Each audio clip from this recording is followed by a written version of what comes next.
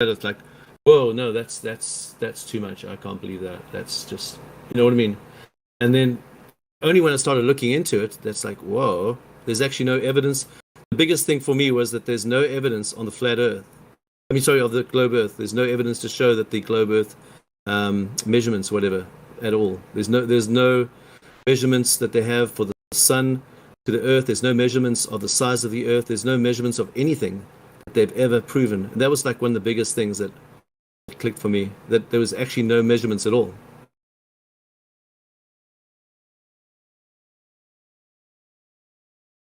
They never actually got the measurements, and the equations were all fake.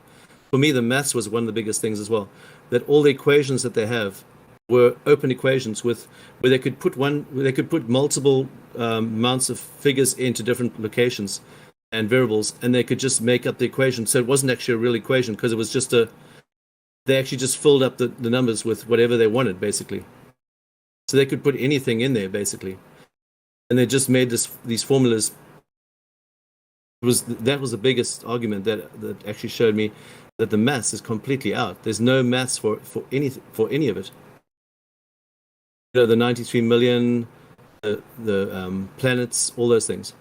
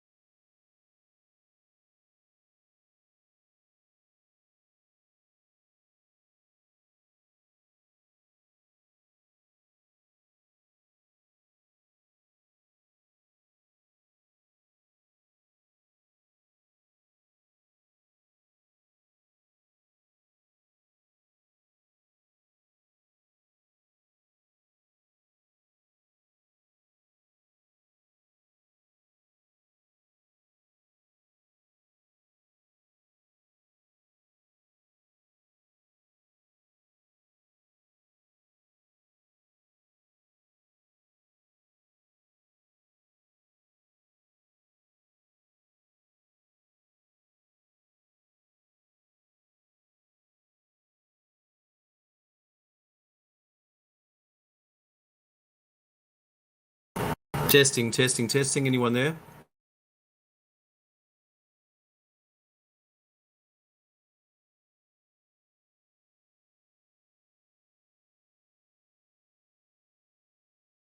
Testing, testing, testing.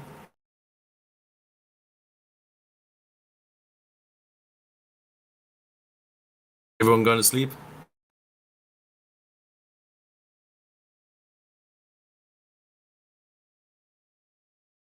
Yeah, probably get to sleep too. Okay, you can hear me?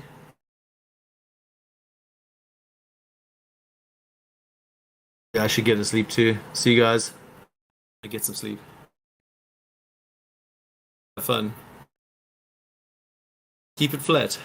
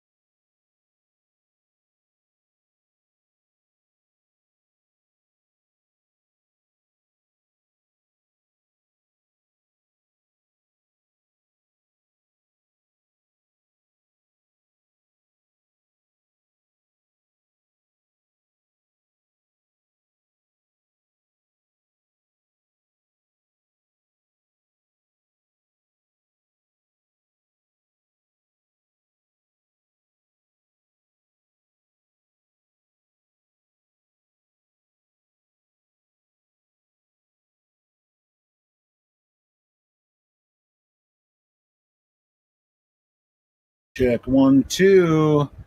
Hey, Livestream 1 is more accessible to most people.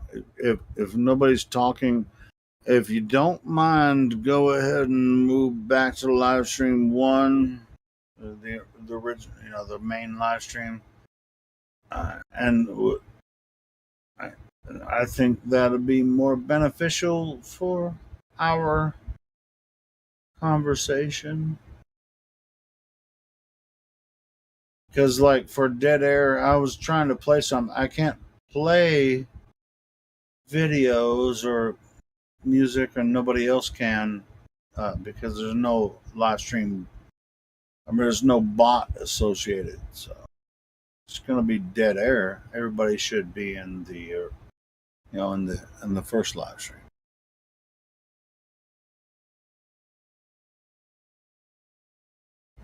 where most of the action happens.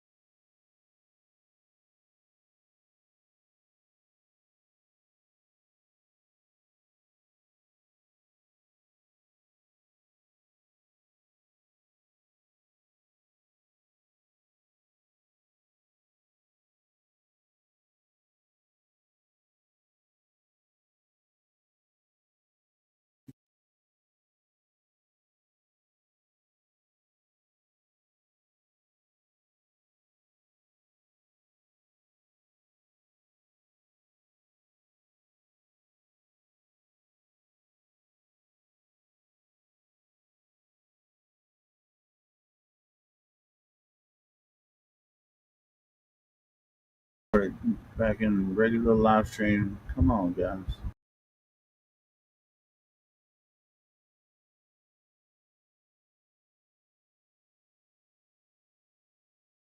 You want to have some suggestions of play, like background stuff. Post it in the stream one voice text. Get that going on.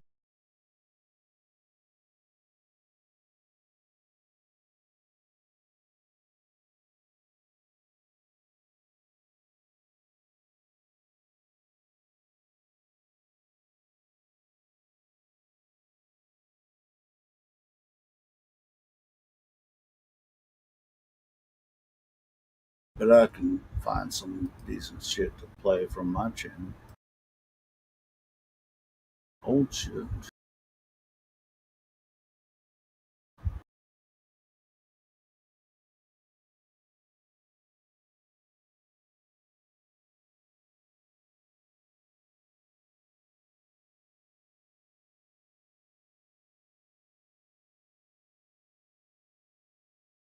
I like this song.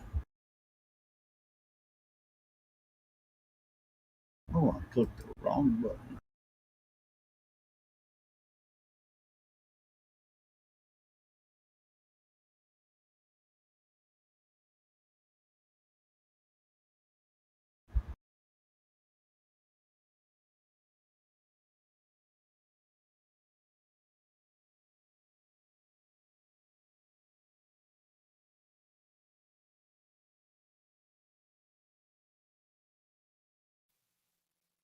One, two, three, four.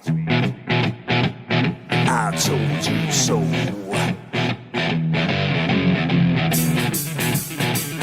I told you. I told you so.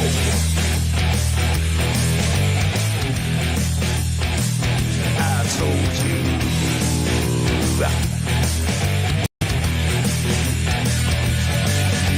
Remember when I told you about 9/11? Remember when I told you about Building 7? Remember when I told you about the fluoride in the water? Yes, I did. Remember when I told you about the New World Order? Remember that? Remember when I told you about the chemtrails in the sky? Remember when I told you that NASA was full of lies? Remember when I told you about the ultra mind control? Well, I just want to say that I told you so, yeah.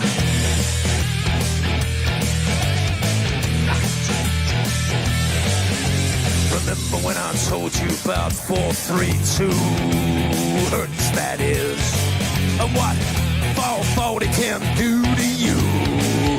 It hurts my ears. Remember when I told you about the vaccine agenda?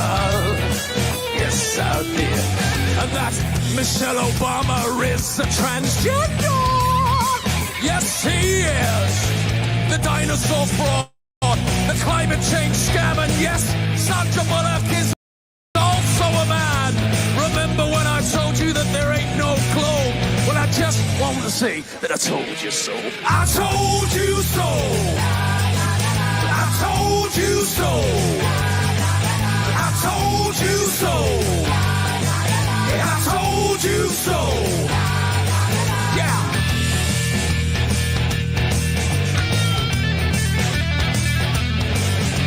Remember when I told you about the TV flicker rate? And how it puts your brain in an alpha state? Remember when I told you about germ theory? Remember when I told you about gravity? Remember that? Remember when I told you about Paul McCartney? Remember when I told you about direct energy? Remember when I told you about Monsanto? Well, I just want to say that I told you so. I told you so. I told you so. I told you so. I told you so.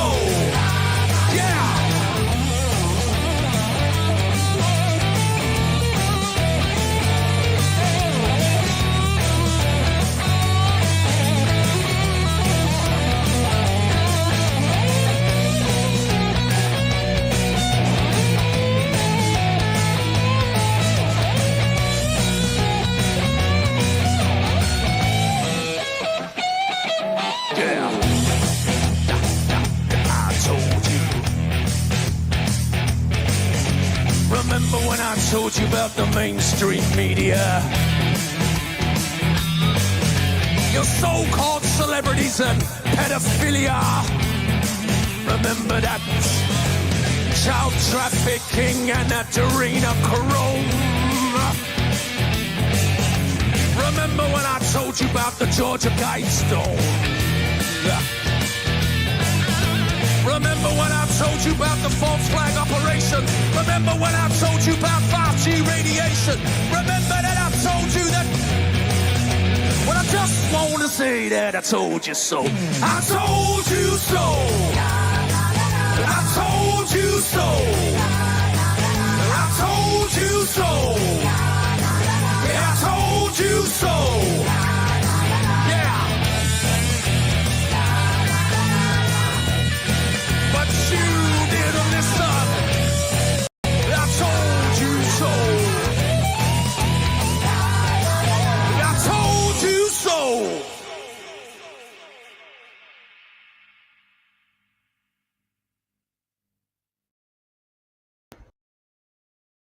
Well, well, well. All right, so we have someone called We Are Here that is Cogdisral, but not server muted. Hey, we are all here. Do you want to talk to us?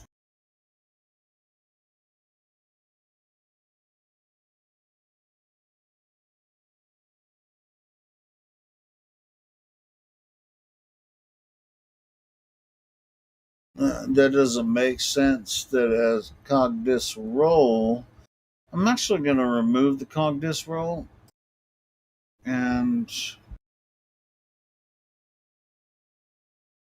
make sure that We Are All Here is unmuted. I don't know how they could join this room with a Cogdis roll. That doesn't make any sense.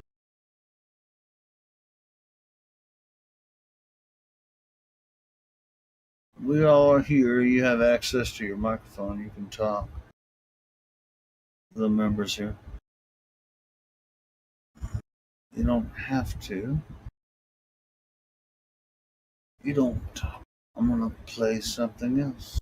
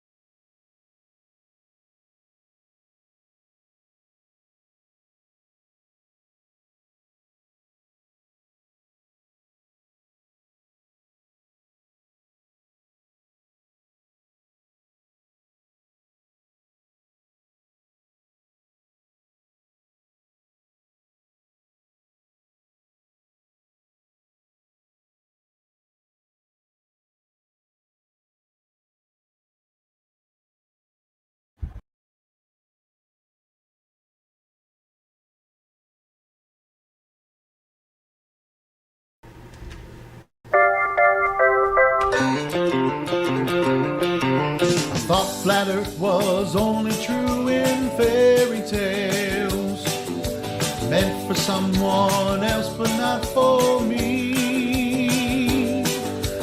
The moon landing on TV, they really went, just trust me. They showed us what the earth looks like from space.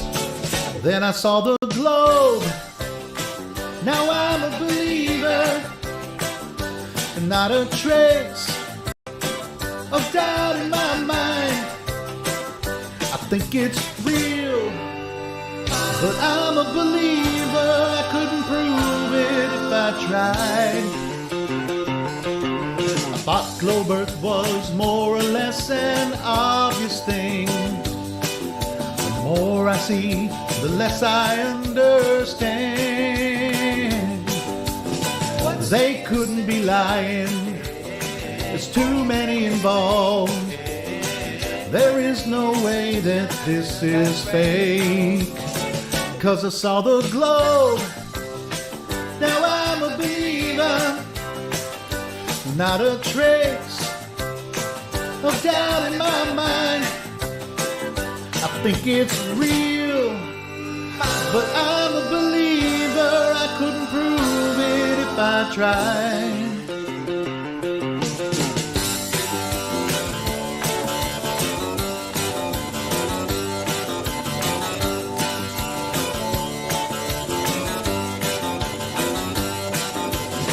Think they're out to get me, that's the way it seems.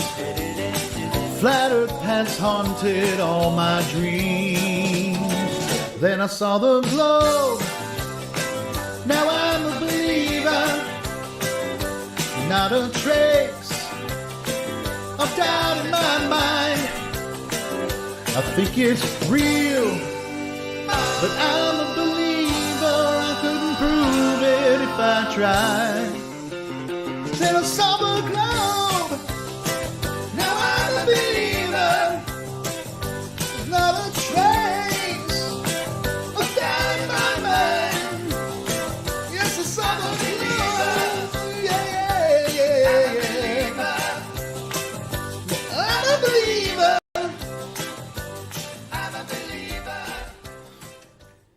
All right, since it's so dead now, it's 2:41 a.m. It's Central Time, U.S. Y'all don't want to talk. You might as well listen to everybody talking to Mick West about the flat Earth. You guys ready? For the 200th time, Yeah, Zanuck. Hang yeah, on, he's hang on. already destroyed this argument for himself earlier today by claiming that you can't leave reference frames, you can't leave reference frames. Like, he's already destroyed himself numerous times on this. I love you, I Chocolate, don't but know I've got why to this jump is. in. Yeah, go ahead, go ahead. Mike West is in the house. Mick West, even. Oh, I seen him in the check-in. I didn't think he was real. Yeah, no, he is real. Bev has been talking to him on Twitter and has managed to get him in. So, just so you all know that he's probably going to come down to the live stream soon. Oh, fantastic. Oh, that would be way better than fucking Yeah, with behave Get yourself, down Zanuck. and mute You'll be Zanuck. the Is he like first. famous? I'll be what? You'll be muted if you don't behave yourself. I'll always behave myself. Yeah, It's about got muted a second ago. I'll be the judge of Try. that one. Hey, Chocolate, can we just talk about one thing before we let this topic go? The leaving of reference frames? No more reference frames, please. No, My just a ears second. are bleeding. There seems to be a misunderstanding. I just wanted to explain it in case there's ever a question. No one. Maybe no you could No one DM. cares? Okay, I'll leave it out then. Yeah, we are fine. We cannot eat any more reference frames because they are not healthy. Yeah, if you confuse me more, I might actually start believing in the globe again. I'm not trying to confuse you, just letting you know about how you can't leave a reference frame. It's not possible, but you can go to another reference frame if you'd like to. It still exists. Stop explaining. Observation point. No, we didn't ask It's you just that. an All all-inclusive about reference observation frame that we can go to. What's that? Could we talk of rainbows while the Midwest is coming? How about corpuscular rays? How about these observations and long-distance measurements that are defying the very model that you are preaching here, Zanuck? Okay.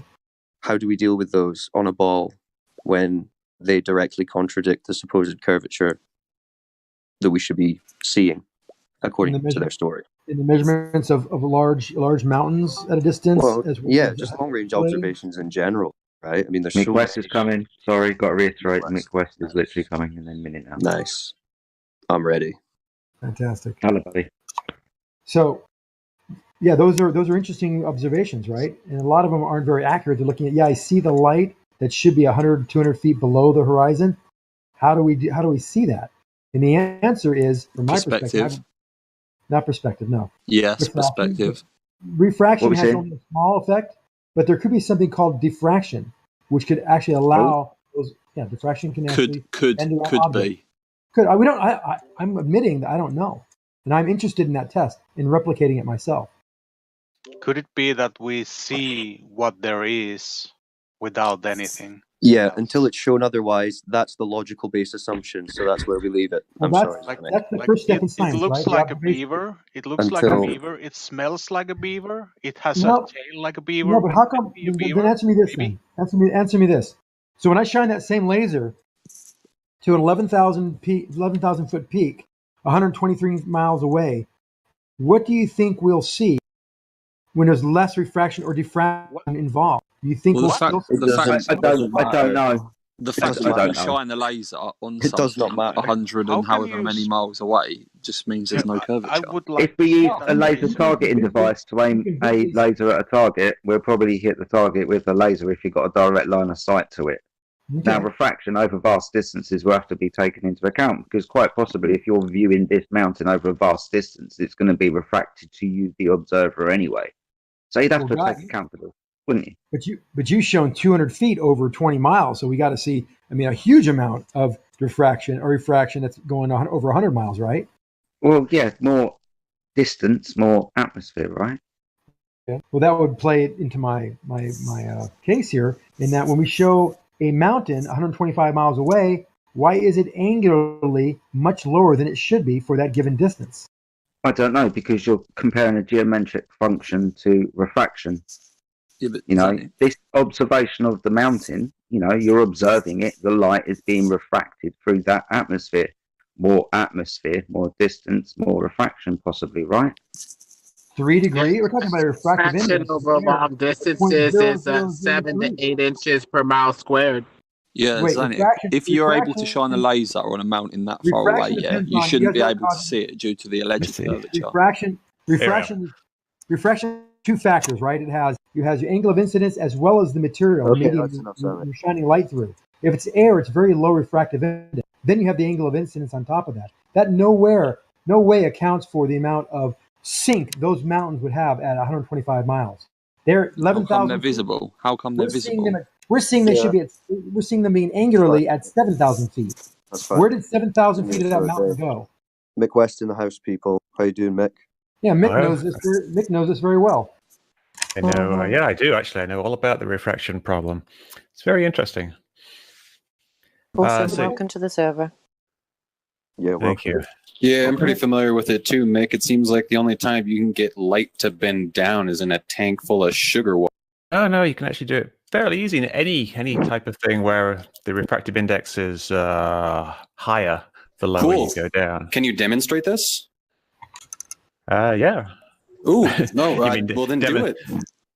Yeah, I'd like to see. I'd like to see laser light bending down in air. Can you demonstrate that, Mick? Okay. Yeah. No, Just that's gonna really, make a really small easy to do. announcement, guys.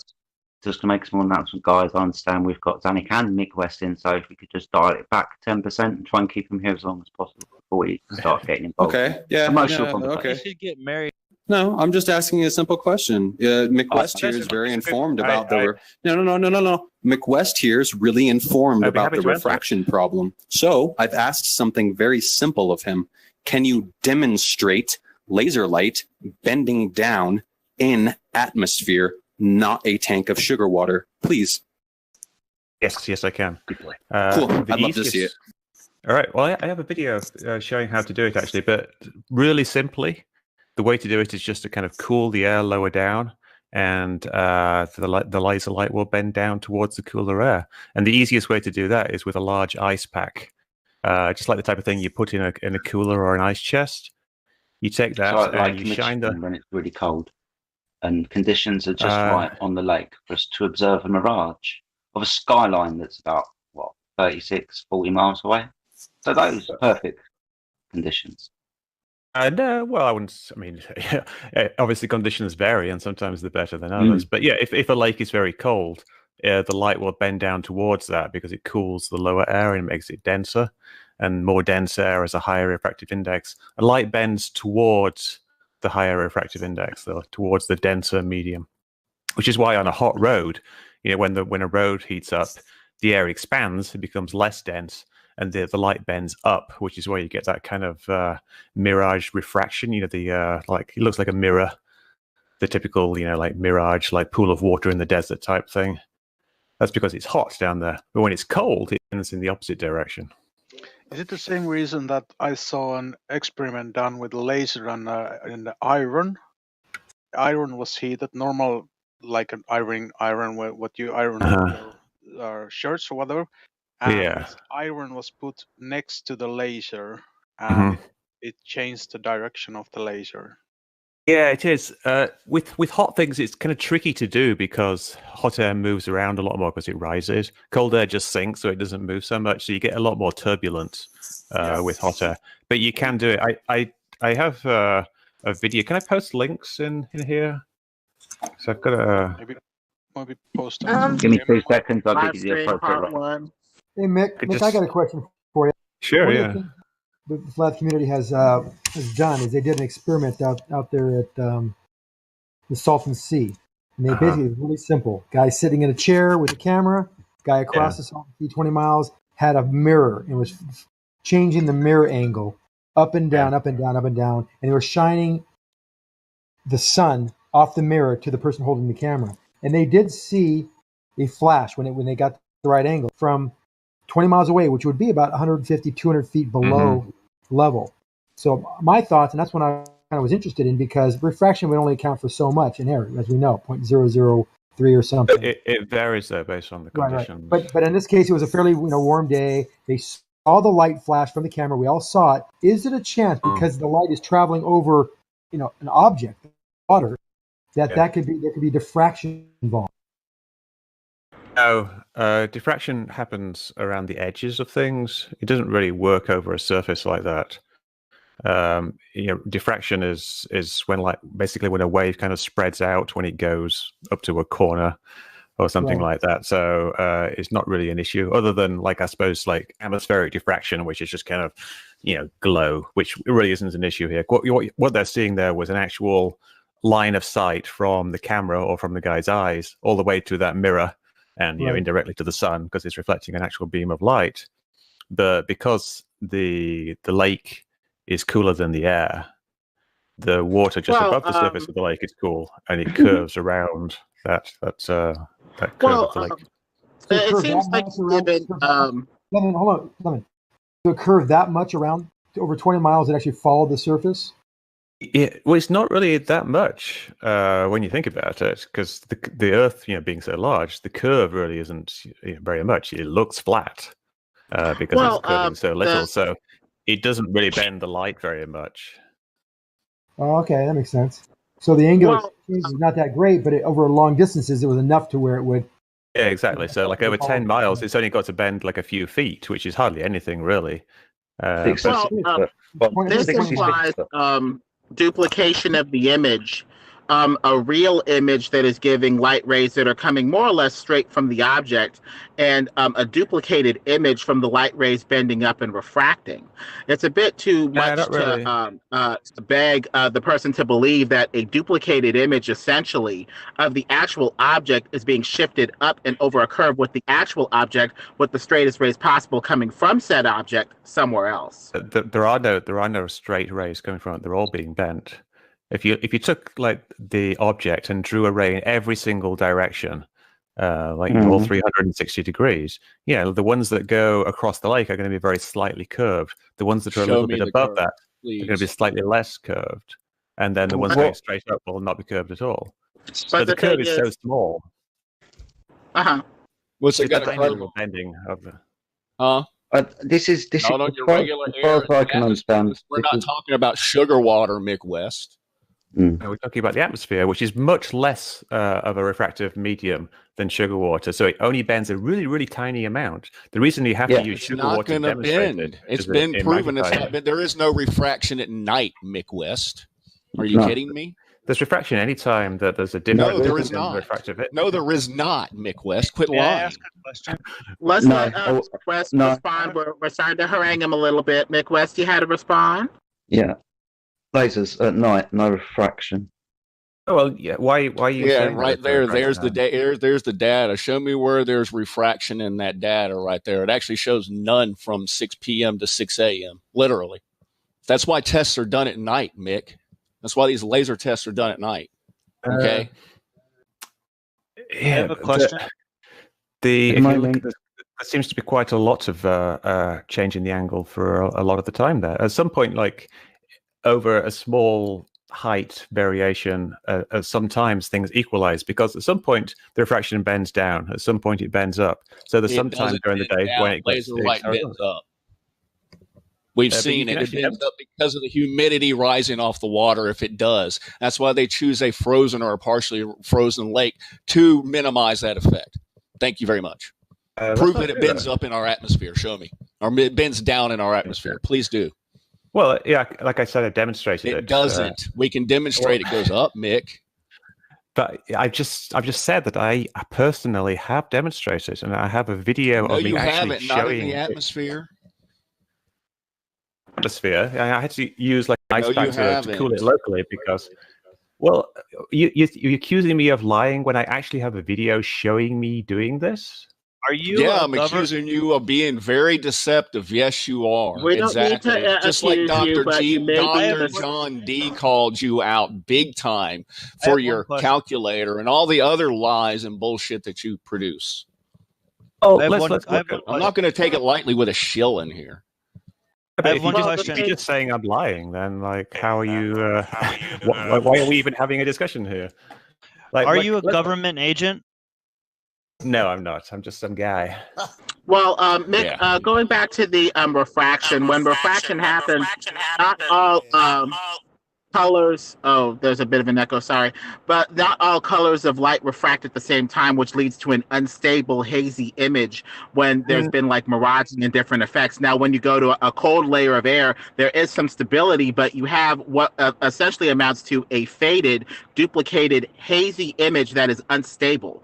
It is a bit too much to beg the person to believe that a stable image would refract and curve over air. And with the sugar water that you saw, that you showed in a video, or maybe somebody else showed in another video, you see what appears to be the laser hitting a critical angle and bending away after reflecting off of a layer versus say bending down through a cold layer. So you have slightly different phenomena, one where you have what appears to be somewhat of a reflection off of a layer of density versus going through a different layer and quality of air going through the medium. So we have a couple things here that are a little hard to believe is really happening with the atmosphere. You'd expect a hazy, unstable image, and you'd expect some duplication because some of the different colors of light refract differently if refraction is happening. So some of them would be refracting off of your eye this way. Some of them would be refracting off of your eye this way, leading to an instability of the image, would it not?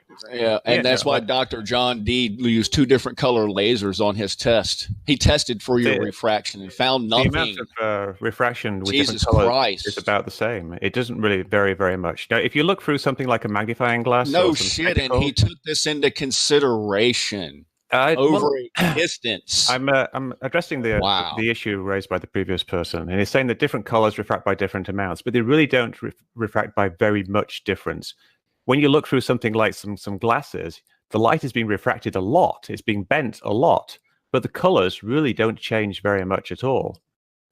You get a little bit of coloring around the edges called chromatic aberration, which you see in photographs sometimes, where the blue is bent a bit more than the green. But really, the difference isn't very much. So the color thing isn't really an issue. Yeah, but isn't that how we establish the difference of rate between a refraction that's happening is by using different colors? So it's not a matter of if it's happening or not. It's the rate at which it does. That's why we use different colors, right, Mick? Yeah, well, that tells you basically how the wavelength of the light affects it. And that leads to a thing called the green flash. Are you familiar with the green flash on the sun? Yeah, it's when the sun's setting, right? Yes, we're familiar with the green flash.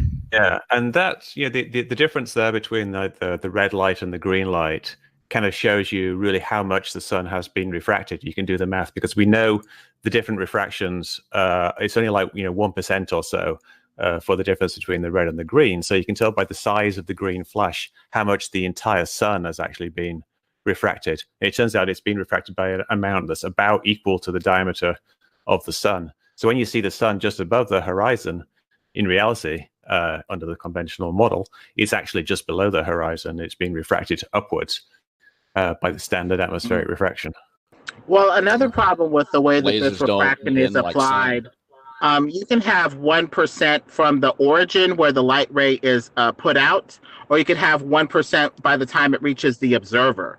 And depending on if you apply it at the start or the finish, you're going to have differences of, miles. That's not how it that works. the ray can travel. If it just goes a degree off of the observer's eye, that's hardly anything. But if you started at the origin, that may go off a couple miles. So how is this refraction even being applied at the start or at the finish? It applies over the entire path of the light. That So means it works.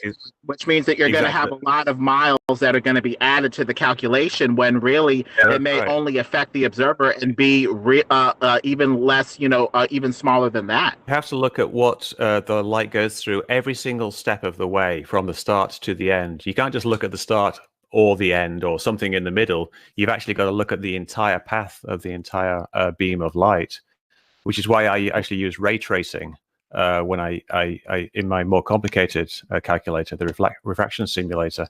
You've actually got to step through the atmosphere one step at a time and see what happens to that one small step, and then bend the ray of light very, very slightly, and then move it again. And I do tens of thousands of calculations on that one beam of light to see exactly how it bends. In Lemon, when I posted that picture of the ship disappearing, you see only the smokestacks of a 200-foot tall ship.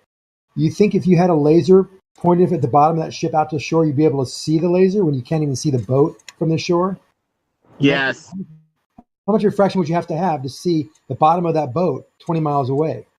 All you see is the smokestacks up top. It's still there. It's just compressing at the eye line of the observer. Something that's above your eye line physically will only compress down to the eye line and no further, and stuff that's below your eye line will compress up to that line but no further. Otherwise, you have an error condition where something can look like it's above you when it's actually below you. It's just the logic of the way that the eye focuses rays. Okay, I get it. It's I get it. there. Lemon, nothing has changed proportions. There's no compression. There's no distortion. There's compression down to the eye line. No, there's nothing Usually there. is compression down at the bottom. The boat at the bottom is completely visible and not changing shape whatsoever from the moment it was seen 3 miles away to here it is at 20, 25 miles away. How about this? How come the flat Earth just makes sense at all? How come it's not just the most retarded thing ever when you look into it? Why, just Mick and Zanuck, why do you guys think that we believe it so much? Why does it make so much sense to us? Can you I want to know if I'm wrong. Am I so confused? Is it because our observations make it look flat and that I'm just wrong because I haven't been high enough? Essentially, yes. So when are we going to go high enough? You don't need to go that high. There's the experiments you can do at a fairly low level, like the Bedford level experiment done by Wallace back in the 1800s. Was actually a really, really good experiment. No, this was even conflated in court. We can't go back and forth with these two scallywags. That's not going to happen. No, but Mick, And let's Dr. talk John about Lee redid the Bedford level experiment anyway. No, he didn't do it. He didn't do it. Dr. John didn't do it. He had bad weather and he's never been back. So. But do I think I've never seen the globe, so why should I believe it? All my observations are of a flat Earth. Do you agree? Your observations are all of a flat Earth, right? Are your observations? You've seen of a flat things Earth? No, my observations are of a globe. The observations I've taken show that there is look flat to you, and it's yeah, you've never seen curve in your life before motion with your You've never observations. seen anything. None of us. Oh, yeah, I get it. No, he just wants to beg the question and apply a model to it. It's like the model to. But you've never seen it, right, Mick? You've never seen the globe, right? Right? Like us. See it every day. Here it is. Nobody has seen the globe. You see it every day, dude? Are you serious? You don't see shit, man. You go to space every day? We're taking, hold on. Guys, just taking a bit out of hand. I think what you're trying to say is, are you trying to ask him what does he observe? Rather than just repeating the question and shouting it, just ask Mick, what do you observe on a day-to-day basis that shows a ball? Well, I think Mick and everybody would agree that. Oh when you no, look at Zanik, shush. That was directed at me. It's not Mick. My guess you're problem asking, is like- I see a flat Earth every day, and I can't I know, deny that I know. anymore. We understand that, but Mick, what do you observe? Right, well, that I is- see a lot of evidence that to me shows that the Earth is actually a ball. Like the simplest thing No, but is not when. the evidence, the observations. What do you observe? that's Okay, the different? observations, like I observed, say, Catalina Island, like something I used to live in Venice, Venice Beach in California, and there's an island off the coast. It's about 35 miles off the coast, and it's about, I think, 2,000 feet high. And when you look at it from the beach at Santa Monica or Venice next to each other, you see that half of the island is hidden behind the horizon. What's the horizon? I just posted. Hold on, Zanik, shush. What's the horizon? Horizon is the line formed by the edge of the curve. I can't hear. I can't. Shut the fuck up. All the fucking time. Shut up. You're talking about. I want to know what the horizon is. Your horizon is about Oh 3 my miles God. ahead of you with the naked eye. The horizon is a horizontal line. Who's this That's why next? it's called a Mute you as horizon well. and I'm not asking Nick a curve direct question. What's the It's horizon? not a physical thing. I'm not asking you. By the curve of the ocean. Platypus. No one is talking to it's you, what dude. you see of essentially I don't think the he can sphere hear of the Earth. anybody. Who are you? All right, so Who's so I talking can to you, bro? Yeah. Yeah, shut your Me. ass up. Sorry, Alright. y'all. It's just that we have to collectivize a little bit because it's one, group against one man. We just have to collectivize Yeah, a little bit. let Jedi ask his question to Mick. But we Alright, should let so- but we should let Platypus talk at the end because he also has been and seen Catalina. So I want to hear both sides. I live in LA. Yeah. I got a picture. I want to on know. the chat. Oh, me. Check out the I wanna picture I know- posted in the chat of Catalina. Well, you all know what the Right. horizon is under the standard model. You No, understand? I understand the horizon is the limitation of my view. So that's what the horizon is. You're reifying this apparent location into a real location, the apparent leading edge of your sphere. That's what you're doing. But philosophically, that's what you do with all observations. The horizon is the limitation of the observer's view over the Earth. It is not an actual location. It is not the leading edge of a sphere, and nothing is hiding behind it. So this guy just But claimed- it matches guy just claimed that exactly you the saw standard model. Wrong. No, it doesn't match exactly the standard model. This is what long distance observations are.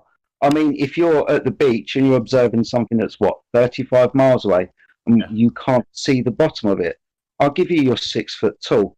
This is a very narrow angle of view to the thing you're observing 35 miles away across a flat surface. You can see curvature. That's not how vision actually works, though. What do you mean? I've just pointed out you're observing something from 6 foot above the surface of the ocean that's 35 miles away.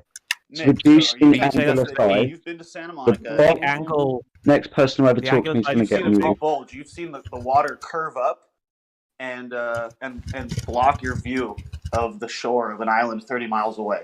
You're telling me there's enough curvature across 30 miles to see a giant curve and have the ocean bulging in front of you, and then you don't see the shore. Oh, it's just a smooth curve of the ocean. Well, hold on, because I hear this argument too, like, oh, I see the curve. Well, where do you see it? I see boats going over it, straight ahead.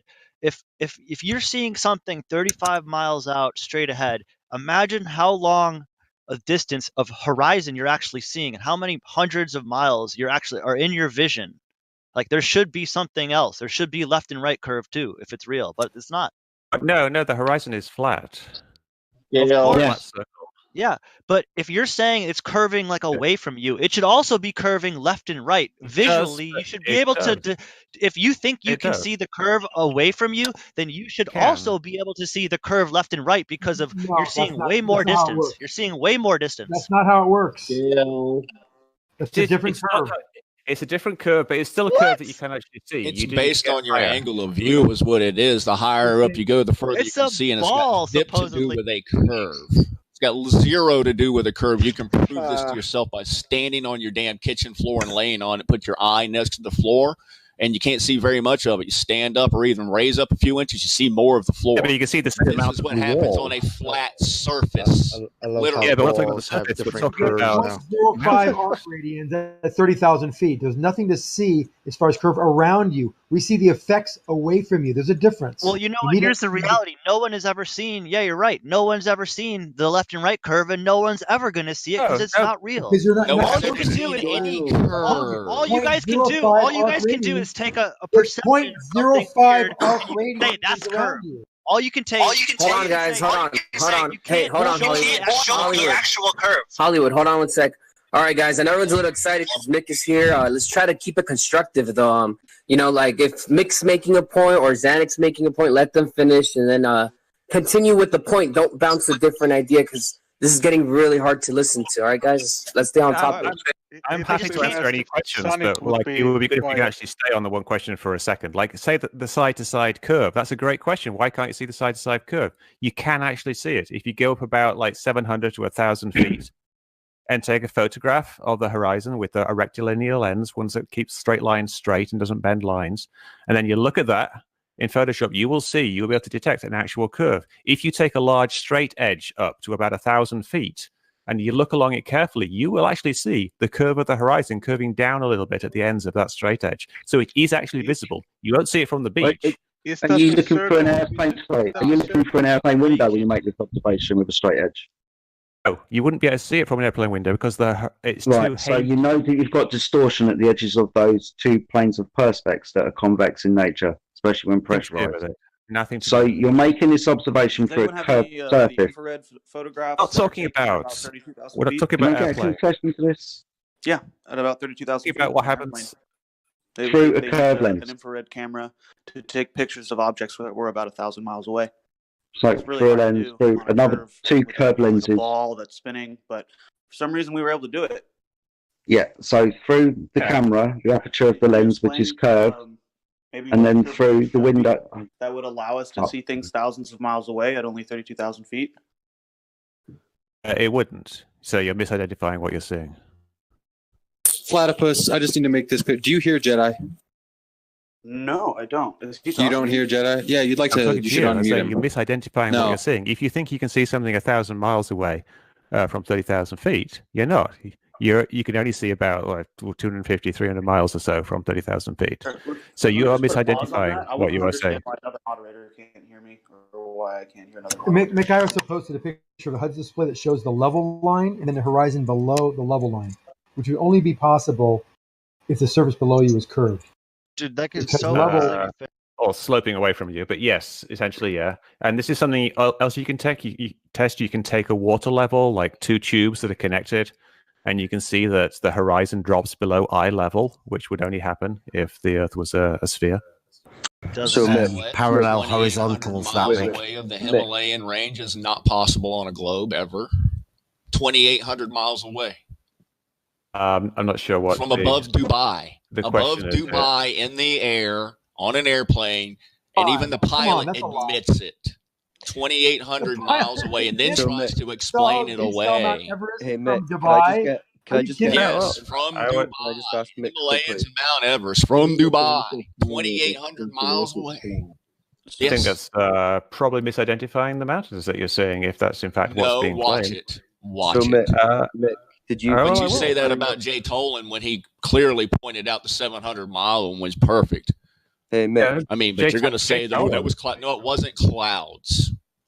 Jason Tolan actually shows the curve of the Earth. You can actually see the horizon curving in some of his videos. Do you disagree with Neil deGrasse Tyson when he says that you can't see curvature at 100? Are you going to try to pull the crap like FTFE, where he tries to show curve by zooming in with a program that shows the actual table that the thing was sitting on curving too? Are you kidding me? I'm not sure what you're referring to there, but someone asked about Neil deGrasse Tyson. Man. He was wrong. So how did you come to have better knowledge than Neil deGrasse Tyson on this issue? But it's not about knowledge. He just said something that was wrong. I'm sure that if you actually asked him in detail about what he meant, he would explain it to you. Well, he was pretty clear about saying that from 120,000 feet you couldn't observe it. Yeah, he was saying that it looked flat, so you wouldn't see much of a curve. But it's technically wrong. Yeah, so it's wrong. you say So he was 1,000 wrong. feet. You say 1,000 feet, and he says you couldn't see it from 120,000. You can't really see it with the naked eye very easily. You have to use like a long straight edge and look very carefully and have good conditions, like clear air and a clear horizon. No, but I've seen a lot of people doing it online. Do you have What any? about? Do you, Is it possible?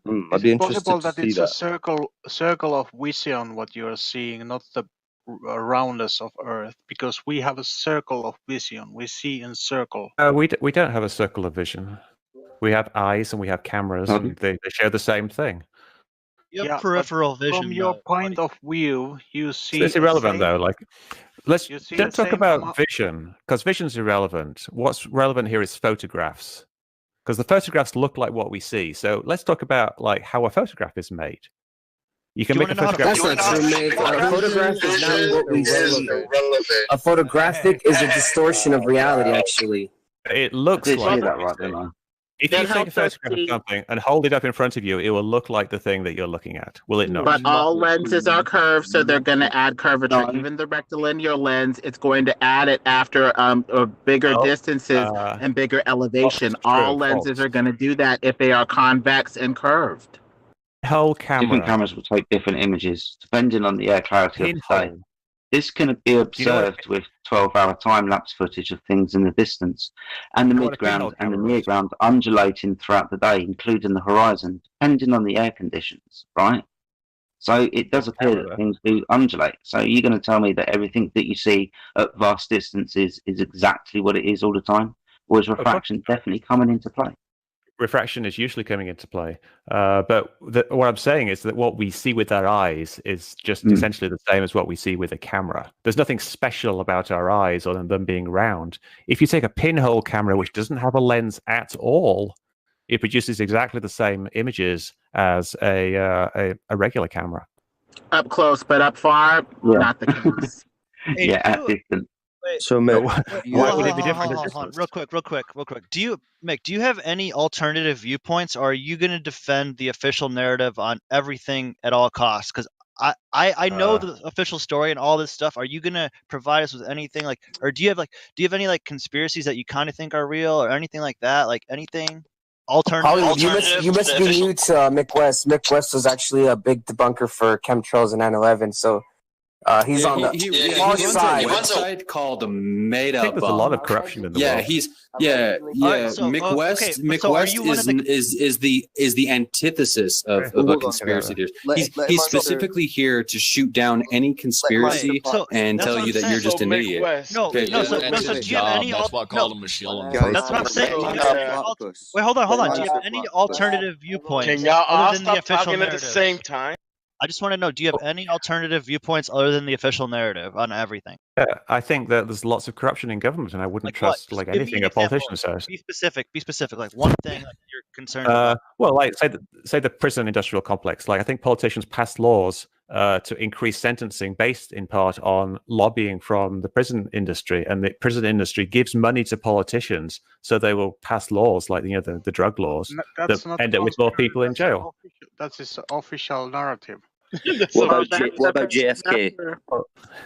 Well, the thing is with these photos, they can add curvature, and even these gyroscopes off of which you have the pendulous vanes in these flight equipment can be affected by pressure and electrical environments that can change the way that the vacuum pump operates, which operates with the gyroscope to provide the high-powered spin for the gyro to operate. So the 3 inches up and down that you may be seeing may due to mechanical error of the gyro going through different pressure environments, affecting the vacuum pump and affecting it with the water level. precession and spin. You can do it with the water level, though. You don't need to use like the gyroscopic level. So you just take up like 2 tubes filled with water, and you can view level, like the horizontal level from that point, and you see the horizon is below that. Depends on how you're looking. Since there are no such thing as lines, you could be looking at the top part of the quote-unquote horizon line, the middle part of it, the bottom part of it, and if you're off by even a hair's breadth, it may add up. Along local level. Say you get a carpenter's level. Like a big, you know what a carpenter's level is, right? It's one of those long, like 4 foot long levels with a little spirit level in the middle. Yeah. And you set that up so it's perfectly like locally level, so it's flat and horizontal. If you look along that, you will see that it's above the horizon. If you are high enough, if you go to like say 6,000 feet or something like that, just look along that level, and you will see the horizon is below that. Easily verifiable. Yes, I've that is something I have done. done that, mate. Do you want me to get that video? Distance, okay. Can I just There's ask a visibility concept that you're just totally disregarding. Can I just ask a couple of questions again to Mick? So, Mick, firstly, have you ever attempted to reach out to Neil deGrasse Tyson to correct him on his misunderstanding about where you can observe Earth's curvature? Yes, I did. I tweeted at him. Oh, did you? Yes, I did. Okay. And long post explaining why he was wrong. I think if you search for Mick West, Neil deGrasse Tyson wrong or something like that, it will pop up. I'm Okay, I'd be interested to read that. If you post it, I'm going to give that a read. But also, because I think Flatopus's question is quite interesting as a kind of starting point for some of these things. So if I just shoot a couple of topics at you, can you just give us your opinion on what you think the story is? I'm just posting a link to the Neil deGrasse Tyson debunk that I did. Okay. But Mick West in the chat. Well, quickly, just let me finish. I just want to ask a couple of ones. So what about JFK? What's your stance on that? I think the Warren Commission was correct. Okay. You should see the video of the driver moon pointing and shooting him to death in the car. Did I just hear Mick West say the Warren Commission was correct?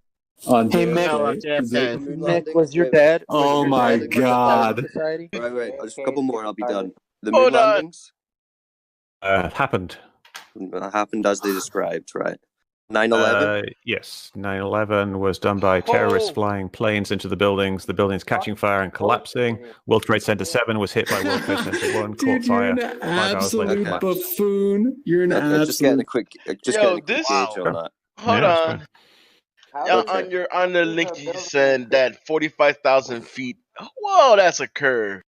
Everything the news says is real and 100% true all the time. Okay, My name is Mick West, and there's nothing here let's to. go back to some flat Earth stuff because I just wanted to get a quick gauge on some of those. So, Mick, sorry, go on, Lemon. I'm sorry. My bad. You're saying? Hey, we shouldn't torture him because for all we know, he's literally like he's being forced to do this. Yeah, no. So I kind of feel bad. No joke. Right? I mean, he makes some money. No, out that of was this. forcing. I'm pretty sure No, the government's paying him. I don't make money. I'm retired. I actually, I used to be a video game He's just programmer. been threatened. He's just been threatened. I mean, I guess I'm pretty sure he retired. But Mick, you agree that right now people Look, can around I just address this real quick? Like you say, like I'm being paid, I'm a shill, and I'm scared, I'm being forced to do this. Can I just do you know said like that's what a my possibility? I never said you were. Right. I said it's a possibility. Okay. Well, let me explain like why I'm doing this. Like I used to be a video game programmer. I programmed a game called Tony Hawk's Pro Skater, which was very popular back in the day. I used to like that. Yeah. So it was a very popular game. I made quite a bit of money doing it, and so I retired from the video game industry, and now I just do things that I basically am interested in and enjoy doing. So I have a variety of interests. Well, this is one of them. So did you know that all video game worlds are flat? No, that's not true. There's quite a few video game worlds that most are around. flat, though. Would you agree? Most are Yeah, completely they flat. are. But the water's flat. Everything's flat. Like, yeah, I can show you a cool video of like, a lot of different maps, and they're all flat. Like I said, I used to be a video game programmer. Wait, so Mick, what is this? Your dad was jump in and ask FES? a question? So because the video game is flat, Hang on, the Earth is guys. flat? Hang on, guys. I'm seeing that. Anybody? I've got to ask this question. Was your dad FES, Anybody Flat Earth Society, Mick West? No. Okay. Huh? There My was a dad- question. There was a question My dad, in the chat that wanted. Because if he was, then you're part of the problem. Hello. Can I finish? Can I just ask this question? He can't answer that question. Yeah, hold on. You guys hear Emma? They just ask him a question. When somebody pauses and lets me answer, I will answer. Guys, just all right. My dad was a member for 1 month of the Flat Earth Society because he did it ironically. 1 month, huh? Oh, That's that's interesting. ironically. Emma, go and ask your question. Well, It's too late now. Everybody bloody jumped in and answered it anyway. So thanks, guys, for talking all over me. Bunch of assholes. Yeah, guys, everyone I think chill out Mick and dropped. let's try and do it one at a time. I think Mick Okay, dropped well, Well put, Emma. the thing is, with the flat Earth, it looks like we have a bunch of lenses that are adding curvature. Even if you look up at that fisheye, fakery up there in the chat, that matches almost perfectly the globe that they give us. It looks like they go up as far as they can before they hit the firmament, turn around and take a picture of as much as they can with a distorting lens, put black background on the photo, and pass it off as the Earth and the blackness of space. It's so simple. Why didn't we see this before? We've been duped. He's we gone wait? anyway. It's funny. You know what's funny is that he's putting all these pictures that could be photoshopped. Yeah. Wait, can I ask Mick a question here? Yeah, no, he's gone. Wait, Oh, wait, he's what gone? happened? Did you scare him off with the question about his father or something? What was that? No, exactly. We were all No. shouting over. Like, I think this is what I warned when I said Yeah, I calm think down. maybe I it think the got a fact that we bit were all much. shouting and talking at him probably made him leave. Which is the point why we needed to be No, he respectful didn't and shut up just and let leave. everyone He ask got the question banned. one by one. What? Who Oh, the he fuck got banned banned. him? Yeah, this You're isn't not paying okay. Yeah, attention for to chat, okay. are you? Somebody Yeah. pulled the trigger. Yeah, Why? for the record, just so people know, this isn't Mick West's first time here. Okay, he's been here before. He comes in very seldom, but he does come in here. Okay, and yeah, just before he came in here, there was like 20 people in the chat, and then when he came here, like 40 people joined. Okay, so yeah, I mean, it's a big deal when someone like him joins in. We all kind of want to get at him, because he's a tool. Mick West, the tool. He's literally a fucking tool, like you said. Nothing but the guy sits on his ass and does nothing but try to debunk conspiracy theories all day long, which he fails at. Well, So, he presupposes he says he the made Earth all is this a money radio. making video games. Shit, how do you know that's even true? Look, He could just look be at sitting this there picture. being a paid show. I don't care We don't about know. that. Look at this picture I just posted. Look at his leg. He His leg presupposes, on that picture. he presupposes that the Earth is spherical and has a certain radius. Dude, he Out just of told that- everyone. Out of that, he builds up to what he calls the terrestrial refraction. I don't know if he's doing it personally or if some crew Hold on. Metabang side is, right? But that's what he does. Look at the picture I just posted from Mick West, supposedly with them and with Tony Hawk developers and whatnot. Look at his leg where he's sitting down next to the other dude. That is so funny. 2:47 Central Time, whatever. Do you know what got me? It was the 35 mile away island. I don't understand how I even got that. I mean, Well, these discussions are for people listening because they need to hear both sides so they can make an informed decision. Platypus, weren't you saying something about California or whatever? Yeah, I was gonna say he set me off with that comment where he said that you're standing on the beach in Santa Monica and you can only see half of Catalina Island. That entire idea 35 would miles assume away. that you're seeing curvature at 35 miles away at sea level, which is ridiculous. We'd see sideways buildings pointing in every direction. That just makes no sense. Well, Platypus, you know, he was kind of being a little deceptive because what he's saying is true. Because there are times during the year that you go to Santa Monica or something like that, and you can't see all of Catalina Island. You can just see some of it because it's hazy. But there's very clear days where you can see it perfectly from top to bottom. I know my friend Judas, he actually has videos where he would zoom into the shore from like Santa Monica and stuff like that, like the actual shore, and you can see the boats. I mean, we have that video. Don't we have that video of that timeline about the water looking like it's rising and covering that island across? I forgot what video is that, but It's a skunk bay. Yes, exactly. That's Skunk Bay. So it would be the exact same thing. It's the exact same. Dude, I can't believe he just told everyone with a straight face that planes brought down the towers. I mean, this is this guy. I mean, this is just unbelievable. I know Valley Girl's smarter than McWest. This guy's just an absolute tool. He should be banned on site. What else did he come in here to talk about? Yeah, true. He just The came thing in is, here you'll to never push his know, globe although you live. think- That's it. Although you That's all think he he should came be in a here to banner on talk about. site, not all of us have spoke to him before, and it would have been nice to ask him some questions that people haven't asked. Although you might think he's viable ban on site, No, he is. not all of us Bambi. have This is the spoke to him case. before. No, It would have no. been His nice dad for was a us to member ask of him a Flat Earth couple Society. questions. Mick There West was a is bunch of ban on people. site. He's an idiot. I didn't finish Yeah, I everything. don't. There was a bunch of people who were trying to ask questions and were getting talked over. A few people are really upset in the text chat because they were being screamed over when trying to ask a viable question. Yeah, well, his dad was a Flat Earth Society I don't member. give a Mick shit. West is a ban on. Are Yeah, trying okay. Yeah, to ask this is. questions. No, it's ban on So site. since you're Okay, deciding who we Flat should Earth talk to, Society basically. is ban on But site. he Yeah, Flat Earth wasn't a Society is member ban of on Flat site. Earth Society, though. Oh, Doesn't matter. Doesn't I guess matter if it's he's pretty associated obvious with that you anyone shouldn't who. join Hold them tight, early on. hold tight. Let's Then try and Mark calm this Sargent down. wouldn't be There's welcome here gold then. to three moderators. Come on, guys. We all know where this is going. Lots of people wanted to ask questions. Lots of people have, understand Mick West and don't want him here. But at the end of the day, it would have been nice to let him hang himself with words. He did twice hang himself because he was reifying an apparent location using misplaced concretism. Reification, right? Which is what they need to do when they presuppose are. So let's try and remember also what's going on as well. Not many people know these things, and it needs to be pulled apart. His Earth curve calculator, the presupposition that it works on, and blah blah blah. Yeah, I definitely agree. The part is if he's in here, and although you might not like it, it's not as if he's here every single day. So if you don't like the current conversation with him being in here, he's not going to be here long. Feel free to jump out the live stream. There are people who want to hear this discussion who now no longer have the option. Bambi, I mean, here. it doesn't matter. I mean, the good thing is we haven't recorded. We clip those and just start posting this stuff. So look how his dumb conversations are. I mean, it's just that was been perfect.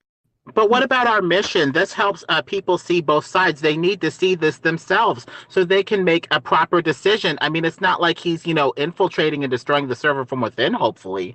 I mean, compared to most of the Globers that are, real zealots, this dude was a dream. He was calm. He was collected. He answered questions, I mean, we also have to be careful. We could have got a lot more out of He's that. better than Zanuck. Calm conversation. Zanuck. There you go.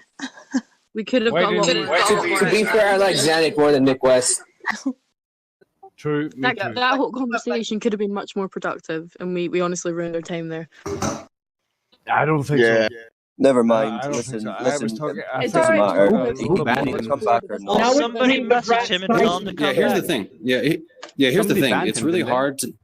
Yeah, it's really hard to have a conversation when there's 80 people in here and there's one Mick West. Okay, so it's ideally, it's like, it's easy to say, hey guys, just one at a time, give them a chance. And there's 80 people in here wanting to get a chance to ask Mick West a question, But and you have to he take left control. and got banned on his own volition. Yeah, So I don't think you understand. There were people who wanted to ask questions, like myself and other people who were staying quiet until the opportunity came around for them to ask. The moderators need to moderate them better.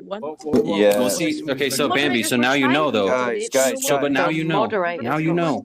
Now you know. All over several times. Guys, let's just move on because he's gone now, so it doesn't really matter. And if there's 50 odd people in here, there's plenty other people to speak to. And if anyone's got questions or topics they want to bring up, now's a pretty good time. So let's not. Yeah, go he can't come back if he's banned. Listen to what the moderators are saying when it comes to that sort of thing. I mean, to keep the conversation fresh and vibrant, we need to have, people come in with all of their concerns as long as the server doesn't get infiltrated and destroyed. So we need to be able to, honestly deal with the people. Lemon, why did he leave? What was that? Why did he leave? I heard there was a banning, so I don't know. I was in the middle of a comment, and then I didn't hear a response, and I was like, "Oh crap, he probably His missed or something." statements were so ridiculous, and like 10 people jumped upon them. So ridiculous that he couldn't even answer it. He was hanging himself anyway. So leave it to the mods to decide. And we'll see Well, what I happens. mean, well, the thing is, we are Legion. I hate to have that satanic reference to the demons of hell, but we are a group. So we need to collectivize in a way that we don't just, overwhelm one person. If somebody has covered your question, then me included, be quiet, shut up, let it be covered by one other person so we don't have 10 people asking the same question. And, keep it down to one thing so it doesn't get repetitive. Eat up the airtime that is precious among 80 people and one person. We need to collectivize along certain routes so that we can have a productive 80-on-1 conversation. Lemon, it wasn't that bad though. Just asking a couple of simple questions. We need to elect somebody to do one-on-ones. You just And that's you how know- you gotta handle it. You gotta get Eric Dubay and. Can I To just be honest, we're usually pretty good with this stuff, but it's really hard when you get someone in like that to come in. It's bound to happen, man. It happens even when like other flat earthers come in that are kind of like well known. It's just something that can't really be avoided. But the best we can do is work for at least having a decent conversation, I guess. Well, what I would like to point out, okay, because this just stands true. Mick West, right? Mick West. At some point, I'd like to make a point. If someone would let me. Okay, I got you. I'll wrap this up real quick, Emma. I promise. Okay, just to make this clear, McWest is this server's literally arch nemesis, and here's why. Okay, he doesn't believe in a single conspiracy. Okay, this is a server for a hotbed. Okay, this is a hotbed of conspiracy topic. Okay, so when we get McWest in here, okay, Mr. I don't even believe a single conspiracy, Mr. Iron Wall of Defense, that no conspiracy will get past me. Okay. It's just you're gonna get tensions flaring. He is the arch nemesis of this server. Okay, not a lot of globe earthers, not all globe earthers like Midwest either. Asshole. Yeah, I don't like them. All right, Emma, can you speak okay. now, please? Emma, what are you sorry, saying? Lemon, everyone, stop. Emma, yeah. can you speak now? I would just like to say that we played right into their hands because that was planned. That whole thing was planned. You don't think Mick West just suddenly decided, out of the blue, on Twitter, to converse with Bev while everything else is going on? So no, Of course, there's an agenda. Either he was it trying was to a feel us complete- out or see what's up. No, it nowadays. was a complete plan because they're all going on the everybody's nasty. And what happened? They came in here and now we've literally, it looks bad on us, even though We it's not. proved them right. I don't think it does that. Well, the Well, word got you spread haven't seen around. what's been I going think- on I in the think that background. should've- we I'm should've telling done you that. this.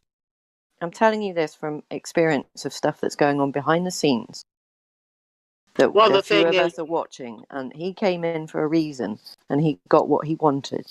Well, it's very disheartening because right now the move is to demonize flat earthers. Even O.M. Benjamin's appearance at the Flat Earth Conference may be used to peg, flat earthers as, crazy anti-Semites or whatever. There is a move to demonize flat earthers and push them out of society on some level. And if we can't get it right here in a friendly space, there isn't much hope for out there in the real world either, with people that are much less, prone to give us the time of day. We need to set the example. Show that, hey, we can have a productive dialogue even if we don't agree with everything that they're saying.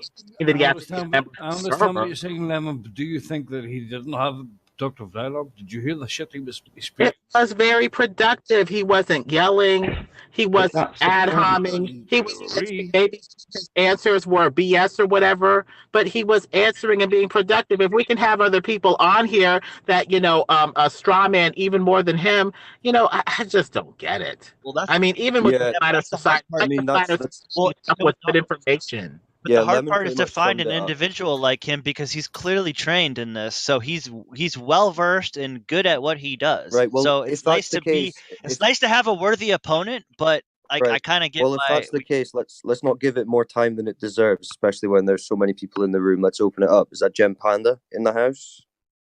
It's a full party tonight. I am indeed. I would be a very, very poor man's Mick West, I feel. But, but I'm here if you. Time of day, they're a waste of space. Gem Panda, total waste of space. Mick West, waste of space. Well, here we go. Wow! They talk just Holy about cow! Gem Panda. Hold on. Hold on. Let's show them. It sounds like someone's doing it to him. You're saying you don't get paid as much as Mick West? Yeah, are you just tag teaming in? What are you doing? Like, is this how this works? The Globe guys just tag. The word spread through other discords, guys. It's not a big conspiracy. This No, one. no, I it's just a thought it'd joke. be It's a interesting to joke. hear what. I thought it'd be interesting. We're to under hear attack. Mick West. No, I you're thought it'd good. be interesting to hear Mick West Oh, get no. challenged on a few things and see what he had to say. No, they do what I do. Too bad he ran off with his tail between his legs. Yeah, we've got people from Gems in here that got watch banned, what not we ran out. do, and then Hey, can I say you've got something? me in here that watch what they do. So you know, it's all good. Yeah, Can so anyone hear Jem. me? Oh, yeah, go ahead. Did you I guys just hear want to that say, Jim- like, Mick's been unbanned, so if he wants to come back, he can.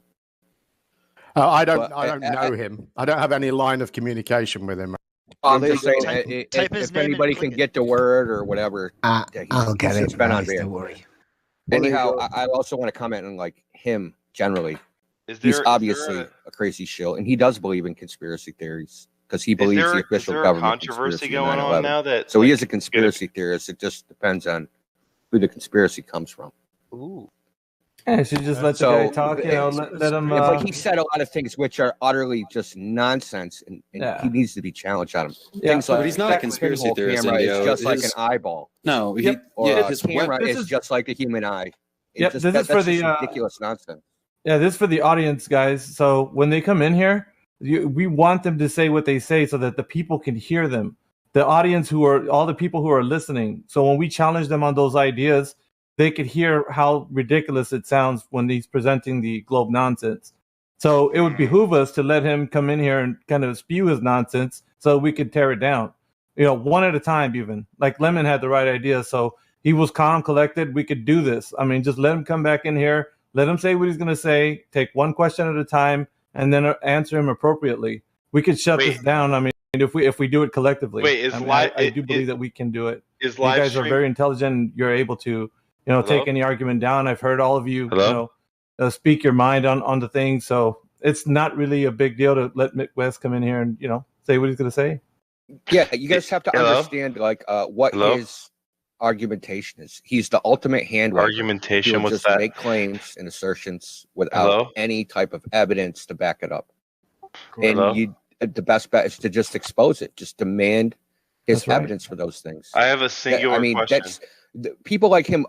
You're not going to change his mind. All you can do is Okay. expose him as a disingenuous person. That's pretty much. Well, what yeah, I mean, he does run a website that's an anti-conspiracy website. Yeah, he is like an ironclad like wall who doesn't let Hello? conspiracy I'm banned from even his like get website. past him. So yeah, I'm banned from his website because he had this long post about Canada in his forums, and I stated something about how Snell's law is not applicable in his medium, and he banned me for that. So, yeah, he's totally not an honest mainstream. person. He's not. I don't like him. I never have, but Sure, he's yeah. way mainstream. Like Right. won't bend at all. Does not have an open mind at all. Right, and this is the Open place mind, where Indio could have got his word in right here. I mean, when he comes into this server, you could have told him, "No, why did you ban me for putting this on there?" And people would have to listen to his response for that, and he would have got exposed in that one single argument. So there's we got to let him gonna speak what he's gonna say so that people can tear him down with the truth. Listen, the title of the post had the word refraction in it, Canada refraction, something like that, and he banned me because he said Snell's law was off topic. Well, what did he Now even think come in about here that. for, If you though? look up Google refraction, the first thing he'll talk about is Snell's law, and saying it's off topic to refraction just shows, he Well, just that's what he just muted I'm me for no reason. asking to apply the refraction at the origin or at the end point, because you're going to have a huge angle if you do it at the starting point where the light, quote unquote, emanates, which makes sense. But if it just, affects the observer's, angle, it may just be like, half a degree, which is nothing, based off of the observer. So, there's a lot of ways that we can apply this. I like to build, him back up with the truth, for the people that are hearing this stuff and don't know what to believe, because there's a lot of stuff to dissect. Why didn't you put him in cook this? You honestly think that Mick West is going to hear the truth? He may. Nah, I think he's a perpetrator. well, it's a conspiracy in and of itself to not believe any conspiracies. So by that, like Mick West is a total. Yeah. Well, and then What also caused What caused Mick West to come here? Maybe he's thinking about it. But if there is infiltration, a healthy amount of paranoia is, possibly necessary. But, let's just use the truth to fight bad speech with a better speech. But I mean, Bong has a point, right? Why is Mick West, right, concerned with fleas like us, right? Why does he even entertain? Why does he? Okay, well, but dude, we're fleas. Yeah, no, literally, this is like a chat full of like 100 people. Like this is nothing, right? Okay, so why does he even come here? And to answer Indio's question earlier, to make light of what he was talking about when he was talking about how he didn't want to talk about Snell's law, with the refraction and everything, and it's because of what we were posting and what I've been posting, what Indio posted in here, was it earlier this week or last week, the refraction index. That at the time they took the photo of Canigou, refraction was on its way down and it drops off rapidly. So the amount of refraction they would need for that photo to work out is not possible at that time of the day. Mick is back. Hey, everyone. Hey, welcome, Mick. Canigou, that's one of my favorite photographs.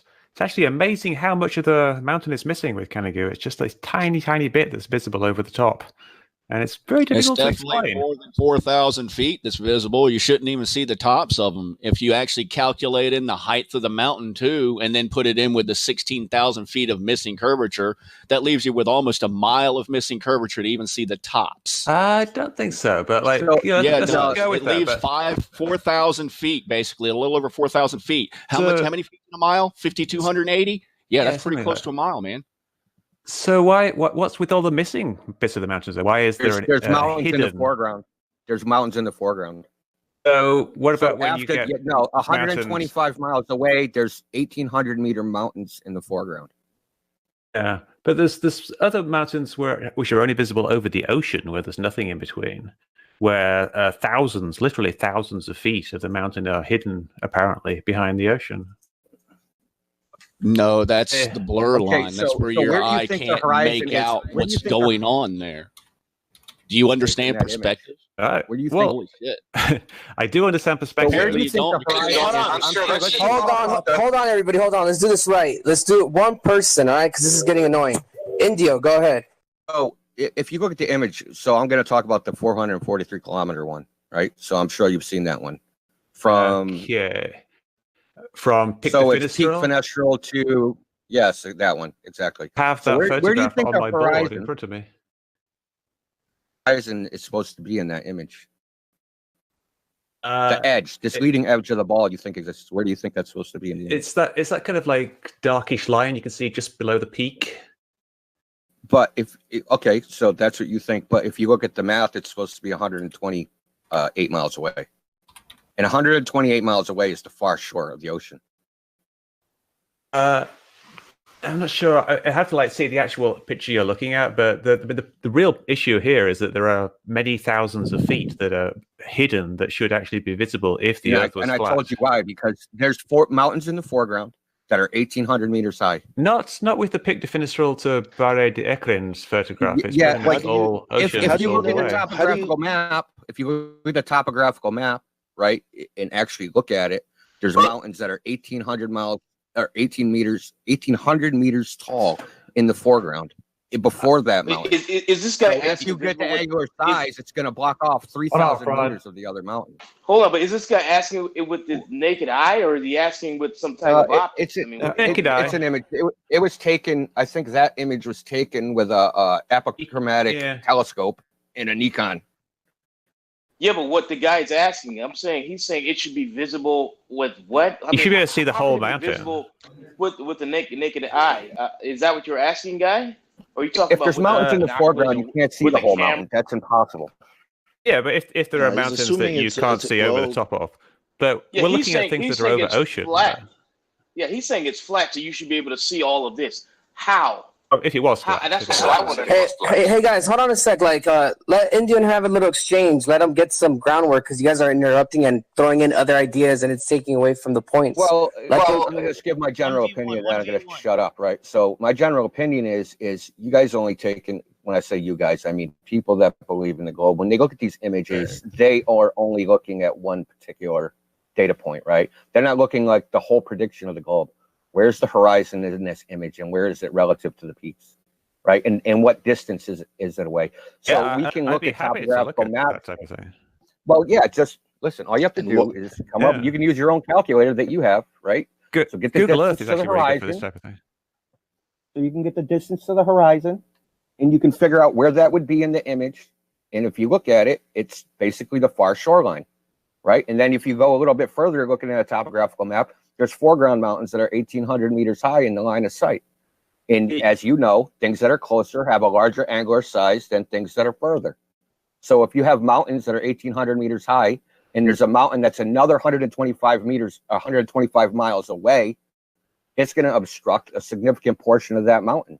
But that's not just what the we're fact. seeing in this image. So in this image, so it's basically water pretty much all the way up to Bar de Ecrins from Pic de Finestrals.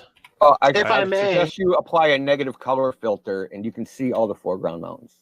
No, I have the picture. I actually have the picture pinned to my wall in front of me. I've had it there for several months because it's one of my favorite photographs. And I can see quite clearly. You can see the water going all the way up to that mountain in the distance by the Ecrins, and you can see that all you can see of that mountain is this tiny little bit on the top, like 200 or 300 feet out of I think like 13,000 foot high mountain. So there's a huge amount of hidden mountain there if you look at it carefully. If I may, we have a different subjective opinion about what that image shows, obviously. Maybe So we should you try can to find the image, and so we can be looking at the same thing. well, if I may, Yes, but very so everyone can quickly, see it. just go to Beyond Horizon. Well- Just go to their website. Well, if I may very Go ahead, quickly, Lemon Bird. things tend to converge down to the eye line of the observer. Now, if you've ever held a coin up to you in the sky, you can block out the moon. So based off the stuff that's in the foreground, you can block huge amounts of what's in the background in a way that seems to kind of go against what we would expect with stuff converging down to if the you're eye line looking. with perspective. And so with the focus of the camera, you could make the stuff in the foreground back off like the coin in front of the moon, and the stuff in the background loom up like the moon looming up past the coin, depending on your angle. So I think it's the zoom lenses and foreground stuff being zoomed in, zoomed out, raised and lowered by the zooming of the lens. But really, how it works though, that wouldn't make the bottom part of a mountain be vanished, because the bottom part of the mountain has essentially the same angular resolution as the top part. Why is it? No, that it you can see doesn't. a ti- No, it doesn't. Why No, does it have? It doesn't. Well, when you've only got like a few hundred feet, when you've only got a few hundred feet of the mountain visible over the horizon, that portion has a way smaller angular size than the lower part of the mountain. So why can you not see the larger part of the mountain? Up to a point, you are correct. But when the light rays are so smushed and so compressed, no amount of zoom can bring it back unless you have a highly powerful optic that can somehow can you see the top of separate the these light mountain? rays that are so smushed and merging from two rays into one. So How can all you of see these the are top of the very mountain? complicated interplays. Why can you We see, see the top more of the than the tops of those mountains.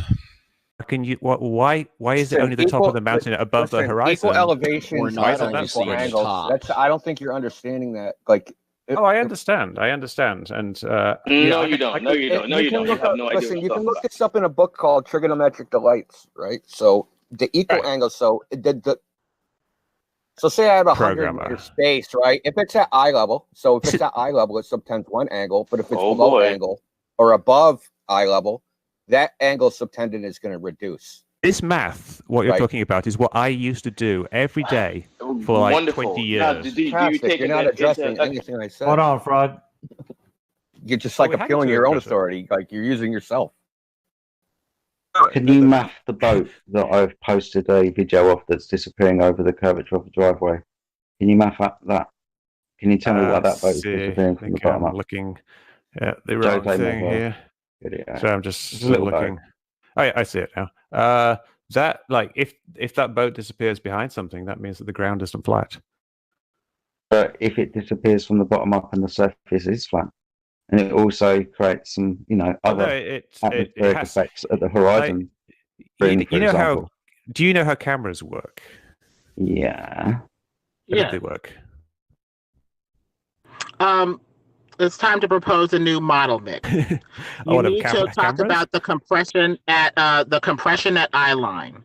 So you need to have an eye line go out 180 degrees to the flat plane and talk about convergence rates with angles to that eye line.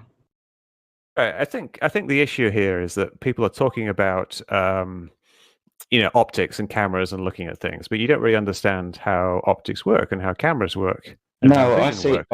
In the demonstration, I see a boat disappearing from the bottom up, which appears to be a flat surface.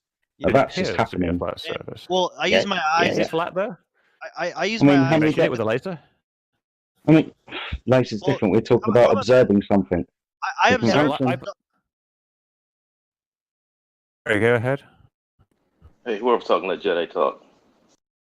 So it's a different function observing something and shooting a laser at something, because this is an optical phenomena. You observe this happening. And you shoot laser, you Right, probably so have a direct line of sight. Now, Yeah, how so many you're- videos of this do you want for you then to assert that there's a radius value within every single Right. floor? What I would like is for you to demonstrate that the floor is in fact flat, and then show the boat. How level do you want the surface? And don't remember that we're making observations over the sea, which is not flat. I would it's got waves I in would it. like you to make, like, say, use a laser, and just show that Okay. it actually it doesn't deviate When within, would the say, laser start refraction? 1 millimeter. No, with the floor you would hardly get any refraction, so it's irrelevant. Okay, what if we shot a laser over a distance of water? That's a different thing. What we're talking about here is you demonstrating that your video in fact shows some kind of optical way that a boat would disappear below an apparent horizon on a flat surface, which is kind of what you're saying. That's what the video shows there, isn't it? That you.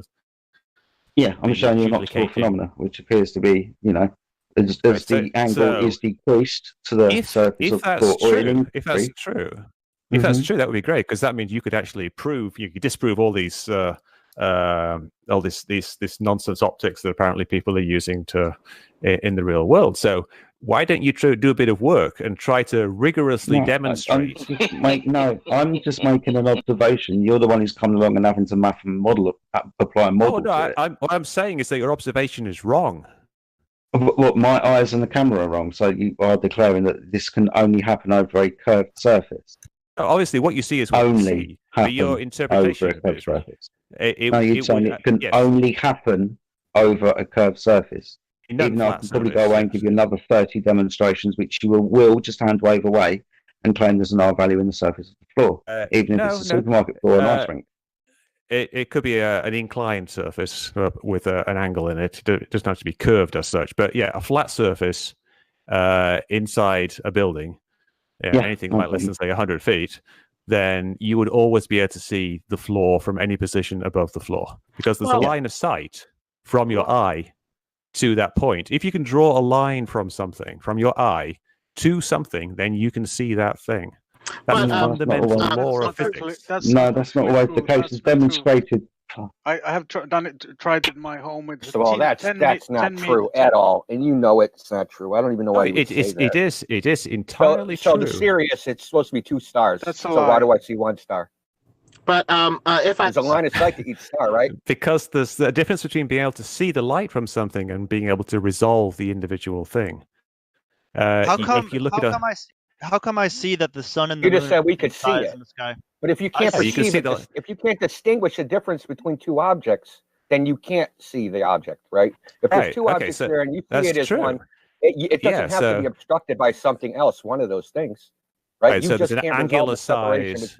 Yeah, there's an angular size below which you can't resolve things, but you can't say that the top of a mountain, which is smaller than the bottom of a mountain, is visible, and then the lower part, which has a larger angular size, is invisible because of that angular size. If it's bigger, there's also an angular size where you cannot differentiate 2 objects from one. Sure, yeah. That's the resolution limit. So saying it is like a smallest size, that's one aspect, but the other aspect is differentiating two particular points of light and seeing them as Yes. two distinct objects versus one distinct Yes, object. Mr. West, as Sure, you know, sure. if light rays get too close together when they're refocused, the object effectively disappears as the two rays merge into one, which means at your eye line, you're Sure, making angles going up and down. And as those light rays are converging up toward that line, you're going to get disappearance and convergence, which would make stuff appear to disappear over a curve if you had that paradigm in your head, or just simply converge at a horizon line optically over a flat plane. Horizon line is kind of like an irrelevant thing for that, though. Like, let's say you just were looking up at 30 degrees. Where's the horizon line now? Is it always at the If you same look place infinitely relative in to your that vision? direction, Mr. West, if you look infinitely in that direction, that would be your new horizon line. But over a flat plane, guess where your horizon line will tend to be?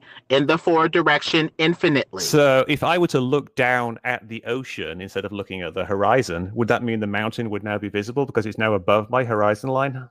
You still need a wide enough angle. Are you looking forever in that direction, or is there a flat plane beneath your feet that is limiting how big the bottom half of your vision is? You're only 6 feet tall-ish, so you're only going to have 6 feet or less from your eye line down for the bottom part of objects to converge up toward that horizon line, going straight out over the flat plane. Not actually how it works, though. Like, what if you were to look up so you can't actually see? What if you were to look upwards so you can't actually see the ocean at all? So the horizon is just below your field Wait, of view. you're saying the way we see it is not how it works. Line That's great below your is there a 6 feet barrier below your feet angling up 30 degrees as well, infinitely in that direction? Then yes, you would see the same behavior. But if you're looking 30 degrees up and the ground is not in the way, the convergence changes. Now you have infinite room up, infinite room down. The only limit would be how fast it converges toward that point. Why does it look the Center same point. regardless of which direction you point the camera? Hey, real quick, Mick West, we have 2 members here that have been wanting to ask you some questions. I just want to make room for them before we get onto another quick topic that might last forever. Emma or Bambi, feel free to ask your question now. One. It's okay. My question was answered way earlier. Okay, sorry about that. It's because they've been That's asking me on DMs. Sorry, I was muted and trying to talk. That's embarrassing. No, what I wanted to know is I've heard a lot about you and communicating with Dr. John D. Yeah. What kind of flaws did you see in what he was doing? Like, what do you go against? Well, he seems to have this really strange misconception of how refraction works, and saying that you can never get downwards refraction. And when he actually did his experiments, he measured. He was quite good actually. The way he did it, he measured the temperature at various levels, but the temperature variations he actually showed in the video were actually enough to create the amount of refraction needed to bend the laser light around the curve. This is the. Oh my God! What He a did. crap. Holy shit! So wait, lasers. this was the I didn't know that lasers are able to bend around curvature. They don't. They are, yes. Yeah, but No, on they a don't. Good God, man. on a molecular level, can you show me lasers bending around a curve? Well, I can just show it. I can show it in my garage. It's quite easy to do. All right, yeah, all right. So, all right, let's No, let me explain. I want to hear the explanation. How do you do it? All right, you does anybody here actually have a laser? He changed the temperature around the laser, trying to create a refraction, is what he did. But the thing is the temperature medium at night, it's not. The air has already mixed and is stabilized, and you're not going to get that change. That's at not night. the question, though. West. The question was like, can a laser be bent by the air? Upward, but not downward. No, she was asking about down and around the globe. So yeah, I was asking if it could bend around a curve. It's not going to bend upwards around a curve. The Earth doesn't curve up. Bend down. So you know the basics of how refraction works. Like, things get bent towards more dense mediums. Like, when something goes into water, it bends down towards it. Yeah. So the problem is the light has to go from the. Can we have him answer it, please? Oh. Go ahead. I'm not really sure how to answer it, because it is quite demonstrable that a laser light will bend towards cold air. And you can demonstrate this. Like I said, I do it in my garage all the time. You just take an ice pack, you take a laser beam, and you shine it across the top of the ice pack, and it will bend down. Now, you do have to be careful doing this. Like, you have to actually have a very long line of sight because it doesn't bend very much. But you can actually demonstrate it. And we do know that at night, like the ground is colder. Well, no, at night. Like during the day, the water is colder than the air. This is something that is known. Water is colder than air. Not in the South Pacific. Most of the time. Not in the South obviously Pacific. there is, yeah. Not where I live. All right, Excuse Brighton. me, I live in Florida. It's the opposite of that. No, buddy. listen, he just backed himself into a corner. So when we do this, when the air is colder, then I guess you're going to have a new excuse, right? Yeah, no, it varies. Like sometimes the light will bend up and sometimes it will bend down. And this is something that Dr. John. This is why you guys get called pretender clowns. You're just pretending that you know this. When did you become the expert on refraction over water? After the flat Earth took off, right? Yeah, coincident. Flat Earth Society is in the heezy. Bill, guys. Anyway, he has no argument with Dr. John D. He can't even argue with the guy. He's a total joke. Mr. West, the issue is. I hope he has to argue with Dr. John D. Like he has some other photographs where he took pictures of a headland, like a cliff. You do realize that we have somebody that was here for that test, the peer-to-peer laser test, in this Discord right now. Well, no, that's great. That's great. It's actually on site for it. Yeah, I thought the test was None of your shit's going to fly when you talk about all this garbage about refraction. When they were there, they observed this crap. Being there doesn't actually change. You're also forgetting this shit doesn't happen at night. I already showed you the refraction index. But you're going to refute what mainstream science shows you, right? Oh, no. It's a very simple thing.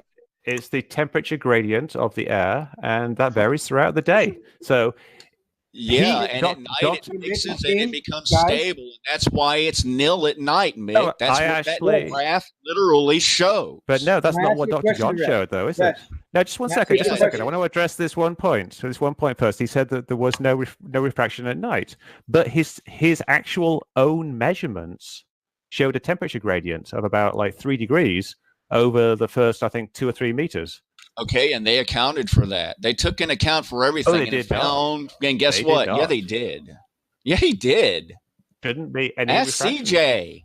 CJ's right here, man, in the Discord. Just ask him. Just ping him and ask him. Hey, Mitch. Mitch, I have a question for you. So all this talk of refraction, why not get a test that doesn't have refraction? It's such a major component. I posted one in the chat. I'll do it again real quick.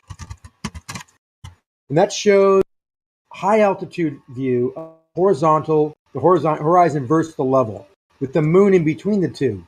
Then you get rid of all your refractive problems, right? We're in the high atmosphere, very little air.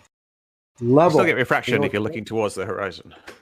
The horizon could be all over, but you still see the moon, which is quite a bit further than the horizon. So you know the horizon has to be below it. Hold on. I have to add, that's a heads-up display. Correct. That can be. You can take a camera and point it at a different angle to the heads-up display. Can't. That's not how they work. You're supposed to view those things directly. They're not from angles. If you're not looking at it directly, you can't see it. They go invisible. That's how they're designed. Otherwise, planes would be crashing. Hold on, when pilots are slouching in their seats. It doesn't work that way. This is a way. Yeah, that's the thing. Pilots would have to not slouch at all. That would be unrealistic. It's not. No, it's not unrealistic. Yeah, their eyes are allowed to move. Dangerous. Okay, one at a time. One at a time. Yes, that one makes at it a time. Dangerous. So why would they design something like that that's dangerous like that? That's why it is. It's bad. It's poor designing. That's the way it is. You understand how they. Mr. West, back to your the garbage anyway. Zanuck, you spew that shit in here every day, man. We don't need to hear anything from you right now. Literally. Mr. West, back to the refraction. The conditions that we typically find these laser tests in are over water, and water absorbs heat faster than the surrounding air, so you're going to have a warmer layer of air over the water typically, which is going to lead to upward refraction with cooler layers above. So in the water is of these lasers, that's going to be your typical condition. You can't just keep talking if I've said something is wrong. If something is wrong, there's no point continuing. If you made a mistake, like you said that the water is going to be warmer than the air, The water is not always warmer than the air. It's quite often it's cooler than the air. If the air above the Salton Sea is 100 degrees, you don't have water that's 100 degrees, do you? You have water that's about 70 degrees. That's because the air above it is warmed up by the water, which absorbs heat from the air, releases it into the air, leading to a warmer layer over the water. You get a cooler air over cooler water. If the water is cooler than the air, it's going to cool the air. We have somebody that wants to ask a question. Bambi, I think, was in the middle of asking her question. Go ahead, Bambi. Yeah, it was about the experiment you did. Like, I was going to get you to explain it and what you did and if you've got any proof of it, but we started shouting over about how lasers don't go up, but that wasn't the question I asked. I wasn't talking about lasers going upward. I was going to ask if you've got any evidence that you've done, or do you want to explain it and break it down? Let me explain just what I did in a little bit more detail, and I can post the link to the video of me doing it. What I wanted to demonstrate is if a laser is shone over something that is cold, it will bend down. And this is because the air is cold and it's bending down towards the colder air. And the way I did this is I set up a laser at one end of my garage, and I set up a mirror at the other end of the garage. And I set the mirror up so it reflected the beam of the laser back, so it was right next to where the laser was. So you could very easily see any deviations in the beam of this laser. And then I took two things. First of all, I took a lighter, like a cigarette lighter, and I held it next to the laser beam. And I saw that the beam was deflected away from the hot air, because the hot air is less dense.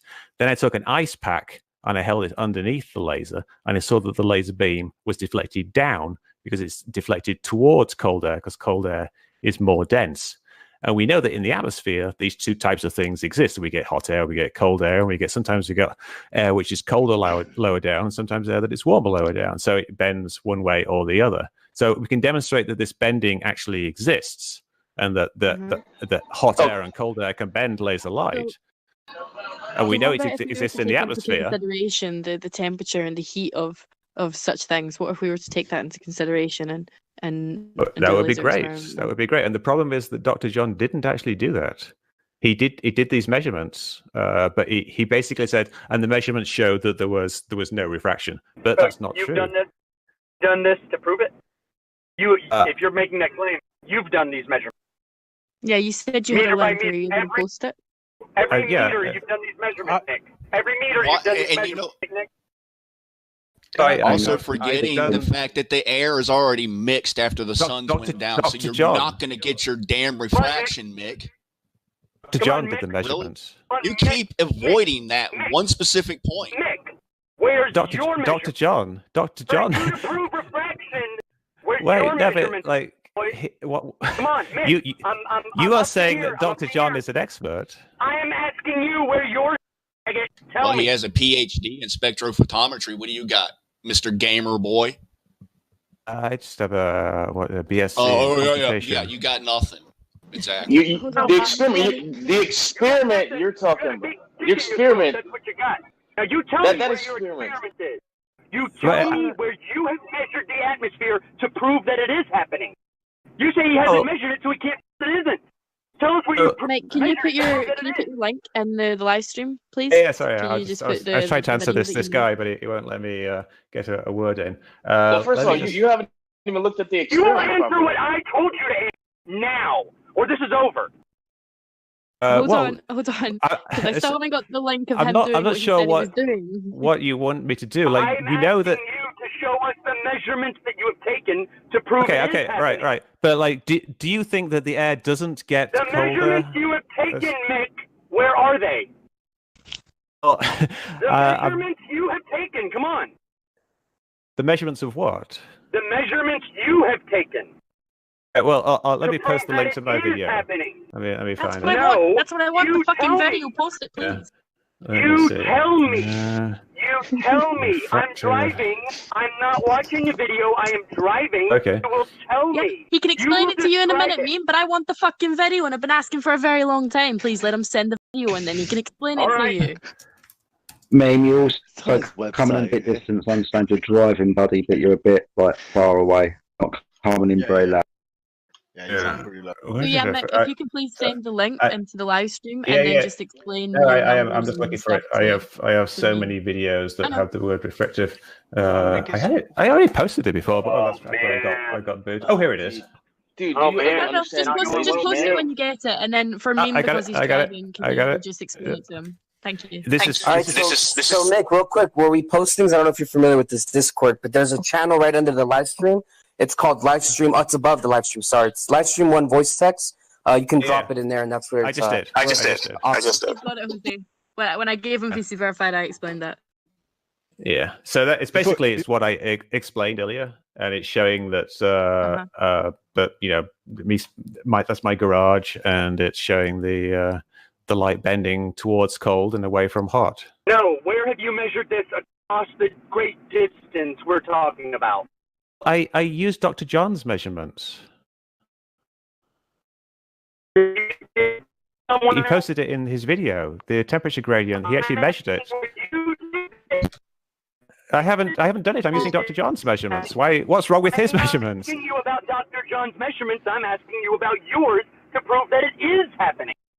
Well, I haven't done a long distance laser measurement like Dr. John measuring the thing. You haven't done But anything. he has though. You haven't done anything. Yeah, but what I'm asking you haven't. is, where is your measure? I've done to experiments prove that it is happening? It's just You know, saying it. It's just you saying it. It's just you saying it to counter something. That you I think say you're you should repeating be yourself accounting now. for. I think you made your point. Can I ask a just question make him now? mad, that's all, dude. And Can I have a real fine, quick that's one fine. question for Mr. West? Mr. West, yeah. please. So I heard your father was part of the Flat Earth Society, and I was Only for a wondering, month. is the Only Flat for a Earth month.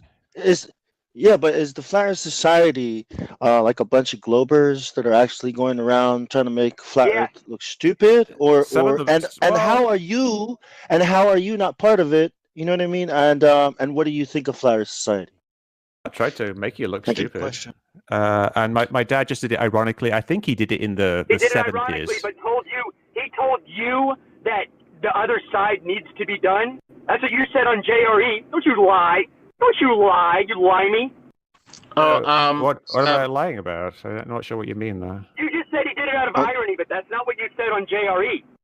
That's what I said. I said. Well, I'm curious where your loyalty is. I'm I said he was curious doing it as a joke. I'm wondering if you're more, if you're a Flat Earth Society, He's if not you're, going to tell you his loyalty, Bong. He's not going to tell you his loyalty. right, like what's I'm his- just wondering. what's your nationality? Let's just break apart his fucking stupid experiment first. Let's just do that. That'll get him out of here. So let's get back to your experiment, supposed, right? So your laser, what's the intensity of that laser? Well, it doesn't really matter what the intensity is. It's a visible laser. It's just a laser pointer, but Okay, it so works exactly all right, the all same. right, so right, it's more exciting. So you said you held it up to a flame, right? You're next to a Yeah. flame. Is that correct? Yeah, Is that's, that like flame 40 putting out more energy than that laser? You would consider at that point it connects. Probably, yeah. Because it's just heating the air. All right, but can the ice laser pack heat air? isn't putting out any energy. Here's a question for you. Can the laser light heat air? Is that possible? Not very easily, no, because its air is transparent. All right, so if you continue to increase the intensity of that laser, what will happen? I'm not sure where you're going with this. Could you explain what your point is? I'm trying to. If you can answer me that, what will happen? What? Can I increase the intensity of the laser? No, it's a Logitech laser pointer. All right, but he's is it asking, possible what to if do? you did? Right, It wouldn't make any What will difference happen? whatsoever. Zero difference. Wow, you heard this guy? Wow. Well, Mr. West, It's true.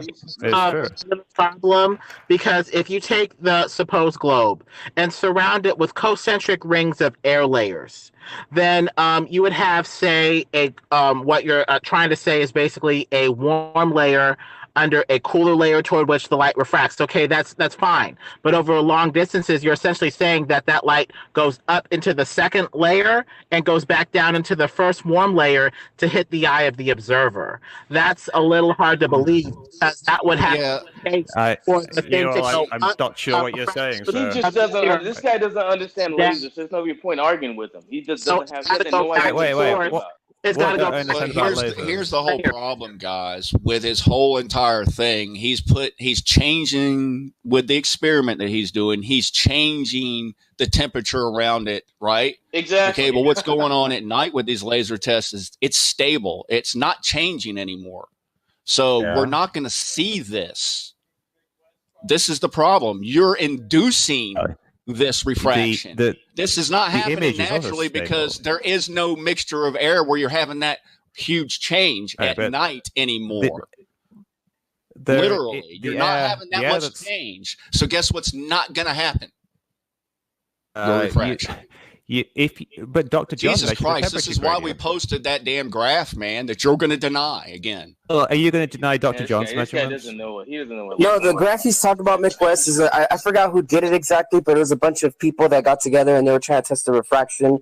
They tested it for about 72 hours, 3 days in a row, and they got the conclusion that I believe that the most amount of refraction they got was when was it, Reg, exactly? That they got the most? The day is when you get the most amount of refraction, and in the evening and in the mornings it drops off rapidly, and at night there's none. And that's why we have to match these conditions one for one, Mr. West. Otherwise, they have a theoretical sugar water abstraction. And if you look at the reason why, sorry, Lemon, hold on. If you look at the reason why, you'll notice it's the temperature difference, just like you said. The reason why, though, it goes and it bottoms out and it's nil is because the temperature in the air has already mixed, and now it is constant. There is nothing changing. But would you agree, then, that you would have to measure the actual temperature gradient at that time? They did take the temperature at the time they were doing the laser test. They did do it, and they found that there was a temperature gradient. But do you understand that there's different types of Excuse me? Not at night there wouldn't be. They found it in Dr. John's experiment. Hold on. Do you know that there's different types of lasers, right? Do you understand that? Well, sure, yeah. Different wavelengths, different ways of generating them. And different kinds of Logitech what are different types of lasers used for? What can be the use for a laser? Can it be used as a weapon? Is that... They used to illuminate things and they used to heat things. They use it for a variety of other reasons. So why would a laser that's used to heat things be effective? What the fuck you're talking about? Well, this is the thing with lasers. They're targeting devices. We can use lasers to point at shit and paint targets. And say paint because that's what the military do. Now, military use lasers. Yeah, so military use lasers to paint targets over distances that should have to take into account the curvature of the Earth and now your light refraction.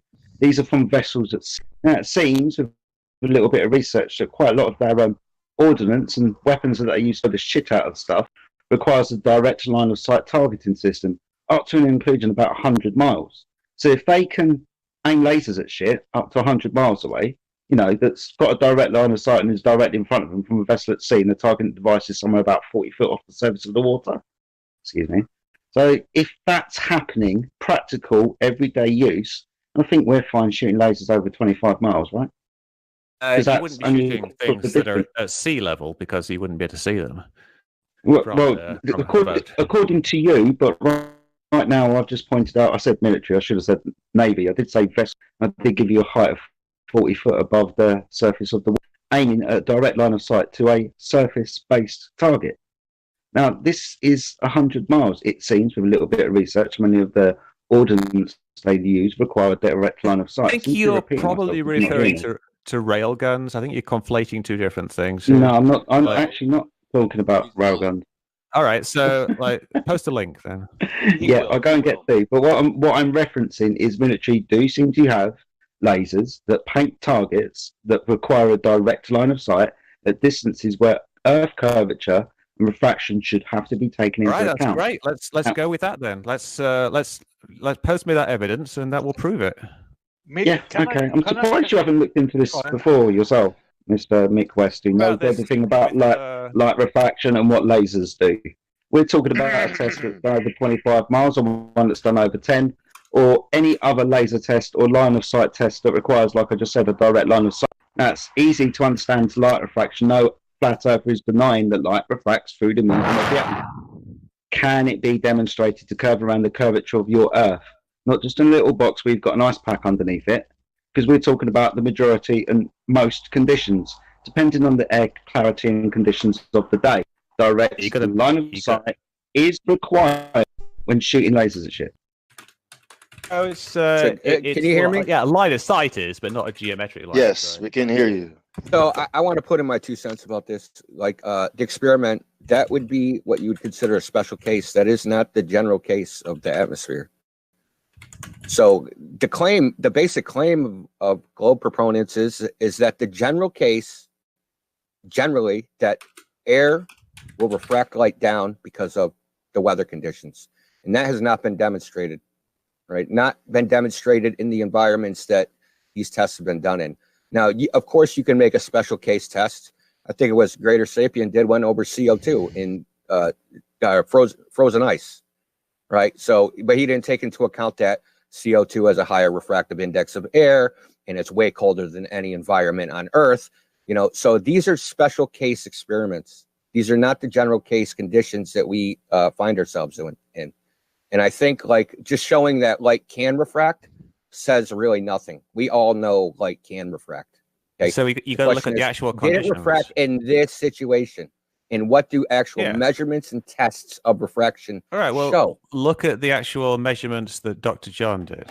I can post them if you want. I've got them right here.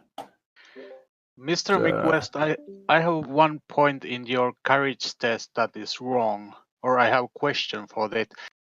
You said that in the warm air, it's just not posted the temperature readings of Dr. John, by the way, if people want to check out them. Sorry, but carry on. Okay, in your courage test, the laser. I'm sorry, like we said. Oh, my garage test, right? Garage. Yes. Sorry, my English. Garage. The laser starts in warm air. Yeah. Like maybe 20 degrees Celsius in your garage. Yeah. And it goes nearby the ice. And it goes into the colder air, maybe, I don't know, minus something. The ice was probably like minus 20, minus 15, minus 20 or something like that. Exactly. Where does that happen in nature? That your laser starts from a warmer temperature and goes through the colder temperature when you point it across the lake. If you're on the shore of the lake, then the air around you is say like 90 degrees.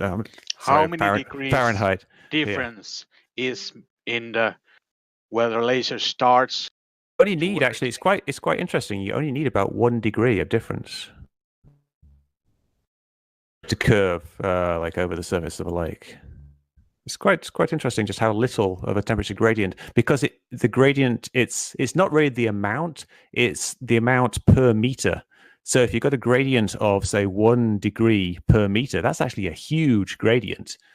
But because it's very close to the surface of the water, you get this very, very steep gradient just at that point, which is why you have these issues with the lasers, and it's why you also get this very thick line of compression at the bottom of images just over the horizon, because close to the water you get this steep gradient.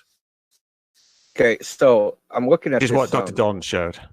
Yeah, well, he didn't measure at 2 meters. He didn't measure at 1.5 meters. He didn't do his measurements at 1 meter. He did them at a single elevation, right?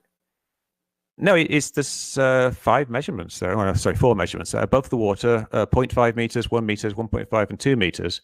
And the difference between above the water is 1.5 degrees. The elevation that he did, the laser was at, the laser itself. No, it doesn't matter there, because at some point the laser is going to be skimming the surface of the water. Listen, it does matter because this is a vertical. Chart, right? So either the laser's got to hit the water, or it's going to skim the horizon. So I think. So if it's skimming the horizon, that means this chart is vertical. He didn't shoot the laser vertically. Correct, he didn't cross this gradient. No, it shoots when you go along the gradient. What happens is that the light bends towards the more dense the air, the colder air in this case. This is something. There's some boundary. There's some boundary. No. It's actually a very difficult thing, and it took me a while to understand. This is all theory, dude. When it comes down to it, like where's like the data sets that actually show this happening? You took an extreme case, 70 degree Fahrenheit going over, minus 20 Fahrenheit. I don't know what type of environment that is in nature, because I don't know of it ever existing. It's an extreme example because it's hard to show. But Dr. John's own measurements just said it was easy. You just said a 1 degree temperature difference will show a significant amount of refraction. Over that distance. It's hard to show in my garage because my garage is only like 40 1 feet long. degree, right? So say you have 1 degree per meter difference. Okay, so you shine a laser 15 kilometers. That's 15,000 kilometers. Or 15,000 meters. So if you have a 1 degree difference, it's 15,000 degrees at the other side. No, it's the vertical temperature gradient. It's again, it's like a vertical difficult thing to explain here. If you're crossing the vertical gradient. No, that's the refraction. Look up a thing called gradient index optics. There's a difference between light going from one medium to another and light going through a medium where there's a gradient. It's actually a very different type of thing. Light, even like you know about Snell's law, and the amount it bends when it goes from air to water. Now you think if something was shining parallel to the surface, there would be no bending. And so you think that if something is shining like at right angles to the temperature gradient, intuitively you would think there'd be no bending, but there actually is, because a light actually bends towards the more dense medium. It doesn't matter about if it's actually going into a more dense medium; it just bends towards it because it's not actually a line as such. It's actually a wave front. Light is a wave, so it will still bend down, even though the temperature gradient is only vertical. So it's kind of confusing. Of the cone, a portion of the wavefront will go to the medium, and another portion won't. Right? No, it will. This is layers, right? This is 4 layers. I'm at 1 meter, so I'm just going off his little data here. This little data set from John D. So say the laser's at 1 meter. He's shining exactly horizontally. Now, and we assume that from the target from the source to the target, the laser is always at 1 meter elevation. Yeah. How is it crossing into the 1.5 meter? It's not. That's the thing. That's the fascinating thing about it, is that it doesn't need to go. I'm asking you how it's done. How does that happen? I know that there's beam divergence, right? So there's going to be spread. A portion of the wavefront is going to spread out and go higher and lower. But the centroid of the beam is not going to. That's not going to happen. Light, the main light is like a wave, right? No, it's not. No, it's not. Light's not a wave. Wait, light's a particle. Right, it's a particle that acts as a wave. No, it doesn't. Particles don't act like waves. Particles act like particles. Well, water is made of particles, and water but light isn't. Light is made of particles. Light's not water. You false equivalence fallacy, knucklehead. Water is made of molecules, which is light is made of particles. It's not water. And clown show. It acts like a wave. Photons are particles. Act like waves. They don't. Stop screaming. Why do you get like interference and things like that then if they don't act like waves? Yeah, QE, look, dude. Okay, we're talking about something else entirely, dude. And you come in here wanting to talk about waves and particles. Look, dude, you're not going to interrupt the conversation and take this in an entirely different direction. McWest, continue talking about refraction. All right, so yeah. He was it is relevant, though. Hold on. Hold on. Something. Mick made a claim. Mick made a claim. From ray optics to wave optics, right? Huey is refuting his claim that he made as part of his argument.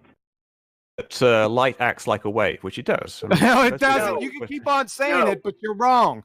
To refute light as particles, you have to refute the photoelectric effect, number 1. Number 2, Compton scattering, number 2. Number 3, Heisenberg's uncertainty principle. You ready to do that right now? I don't think any physicist would argue that light does not act you like can't a wave. speak. Objection, Your Honor. You can't speak to any physicist. Dude, QE, if you don't, Thank you. Question and answer. Say again. Dude, QE, stop yelling. Okay. Hey, who are you? Who's giving me instruction? First. Who's giving me instruction? I mean, for the sake of conversation, let's try to keep it civil. Hey, Indio, are you in here? What? 1 second. Indio, are you in here? I'm in here. I'm taking care of it. Just chill. Okay. All right. So can I carry on? No, you can't. Just wait. Okay. All right. Yeah. Yeah, because you sound really stupid. Yeah, because just like when you stop Living Bird, when he says something wrong, Kiwi is doing exactly the same thing, so don't get mad about that. Or Mick, sorry. Mick what? What is the science communicator, Mr. West? Because you are a science communicator, and so is Neil deGrasse Tyson. What is that? Someone who popularizes science and explains it to people, I guess. It's like stupid people, right? You don't even know what science is. What's up? No, No, just- wait a just- second. just Wait a regular. second. Yeah, He's a you science don't even know what communicator. lasers are. What the fuck is wrong? Wait a second, folks. He's a science communicator. Do you even know what a scientific hypothesis is? Asking me what a scientific Yes, I'm hypothesis is? asking you. I'm asking you. What is a scientific hypothesis? What is an Let's keep it simple. What are the hypothesis three is, constituent? Hold on a second. What are the three constituent parts of an experiment? Well, off the top of my head, I don't know. Like, I guess. And you you're a would have the- science communicator? Yeah, but this isn't the type of science that people want to be communicated with. I mean, you have There's only like, the one type of variable, science. you have the variable, you have here we go. hypothesis. I would Wrong. I'm words that now. I would argue communicating a scientific principle is different than communicating a scientific experiment. Wrong. Science is Everything, the method. whole basis of the scientific method is based on experiment. That's why, like, Dr. John's experiment was actually a pretty good one. Dr. John didn't perform an experiment. He even told you that. Now let's get back. You didn't. You're a science communicator, and you don't know what a frigging experiment is. You'd fail 5th grade general science. Well, I don't think that's really relevant here. Like, It is very relevant. He is also an expert on debunking on what contrails, chemtrails. Would you What was stop that? changing You're an the subject, expert, please? right? But like, you talk about like He stuff has like dependent dedicated variables. his life to debunking and making conspiracy theories look stupid. I just want to know what is. Hey guys, Bong, let's stay on topic. Let's not switch it up. So we got two subjects on the table. One, you don't know what the hell light is. Number two, you don't know what an experiment is. No, I do know what light is. No, you don't. It's not a wave. It's a particle. Now, That acts if you like want a to refute wave. that, listen. If you want to refute He that, has to appeal to physics, to physicists. I'm He's appeal- not going to what physics? answer. What physics? Why Oh are you my saying- God! Because Why you're every not single qualified to ex- answer the question, Mick West. You can't Because you fucking- are paid, so you're not qualified to answer that question. Am I right? I'm not paid. No one's paying me. Not So you paid, have he's to just got appeal an to idea. He's got physicists, right? bloke who's So you got an can't idea. answer the question. Why are you asking me questions? All right, listen, let's deal with this right now. Richard Feynman, Nobel laureate physics. The first thing Newton believed light was corpuscular. Turned out that it had very strange properties from that point of view, and it was then explained that many of these strange properties was because, in fact, it was a wave, which was wrong. Turned out he was right. It was a particle. Richard Acts Feynman, lectures on like quantum a electrodynamics. wave. Yeah, I know. It acts like a wave. It doesn't act like a wave.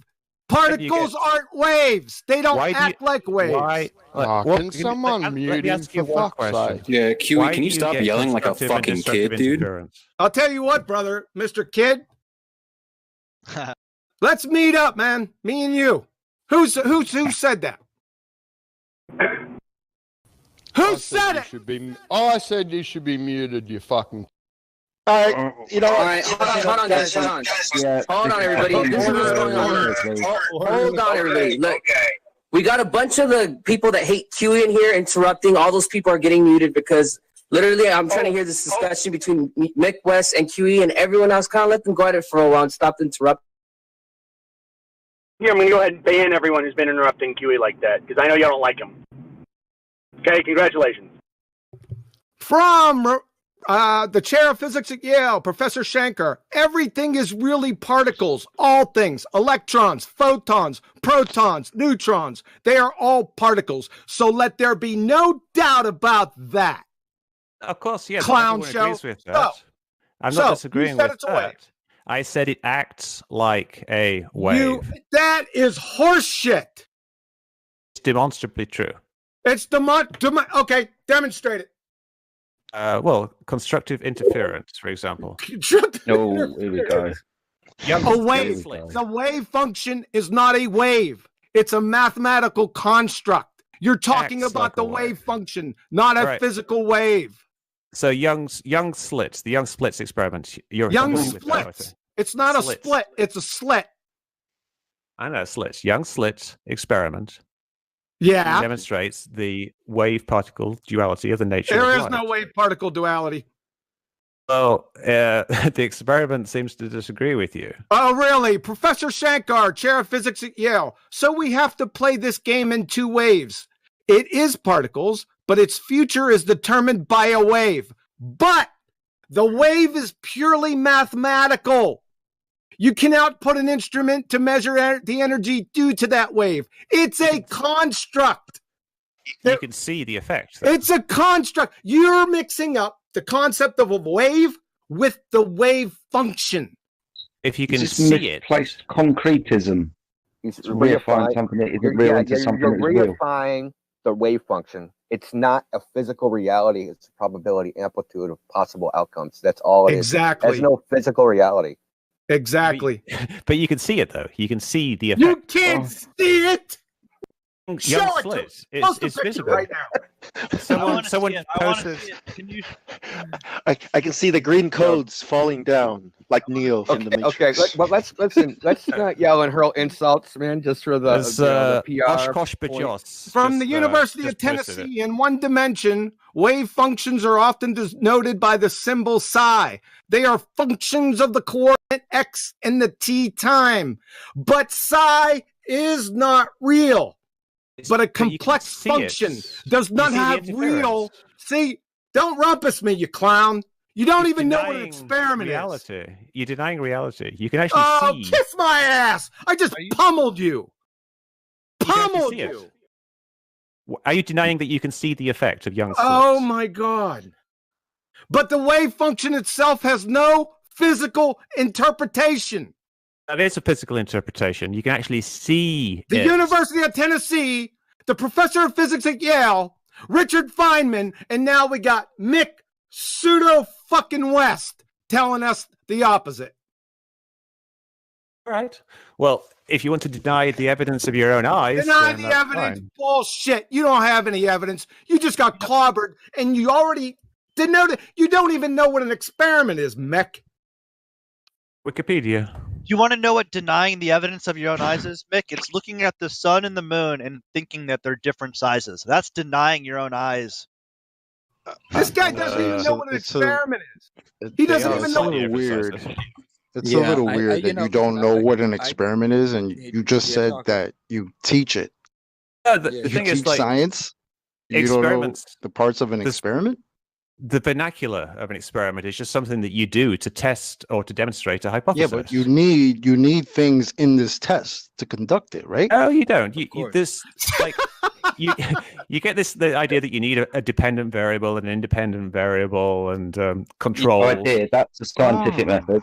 Yeah, we get that idea from the scientific method, and we're trying to demonstrate cause and effect relationships without personal bias. No, he said But you don't you need can that. demonstrate very simple things, like you say. Does light does it act like a wave? If it acts like a wave, then if you did a double slit You guys listen experiment, to him. there would be constructive and destructive interference, and you do the experiment. That's a wave function for the 10th time. It's something that actually happens, though. Does it? What's does a it happen function? or not? happen. What's a function? Hold on a second. What's a function? Hold on a second. What's a function, Mick? In what context? A function is it's basically a mapping of one variable through a mathematical operation to another, like a It's a sine. mathematical construct. It's a function, a complex function, Mick. Okay, let me ask you a question. Is this QED? You ain't asking me shit. You don't even know what a hypothesis is. Hey, Quantum. You don't Hey, have to know all that stuff. You can still do Quantum. some decent Quantum. experiments. We're on the same side of this fence. But I realize it's like sometimes you have to realize when you're dealing with people that are trying to disprove like no concern trolling. We're just naturality. diverting. Jedi, you hear Come me, on. right? It's like you start to Yeah, I realize hear you, mate. Yeah, I get at the you. end of the But day, come like on. these guys came here to try to prove to us something that we can prove ourselves with math and logic and science.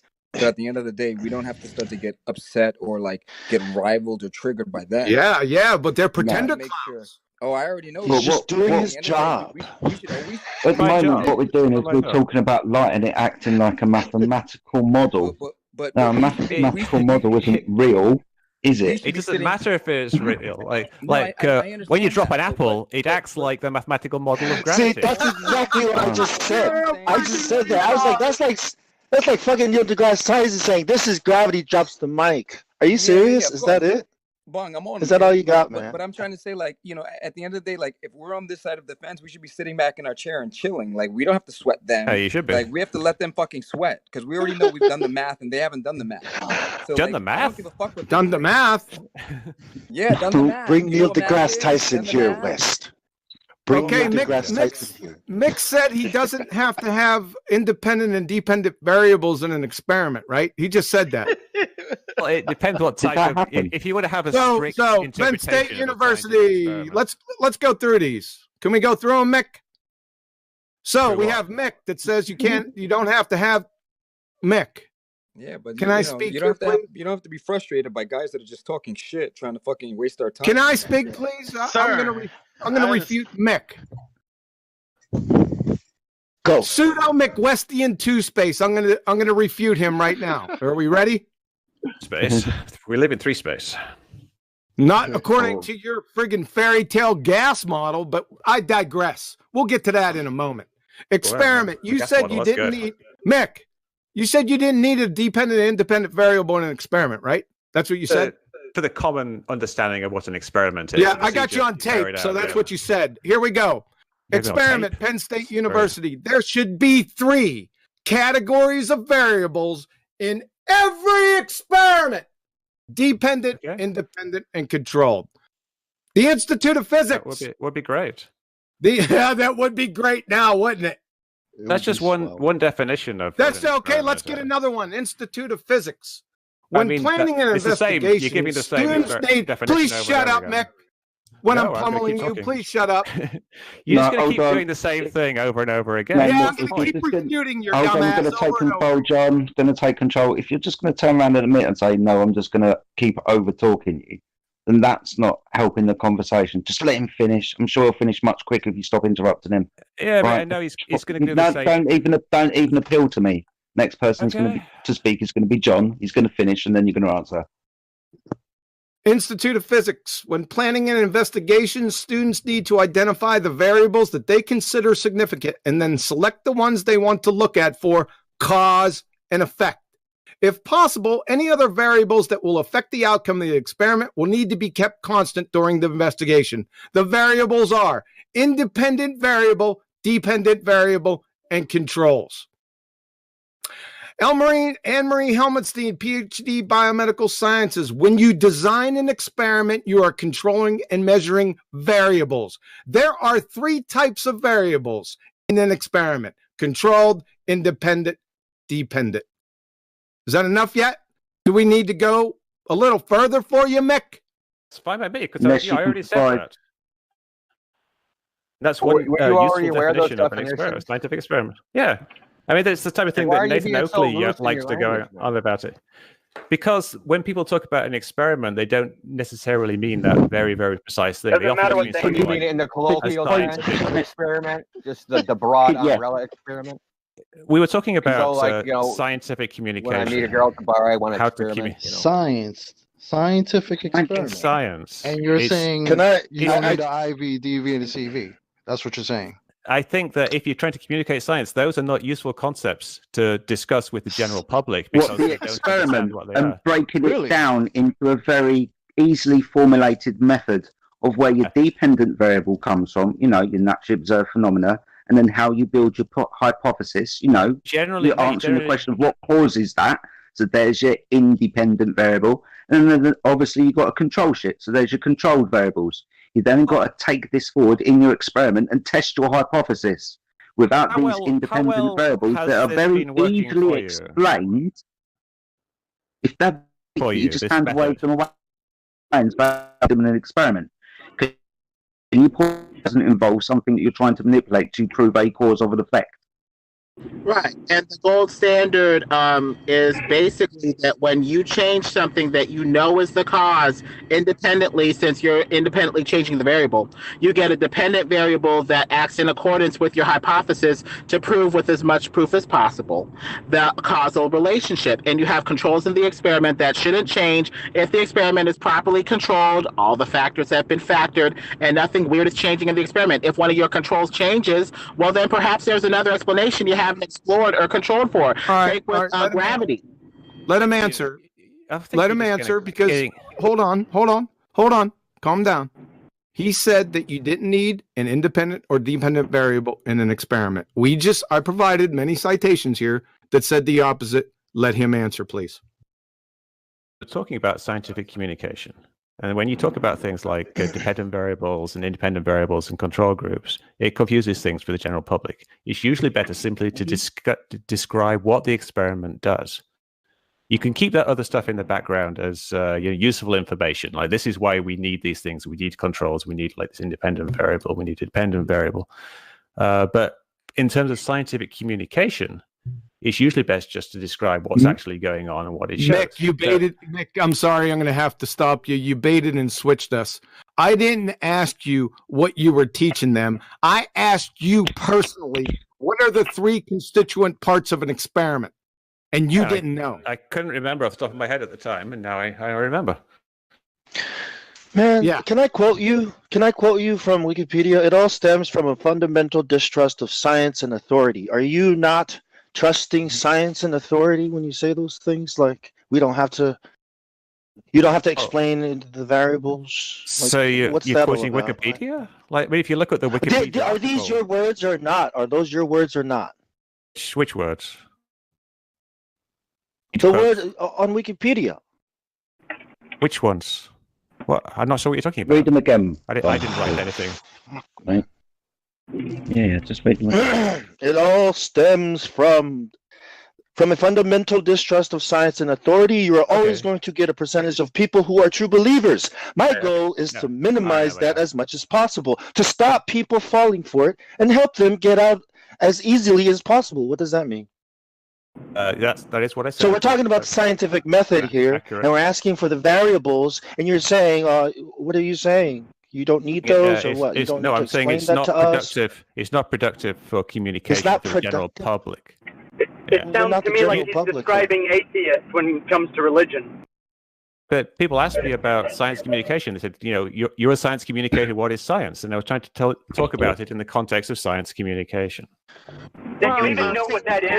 That you even know what that is makes you a shell. I'm a scientist. That's such a corporate little turd term. You know that, right? I'm a science communicator.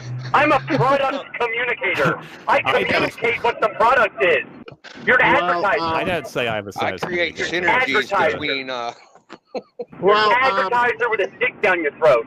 Well, propaganda is important even in science, saying proof for evolution or, proof of the God particle. Part of it is how you disseminate it to the masses to get funding and get support for your projects. But with gravity, we don't really have an experiment that's properly controlled to say we can tell that this is gravity versus, say, electromagnetism or something else. We don't even have proof that it coalesces things into balls for heliocentrism or makes orbits for heliocentrism's extravagant claims. So that's why these experiments preferably would be properly controlled with some decent variables. And sometimes you have to revisit the experiments if you discover something after gravity's formulation, like, say, electromagnetism. Just to see if we're getting off into gravity and electromagnetism. Hold on. I think you're getting off into semantics as well. Yeah. Maybe we should get back to semantics. Actual, words mean things, Mick. Actual So experiments. let's summarize. Yeah, words mean things, Mick. But let's summarize. You are a science communicator I'm that not didn't really. know I'm the a writer. constituent parts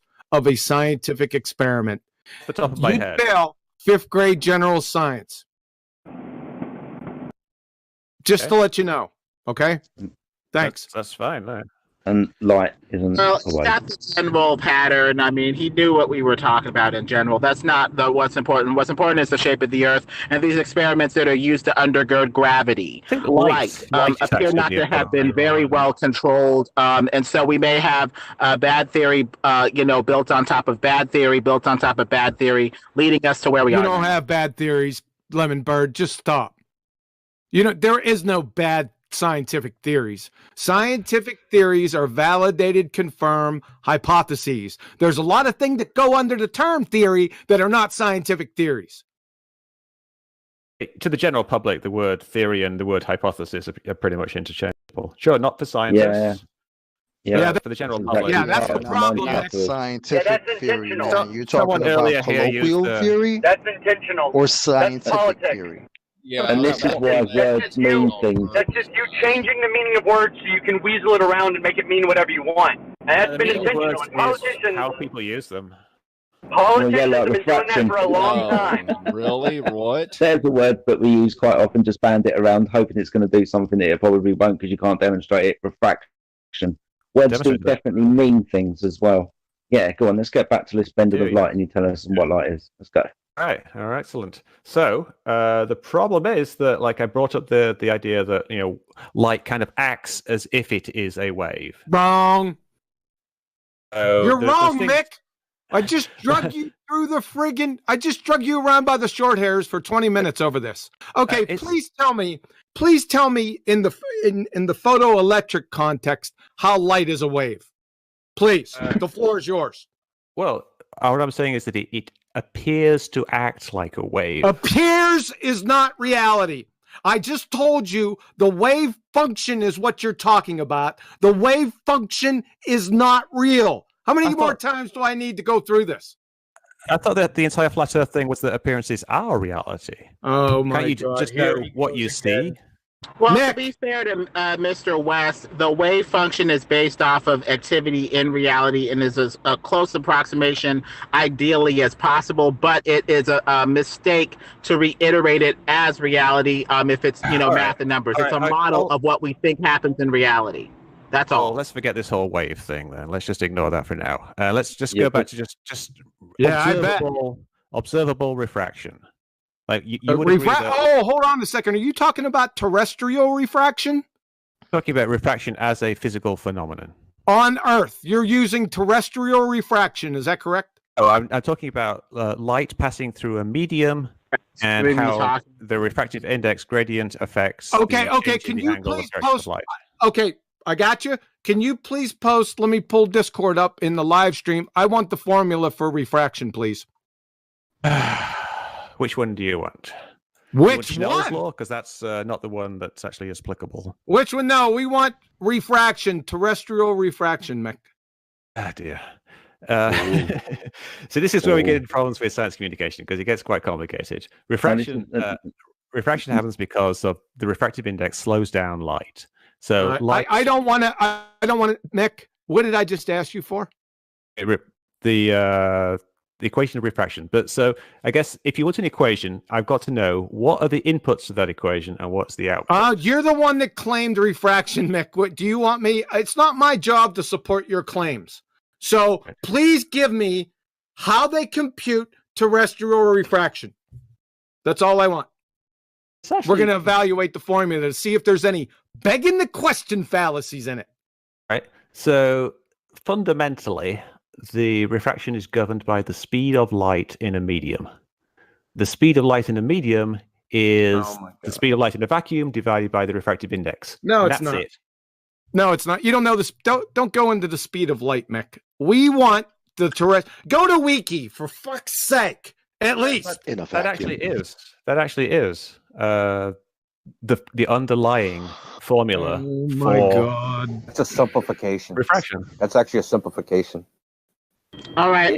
But we're not seeing light travel through a vacuum. So why would you invoke that? We're talking about here, right? There are no vacuums here on Earth. We're trying to do you know what a refractive index is? Well, the refractive index. Unbelievable.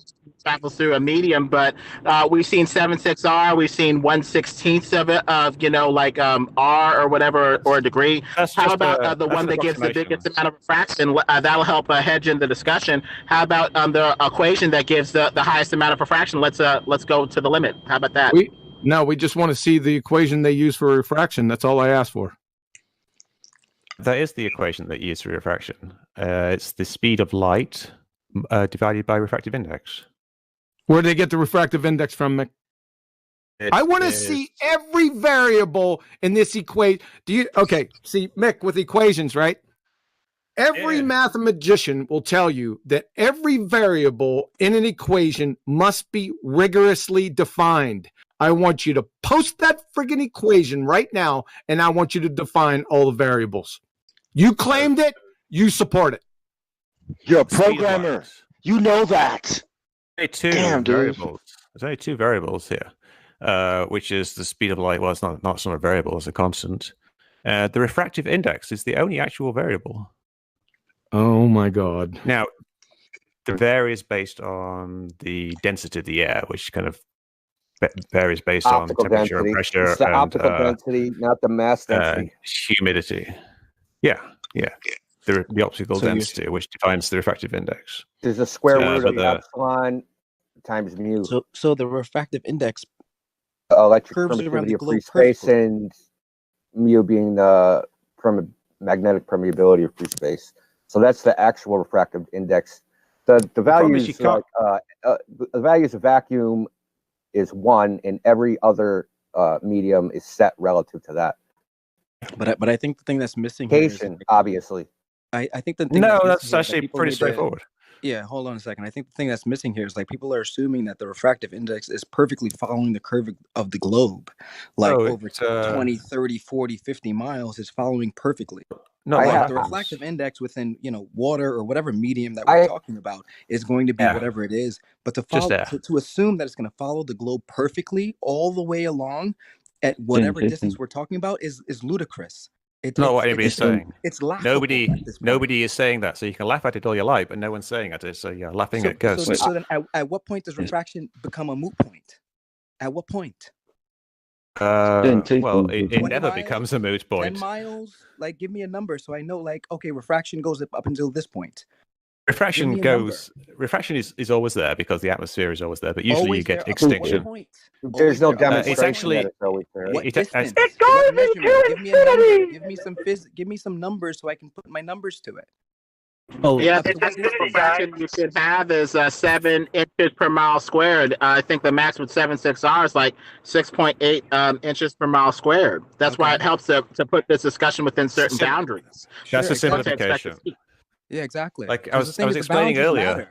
The boundaries matter. You have to look at. The boundaries don't matter. It's no, they don't. They don't Let's matter. Put these things within boundaries. Where does refraction bend? How much does it bend? And to what limits does it bend?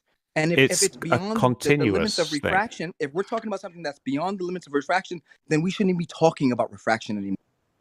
We need to look in history for the greatest refractions in history, and let's put that down as the refractive index. Let's try that and put this thing within certain boundaries. Exactly. Yeah. That's not how it works, though. Well said, Lemon Bird. You have to use ray tracing. Of course, that's not how it works. We don't understand. Oh God, Ray! You still haven't answered my question though, Mick. Do you see the live stream? Yeah, I see the chat. Yeah. Do you see quantum eraser? Do you see my post right in there? Atmosphere is curved, follows the shape of the Earth. Calculations below. Rough value. Of course it does. What are you asking here? Well, I'm not asking anything. I'm showing you that terrestrial refraction takes into account the radius of the Earth. Well, that's because the atmosphere is curved. So it's a beg. You have to prove that the atmosphere is curved. Wow. Can I bring up a point? Well, hold on a second. Let Mick prove that the atmosphere is curved. We know that if the surface of the ocean is curved, we can see that. Oh, so wait. We're not using We're not using refraction to curve the curvature of the Earth. being here, right? So That's the only curvature you're about to find. I don't know. You just said the atmosphere. Now it's the ocean. Let's say it's not curved. Then let's say we don't know if it's curved or not. Sure. Everybody knows that water does not curve. Everybody knows that. What I was saying, Mick. People know that. What I was saying, Mick. It's not actually true. What I was saying, Mick, in the beginning when I said terrestrial refraction, I was trying to lead you to the definition and the equation for terrestrial refraction. As we can see, terrestrial refraction. I'm not done yet, Mick. I know, just one I know second. what you're going to say. So just one second. Oh, yeah, but this is for the audience. Okay, go ahead. What I wanted to say was I was trying to lead you to give us, because you claimed it, I just wanted you to support it. And as we can see, that terrestrial refraction is computed by already assuming the radius, i.e. curvature of the Earth. So to use that, you must first scientifically validate the radius of the Earth, and then we'll let you use your terrestrial refraction. Yeah, okay, so go ahead. That's fine. No, that's not a problem. Is that fair? Is that yeah, fair? Yeah. Okay, yeah, so but we're not using refraction to prove the curvature of the Earth. We use Earth. What are we using? Are we using measurements over land? Okay, we've been talking about refraction all this time. So why were we talking about So why were we talking about hold on, one at a time. One Cut that out. Timestamp it. 2019. Mick West. Someone quickly. Well, that's hilarious. Okay, let's listen. He's under. Listen. He's under great stress. We're all pounding on him. I'm not worried at all. We use observations that are high up, that get above like the worst effects of refraction. So you stand on something like a cliff and you look at the distant mountain. So you're not looking too close to the surface of the ocean. Where you need to use refraction is to explain things like these laser tests or these mirror flash tests that go very close to the surface of the ocean. Of course. So the ones that are actually measuring the ground of Earth, that's where we I just want to ask a simple question. No, they're not. What model of refraction can make predictions? Is like what you just said. That's a post-diction. That's the Earth is curved. I see this, therefore my model, I'm going to fit that observation to my model. As opposed to, I have a model, I see an image, and now I know how much refraction, and I'm going to make a prediction based upon weather conditions on what I should see and what I shouldn't see. Yeah, that type of and the assumption that refraction is going to follow. That's a great question, and because I have the answer. There are hundreds of models of refraction. Yeah, you are aware of that, right? Listen, I think that the thing that we need to focus on is the fact that they're trying to assert the fact that the refraction is going to follow the curvature of the Earth perfectly without any fucking deviation is insane. Hold on, guys. We're doing it again. Hold on, Mick. Sorry, one sec. We're doing it again, guys. Someone makes a point. Someone brings up another point. Now Mick has 2 points to address. Can you first address what model you what model do you use or can you use to make refraction predictions? You use one that incorporates the temperature gradient, and then you use ray tracing to trace the path of rays through that through the medium. And the more detail you can get in the variations of temperature, the better. But if you simply do a vertical temperature gradient and then do ray tracing through that, you can predict what things will look like. And I actually programmed a simulator that does exactly that, which I can share the link with. So, let me look can you it up. show it actual measurements or tests to validate that model? Yes, I can. Okay, so let's see them.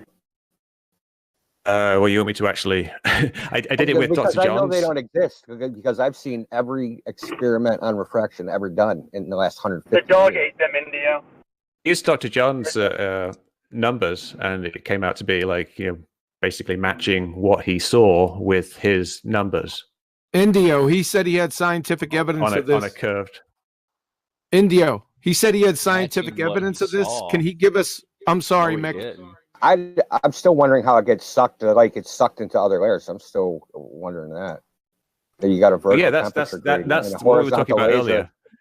That's a great question, and I love talking about that because it's something that I didn't understand myself at first, and I actually wrote to this famous refraction expert, Andrew Young. He kind of explained it to me, but yeah, it seems like it shouldn't if something's going kind of between the layers, as you say, it shouldn't actually get bent down, but it does because it does well, because the map says it does, or because it's observed. No, you can actually demonstrate it. You can demonstrate it.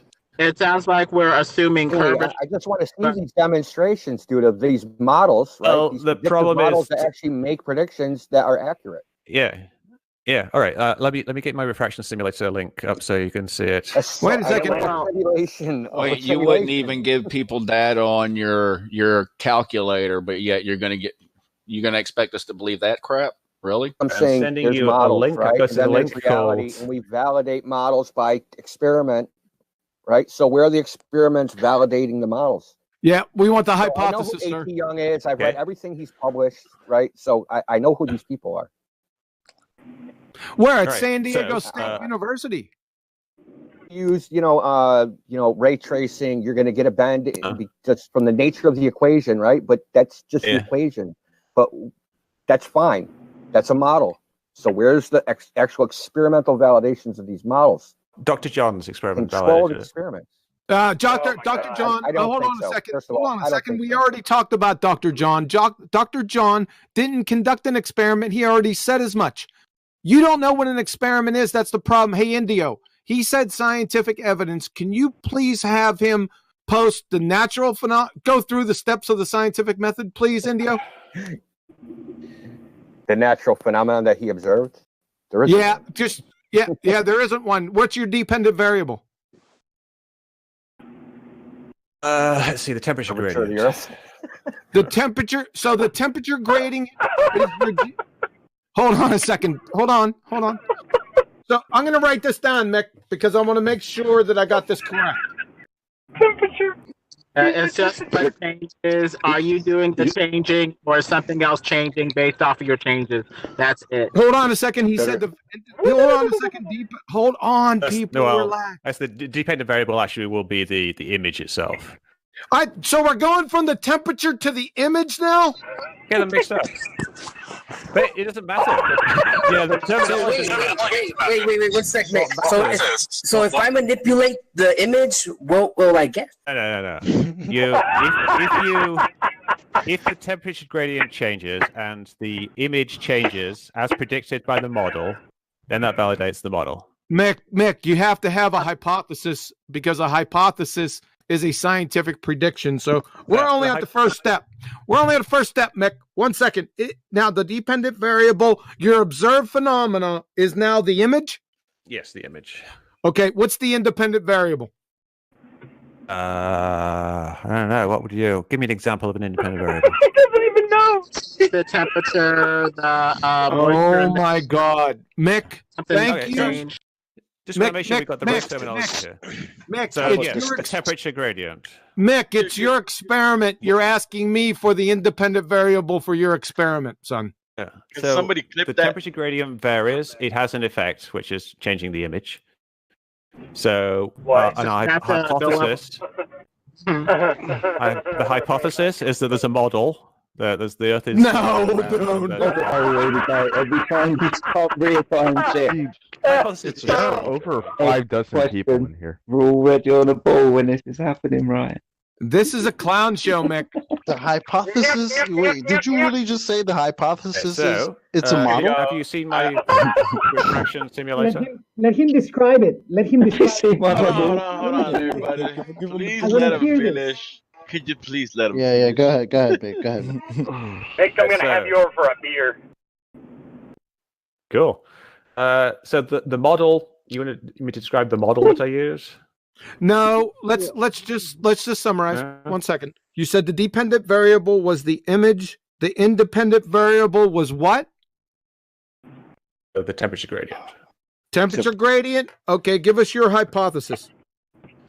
That if you ray trace light through air that is curved, with the temperature gradient being like the same over every point on the curved surface, then you will get images that match reality.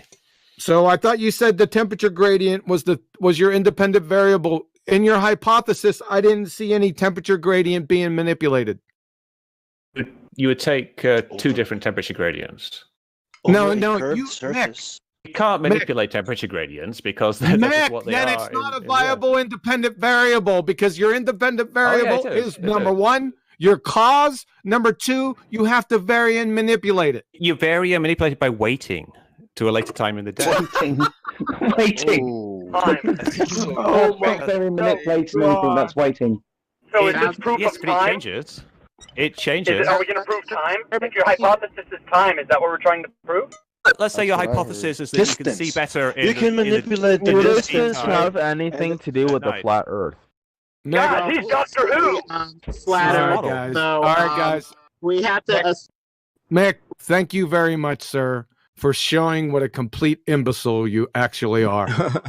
Thank you very much. This isn't That'll be all about for me. Midwest. This is about the flat Earth. But we have to assume curvature. So it's whether or not there is curvature on the Earth.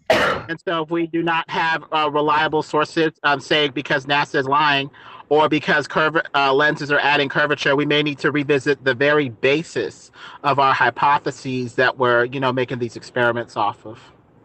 Sure. I think my simulator does actually fulfill the criteria for an experiment if you apply it to real-world situations. May I ask a quick question, Mr. West? What caused you to join our server today? Like what? I was what brought you here?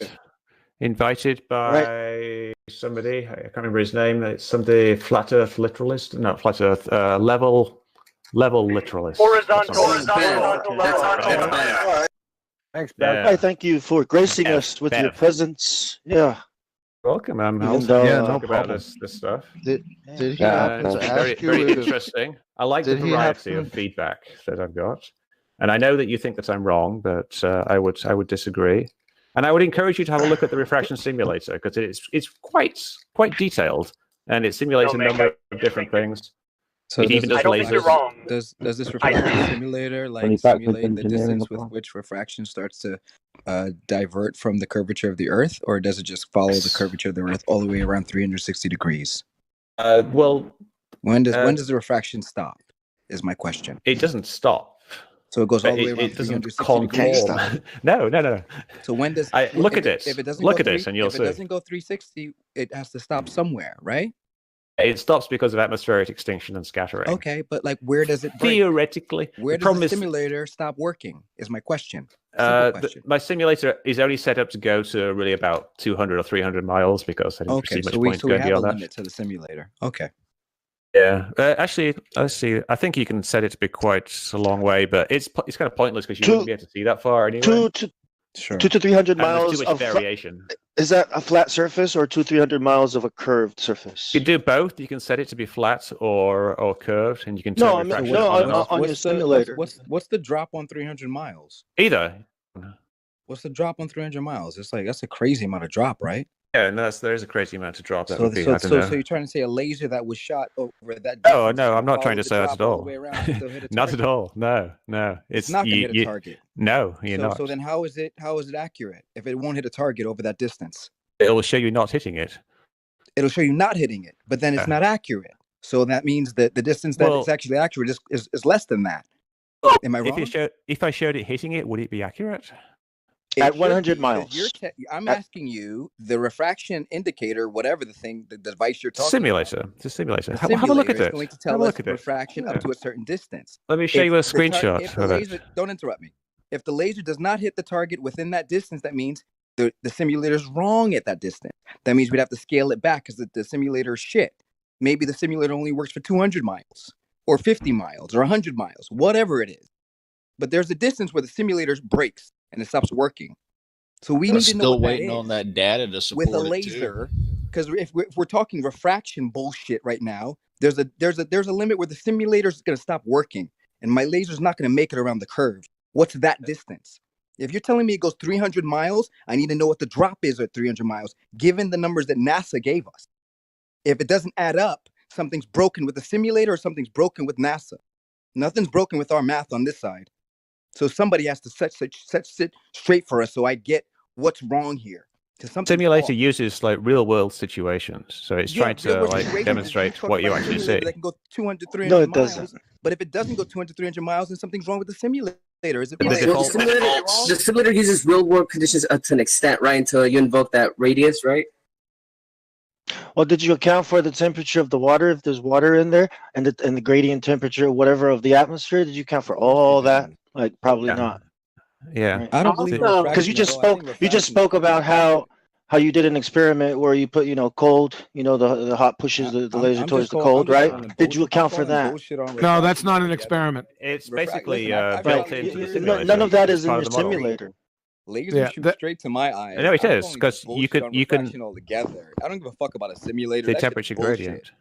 Yeah, You can't just simulate something you don't have all the variables for. Refraction is bullshit. He didn't That's perform something an that- experiment. that's We something already that fucking creators established try to that. fucking distract us. Refraction is bullshit. Straight up. Yeah. Yeah, and he has no experiments. He doesn't even know what an experiment is. I'd love to see this fucking hold on a simulator. second. I just want to finish up. Mick, friend, sir. Hello? Oh, I'm here. Yep. You have been erased. Thank you very much. Have a nice day. Thank you. Terminated. The problem with refraction is usually it's only talked about in one terms going up and down. But if light goes in all directions, we should talk about, the image refracting this way, that way, left, right, up, down, in all directions. So Well, the model appears to be inadequate in some ways theoretically, does it not? Yeah, makes sense. It's pretty much up and down there because of the gradient usually goes vertically. You do get some side to side. If you look at things like the air over a bonfire, you will see all this kind of shimmering, and that's a bit of side to side movement as well. But in the atmosphere over long distances, it's really only up and down. Sure, but by the simulator, 300 miles, it follows the curvature of the Earth flawlessly. It's laughable at this point, man. The fact that they What say it out curvature loud of is the Earth? embarrassing. Who's saying that? I don't know who said it. Somebody said it. I don't know. I didn't look at the names, but like somebody said out loud, like 300 miles. It's a little bit of simulator's accurate. special pleading because the embarrassing. picture should be unstable, hazy. How is it stable going over the curve of the Earth in one direction, up and down? I mean, this is just too much special pleading, and we Yeah, haven't way even too factored in perspective at all, and how things can compress to the eye line of the observer based off of the angular resolution of light and the angle that the observer is viewing the object at over possibly flat. It's all built in. It's built in Of course it because is. I do proper projection. What curve of the Earth? I have Well, one does quick the curve of the Earth providing measured? the data is two totally Did I miss different something? things. Built in.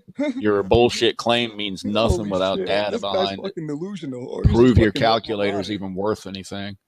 Where's the I've- data that John dare D's you, been bro. asking for months? How dare you? I was Like, you're using speaking his fucking data. idiots here. You're No, not he's speaking to talking idiots, about. kid. No, did you? Wow, you're not even paying attention. I don't need to. You're I'm I'm speaking talking to about idiots your here. atmospheric refraction simulator. It has not been validated yet. Dr. John D and you had a thing going around about this. All right, You never answered him. You never gave him the data on it yet. So just posted, we can't trust that simulator. See what for I just shit. posted, see what I just posted in the chat. That's What actually a setup. photo is not proof of anything. Oh, that's what Dr. John uses as evidence of things.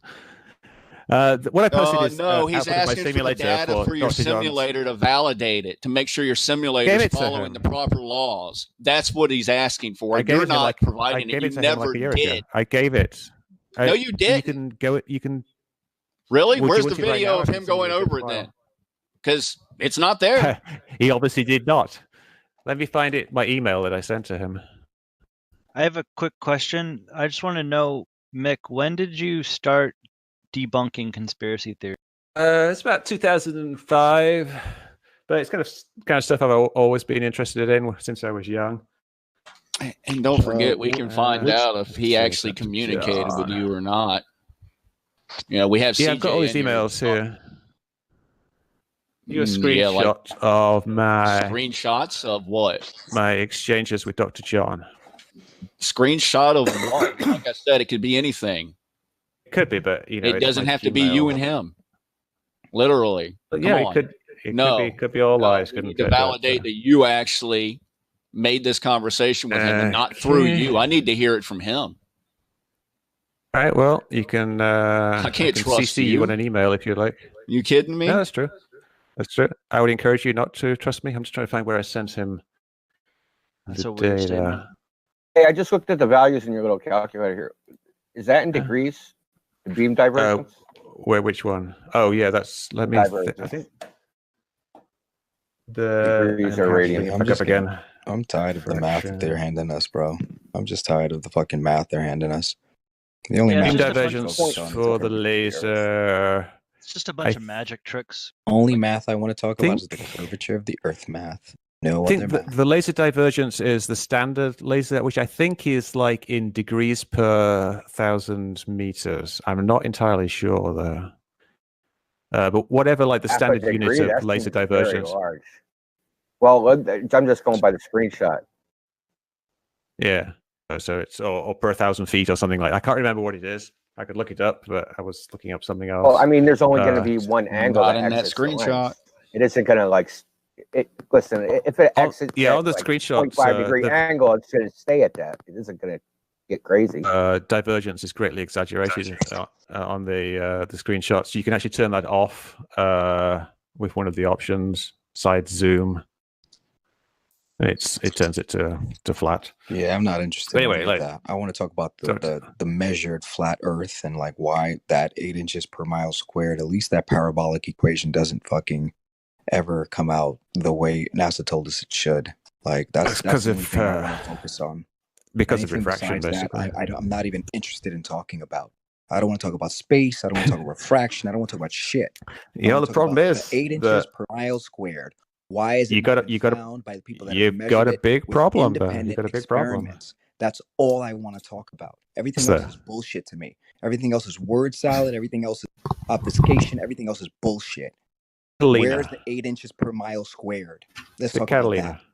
Catalina. Explain that to me in simple terms, because I'm so dumb. I don't get it. We know how Break far that away down. Catalina is. We know how high we are do off we know? the ocean. We know how What far do we away know? Catalina is. What do we know?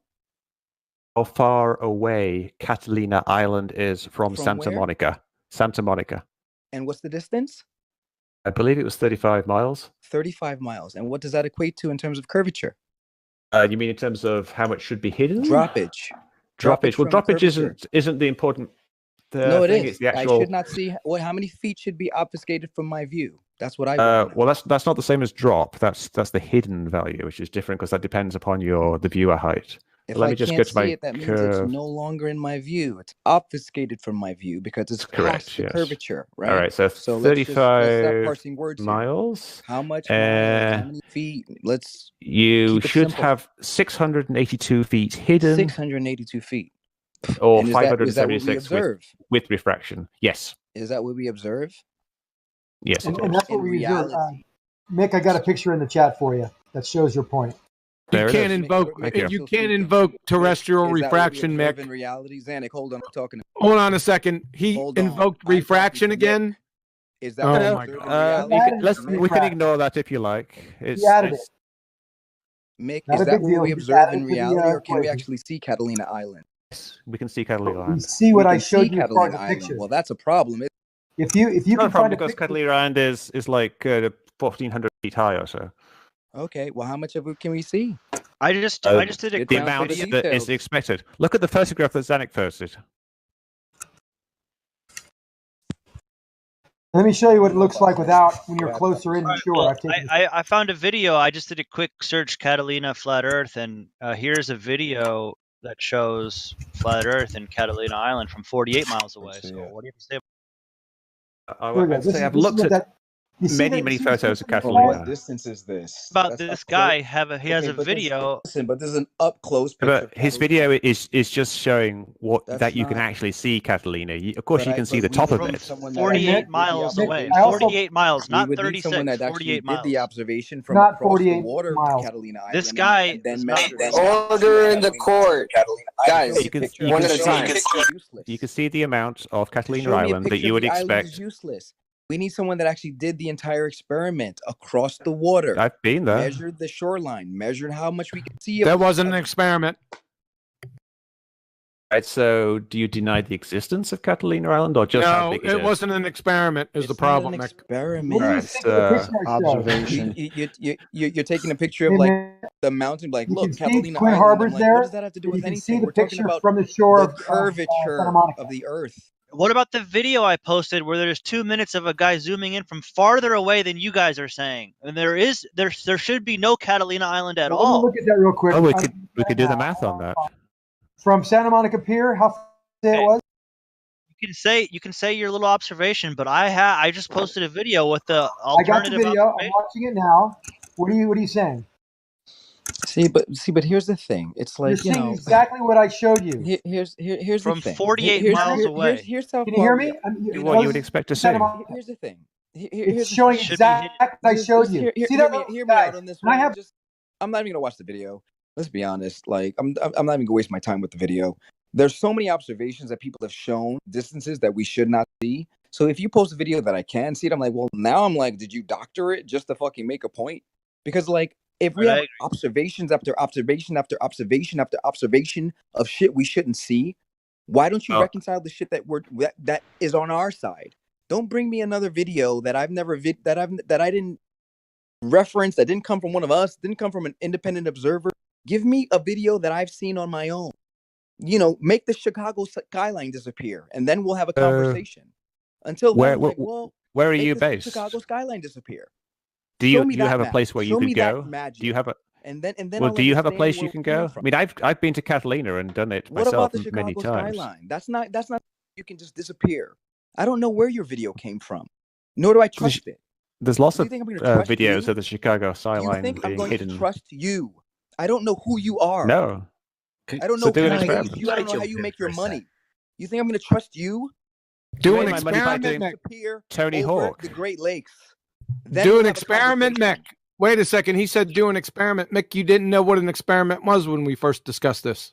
But you're saying that experiment has to have an independent variable, a dependent variable, and a control. Yeah, I'm not saying that. And you, okay. Penn State, So are you, Colorado State, the Institute of Physics, the National Science Teachers Association, though they're saying that. let's say my independent variable here is my height above the ocean. Height is not a viable independent variable because it doesn't cause anything, Mick. But your position, your changing position changes how much you can see of an object. Independent variable is your cause. Height doesn't cause anything, like depth doesn't cause anything. Height changes your view position. No, it will change what you see. It doesn't cause anything, Mick. It's a variable which is tied to a result. There's a Okay. direct correlation between the height and what you can see. Correlation is not causation, Mick. And height is not an independent variable, Mick. Seriously? Yeah, height isn't an independent variable. Well, what is independent? Time. It has to be something you manipulate and then you see a change. No, it has to be your cause. Not only it has to satisfy. Shut up for a second. It has 3 criteria and it has to meet. Number 1, it must first exist. Number 2, it must be able to vary and manipulate it. Number 3, it is your presumed it seems very definite. Very definite. You got it I'm wrong. outta here. You are able to manipulate height because you're able to give the variable height different values dependent on the angle. Are you listening to me? From. It had to satisfy okay, 3 stop claiming. criterion, clown. It's a variable. Basically, Clown. you vary the input. Clown. You do a different experiment. You take Clown it from a show. different perspective. All right, let's see if it That's hits. why Let's it's see a if it hits valid all 3 independent criteria. variable. He just won't shut up. Let's see if it hits all an 3 criteria that we've spoken about. So the first one, height. Is it real? Discuss. Is height real? It's real. It's a real variable. Something you can change, and it has an effect. When you change the height, things change. You clown! Let me ask you a question. Stop calling him a fucking clown. Stop insulting him. The fucking behavior here is goddamn ridiculous. Shut the fuck up. You clown. I'm a fucking mod here, You're a so clown shut the fuck too. up. Stop. Yeah, Fuck you. I'm a goddamn mod here, so shut the fuck up. Stop insulting. Okay, The so fucking listen. behavior So here listen. is goddamn ridiculous. Let's do it the other way. This is the Wild West. Yeah. Fuck. Yeah. Height is an independent variable. Thank you very much. I appreciate that. Clown. Fucking children, shut the fuck up. The output is how much of the island you can see. So that's the dependent variable. You see what you've so done, there's a Mick. relationship You see what you're that you doing can here. measure. What's your naturally observed phenomena? What? See what you have caused. The hiding of islands behind the horizon. What's the horizon? Persuaded by these It's guys. the edge What's of the the horizon? ocean. It's the What's the horizon? It's the edge of the oceon. No, what's the horizon? Is it the Just told you what the horizon was. I suppose told you where the edge of the sphere. Edge of a sphere, yeah, that's a Not good way of actual putting though, it. is it? This horizon. It is the limitation Sure of seems your to view be. when you observe across the plane of the Earth. It's not Why does the actual. why does the But no, definition say apparent? Why does it say apparent Which definition? of horizon? Probably they're saying apparent because refraction is a factor. The line at which the Earth It's not the line actual. listen, the line at which the Earth's surface and the sky appear to meet. Appear. Yeah, that would mean it's because it's I guess not actual. someone cut out there, not but because of did they say refraction. appears to meet? I mean, they don't. They appear like they're meeting, but they don't actually meet. Obviously, one is just obscuring the other. Yeah, that's why they call it apparent, Mick. It's where the sky appears to meet the ground. It never does. Yeah, That of course means it it's doesn't. apparent, Mick. Hey, yeah, of course. Can I ask? Obviously. The air does I'm not touch the dying to ground ask now. this question Fantastic. before he gets banned again. Mick, do aliens exist? Yes or no, please. I don't know. That's I have a question. Go on. Is level curved?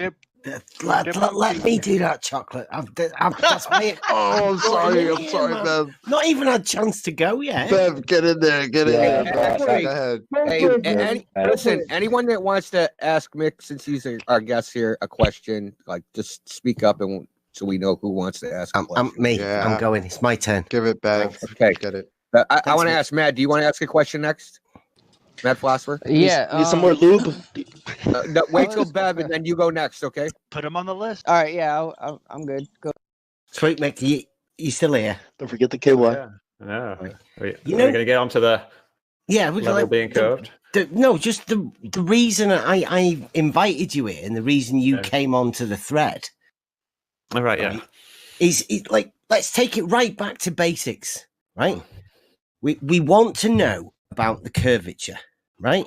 So my thing is, I'm trying to get people to give us the best method they have for measuring the curvature of water level in a canal. Yeah. A mile long, let's say. That's too short. Why? There's very, very little curvature over a mile. You need to do about 5 or 6 miles. No, how much curvature is there? Your calculator? 7.9 inches. 1 mile. Yeah. It's not a lot. The Not a drop lot. over 1 mile is only 0.66 inches. 0.66. Yeah, that is 7 Is it? inches, isn't it? Yeah. Oh, 0.67 feet.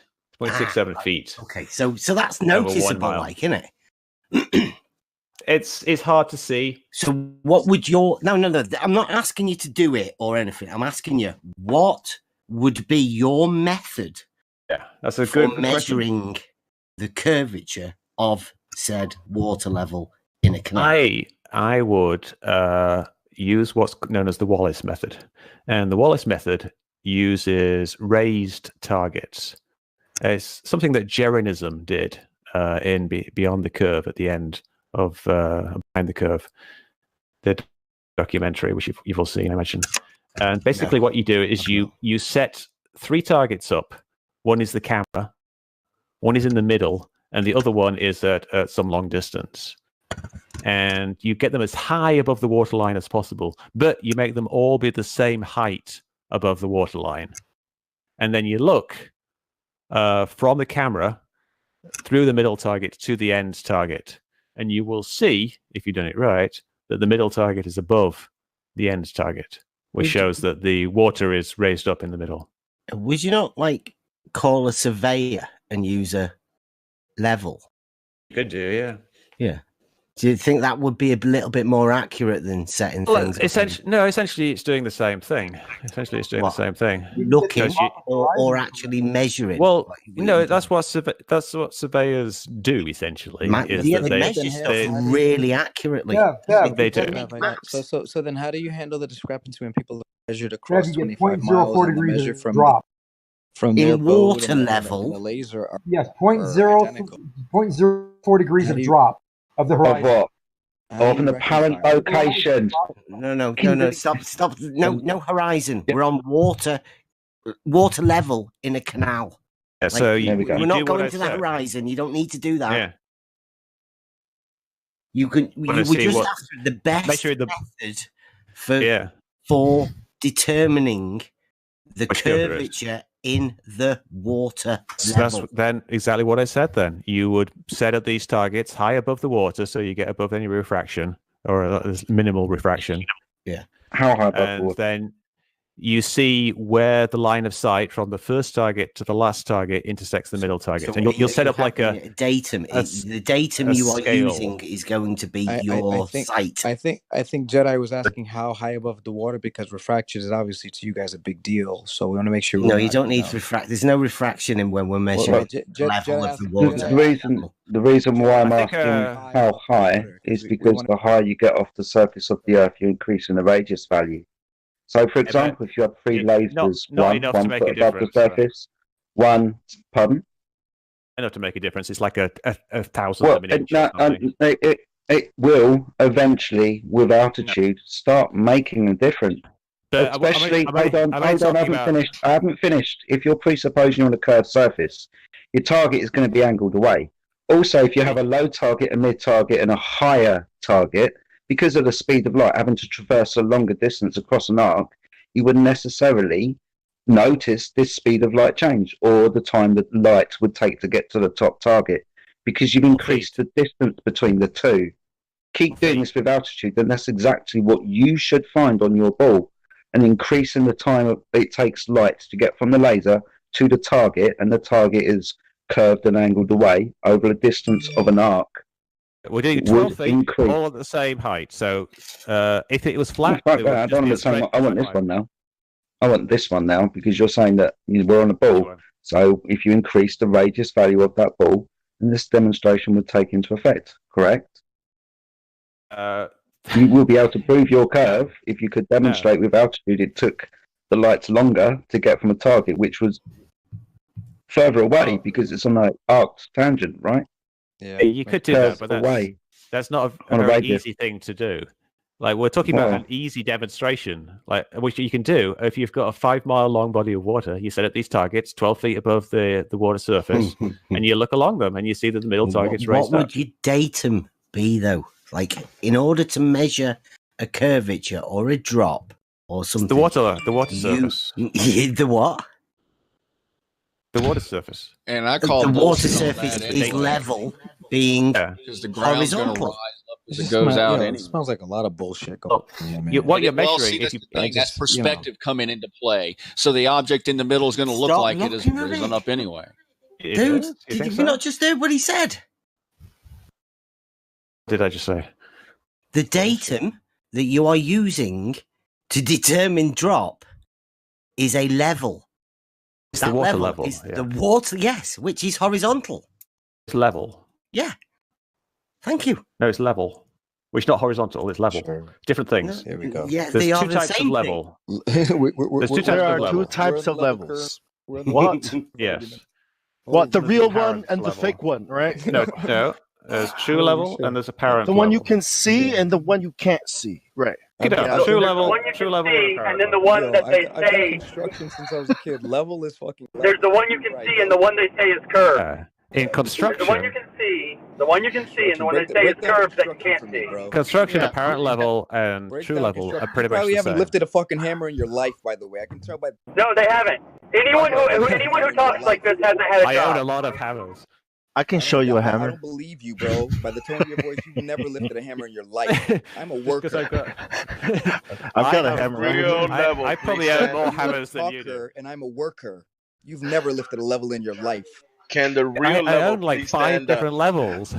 Doesn't matter if you own them. Do you know how to use them? Yeah. In order to say that level is curved, you have to prove R, which you failed to do tonight. We're talking about like what water. Bullshit is what we're talking about. Water's always Right. hot. It's gonna be Bro, relevant. I can hear by the way these guys' voices cracking. They're fucking just feeding us bullshit, man. I can already smell the bullshit coming out of them, bro. Think my voice is cracking? I know it is. No, Mick, the professor. I don't think. Hold on, guys. I was laughing about the hammer. Really sharp ears can hear. People that are lying or just too dumb to realize that they don't know what they're talking about. Vagabond. Vaga. Give it a second. Again, I think that's a bit hypocritical. We all know insults. We all know whatever. I don't know what you are. I don't know what you are. You broke up though. I don't know what you are. I don't know what you are, but you're one of them, and you know you are. I'm a retired video game programmer. I program Tony Hawk's Pro Skater. So AKA yeah, that's not all you are. Your fucking life. What programming language? That's not all you are. Video game programmer. Hold on. What language you use? Oh, guys, since I retired. Anderson Cooper, he's just a reporter, guys. Anderson Cooper is just a reporter. What programming language you use? I do actually have a lot of hammers. He is a programmer. He is a programmer. What programming language you use?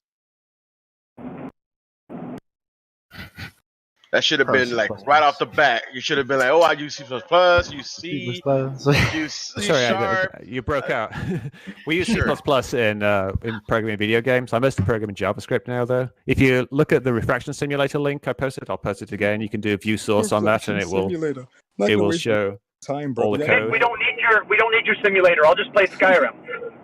Out of your fucking mind, bro. I'm not gonna waste 30 seconds on that shit. I have a question. Killing your own stuff. What happened to Fallout 76, Mick? Damn. Mick worked on it. That's what happened. Hold on. He said he used C++. What was one of the blaming Mick for 76. Hold on. What is one of the things you use in C++? Main things. What do you mean? What do I use? Like programmed in it? To release. Get him. That is probably the only true thing about him is that he programmed. Hold on. No, I haven't heard a legit answer on development right now. I'm a developer. I develop in C Sharp, but I know some C++. C++ you use new and delete, or you can use malloc and free. What is it called when you release resources? What is it? What is a deconstructor for that?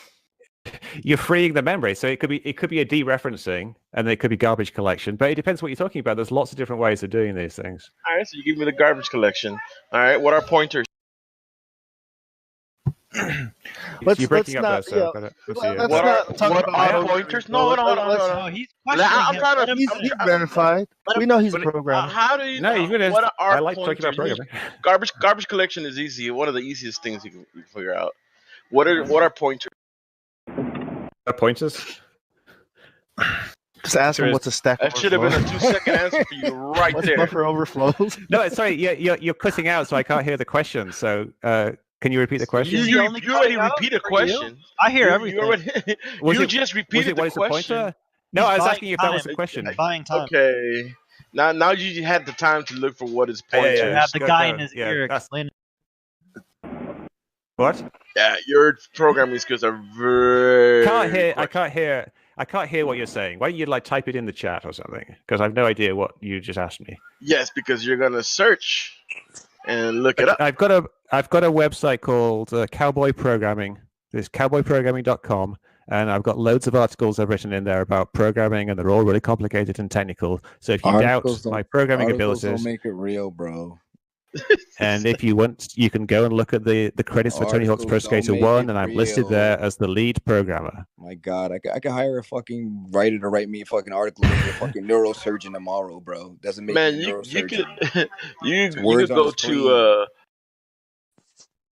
You're asking me like, I don't know, high school level questions like, what is a pointer?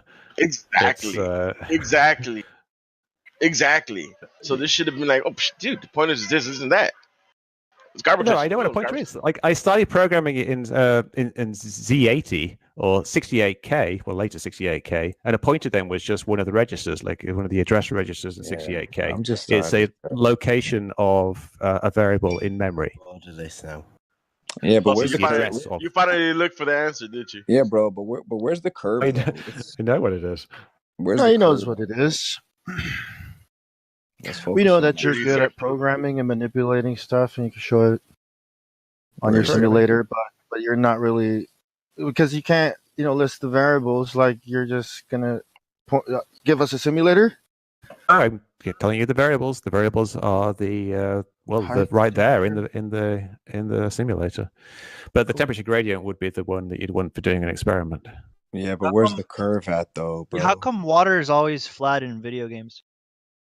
It's just the easiest way of programming it. Or is it would because be way that's more how it complicated? actually is?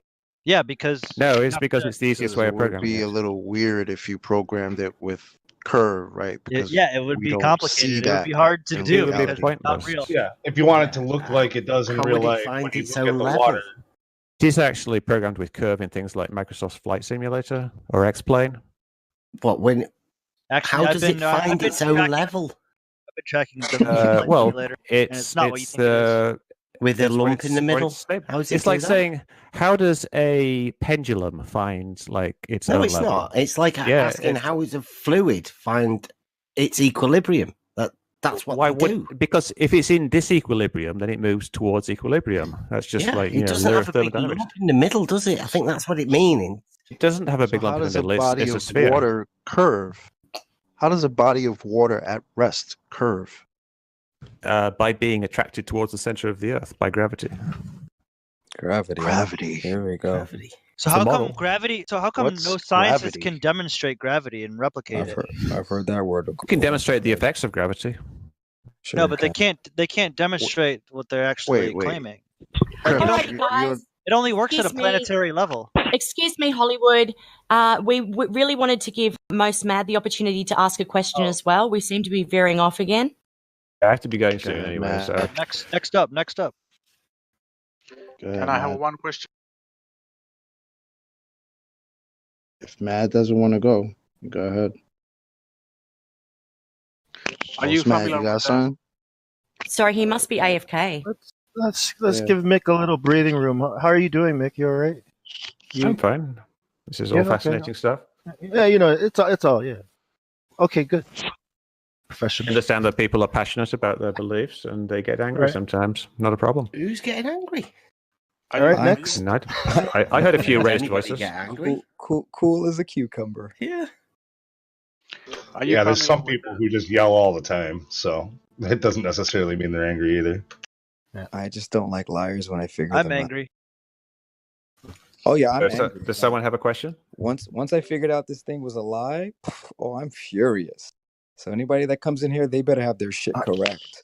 I'm not gonna let 'em Waterball, go ahead slide. and ask your question. Hey, man. sorry, I was my phone got frozen. There he is. You good? You good? If you got a question, go ahead, Matt.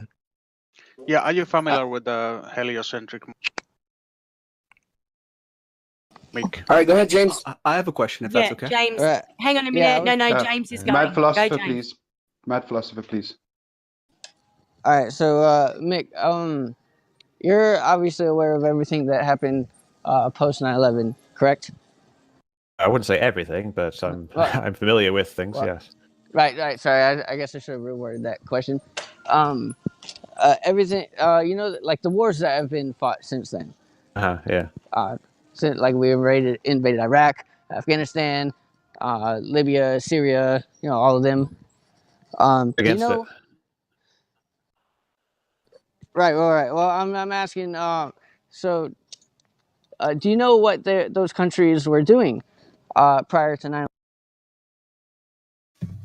They were just sat there with a bunch of oil. Right. No, that's not actually correct. That's not all they were doing. Each one of these specific countries, the ones that have been invaded post 9/11, all back their money all of those countries backed their money in gold and silver, and denied central banking in their country, and denied backing their money with the U.S. dollar. Since then, every country that we've invaded, Iraq, Afghanistan, Syria, Libya, all.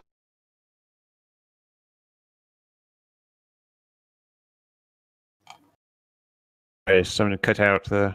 He broke up. Hey, James, we lost you. Oh, sorry. Since then, all of these countries have backed their money in gold and silver, in U.S. dollars. They no longer back their money in gold and silver, and each one of them have incorporated Rothschild central banking. So, I guess my question to you is, how the fuck can you turn a blind eye to all of this shit and not see how evil the Federal Reserve and these Freemasons, the Rothschilds, all of them are, and you just go to all of these conspiracies trying to debunk them instead of seeing all of the evidence right in front of your face? Good question, and I'd be happy to answer it. I think the reason I don't turn a blind eye to it. In fact, I think that things like that, the corruption that's endemic in the American system and their foreign policy, is something that we really need to look at. I mean, I might not agree with all the exact details of that link. What do you think about it? Don't say we need to look at. Sounds like a political statement. What do you think? You're asking, like, why do I debunk? The reason I debunk is that I think people need to focus on things that are real. I don't think the flat Earth is real, and I think people spending all their time. I know. You need to focus on things that are real, but you keep reifying things that are not actually real. Wait, this is exactly. That's why because what I see myself doing is I'm kind of like a force multiplier, for want of a better word. If I can actually help a lot of people not spend their time on nonsense, well, then they'll be spending their time on real news. Wait, hold on. Who are you to dictate what is nonsense and what is not? Yeah, what's related? The genius of the group. This is related. Obviously, it's what I personally decide to focus on. Are you, for example, like the flat Earth? Save us. Hold on. Do you not see this world, my friend? Are you the intellectual that can save us? Hold on, I'm trying to help. Help. So then, do you not see this world organization, this world secret society or world government trying to establish itself? Do you not see that? I don't think there's a single organization. I think there's lots of people with their own self-interests. There's lots and lots of corruption. There's lots of powerful people who are doing things for themselves. Cool. Under one banner. They're all doing a bunch of things under one banner. Do you not? I'm asking you, do you not see that? You think the Chinese are all doing the same thing? You think the Russians and the I Japanese think they're all are all doing that? Yes. Yeah, bro. This guy just doesn't have the balls to wake up, bro. Fuck it. Have you looked at the Forbes list of billionaires? Forbes. Dude, that includes everyone that has trillions in private. I thought you were busy with important things, not Forbes. Well, so look at them. Look at the variety of people that are billionaires. There's over 1,000 people in the world who are billionaires, and they're very, very different people. Publicly billionaires.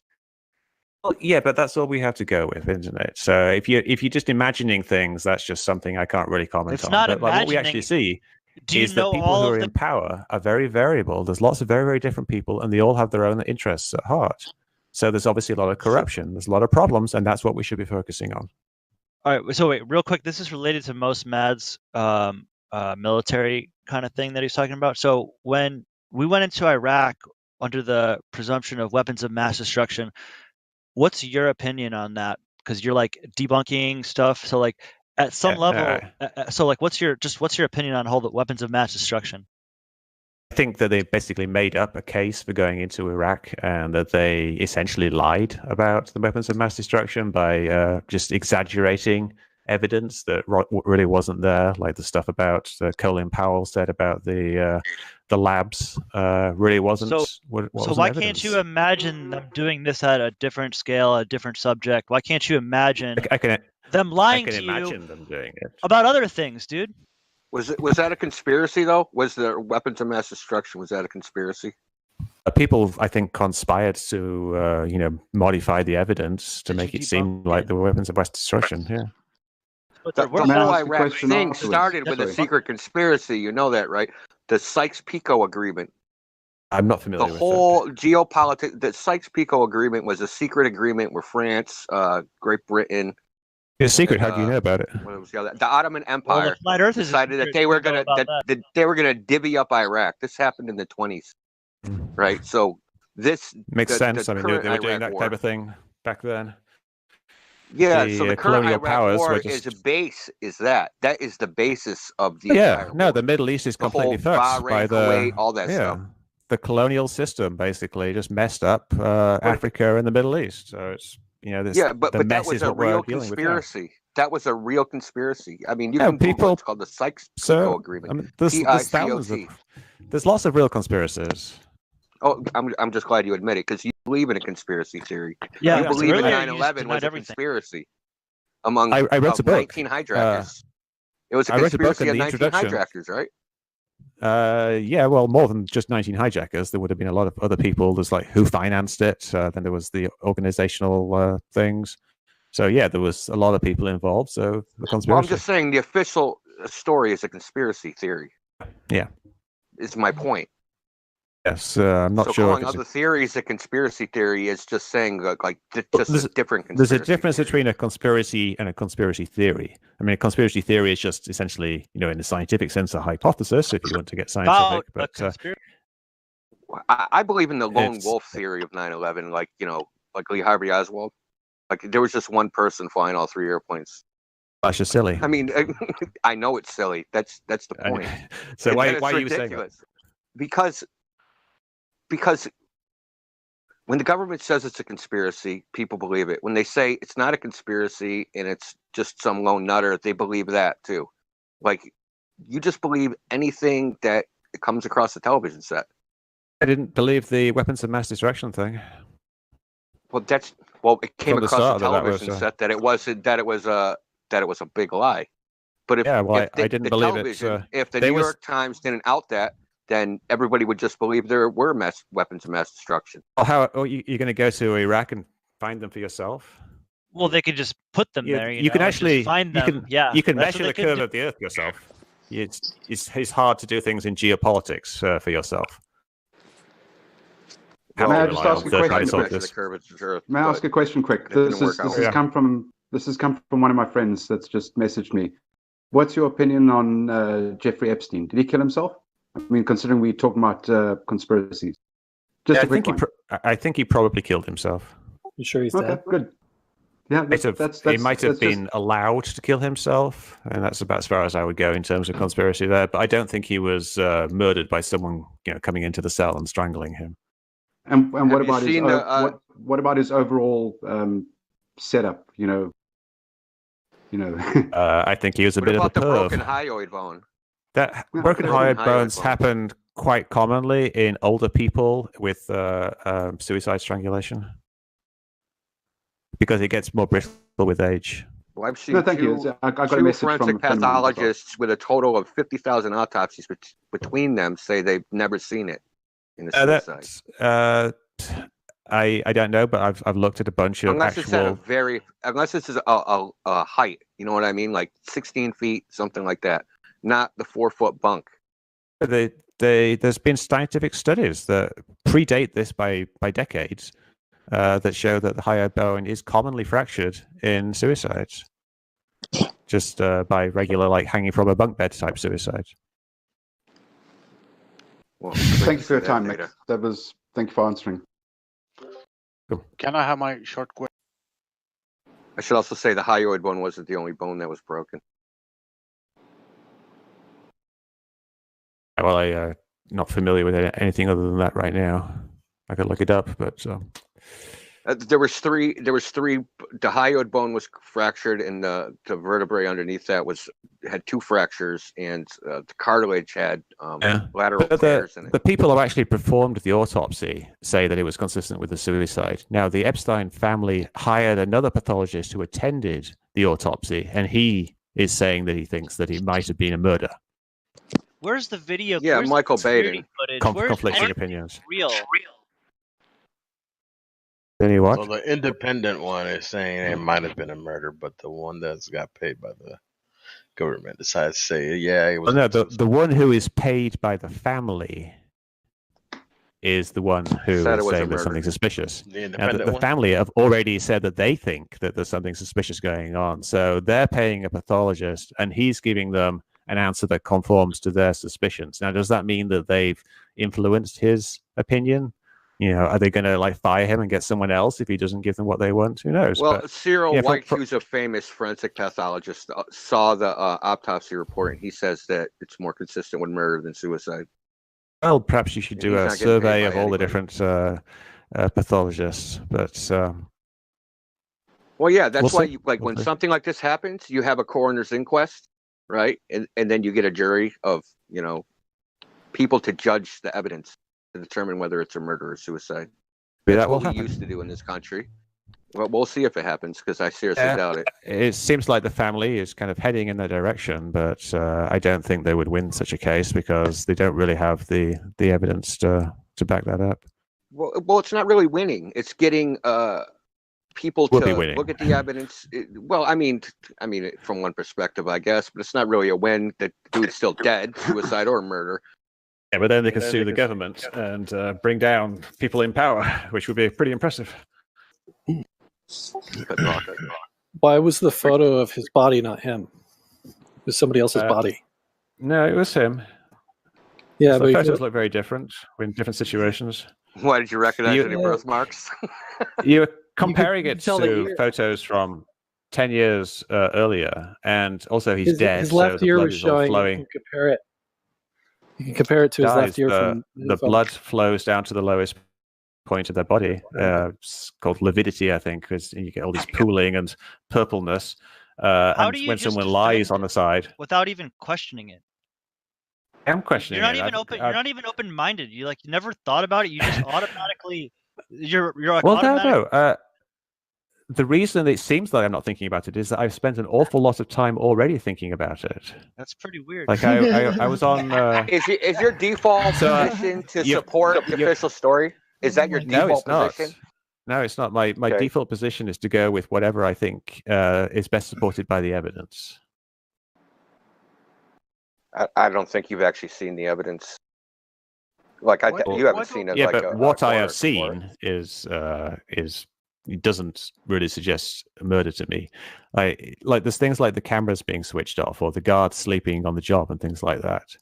Yeah, you could say that's very suspicious, but that's just something that's been happening constantly at that particular prison for the last 5-10 years or so, because they're grossly understaffed. It's a federal prison, and the federal prison budget is being cut, and they've got more prisoners there than they should have. All the prisoners. Okay, well, name one instance. Name one instance where a person has committed suicide like that, and everything has been, all the cameras from that location has been. That prison has only had about 3 suicides in the last 30 years, and I think a very small number of actual suicide attempts. So okay, he wasn't just any normal prisoner, was he? He was an extremely high-profile prisoner. This was an extremely rare case. So I get what you're saying if it was just another bloke coming through the prison system, but it was not. So, I mean, that's why what happened is highly suspicious. I can certainly see that, yeah. And I think with hindsight, he should have been put on some kind of more full-time suicide watch. But then what if those guys fall? But what if those guys fall? But what if those guards fall? He was essentially. Yeah, well, then they wouldn't if he was put on a proper suicide watch. They've actually got much more rigorous checks and balances. Yeah, but then those guys can fall asleep. That's like saying the doctor fall asleep. Any guards can fall asleep. You're making hypotheticals. We got 3 theories. Before he got moved into the cell where he committed suicide, someone did try to strangle. We got conspiracy theory, coincidence theory, and incompetence theory. So someone You're did going try with to the kill him incompetence before he theory. actually supposedly. I am going with the incompetence theory. Historically speaking, incompetence happens. It's hard to make an argument against the federal employee not being incompetent. Federal prison, and it was very underfunded.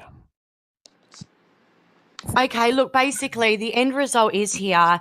If Jeffrey Epstein went into a court trial, they had evidence and would have subpoenaed or at least tried to subpoena Prince Andrew, who was one of the main people involved in this situation.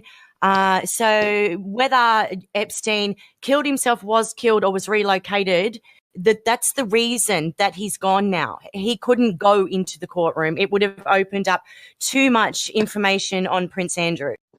Possibly, quite possibly. It's not quite possible. The main woman testifying in this trial is the lady that's living in Australia. She was the one that was in the first initial case that was actually abused by Jeffrey Epstein on his yacht. And they've got the photographs of her with Epstein and Giselle Maxwell, or whatever her name was, the co-accused or the co-charged in this case. I mean, it's blatantly obvious why he had to go. Okay, well, I really have nothing more to add on that. You know, I think he probably killed himself. Maybe he was allowed to kill himself. I think it's unlikely that he was murdered, and that's, you know. Wait, how did he kill himself? With what? He hung himself with, I believe, a blanket. Or With and you know how thin those blankets are, tissue paper, dude. There was nothing to kill himself with, but you think he killed himself. No, he was in a standard cell at that time. Yeah, no. There was nothing. No, it wasn't in a standard cell. No, there was nothing. They said he tore the blankets into pieces and made a rope. Yeah. So he weaved himself a rope in the cell with the cameras off. You could actually a rope of tissue. Okay, you could do that actually. Okay, cool. Nick, but I don't know. Have you ever stepped a foot inside of a prison? Well, only like, you know, in tours and things like that, like Alcatraz and Folsom Prison. No. But I've never been arrested or anything like that. Spent time in jail. A fully functioning prison. Have you ever been in one? Okay, so the blankets in prisons, they are fucking thin. It would not be able to support Jeffrey Epstein's weight. People kill themselves all the time with those blankets. You just braid it up a little bit with a few things. Yeah, obviously people kill themselves in prisons. And they do it by hanging. But dude, here's the story though. We're talking about the McWest. We're talking about the official story, bro. Okay, so he hung himself with his sheets. Okay, now I'm telling you that those sheets are tissues. Okay, but you say that that's fine. You can hang yourself with tissues. Now, can you demonstrate this? I'm saying that he hung himself with the sheets, so I don't know how he did it. And I'm telling you that the sheets are tissues, okay? And you think that people can hang themselves with tissues. Okay, hold up. I'd have to. Hold up. I'd have to see the actual sheets. Is it possible that he was told, like, can you threaten a man like that? Hey, end your life, or we're gonna do this to whatever, your family, or possibly. Is it but possible? I think he knew what was coming down the line, and he decided to kill himself. So when are you going to decide to kill yourself? Hey, Hollywood, chill out, man. What if they do that to Mick and he's going to do that? Like, what? I don't know. What if that's like that's how they? I don't know, man. I'm just possibility.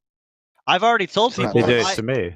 I've already told people if I get suicided, don't believe it. I've already told people if you get a letter with my fucking handwriting or something, don't believe it. Like, I've already said that.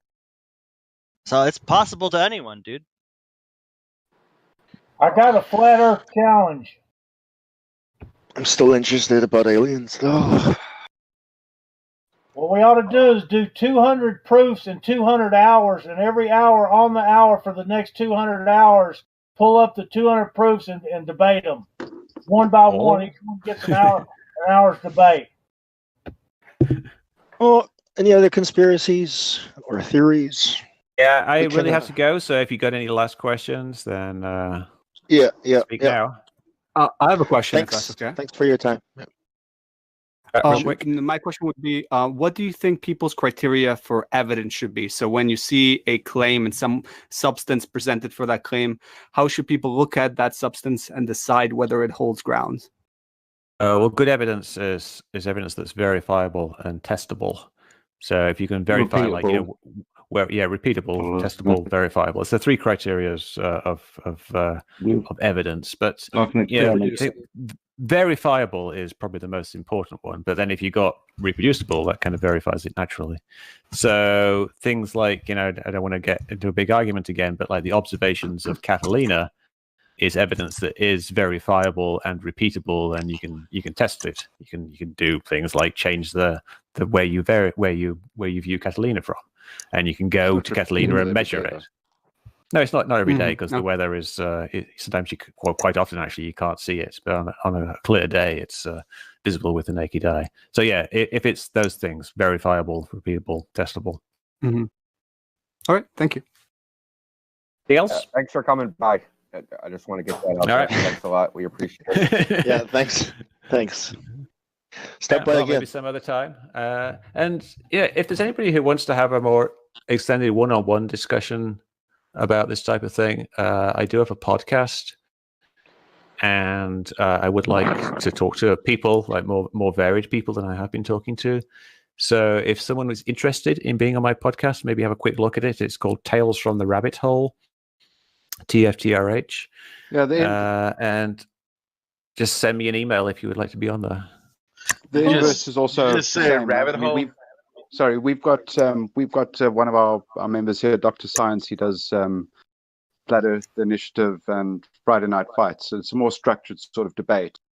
So that also might be. It doesn't have to be a debate. No. I know. I'm just saying it's a more structured format where it's actually just kind of a chat. Really, I like talking to people about where they're coming from and why they believe what they believe, and how their opinions change over time. Yeah, hey, things Matt, like I have a question for you. Have you ever thought of going to SLAC up in Menlo Park and going into the Stanford Linear Accelerator and look at that structure, which is probably the flattest structure in the universe, I would say. And you could do some tests in there, kind of go from the reverse angle. Now you have something you know is flat, and see if it then comports with reality of curve or straight. Well, I mean, if you know it's flat, then it would be flat. So I'm not sure what test you could do. You get the plumb line at the ends that won't be, right? Well, at each end it would be the same. Well, no, they wouldn't be. They would diverge from each other. But yeah, you could do that on the surface. Be parallel, wouldn't they? Right. And then the other thing, they would. One way, But you don't need to have a flat surface to do that. You just need two lines that are some distance apart. But the problem is, how do you measure this angle? Which you can actually do. You can do it with good surveying equipment on buildings. You can see that just measure the water leaning level. away Just from measure the curve in water level. It'd be easy. That's a good point. Let's do that. Wallace experiment. It's the same inclination that you'd have for the Nile River, right? We're talking about 8 inches, every 8 inches every inclination for a river. Well, that's what rivers do, isn't it? That's what water does. Downhill. It finds its own level, doesn't it? It keeps going until it. No, it doesn't find its own level. Actually, it actually flows down to the ocean, Zanuck. It finds stability. The inclination is the same as that building. It's called sea level. Have you ever heard of it? Yeah, and the sea level is curved all the way around here. It's not. Level's horizontal. How can water be curved? How can water be curved? Okay, relax. Let's fight the flat earth. Nick, the other question. I'm going. The other question. So there. I'm going now. See you later. All right, Mick. Nice try. Zanuck, be quiet. Zanuck, he says one. Last question. Zanuck, Nick's trying to leave. Come on, the last question. You guys have had the whole 2 hours. Last question. Go for it. Well, I haven't said anything personally. We have a little relationship, Nick. We actually worked on your curve calculator and added one little bug on it. Remember that a while back? There's a few people who did that, but anyway, thank you. what about looking at mountains? We're looking upward, getting away from the water refraction. Again, I like getting away from this refraction element, and look at the angle of those peaks versus the horizontal to see if that comports with reality as well, or what they should be for how high they are and how far they are away. You can do that. It does require a little bit of bit more math, for want of a better word, working out the angles and things. There's some very good examples though. I think like the twin sisters or the three sisters. What was it called? In Oregon. Yep. Mount Hood. Mount Baldy, and then what's the other one over there? Yeah, there's. I'll just post the link. 11,000 feet, and then you're at sea level at some point, looking up at that mountain, saying, "Okay, does that have the right angle for how far?" It's actually the best thing is to be on the top of a mountain, looking across the tops of other mountains at distant mountains. And I posted a link of that type of thing. Right. But it's essentially a very large-scale version of the Wallace experiment. But you do have to kind of accept what the height of the mountains actually are, right? Which not everyone can accept, because it's all based on numbers. That's a great picture, by the way. Yeah, a lot of people here actually accept the altitude indicators and the air density measurements. They just did the world. They just did the world record. I don't. 326. I don't. Nick, who are you talking for? A lot of people. I accept measurements of altitude. I don't accept the model. So when you basically in a helicopter and the altimeter says 1,000 feet, you don't think it's correct? I believe there's an error within a certain Pressure. range. All right, so I think I've answered that question, but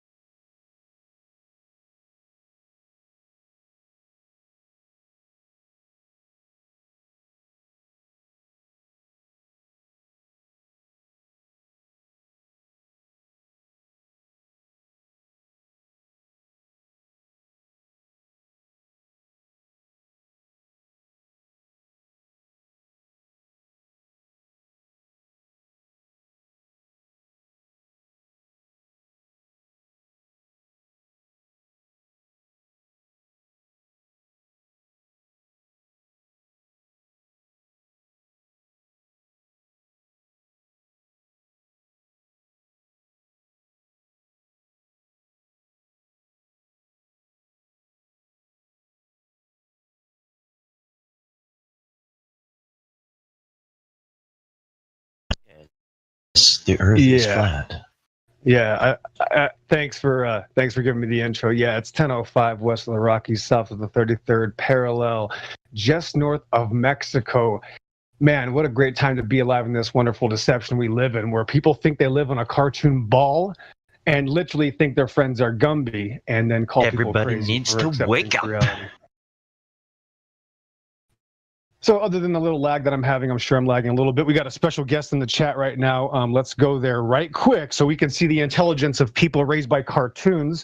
This particular individual, I think, is named Ahmed. Let's go check the name real quick in the chat. There we go. Yeah, Ahmed, the is. Buddy, I know this is hard for you. The topic is flat Earth, not there's an ice wall on the edge of the Earth that's 150 feet high. Your question is, how do flat earthers know the ice wall is 150 feet tall or whatever? Do you have a video from the edge? Okay, have you stopped beating your wife yet and eating your children? Have you stopped doing that? So I'd like to know if this Glober has stopped eating his children, the Soylent Green children of the world that the Globers apparently eat now. That's normal part of Globe World, because I see that there's cannibals that are Globers, like Jeffrey Dahmer. So apparently I'm just going to blanketly paint a brush over all Globers now. You're all cannibals.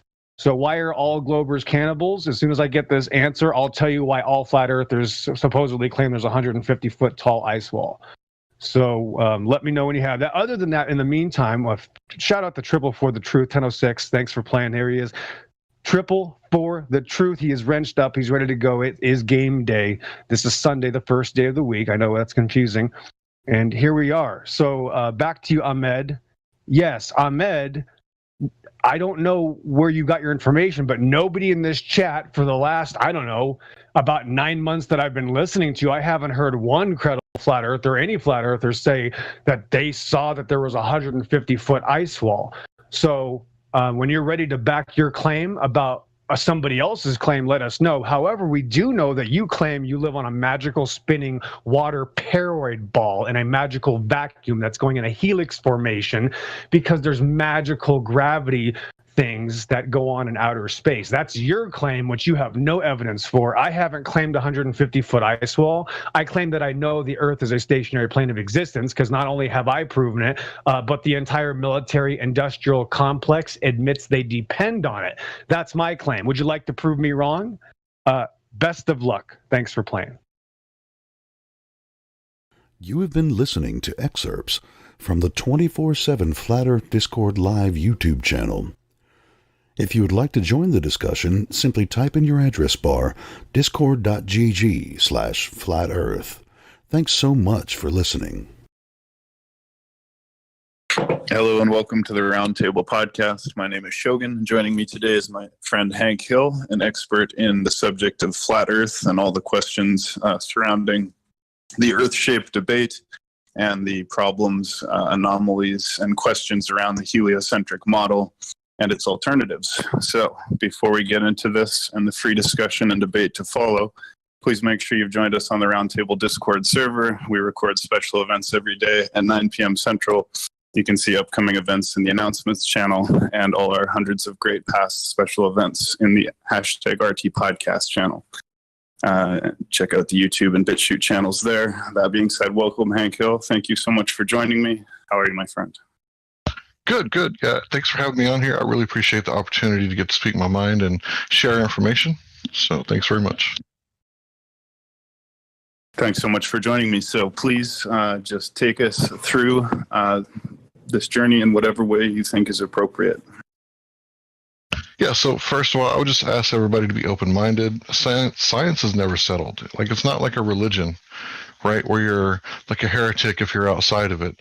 In fact, most scientists are supposed to be outside looking at things from outside the box, and that's how new information is found. But not everything is science that appears to be science, and that's the problem with today. We find ourselves in, we're in dire need of a reformation of science, because what is it, right? Is it just knowledge? So can I just say, well, I know how many toes that I have, right? So that's science? That's not exactly how it works, right? So I just want to go over, the basic fundamentals of the scientific method, also known as natural science, right? So the way that it works is that if you have a caveman, he sees a hot spring, water boiling. Well, what causes that? He comes up with a hypothesis. Maybe it's the heat, right? So he goes and he tests it. He adds heat to some water. It boils. It stops boiling when he takes the heat away. And it boils when he does it again. So what did he just show with the scientific method, right? He just showed that you make observe a natural phenomenon, right? The water boiling, right? And then you form a hypothesis. Well, what's the hypothesis, right? It's the independent variable, that thing that's causing the naturally observed phenomenon. And when you turn it on and off like a light switch, 0, 1, 0, 1, you can see the cause manipulating the effect, right? So it's kind of like going into a hotel room. You've never been there before, and you flip on a light and you go, oh, that's my side, right? And then you think it's settled, right? But then, the other person in the hotel room with you, they flip the switch and it affects the same light. So there could be two causes to the same effect. For example, with the water, if you put in a vacuum, it boils at very low temperatures, right? So the science is never settled for this reason. So we're always like 99% sure this is the cause of that, but it's never settled.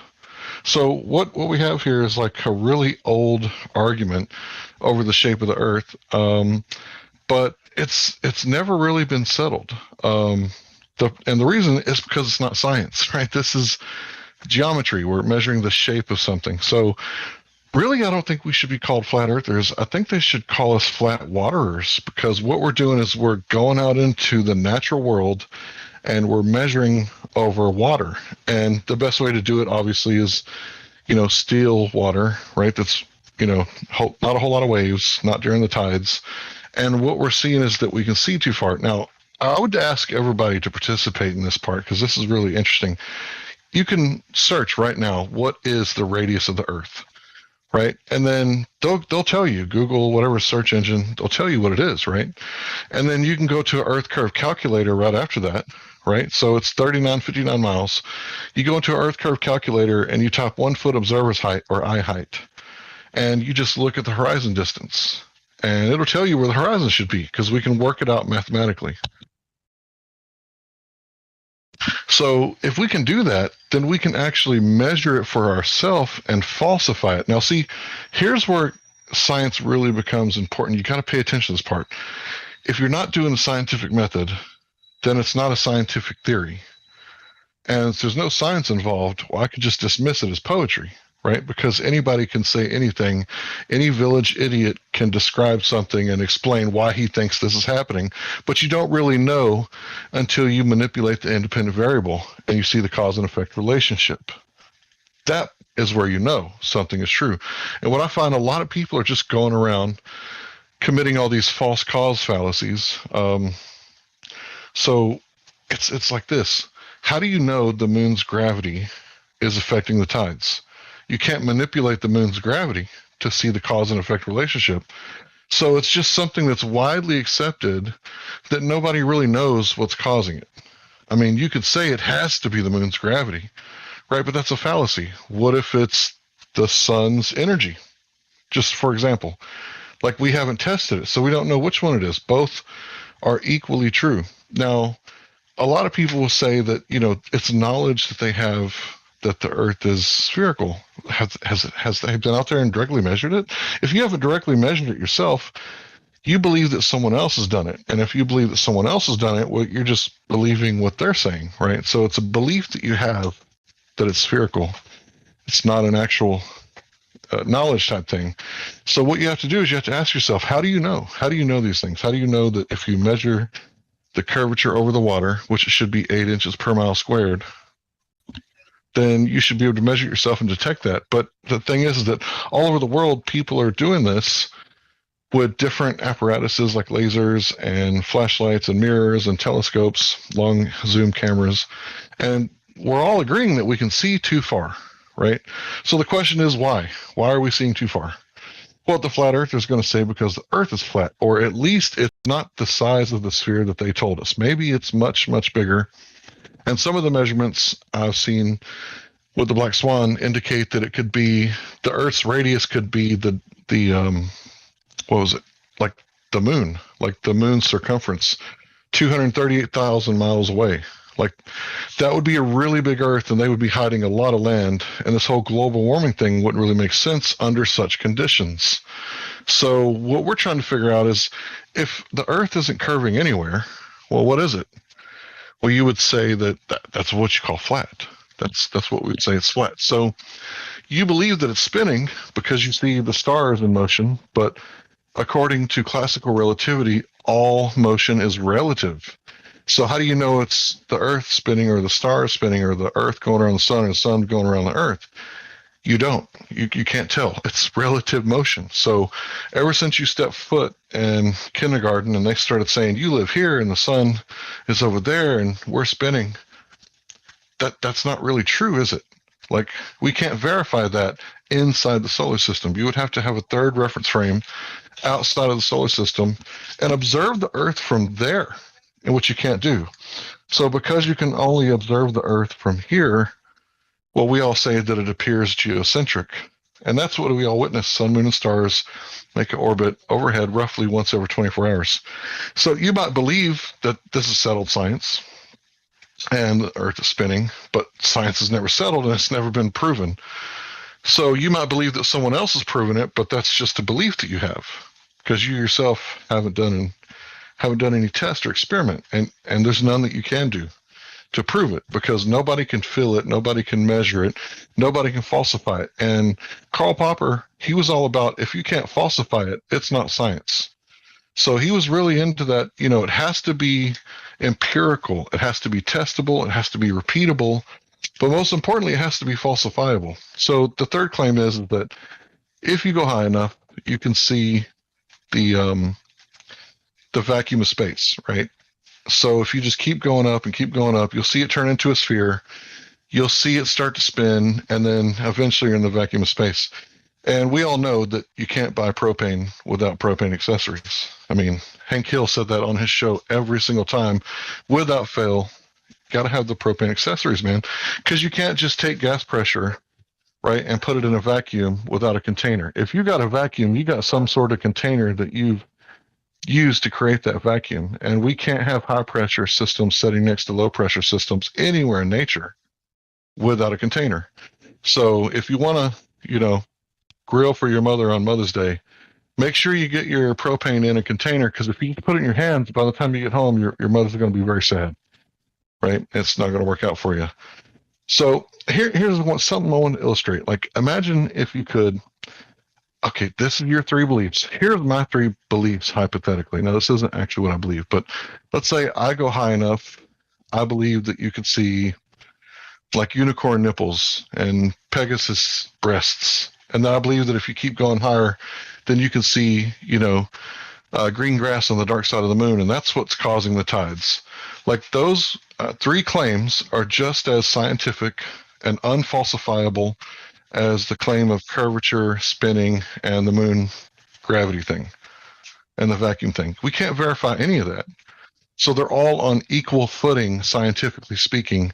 They're not even really a scientific theory. It's more like a postulation that nobody can disprove. So when they say, well, you got to prove it, if it's your claim, you have to back up your claim.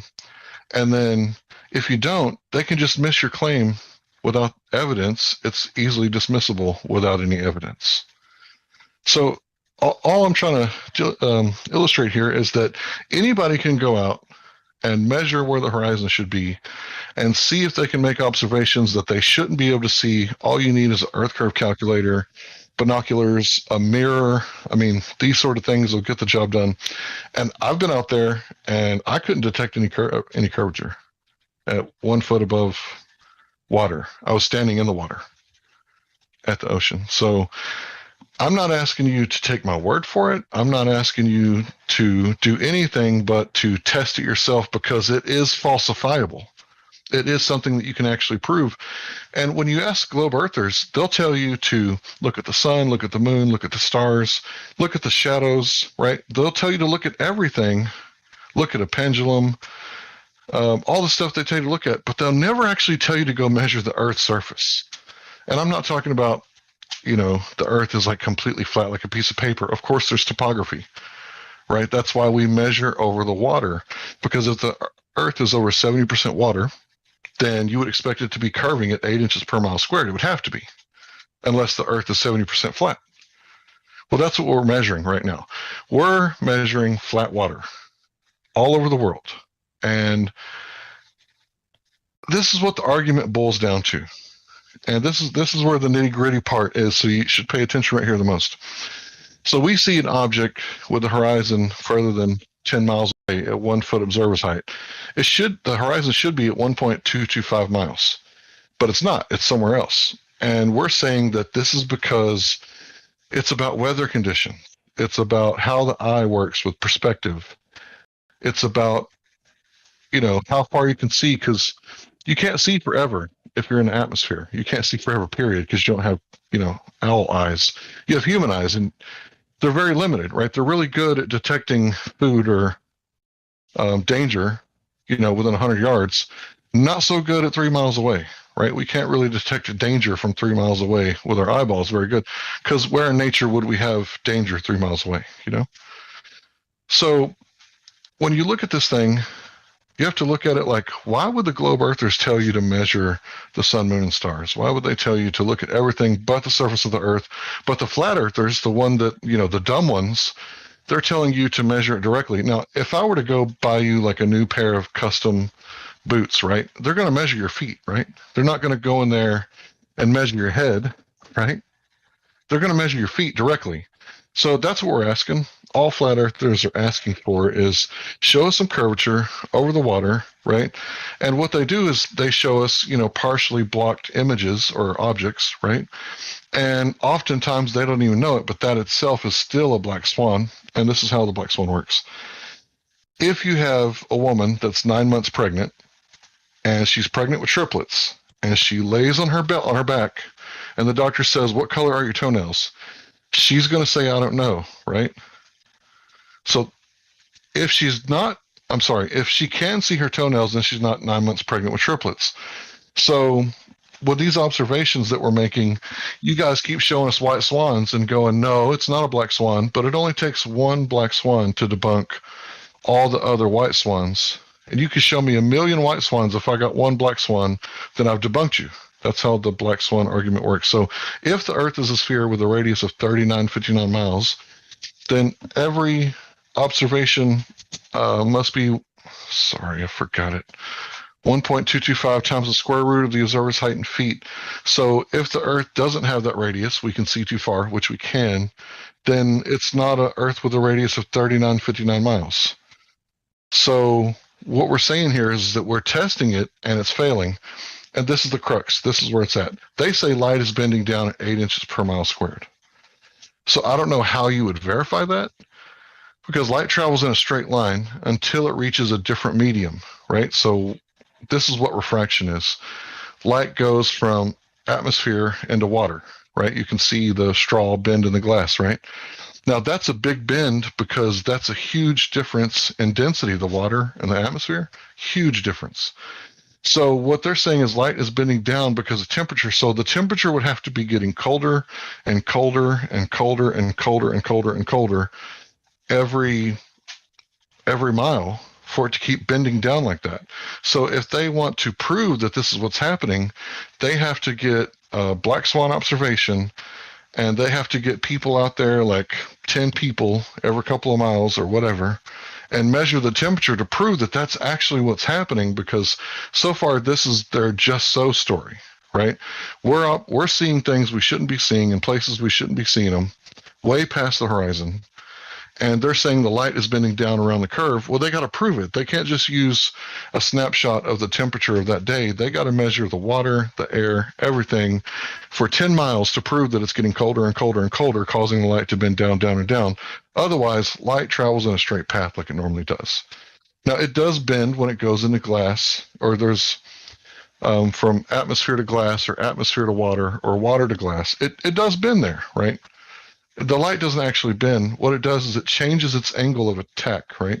So it's coming in at this angle, it hits a different medium, and the light slows down, and the angle changes. But then it goes in another straight line until it comes out of that medium. So light usually travels straight. it's not really bending. The light is just changing direction. So if they can prove that light is bending down at all these different angles because this temperature, now I don't really think the temperature does that. I don't think there would be any way for them to demonstrate this, but this is what they need to demonstrate at this point to explain why light is bending down. So I think I just about wrapped it up. So make sure you don't make like the same mistake of putting like a false cause on something. How do they know that's why the light's bending down, or that the light is even bending down, period? How do they even know that? They would have to be able to demonstrate it, and I don't think they can. So Ronan, I'm gonna go ahead and open it up for questions. Thank you so much. So we are going to open it up for audience questions, but I'd just like to take the privilege to start by asking like a very short interview of maybe 2 or 3 questions, and then we'll go to the audience from that point on, if that's all right. Yeah, sure. So, Hank, for someone who is brand new to this, and obviously you just gave a ton of great information, right? But say you had someone who's brand new and you only had the chance to point out one flaw that they could intuitively grasp with the heliocentric model that would make it clear to them that they should look into it further, what would you choose at all the different things you've researched to be that one introductory wedge to get someone to look into this? Well, I would say the surface of the water, right? But a lot of people are going to say that that's so dumb that they're not even going to entertain it. So let me give you something that you can entertain. Imagine you have all the matter in the universe in one spot before the Big Bang, plus 95% of the universe that you can't see or observe, which they need for their model to work, which is the dark matter and dark energy.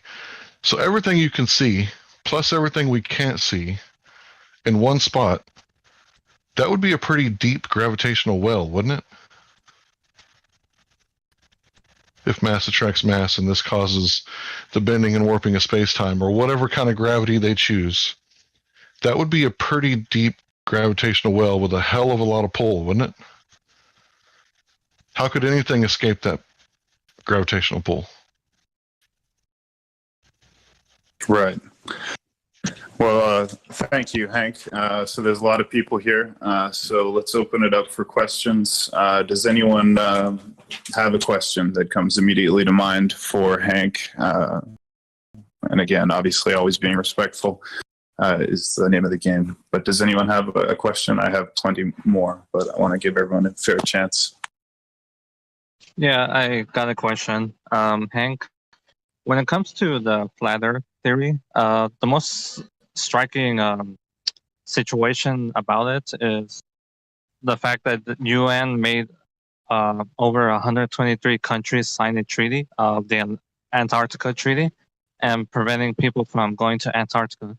I've seen flat Earth model, and most of the models states that the Antarctica is basically the edge of the flat Earth.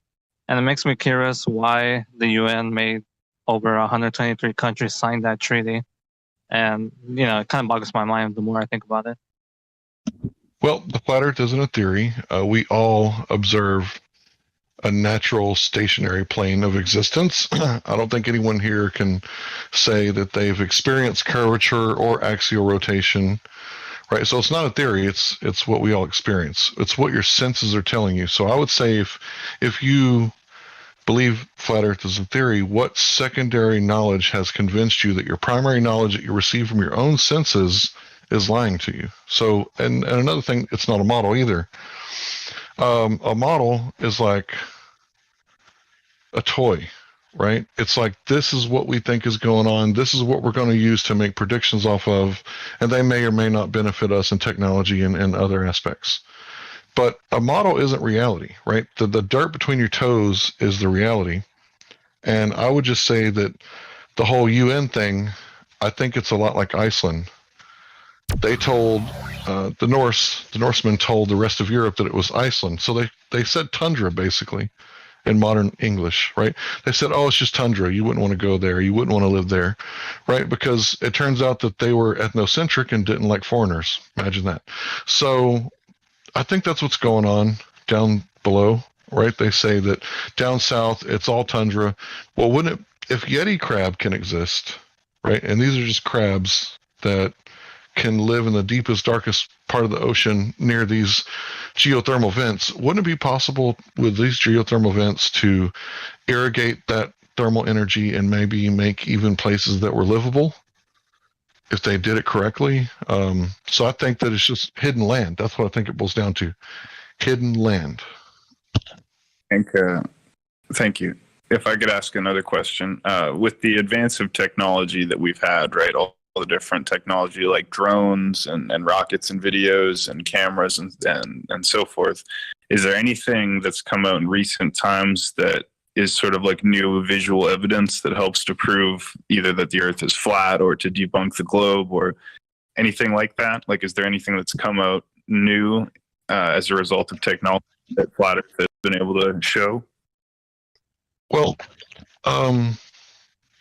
yeah, it's not actually a new technology. It's the sextant. It's actually a very old and ancient technology, and we're understanding that it has to be a triangle, right? When you're triangulating something, it has to be a triangle, or it doesn't work, right? So if you're trying to get your position here on Earth, right, and the light is bending down at 8 inches per mile squared, then it's not going to be a perfect 90 degrees at that angle, right?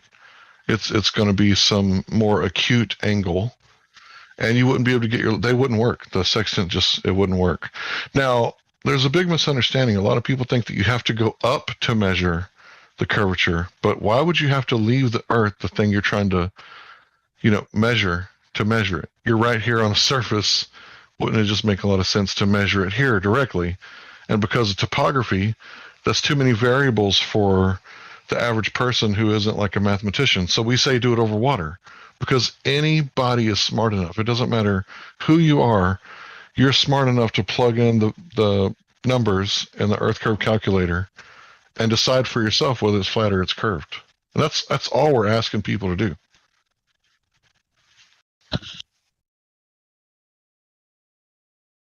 Does anyone else have a question or comment?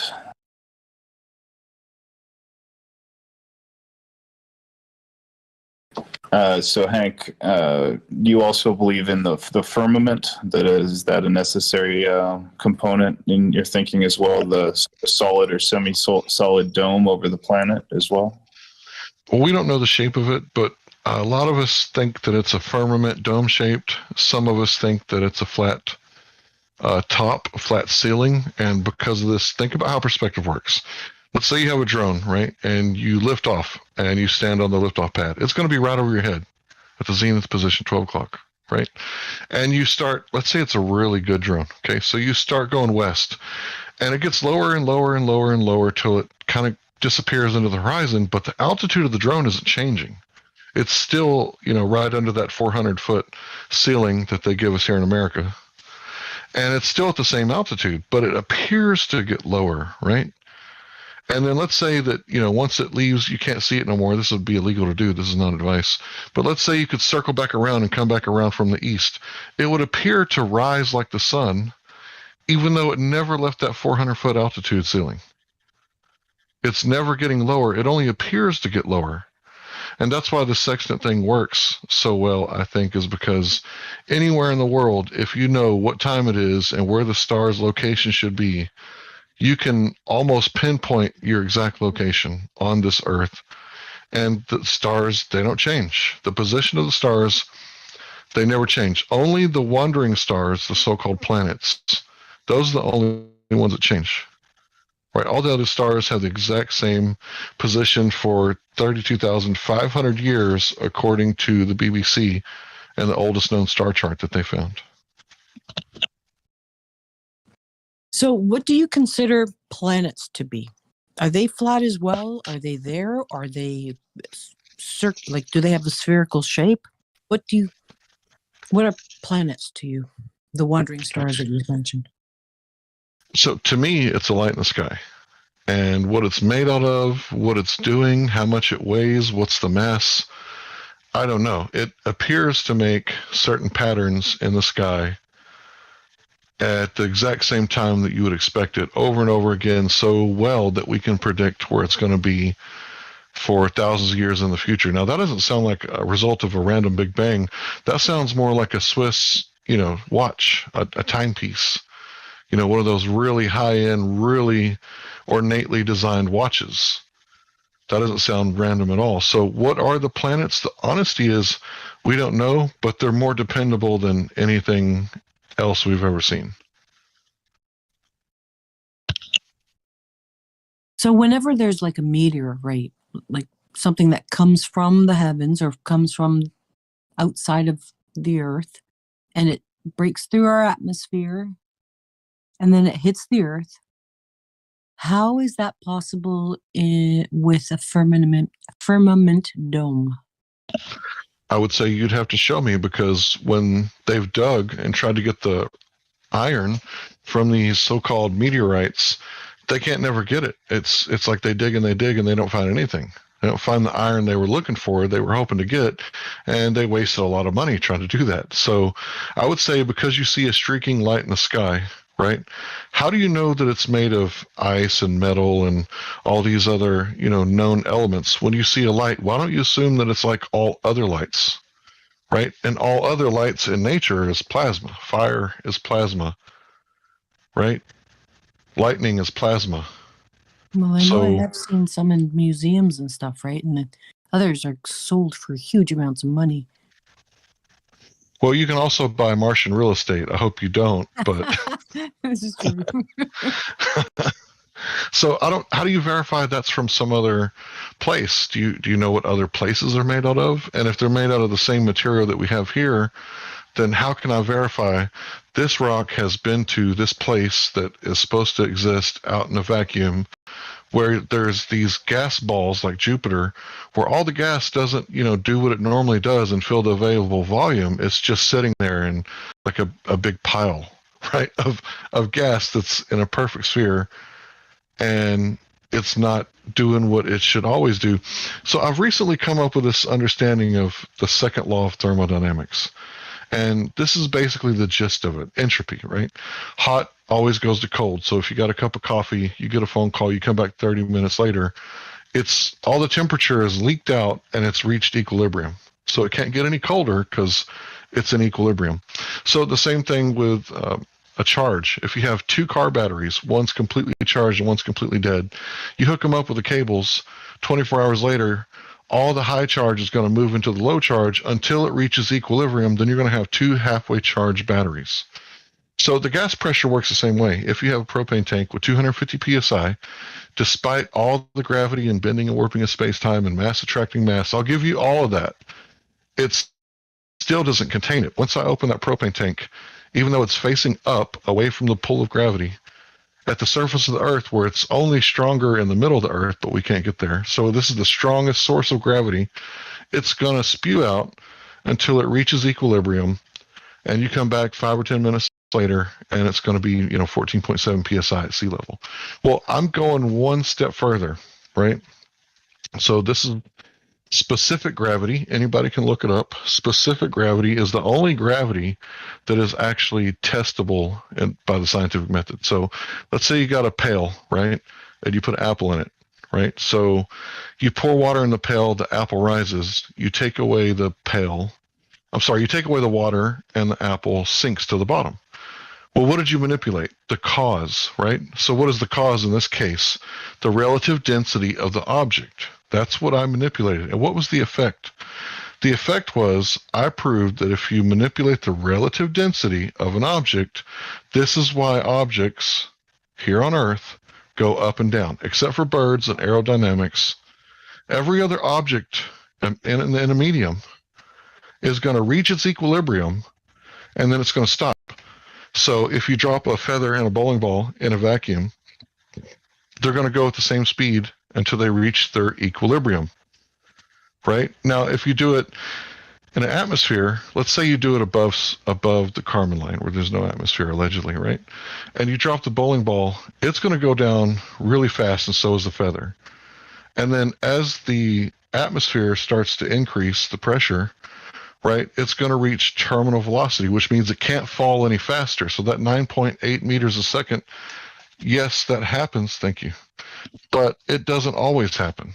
And yes, when you drop things, sometimes they fall, but they don't always fall. For example, a anvil will float in mercury. I know it sounds crazy, but we can show you the GIF that you put anvil anywhere on Earth, it's going to fall down, except in mercury. It floats like an ice cube because the relative density is more powerful than any gravity you can throw at it. And they say gravity, well, that's just one definition of gravity, right? So there's Newtonian, there's Einsteinian, there's dark gravity, and then there's specific gravity. So this specific gravity is the one that you can test. It's repeatable, falsifiable, testable. No matter what object you have, if it's in a medium, it'll seek its equilibrium. And think about the water cycle. The water changes phase, it turns into a gas, it goes straight up. I mean, defying gravity. And then people say that you have to have gravity in specific gravity. It's like, no, you can't mix the two. You can't hijack on that word. You can't just get on the gravity train and say this proves the bending and warping of space-time, because the bending and warping of space-time is just a concept.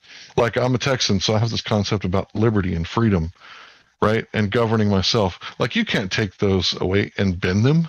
You can't bend my liberty because it's just a concept, right? How does the concept of gravity, or what you were just explaining, prove that the Earth is flat? It doesn't. What it does is it illustrates that not every gravity is scientific. There's only one scientific gravity, and that's specific gravity. It's one that you can test and falsify. So if I tell you that iron floats in mercury, this is a test you can do, right? If you tell me that a massive object will cause the bending and warping of space-time, the bending and warping of space-time that happens in space as well, right? So in this near-perfect vacuum where there's no material, there's this bending and warping of this non-material, non-physical space-time, right? So it's metaphysical. It's like talking about God and angels. Like I can't test it. I can't prove it. I can't put it in a jar and take it to the lab. I can't paint it yellow and see what it does. This whole bending and warping of space-time, it's not scientific. Einstein had no hypothesis in his paper in 1915. It was all mathematical and equations and stuff. So math isn't science. Go ahead. I was just wondering if, with the Earth being flat, what's underneath? Like the Russian borehole, they dug almost 8 miles, and every step of the way predicted what they were going to find, and they were wrong every time. And when they got to 8 miles, they couldn't dig any further. So we don't know. And that's the thing about flat earthers. If you talk to a real flat earther, we're all hyper empiricists. If you ask us something we don't know, we better say we don't know, or else you better cite some sources to back up your claim. We're never going to go into speculation unless we say, hey, I'm speculating, what if the sun causes the tides? Because it has more energy and it would, disrupt the material. Let me think of a better way to phrase that. It would, and this is, hypothetical, this is just an example. Let's say it would perturb the water molecules and cause the tides. Right? That's just a speculation. So I don't have anything to back that up, so don't hold me to it. That's what we say when we're speculating. Any other time we're talking and you ask us to cite our source, we're going to be more than happy to stop what we're doing and cite our source and back up our claims. That makes sense. Question, if I can. Okay. Sure. Okay. You wanted to say following from that first? Yeah, I had a couple more questions, but I can wait until after. Okay, well, if you want to ask a few, go ahead. Well, yeah. Okay, so first question, on top of all those, were you raised thinking the Earth was flat, or as a globe? Absolutely not. I grew up in Texas, and we have a regular public school system. But when I was in the first grade, I discovered the science books on the bottom labeled space. And my grandmother's sister, my great aunt, she was the head librarian at the public library. So I kind of had free reign with all the space books that I could consume. And I was so into it that I debunked the moon landing before ever hearing someone else say that it was fake. So when I saw the flag waving in the wind, I knew there was no wind on the surface because before 2019, the moon was in outer space and it was considered a vacuum. After 2019, now they say that the moon is in Earth's atmosphere, according to space.com. But yeah, I was raised globe earther, grew up watching Star Trek, Star Wars, space video games, etc., etc., etc. But I was following it so close that I started seeing problems. And there definitely is problems, specifically when you try to reconcile Einstein's gravity with quantum physics. There's this thing called the cosmological constant crisis, or the cosmological constant problem, right? And this says that when you compare what we theorize compared to what we observe, you're off by an incredible 120 orders of magnitude.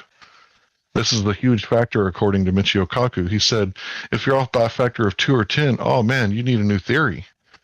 Right, but they don't do away with the theory. They just keep ad hocing explanations where they make up on the spot as to this is why this still works. Now, any village idiot can tell you why it still works. So, according to Michio Kaku, the galaxies are spinning 10 times too fast, and there's not enough gravitation to create enough pull for the outer stars because it's the opposite of a solar system. Pluto has the longest year and Mercury has the shortest. Well, in the galaxy, it's the opposite. The stars near the center have the longest year and the stars in the outward arms have the shortest year.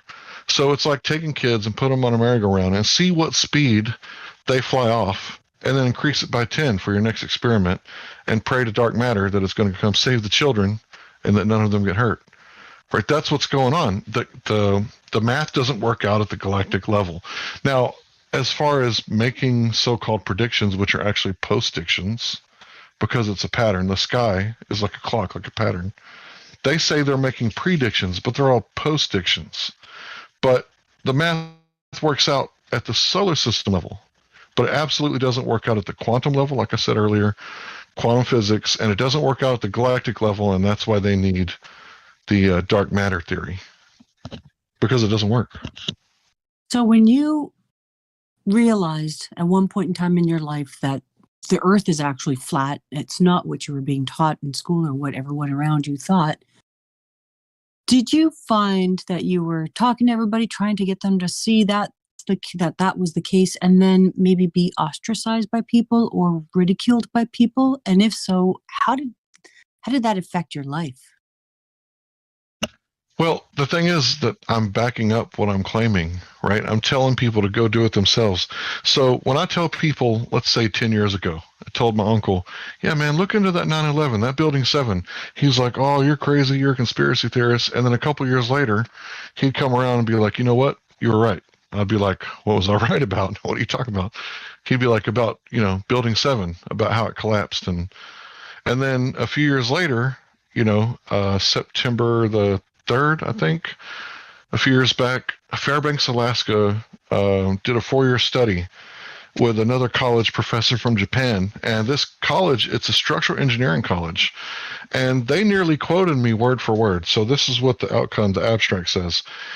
The abstract says that in Building 7, it was a near simultaneous collapse of all the columns. Now, a column is what holds the building up, right? So if it was a fire, it would have been a progressive collapse, like dominoes, because the fire doesn't poof the whole building up at once. Only some sort of explosion or timed demolition could do something like that. A fire isn't capable of doing that. So in Fairbanks, Alaska, when they put their stuff out, I could just grab that link and just post it wherever, and I don't have to say anything. Nobody has to believe me, because this is now what the experts are saying. So if anybody ever ostracized me, that's their problem, not mine, because I can look at both sides of the coin on every situation and weigh out the evidence like a sober judge instead of getting my emotions involved. And then, you got your preconceived bias, you got logical fallacies. Once you understand all these things and you know how to govern your own emotions, then you can look at things more clearly rather than having the cognitive dissonance. Now, the people with the cognitive dissonance, that's their problem. That's something that they have to work through, right?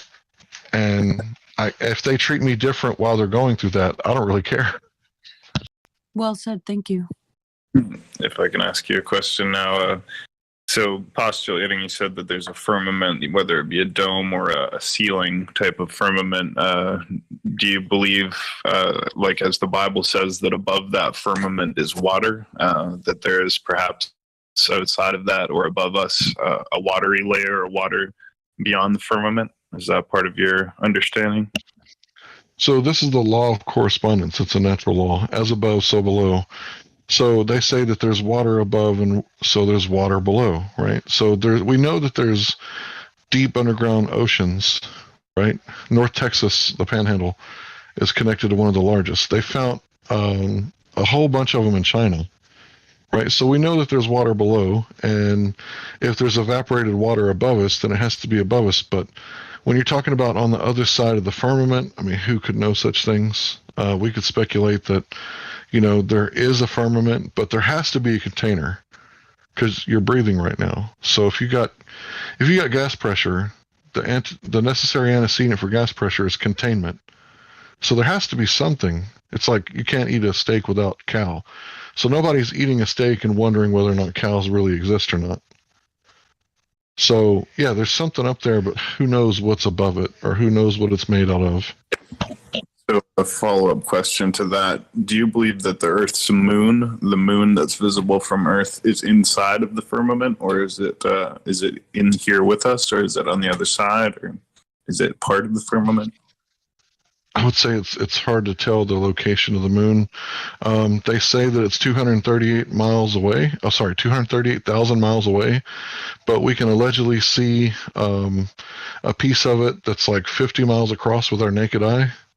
So when you do the math, that doesn't really work out. So we don't know where it is. We just don't think that it's as far away as they say that it is. And we don't know that it's made out of, I mean, who knows what it's made out of?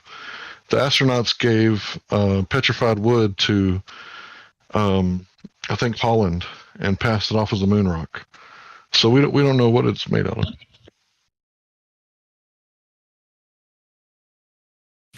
Question. If I assume that under the model of flat Earth that you're describing, the South Pole is, not actually some singular point, but spread around in, a circular fashion, where the North Pole is, in fact, more of a representative focal point, correct? So we don't have a model. Anyone that ever tells you that we have a model, it's incorrect, because at this point we're consolidating facts, right? So we're not free enough to create a model. And the truth is, you don't have a model either. You don't have a scientific model. In fact, your model doesn't work either. So just to be clear, if you've seen concepts of a flat Earth, it's like a disk flying through space or turtles or something involved, we're not claiming that. Nobody claims a model. If you're claiming a model and you're a flat earther, you're obviously new and you don't know what you're talking about, because what people do is they put out these models that are straw man versions of what we're claiming that we live on, and then they debunk the model. And then they say, oh, this is fact checked. We debunked this.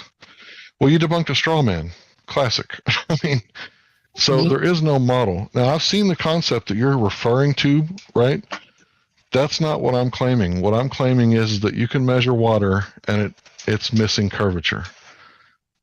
Isn't that a bit of a double standard, though? Because you're effectively trying to debunk other models while simultaneously not presenting any to be tested. Okay, you want a model? I'll give you a model. The water has zero curvature. Go test that. I mean, if you don't mind. Well, if the Earth is flat in any configuration, then I should not be able to fly around from any point to any other point without crossing over any sort of central place. Wherever the center of that flat space is, it would, if it's round, it's wrapped around itself, and I can go without crossing over a path I've already been. Places would be connected two different ways, effectively, in either direction. And so the easiest way for an individual in their own life experience to then test things, would be either to charter a boat or a private series of private planes or so on and so forth to fly or sail from point to point and see what was actually closer to what, and if they could get something from multiple ways to see if, it was wrapped around. This is something you could do in your own individual life, correct? Yeah, you're talking about making a map. Like, we're not trying to prove where the continents are as a relationship to other continents, because all maps are incorrect slightly somewhere. There's no perfect map of the world, right? And what is going on is we have Cartesian coordinates maps. They're all in grids, right? Squares. If the Earth was a sphere, wouldn't the maps be wouldn't they be rectangular coordinates? Because rectangles fit on a sphere, right? But they're all flat Earth maps because they're Cartesian coordinates. So if you want to know the shape of the Earth, yeah, you can fly around and go to space or whatever you want to do, but I don't know. I just think that you should measure it directly. I don't know why that makes sense, but like if I wanted to prove to you that I had a 12-foot boot size, wouldn't I just give you my foot instead of, well, you can measure my fingernails, or, you can take a train, right, and ask other people, right, how big my foot is. No, I would give you my foot and say, see, it's a size 12, told you. Just measure it directly. I don't know why everybody comes up with, we could go to Antarctica and we could take flight and we could take rockets and we can go to space. You're not going to space, sorry, but you can go to the ocean. 95% of the population lives near an ocean. Well, the thing that I am suggesting, it would involve simply chartering boats. You could do this if you had an ocean-worthy vessel. Like I'm not giving saying go become an astronaut. I'm simply putting out the thought process of being able to test if the surface of the Earth is wrapped in some way. Now you could say that potentially you could have a cylinder, and that would also be wrapped. But the notion of whether it's wrapped, so you could come from either direction to a similar point in all spaces, that is a testable hypothesis. An individual with a boat could do. They wouldn't have to make any measurements. They would just have to say, can I get from here to here without crossing this? Did you understand what I don't know if I'm wondering if I'm communicating clearly is what I mean to say. Well, if what you're saying is true, then you should be able to go to Argentina, South America, and take a short flight across the ocean to South Africa or Australia or New Zealand. But what you'll see is most of the flights, they go towards the north, and then they come back down towards the south. Now, it doesn't make sense that there wouldn't be like direct flights. And if there are, I would say that book it, see if you can go on it. So I'm not completely disagreeing with you. But what I'm trying to illustrate is that what's that going to prove? Okay, we don't know how fast they're going up there, right? Nobody has like a speedometer that they could take with them. And you're going to be a lot better off just by measuring it directly, because at 10 miles, there should be 66 feet of curvature. So when I was in North Beach, I mean, me and my wife at night saw the lights across the way. And it's like, those light poles aren't 66 feet above the water, right? So anybody can do this. You don't have to take my word for anything. I'm just an egghead on the internet, right? Who knows, right? I may be lying. But all I'm asking people to do is just go measure it for themselves and find out. If it's curved, it should be easy to prove it, real easy, because you can't see past a certain point, and it's going to be like that every single time. And you're never going to be able to see further. But the problem is we keep seeing further than we're supposed to be able to see, and we've debunked the horizon, and now everybody admits that it's a refracted horizon. That's what the flat earthers are saying. Well, the comment you made earlier about refraction, you were talking about light coming down through the atmosphere, but the light coming across the atmosphere is different, because the light that comes, conceivably from space, according to a globe model, passes through the atmosphere directly and comes down. Whereas light that is coming, through the edge of the curve that you're looking at, be passing through larger amount of atmosphere, because it would actually be going across in that way, and so it would experience a greater amount of, it would refract more so because it's going through a much larger amount of atmosphere, because it's coming through sideways at a much more a much higher angle. Okay, so if you got a star right over your head, it's not passing through a bunch of different layers at an angle. right? But if you got a star that's, say, like between 30 and 60 degrees, right, that's going through a bunch of different density layers, and you would actually see more refraction in stellar objects than you would looking across the same medium, because if you're 1 foot above the water and you look across 10 miles away at 1 foot above the water, you're in the same exact medium, the same density. Now, if something is several stories high, the higher up you look at the building, yeah, it might get wonky up there because now you're looking through different layers of atmosphere. The higher you look up at a building, you're not supposed to see it, and you see it, and you look up, it's kind of wonky and wavy up there up top. That's because you're looking through different layers now. But if you just look at the bottom of the image, that's going to be clear, except for, okay, this is really important to understand. What you know about light is very little. Me too, right? I'm in the same boat with you. Light is incredibly hard, difficult, not easy to understand. So when you're looking at Chicago from Michigan, right, at like 50, 60 miles away, you're not actually seeing the buildings. You're seeing the light reflect off the buildings. So as the light is reflecting off the buildings and headed toward your eye, it's expanding in all directions. It's diverging. The image is stretching like you're zooming in. And you can see this when you're at the bottom of the pool and you look across and you see a light on the other side at nighttime. And the light looks huge, right? But then you get close and you change the bulb and it's actually a very small, tiny little filament. But the way that light works, it expands in all directions. And if you look at the inverse square law, every time you double the distance, the light intensity drops 4 times. So the intensity is what changes. Light does travel forever, but not at the same intensity.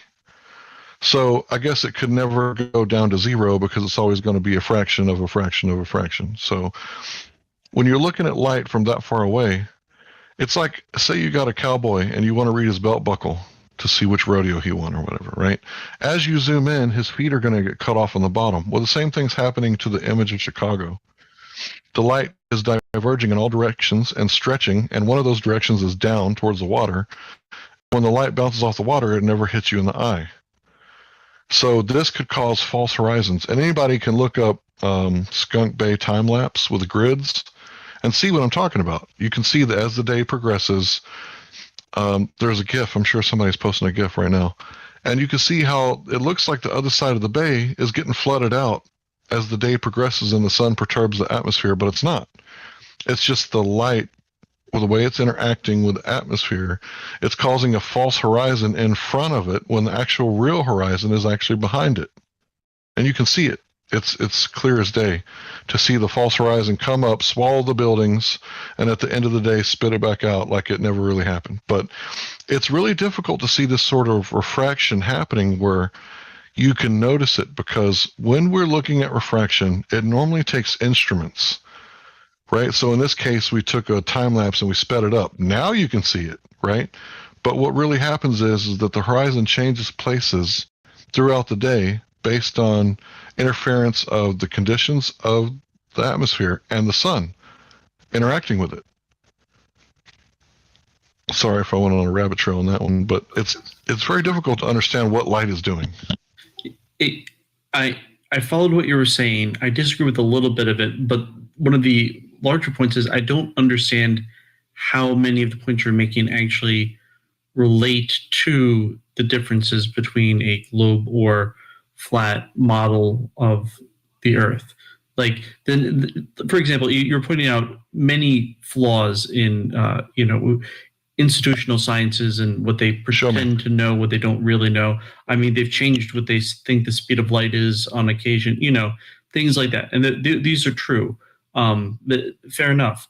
But there's a difference between, okay, they're wrong about some things, or they don't always admit when they're wrong about some things, and therefore flat Earth. I guess I'm just not following how a flat Earth. It seems like you are looking for things which can't be explained, and then therefore, if not everything can be explained, the Earth is flat. And I'm being critical, but I'm being bluntly honest.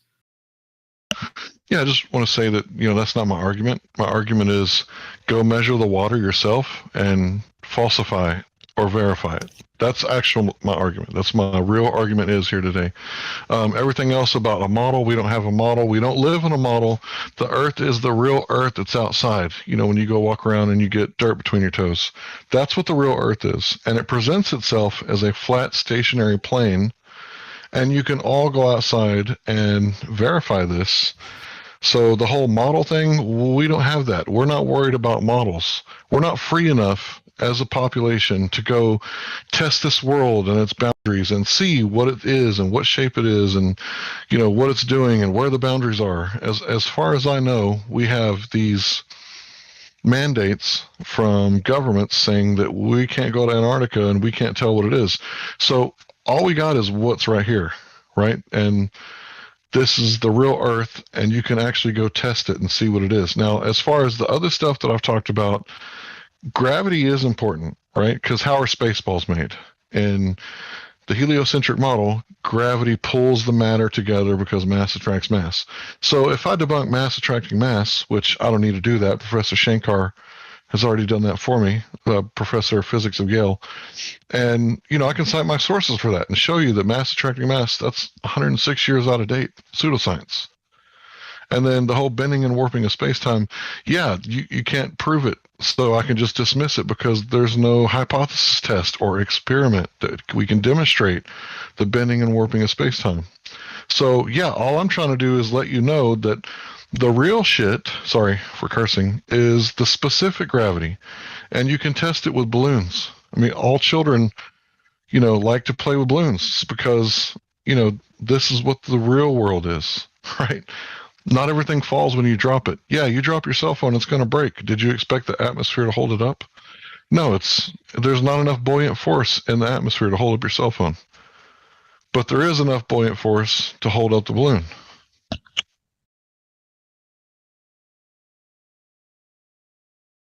So I know you'll say, you know, we don't know and we can't know, but is space travel just out of the picture? You know, like, should we not even be bothering? Is that a pipe dream? The whole concept of exploring beyond this realm, do you think? Well, it's kind of funny because what do you mean by space, right? You're in Canada, I'm in Texas. So there's a great deal of space between us, right? Yeah, we can travel, right? You could come to Texas and I could show you the Gulf, right? But as far as us going to live on Mars one day, I mean, that just seems bizarre to me to think that you could go live on a light in the sky. I would think it would make a lot more sense that, you know, we could go terraform Antarctica. Doesn't that make more sense? Perhaps, yeah, quite possibly. Do you think that the nature of the Earth as we observe it is explicitly indicating an intelligent designer, like a creator? Like, does that go hand in hand with this understanding that this is some kind of a created realm? Well, to me, it does, because when I think about what Native American life was like, and the man would just go out early in the morning and just get, you know, fruits and berries and fish and deer from, you know, everything we need is here. It's almost like an anthouse for humans, right? And then when you look at the information theory, right, and this is the part that you need to type in, functional sequence specified complexity. When you look into that, I mean, you'd have to have a great deal of faith to find a Rolex watch in the woods and think to yourself, my God, how long did it take for the woods to create this magnificent, you know, timekeeping device? That would require some wow faith that I do not possess. So when I see something with intricate design, specifically functional sequence, right? That's what the DNA pattern is, whatever you want to call it, the code. It's a functional sequence with specified complexity. So we know the difference between a sand dune and a sand castle. Everyone on Earth, every child on Earth knows that the sandcastle has to have had a creator. You're never going to get a letter from the mail from no one, right? If you trace it back, it's always going to go back to the three things that information exchange requires: an intelligent sender, an agreed upon medium, like English, and an intelligent receiver. So if you send an English letter to a man who only speaks Mandarin, no information was exchanged. All three requirements have to happen. And the only way that could happen is with an intelligent sender. So yes, I would agree that this place is special. You are special. You're not mold on bread. You don't need to die. We do need to take a better care of our sacred rivers, water, soil, air, right? I'm not, completely down for destroying the earth, but I think that the climate change thing has been hijacked by people who want to tax the West. I mean, why wouldn't they want to worry about China, right? They got companies over there that produce more pollution than entire countries. But yeah, let's tax the West because that's going to solve all the problems, right? I see. And you mentioned Antarctica, and you may have mentioned this before, but do you believe, like I've heard some people say that maybe our little ice wall enclosed part of this world is just one of many scattered throughout a wider ice plain, or that there could be other realms beyond the ice wall, but on the same plane? Do you subscribe to that concept? No, those are called outer ponders. Although I have a few friends who are outer ponders, we don't all agree on all the speculative stuff. But these outer ponders, it does make sense that there could be, hypothetically, other people from other continents that we're unaware of. Whether they're in another container, I mean, that's all speculation. So I couldn't really, definitively say what's going on, but there are a sect of flat earthers that are called outer ponders, that they believe that there's maybe more land outside of this container that we're in. And maybe they don't even believe in a container, some of them. But yeah, most flat earthers, we all agree the water's measuring flat. Like, we all disagree on a great deal of many other things, but we're not really at each other's throat. We just say, okay, you and I, we're not going to agree on the subject. So we're going to agree to disagree, bury the conversation. We're never going to talk about this again because we're not going to change each other's minds. So let's stand on common ground. And that's what we're doing. That's why we all get along, is because we have common ground. That common ground always includes that the Earth is motionless. Is that correct?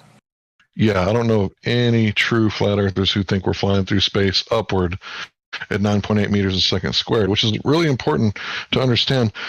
Vladimir Lenin said the best way to control the opposition is to lead it ourselves. So why is there a controlled opposition known as the Flat Earth Society? They say all the wrong things to make us look like idiots, and none of us are society members. I've never met one in 6 years. I think I'm getting to 6.5 years now. Yeah, that's all globe earthers making it look bad because we're being censored. If you know about Veritas, they had was released by a Google whistleblower, and Flat Earth was one of the things on this Google blacklist. So if you'll notice, when you search Flat Earth, you're going to get 100 debunk videos, and you might find one or two videos actually made by flat earthers. And this was a request of the government asking the alphabet agencies like Google, Facebook, and YouTube, like, hey, what are you going to do with all this flat earth stuff and all this fake?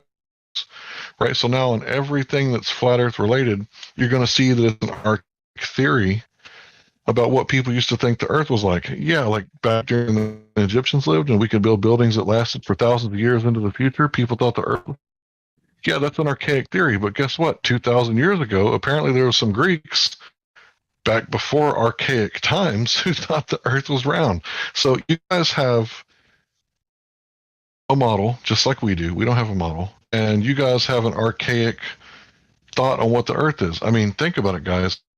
If you're a heliocentrist, Helios, well, that's the sun god, and Apollo is the guy from Revelation, Apollyon, right, who comes out of the bottomless pit.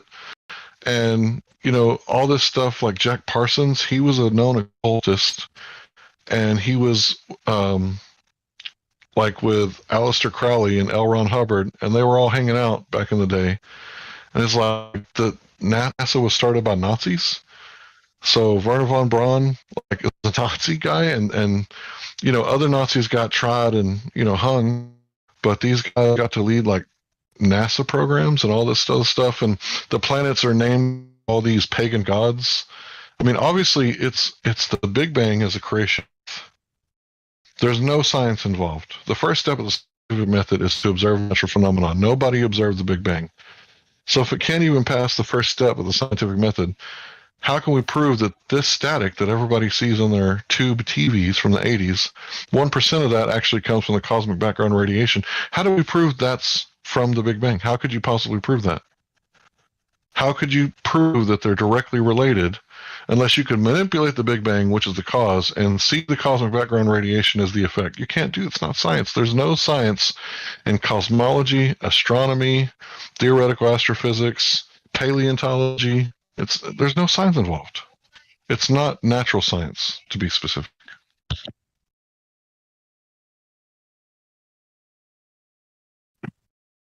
Does anyone else have a question or comment for Hank Hill or in general? Will you have the chance? I have a question. Go ahead, my friend. Hey, Hank, it's Matthew. So how do GPSs work in the middle of the ocean? And then also all those big, those big 6-foot diameter satellite dishes that we've seen since the 80s and 90s before we had the small ones. What were they pointing out in the 80s and 90s? Well, it looks like 45 degrees from what I could tell. Yep. Depends on your latitude, right? Right. Okay. So they appear to be pointing like halfway between the sky and the earth. Right. So if you were to see, what people don't realize that the underground marine cables, it's like over 90% of our communication, right, is these submarine cables that go from continent to continent, right? Because radio signals, anybody who owns a cell phone, they know that the light doesn't travel forever. So you go outside to take out your trash, you start losing the Wi-Fi signal. You go down the block and you've lost connection completely, right? This is because of the inverse square law. So these communications like this, they're not very good. They're not very good over long distances and weather patterns and stuff like that. So the best way to do it was, the cheapest way is to send it from the ground, right? And it's interesting because you got projects like Google Loon, where Google is going to put Loon satellites so that they could get internet to rural places. And then you got America came out and admitted that parts of the government were putting out balloons to surveillance the American population. And it's like, why would they need balloons if they got 3,000 satellites up there? I mean, they should be able to see like everything we're doing.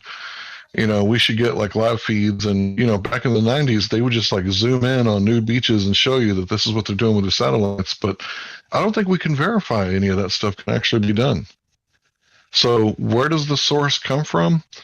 I don't know, but it sure would be expensive to send it to space just to send it to Earth when we're on Earth and we could just send it across with cables. And there are wireless communications happening, but they're just not as good or as cheap. Like the whole thing, we went to the moon and they made a phone call to the president, but we can't fucking make a phone call in Walmart by the milk section. Yeah, my wife, she's all about the moon being fake. But yeah, if I can't get good signal, and anybody who knows me knows that I can barely get good signal while I'm at work. Like, how come I can't get good signal, but they can live stream from the moon in 1972? When the LIM took off in 1972, you can actually see the LIM taking off, and they say that that was a robot camera that just happened to take off. It lifted its lens at the exact same time that it took off. Like, but I can't get like good signal, on the interstate. Come on. So there were balloons in the 80s that were stationary, so the satellite dishes never had to point somewhere different. And then there are satellite dishes on the equator that point straight up, or are those fake? I'm not saying satellite dishes are fake, right? I'm just saying that it doesn't have to go all the way to space. Right, we could put balloons up if you need to, get over a great distance, right? But a lot of people talk about you can bounce light off the moon. You can bounce radio signals off the ionosphere. So I really see, no real point in having to send up, a rocket into outer space for us to have signals with each other. We're here on Earth, right? So NASA, I think their budget for helium is like the highest in the world. So what do they need all that helium for? I understand specific gravity better than you do.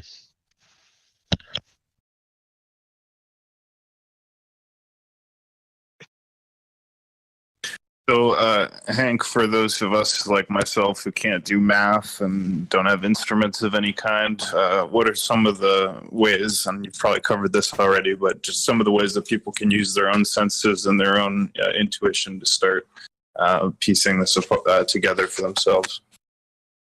And maybe, well, first of all, a lot of people, the Earth. Oh, sorry, I thought you were done.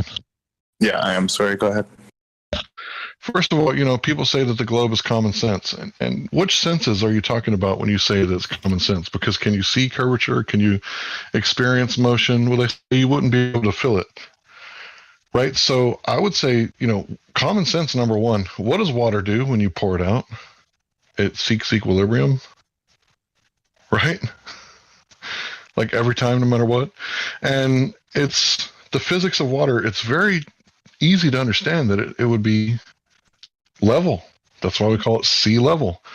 And that's why I'm telling you that you can go out with a mirror, right? Like a dressing room size mirror, put it in the water and face the sunset or the sunrise and have the other person on a lake or a body of water and have them see if they can see the reflection, or get a spotlight and see if they can see yours when the sun goes down. Right? You can test it very easily because at 10 miles, there'll be 66 feet of curvature. Now think about this. Say I got a 6-story building, right? And there's a deer on the other side of the building. Now I can't shoot the deer with my camera or my rifle because I can't see it. Right? It's a 6-story building. It's blocking, right? That's what kind of bulge of water is going to be between you and the other person at the lake. It's going to be a 6-story building of water. Now, if you're claiming that you can shoot that deer with your rifle due to refraction, I'd like to see that, because I don't believe that's how ballistics work. I don't believe that when you see a target, it's not really there. When you see a target, it's really there. Like it's not because of refraction. You can't see a deer behind a mountain or behind a hill. And all we're saying is what we're seeing is what's actually there. And the globe earthers are going, nuh-uh, what you're seeing is actually refraction, right? But then you ask them what kind of refraction, and tell me what kind of mechanism is causing this, and how do we verify this? And nobody knows anything except for the word refraction. They just it with refraction. That's not quite how it works. It's kind of like saying, if, let me think how to put it. It's kind of like when someone says, "Oh, you're a conspiracy theorist. I don't have to listen to you. I can just dismiss everything you're going to say." Well, that's two tactics, really. That's stultification, right? And it's another one that I can't remember right now. But to further expand on your question, Shogun, about how people can get involved with this too, is simple, like camera too. They have for these cameras now. You get the Nikon P900 or the P9000. These long distance cameras. You can go out to spots. You can find objects that should be hidden. Tall mountains that should be hidden by the curve. Tall landmarks, or just other things in general too. It's not much. These cameras aren't too expensive, but these are things you can do yourself.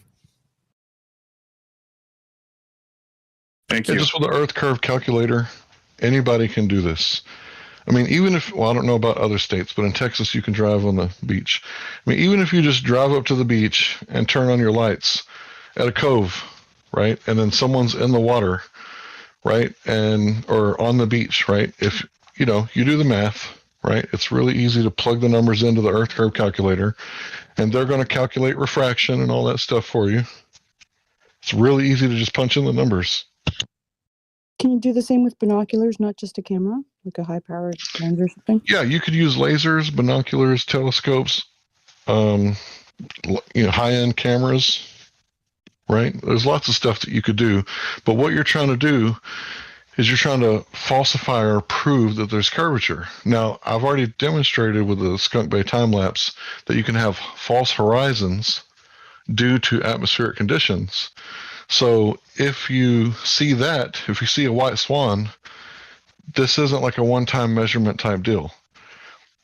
What we're seeing is black swans all over the world. People are seeing stuff they shouldn't be able to see. So if you get a white swan, I'd say just measure it again.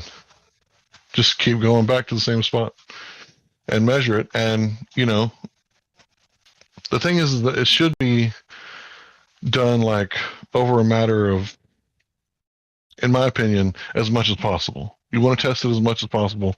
But I went out there the first try on 4th of July, right? Really steamy day in Texas. And I seen it during the day and I seen it at night. So with or without the sun perturbing the atmosphere, I still seen it with my naked eyes. I could see the buildings. I could see the white paint, right? And then I could see the lights.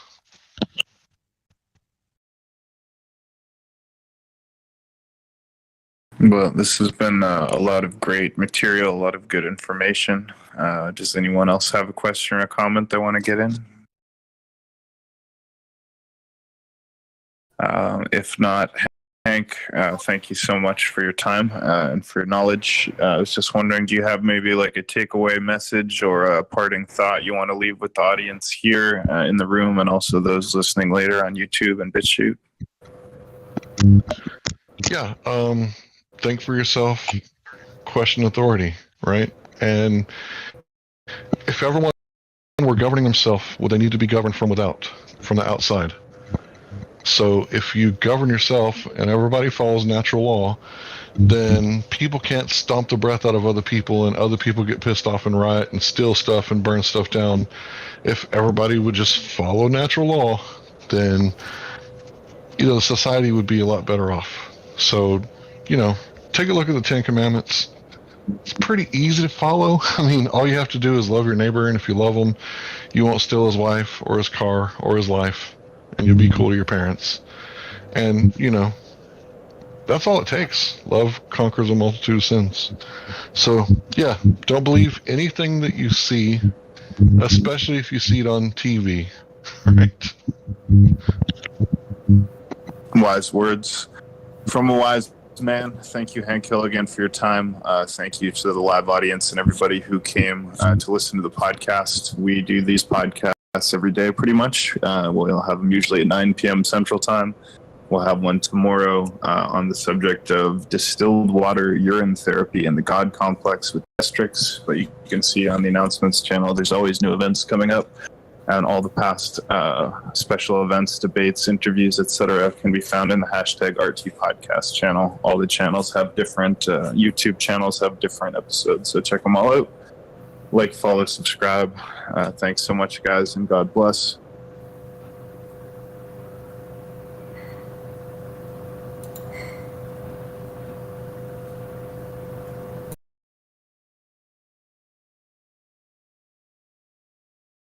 Cool.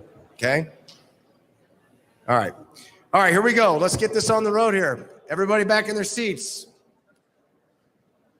I just want to give another thank you to the staff here that's been working diligently all day. Man, these guys don't take a break.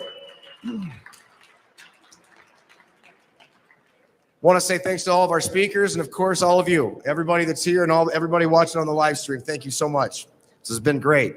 Now, this guy, I've had the opportunity to speak to him and get to know him, and I can honestly say I've learned a lot from him, and we've become very good friends as far as that goes. I mean, we may not talk all the time, but when we do, it's like we've known each other forever, man. Yeah, hours. Yeah, hours upon hours. So all I can say is you ever get on the phone with this guy, you better chalk out about 3 hours of your day. It's going to be a great conversation. Great conversation. Please give a wonderful, warm welcome, not just allegedly Dave. He is Dave, Mr. Dave Marsh. Thank you. So, Dave Murphy. Sorry, Murph. No, I'm done. Dude, I'm done. Sorry. I told myself, don't say Dave Marsh. Dave's out there giggling right now. He gave me $50 to say that. So pay up, sucker. I'm sorry, Dave Marsh. It's okay. Dave Marsh, everybody. Dave Murphy. I'm good.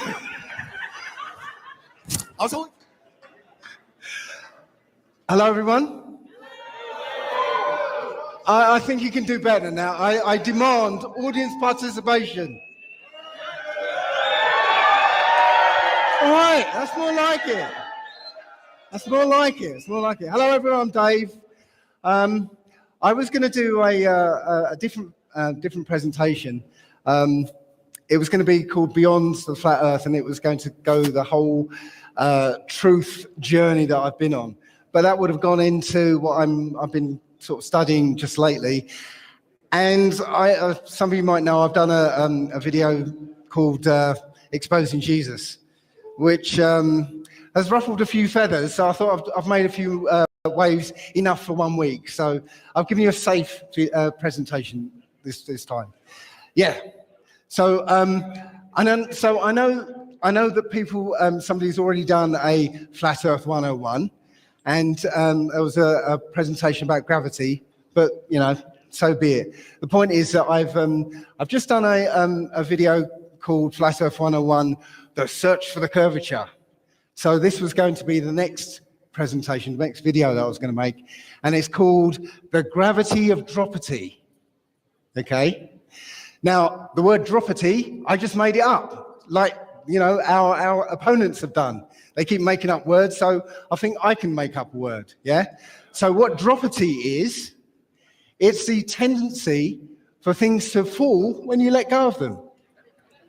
Because what's going on is that they're confusing this thing called gravity with the tendency of things to fall when you let go of them. Okay, and that's where the confusion is, and I'm going to try and dispel that confusion and sort of create a new word, dropity. Okay, now along the way I want to do something else a bit different called flat rolling. Okay, anybody here? I can't tell, I can't see, but anybody know what Rick rolling is? Yeah? Well, anybody doesn't know what Rick rolling is? Okay, I'll just quickly let you know. Rick rolling is, there was a guy in a British singer called Rick Astley. And he sounds like Luther Vandross, but when he comes out on stage, he's a weedy, ginger-looking guy, and he can't dance to save his life. But he had a one-hit wonder, Never Gonna Give You Up. And for some reason, some people decided to make kind of clickbait videos. And as soon as you start watching them, get interested in them, start watching them, and all of a sudden it's never going to give you up, and that's it. So that was known as Rick rolling. So I want to do something called flat rolling, right? And you'll see when I get to it, you'll see what I'm talking about. But if you see it coming, let me know, yeah? Okay. So as I said, the gravity of dropity. Okay, so we're going to start with Uncle Neil and see what he says. This is Star Talk.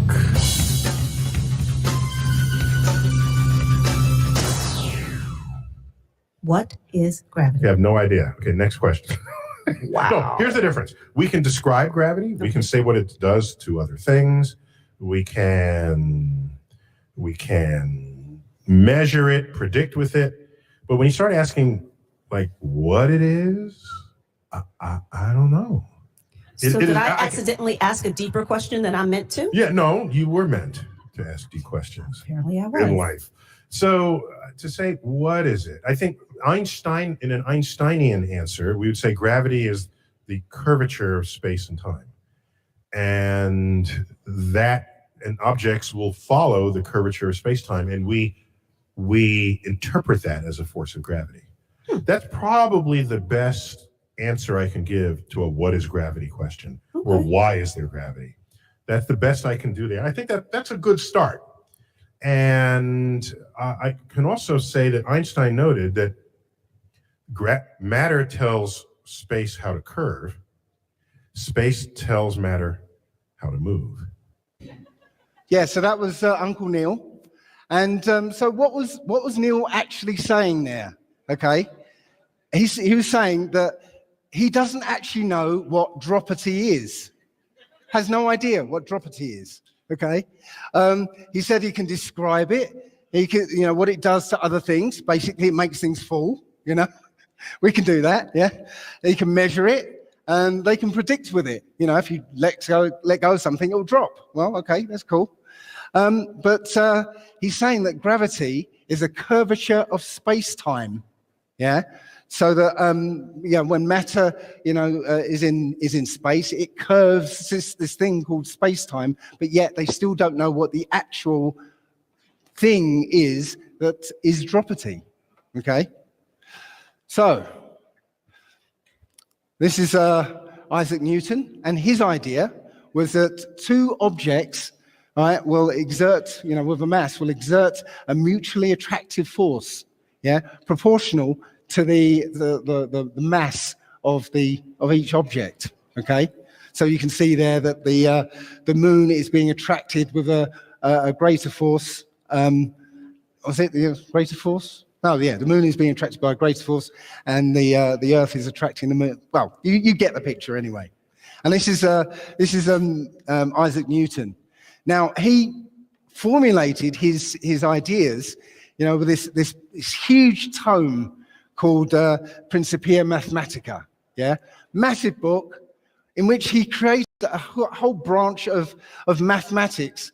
A new branch of calculus, right, to support his claims of this force. Yeah, and it's been hailed for like 200 years as a masterpiece of mathematical perfection. Okay, but once we got sort of new technology or newer technology, they started to realize that his theory didn't really hold up. These calculations weren't right. So that's why Einstein had to come along, which means that everything in that book was bullshit. Seriously, if it didn't work, it's bullshit. I could come up with my banana theory, okay, that will tell the movements of these planet things because of the shape of the banana. Yeah, I can extrapolate the movement of the planets from the shape of the banana. Well, it's possible actually, because the shape of the banana is down to the Fibonacci sequence and the golden ratio, and so are the shapes of everything else in this universe. So I could come up with some maths that would mean that the shape of a banana will predict the movement of the planets. But it would be wrong, and it would be bullshit, yeah? Just like Newton.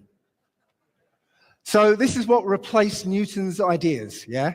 It was Albert Einstein saying that the presence of matter warps space, or warps the fabric of space-time. This is something he came up with, space-time. Right? It's very important, that. Okay, so literally the lines of space actually curves, so that if you try and go in a straight line near something sort of massive, your straight line will be curved one. Okay, and this is the way that they've always sort of presented it to us. And I'll give a little video. Relativity, the explanation for gravity is that matter bends space. And so you put mass in a place in space, it warps space-time, and objects are not feeling a force of gravity, they're just following the natural curvature. And so this is a sheet of Lycra. Where do you get this? This is my old bike shorts. There's literally a spandex.com. You can get a sheet like this if you buy the sale stuff, so you don't care what it looks like, right? For like $20, maybe less, depending on the sale. And so you put matter, and it warps space-time. And so if I have another object, it also warps space-time. They feel that, and they're attracted to each other. And so that's Einstein's picture of gravity. Objects warp space-time, feel that curvature, and move accordingly. And if you have more mass, you're right there. On that. Oh. If you have more mass, it's going to bend space-time more. And so if you have objects there, they are going to respond to that, right?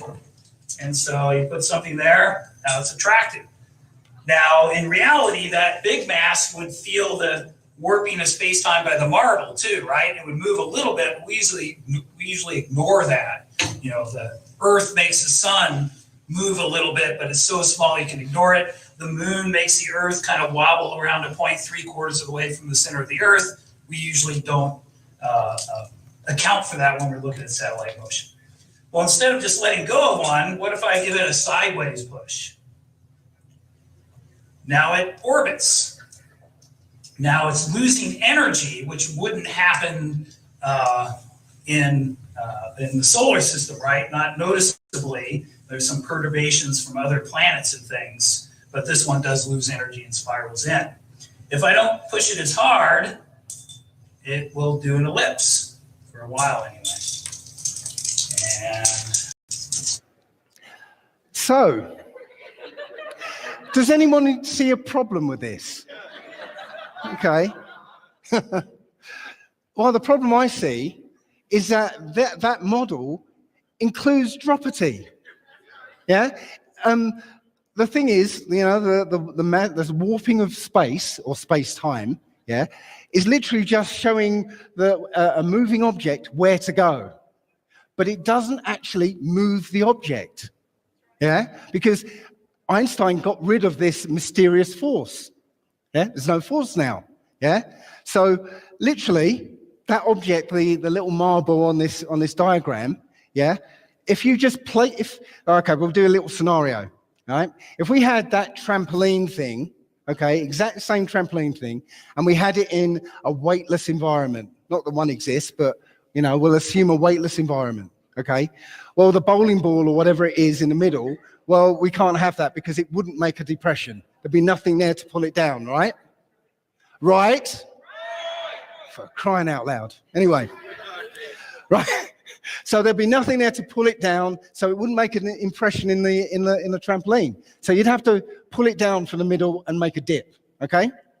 So if you put the marble in this weightless environment, you put the marble on the edge of the dip, it would stay there because there's nothing to say. There's nothing in that model to say what would make that ball move. Does everybody get that? Am I making? Yeah.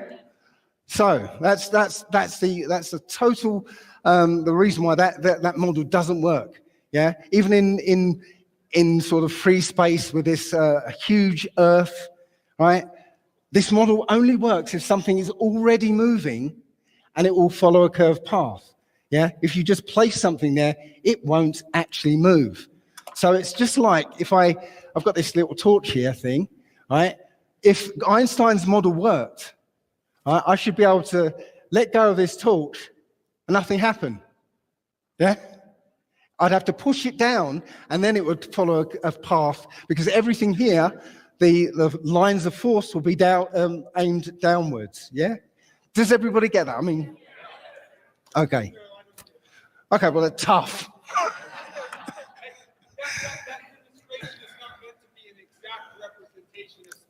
I know, but if you extrapolate it out, right, to, you know, a 3D model, it still doesn't tell you how it would move things.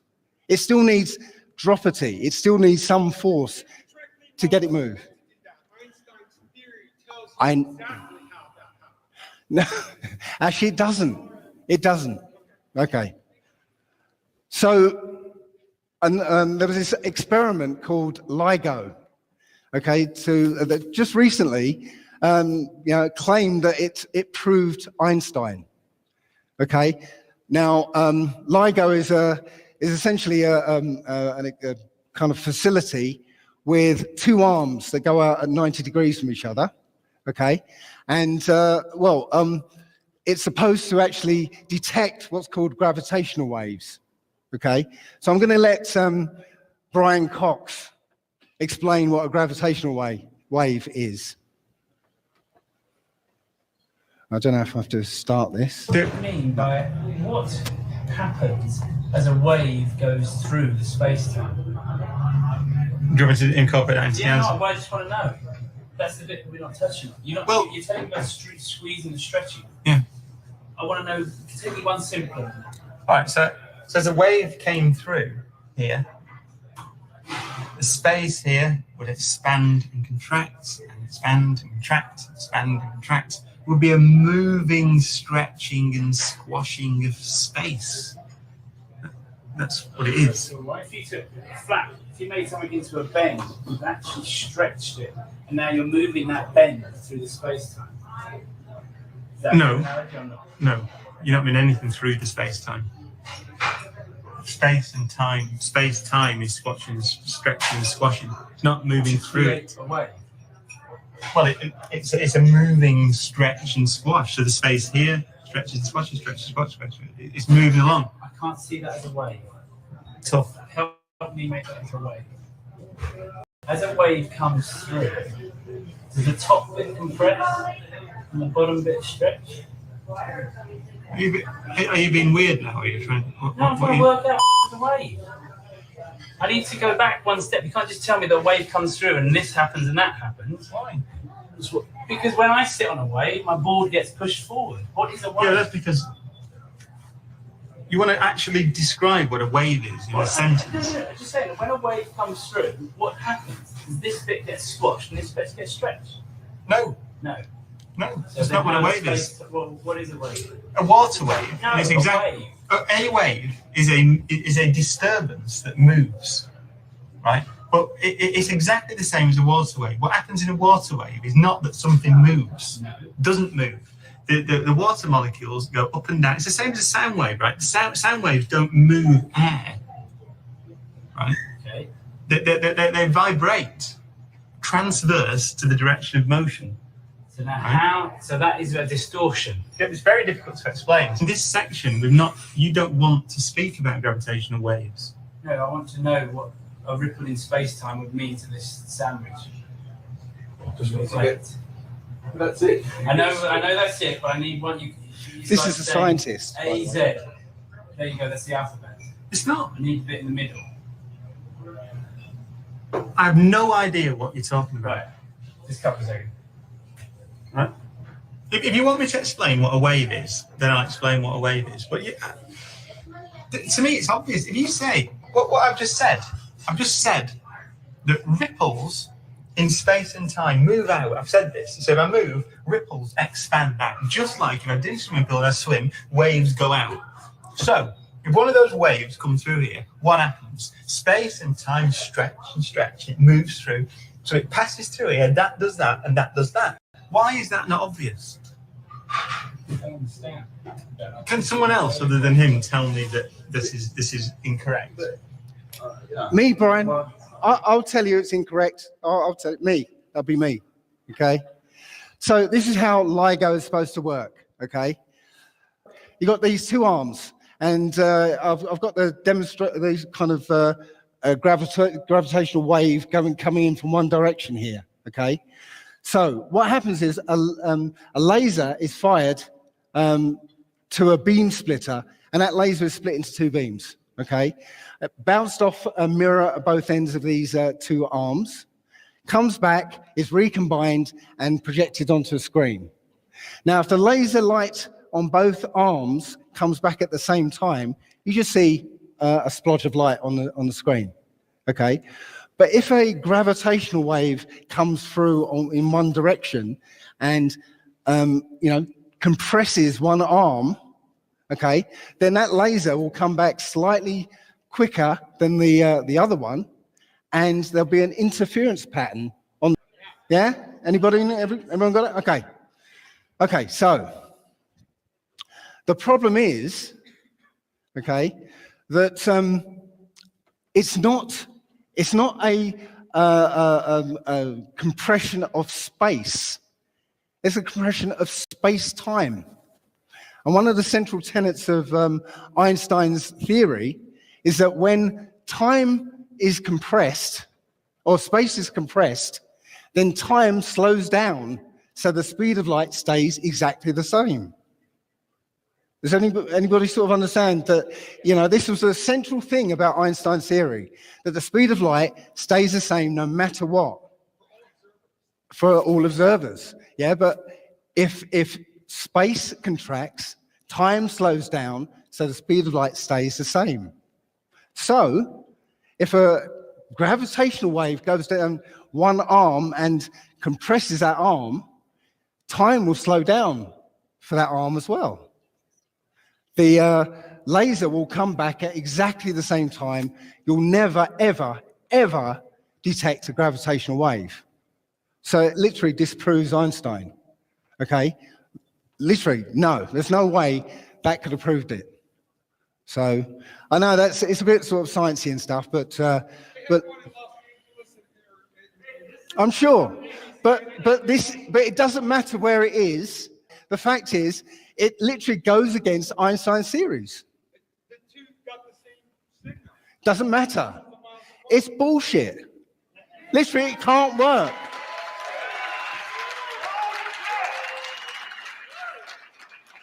And the whole thing about gravity, okay, to make it work, you have to have the biggest fudge factor of all time.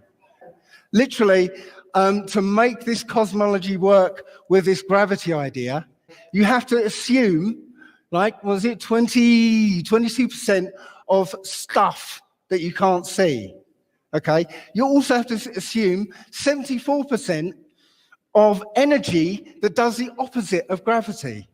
Yeah, it pushes things apart. The biggest fudge factor of all time. Black holes, the only black hole that NASA has ever found, okay, is the money that we pour into it.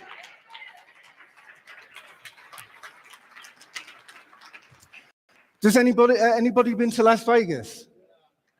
Do you know what you're seeing here? What you're seeing here is the mirage. You've been flat rolled.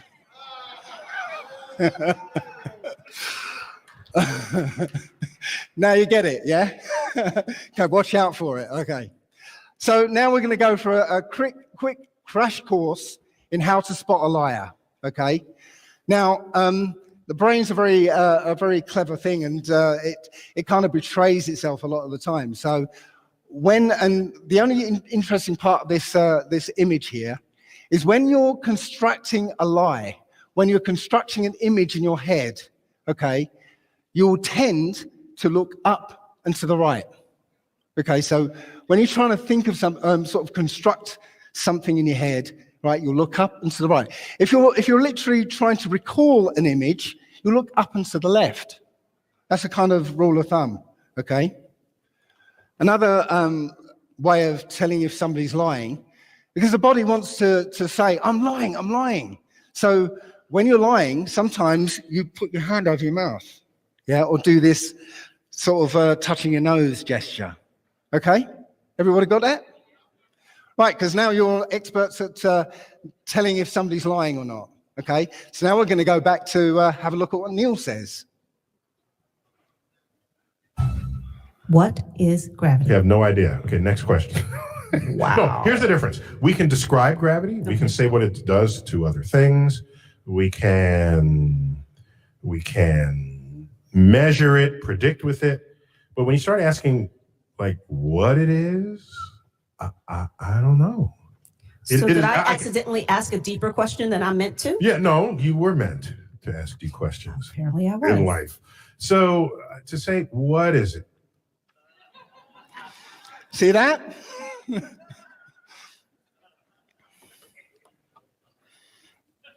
So right there, he is constructing an image. I think Einstein, in an Einsteinian answer, we would say gravity is the curvature of space. Do you see that? And objects will follow the curvature of space-time, and we there you go. Interpret that as a force of gravity. That's probably the best answer I can give to a what is gravity question, or why is there gravity. That's the best I can do there. I think that. Yeah. Mm-hmm.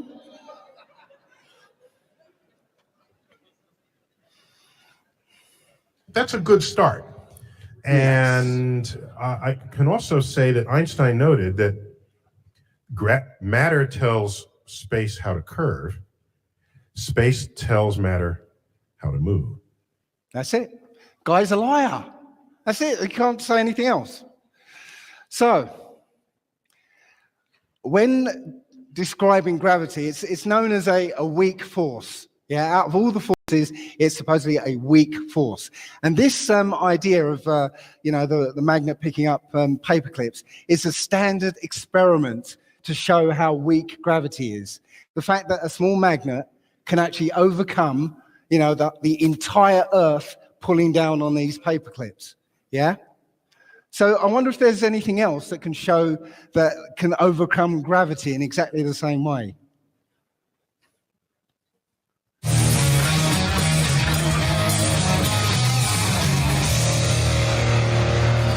There is a story that's been on our list for a long time. I've always wanted to test it. The myth is that a standard household vacuum cleaner has enough suction to lift a car. Come on, baby! Now, I figure that the trick to this is to make the mother of all attachments, to increase the surface area of the vacuum cleaner's input so that the amount of suction I create exceeds the weight of the car, and thus I can get it off the ground. So what you're trying to say is that as far as the attachment goes, size matters. Indeed it does. To find out if this impossible-sounding tall tale can be true, the guys are starting small, with a standard vacuum and hose trying to lift a 5-pound weight, which eventually it does. Okay, so that's just barely enough to hold on to that 5 pounds. It is.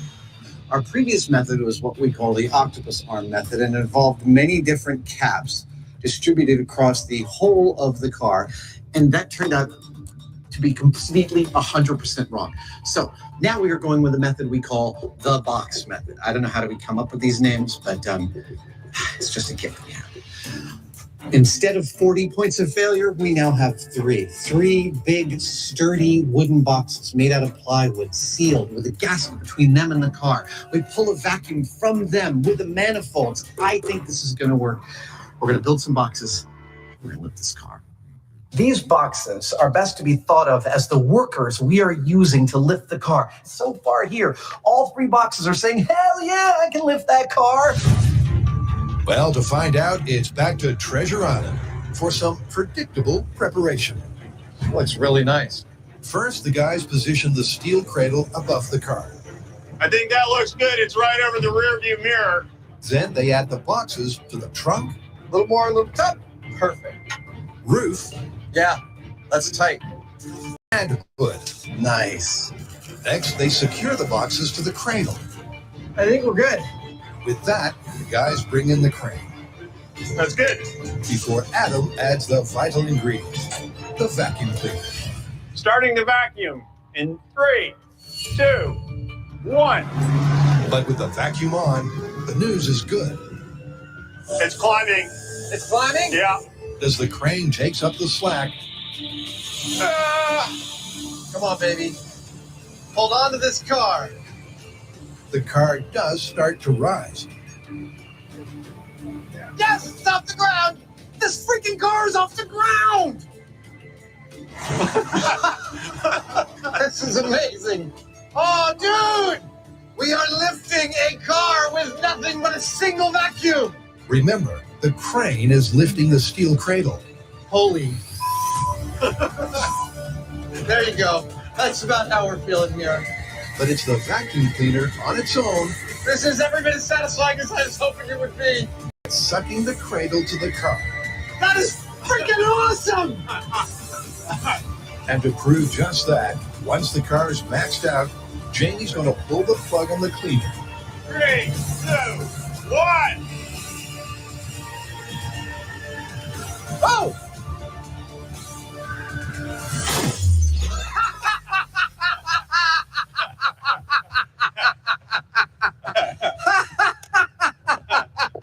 That was very satisfying. Oh, that was awesome. So, and if anyone needs to lift a car with a vacuum, don't call us. We've done it once. We don't want to do it again. Who would think a vacuum cleaner was hiding so much suction power? I know. Cool story. Thanks. So there you go. A standard vacuum cleaner, yeah, with creating a vacuum that's way, way, way, way less than the vacuum of space, yeah, was able to lift a car right on the surface of the Earth where, you know, the vacuum is, or the so-called gravity is the strongest, yeah, in exactly the way that a magnet lifts paper clips, yeah? So why isn't the Earth like that? Yeah, because the only thing that's stopping this vacuum taking the air away is gravity. And we've just seen that gravity is too weak to withstand a vacuum. So, does anybody know what this is? It is Photoshop, but it has to be. You've been flat rolled again.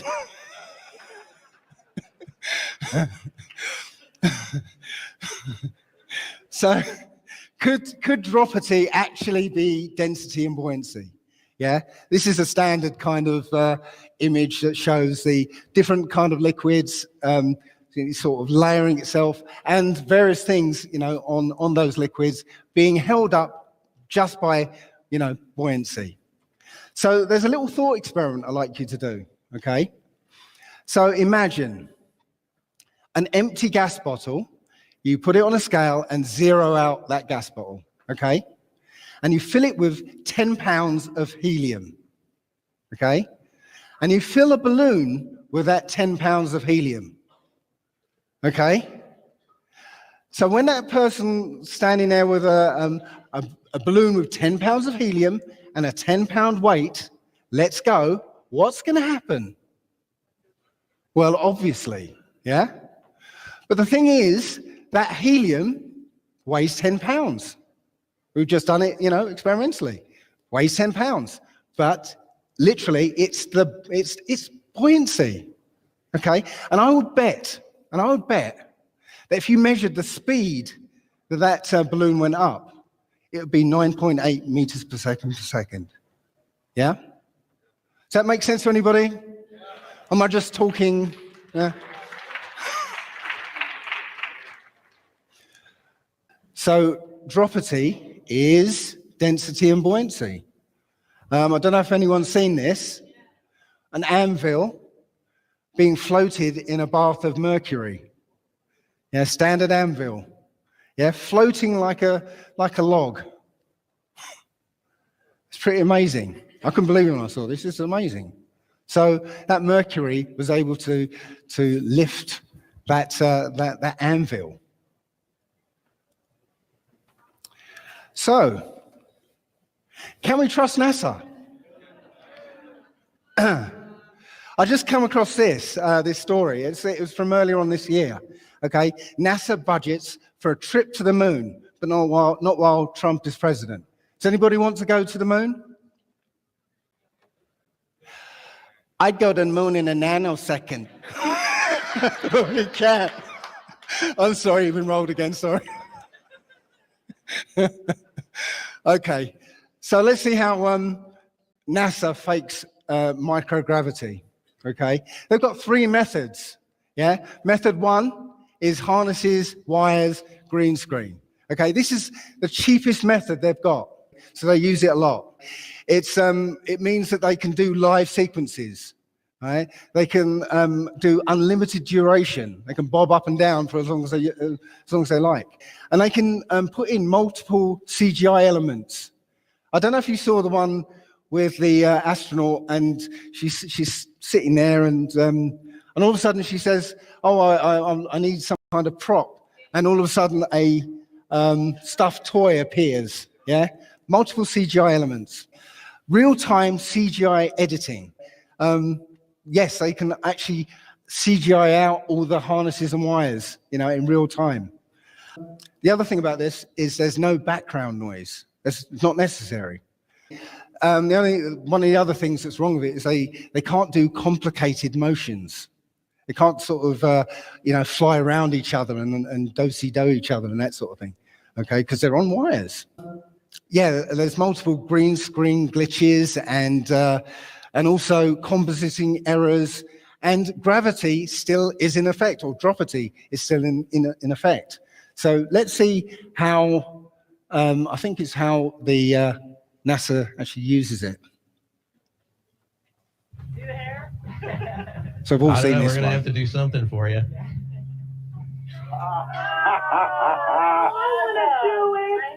Oh yeah, I can do that. Watch this. Oh yeah, I can do that. Oh yeah, I can do that.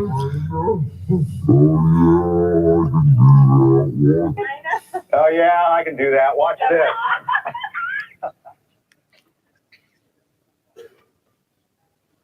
think everyone's seen Thank you this very as much well. again. Thank you for your time. Have a good flight and many more exciting experiments on the orbit. Thanks a lot. It's where they think everyone's stopped watching now, and they turn off that layer. And you can see the green screen by where that guy's hand was. That concludes the event. And they cut away very quickly. Thank you very much again. Thank you for your time. Have a good flight and many more exciting experiments on the orbit. Thanks a lot. So take note here that these are foreground objects on a separate video channel, because when it glitches, you can see everything else around it is absolutely fine. Just those elements start glitching. Station, this is Houston ACR. That concludes the event.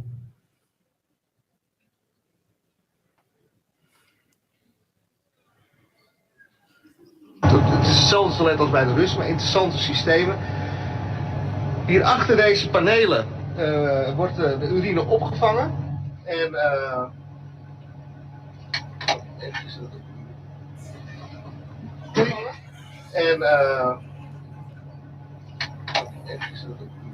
So obviously drop that screw. En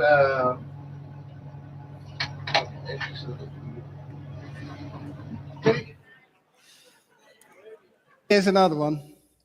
I don't know if you've seen this, but watch Tonight carefully. our Earth will have completed another orbit around the sun, and now we take stock of what we accomplished over the past year and what we hope to accomplish in the year ahead. Watch near that guy's head, the one who was just talking. As we look back at the achievements of the past year, 2008 was the year when the space station became international. Did you catch it? As we look There we back go. at the achievements of the past year, 2008 Did you get was it? the year when the space station became There was international. water dripping in the background. Yeah, so there was obviously dropity there. And this is how, the film industry does it. And this is from Gravity. And you can see Sandra Bullock, who I used to fancy before I realized, well, I'm not going to go there.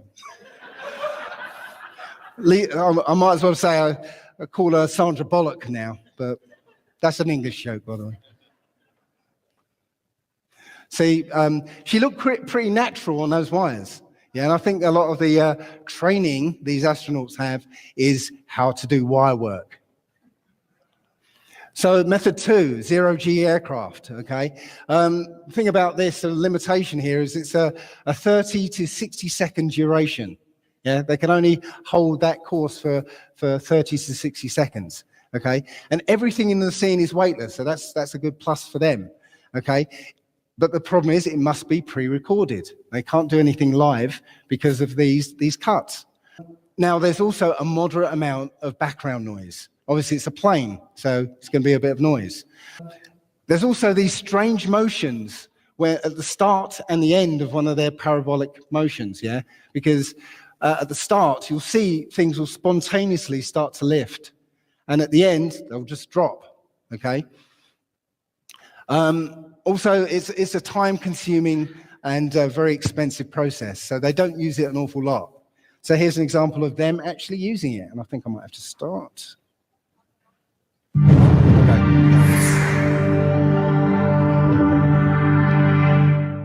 The question is, if you get a cloth dripping wet without gravity and you wring it out, what's going to happen? What will happen to a wrung out cloth? So, and I had to use equipment that was here on board the space station. We may have the coolest washcloths ever here on the space station. I'm going to show you. Here's one of our washcloths. And it's packed in. It's put down into this little tiny hockey puck so that it saves space. But when you open up a hockey puck and you pull out your washcloth, this is the one I'm going to use for the experiment today. So that was the first cut. And so when you open up your hockey puck and turn it into a washcloth, it was compressed in a great big vise somewhere. Okay, so here's my washcloth, like a magic trick. And now I'm going to get this soaking wet, and then we're going to see what will happen when we wring it out. Meredith and Kendra suggested that I dip this in a bag, but bags don't hold water in space. So instead, I filled a water bag. This has drinking water in it. Bags don't hold water in space. And I'm but that going one to does. squirt a bunch of water into this washcloth.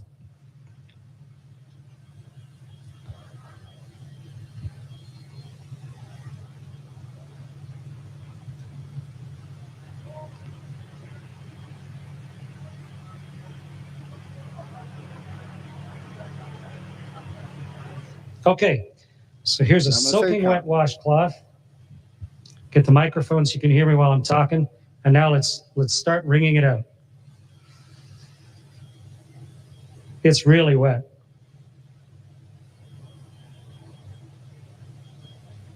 Bearing in mind, there's no reason why they shouldn't do one signal continuous shot.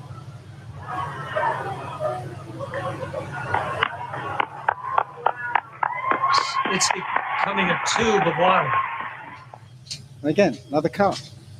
The water is all over my hands. In fact, it rings out of the cloth into my hands. And if I let go of the cloth carefully, the water sort of has it stick to my hand. Okay, so the experiment worked beautifully. And the answer to the question is the water squeezes out of the cloth. And then because of the surface tension of the water, it actually runs along the surface of the cloth and then up into my hand, almost like you had Jello on your hands or gel on your hand, and it'll just stay there. Wonderful moisturizer on my hands. And the cloth doesn't really unravel itself. It just stays there floating like a dog's chew toy, soaking wet. Great experiment, worked perfectly. Meredith and Kendra, congratulations, great idea. Why is this an experiment on the ISS? Why have we not seen actual real experiments? You know, why do we seeing all these like PR exercises? You know, what has ever come out of the ISS? You know, billions of dollars apparently making this thing, and nothing's come out of it for, well, how many years is it now? 20, 30 years? But yeah, so you can see, they can't do one continuous shot. They have to cut it up in segments because the zero-G plane has to make its maneuver. So this is well, this is actually a music video. Okay, you know, some of you might have seen this, but I'm going to play the whole thing because it's really cool. But watch for the times when the start and the end of the parabolic flight. You'll see things start to rise up at the start and then fall at the end.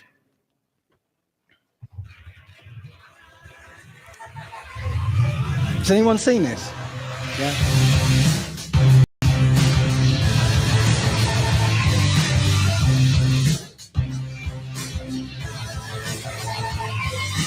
Upside down and inside out, you can feel it.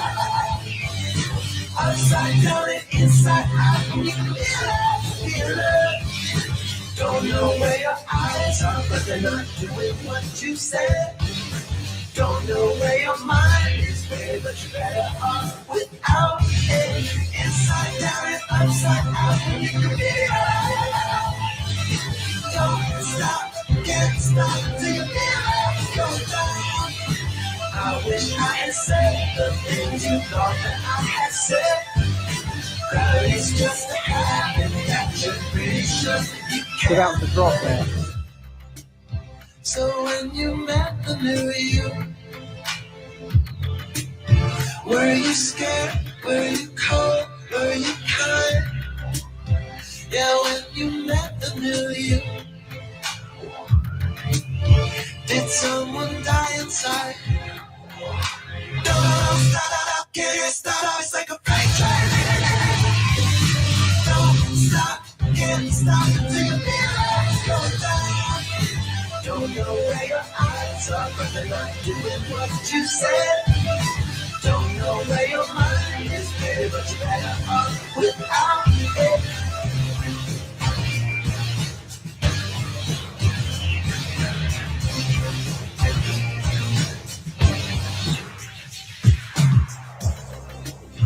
Looks like it's time to decide. Drop right there. Are you now interested? And you notice also that there's not much of a gap between the drop and the period of weightlessness. Cause you're upside down, inside out, you can feel it. Inside down, upside up, you can feel it, feel it. Don't stop, can't stop, it's like a freight train. Don't stop, can't stop till you feel it. Go down. I wish I had said the things you thought that I had said. Gravity's just a habit that you're pretty sure you can't break. Upside out, inside out, you don't stop, can't stop till you feel it. Go down. Upside down and inside out, you don't stop, can't stop till you feel it. Go down. Sorry, I just like that video. It's quite cool. So the third method is called diamagnetic levitation. Yeah, we're taught about one type of magnetism. Yeah, it's paramagnetism. Yeah, that a magnet will attract iron objects and attract and repel other magnets. But there's this other type of magnetism called diamagnetism.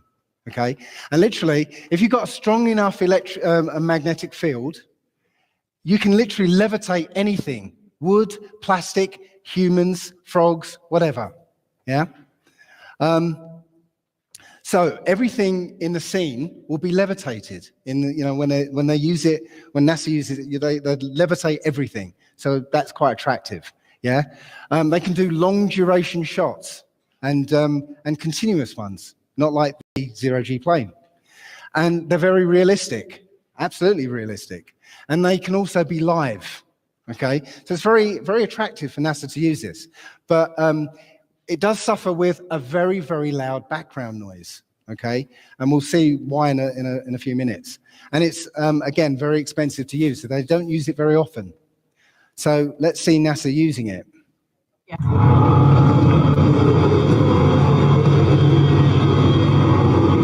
Could you imagine working and living in this environment, that noise? Even though it's they're using a cardioid Here we are mic. in the U.S. laboratory. Again, this is a laboratory with science experience on all of the walls here, all sorts of stuff that we do.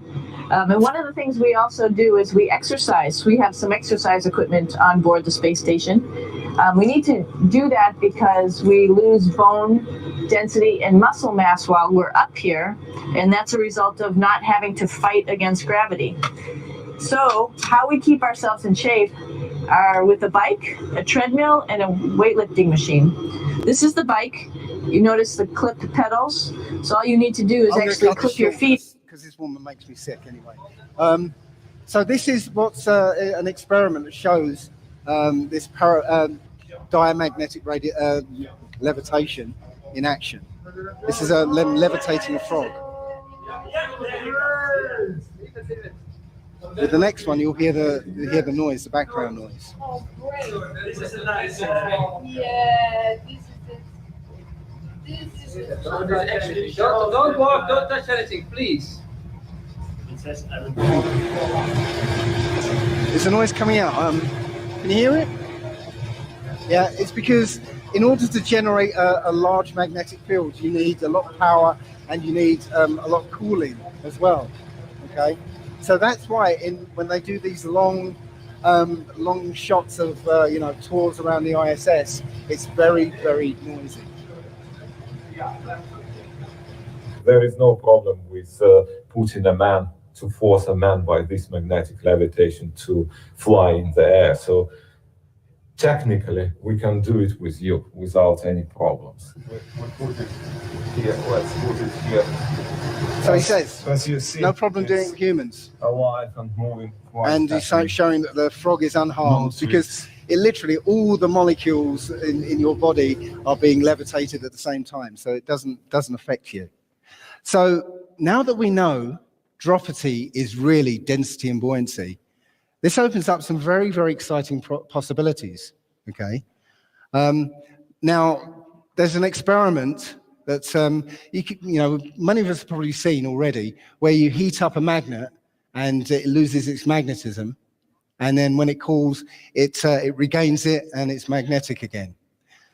But if you treat a magnet in a certain way, you treat it in a certain way, I'm not going to go into the details, treat it in a certain way, you get a very strange effect. So we're going to have a look at that now.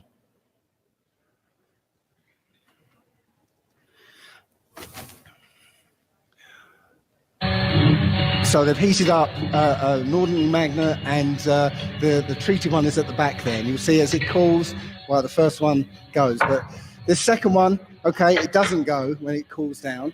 So you have to watch very carefully for this effect, okay? And there's a sound. There's also a sound you've got to be careful to listen out for. Right? Be very careful and listen out. Any minute now, any second now.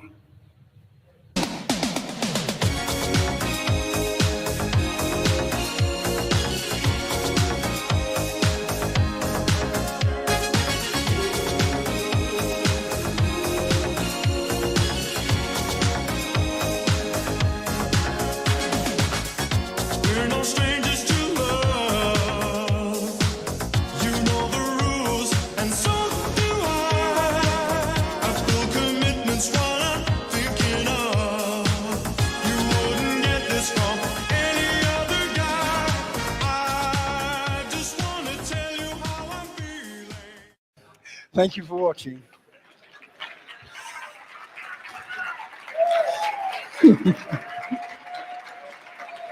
I had to do it, I'm sorry.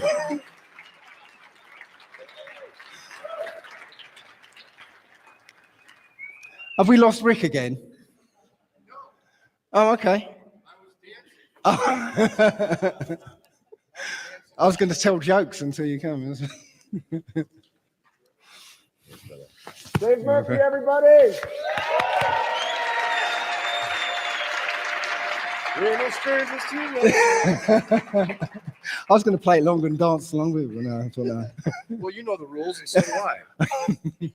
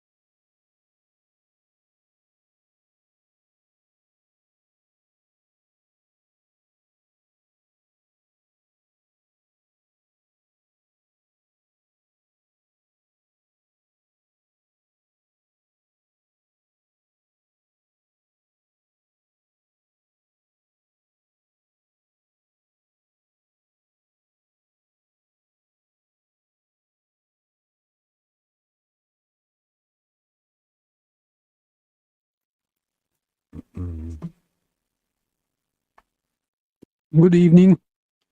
Good evening.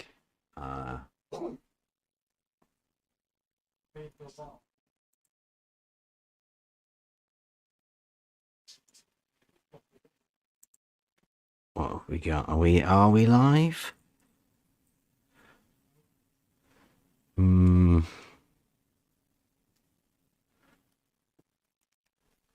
Yes, we are. Okie dokie. Buster. Yes, this is basic geometry. Your flat Earth geometry. Flat Earth geometry. This is basic geometry. It is. I called you a flat earther. My name's Ramsey. Insisting that your flat Earth geometry will work. I'm familiar with the bubble, Morty. I also dabble in precision, and if you think you can even approach it with your sad, naked caveman eyeball in a bubble of air, you're the reason this species is a failure, and it makes me angry. Did he say a five-sided square question mark?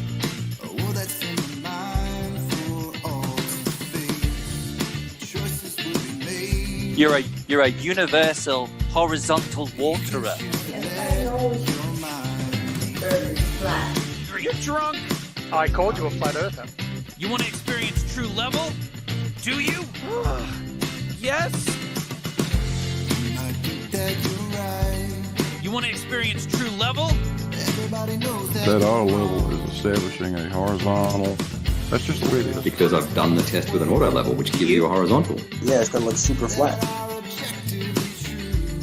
All right, come on.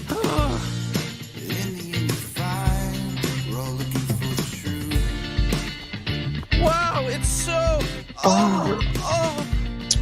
Three coplanar points. Oh, Christ. Yeah, true level, bitch. I called you a flat earther. If you're into math, there's a certain shape where you could make a five-sided square. Are you suggesting that horizontal can't curve?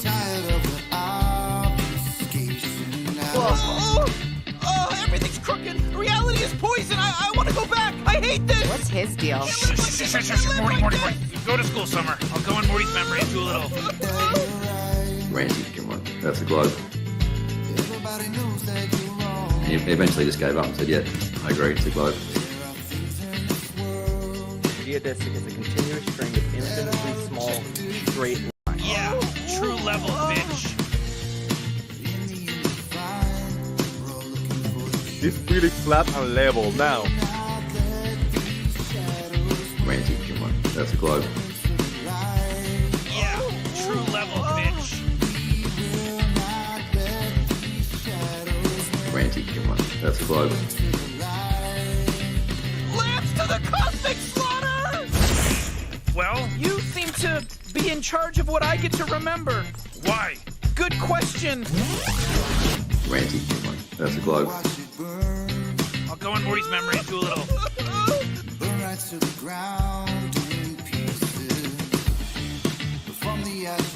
Wow, it's so... Oh my god! Oh Christ! Yeah, true level, bitch. If you're into math, there's a certain shape where you could make a five-sided square. Randy, come on. That's a globe. Yeah, true level, bitch. Wow, it's so... Oh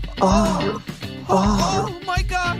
Oh Christ! Yeah, true level, bitch. I called you a flat earther. True level, bitch. I called you a flat earther. True level, bitch. I called you a flat earther. Yeah, true level, bitch. Person to think. When you get to the end of this test and you have a result and you say level is horizontal and everyone says big whoop, that doesn't prove anything about the shape of the earth, will you then say yes it does? No. No, okay, I'm going to bed. Right. Okay, so I'm going to bed. That level is horizontal is good for you then, right? I agree. I agree level's horizontal. All right, Sweet. good night. True level, bitch. Perfect. Wow. Nice, mate. I came in just for that. Okay. You flipped it, man. I'll be around too. True level, bitch. Yeah, I'll be watching everything. That's good to hear.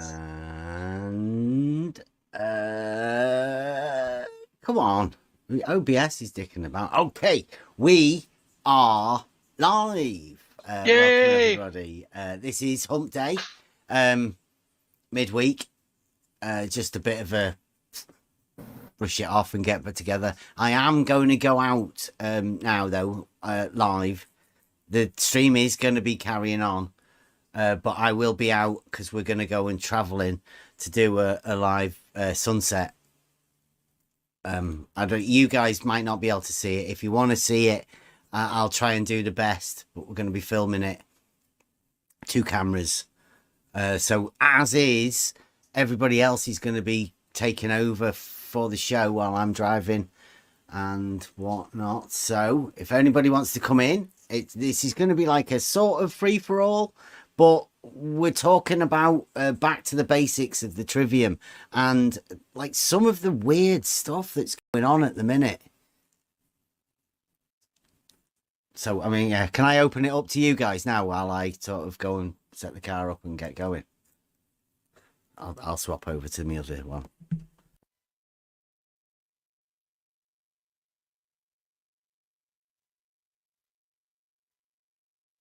We can't have dead air. So what did we learn today, boys and girls, in the Discord? Anybody want to say? Overview, summary? Summary of today's events. Gyroscopes. Anyone? Gyroscopes, yeah. We should not. We should not let our. We should not let our emotions take over. Yeah, it was super interesting today in Discord. So if folks that haven't been over to the Discord want to see some entertainment, come on into the Discord because it's been lit all day. All day. Apparently, folks have not yet heard us say that we don't care about the shape of Big E. That would be Earth with a capital E. Don't care about it.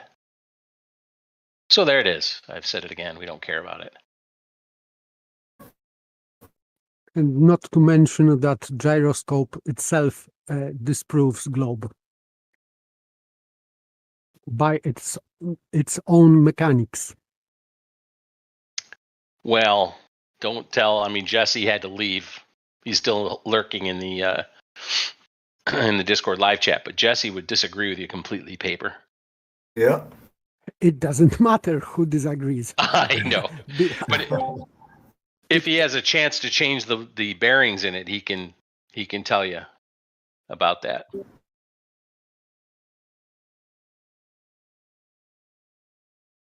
It's an amazing story. Sorry, asking. No, you're fine. I've had a lot of conversations with Jesse, and I like to understand where someone's coming from, and I just cannot put a bead on what he is even talking about or what he is getting out of this, unless he's just literally trolling. Yeah, that's why I asked him what was his purpose in being here. We all have purpose for being here. A true purpose. Real one, real to ourselves personally.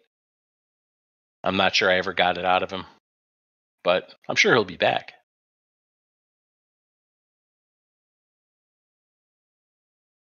What else did we learn today? Anything else? Anybody else want to chime in while Bev's going out to the field? I'm not sure. I didn't get there till like 2 o'clock, so I don't know what happened before that. Well, 2 o'clock my time anyway. Well, we were discussing how a gyroscope keeps its rigidity in space. Right.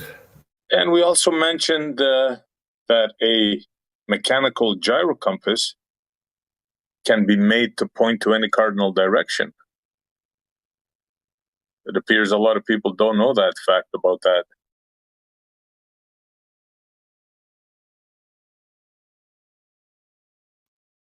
They say that this device inside of gyroscope is to prevent precession, but it means that without this device, it would exhibit precision, but it doesn't. So this story about this mysterious device, which is keeping this gyroscope in one direction, I think this is bullshit story. Yeah, we thought so too. Even after SE for the folks in the YouTube, I mean, it was only a 2-minute video that you had put out on the gyroscope. Do you want to summarize that real quick if you can? Yeah, sure. Apparently, a lot of people are not aware that, because the story goes, you turn on the mechanical gyroscope and it points north automatically because the Earth is rotating. That's the story. But what a lot of people don't know is that you can make a mechanical gyroscope point to any cardinal direction. For example, you could make it point east, and it'll point east all day long. And how does that happen?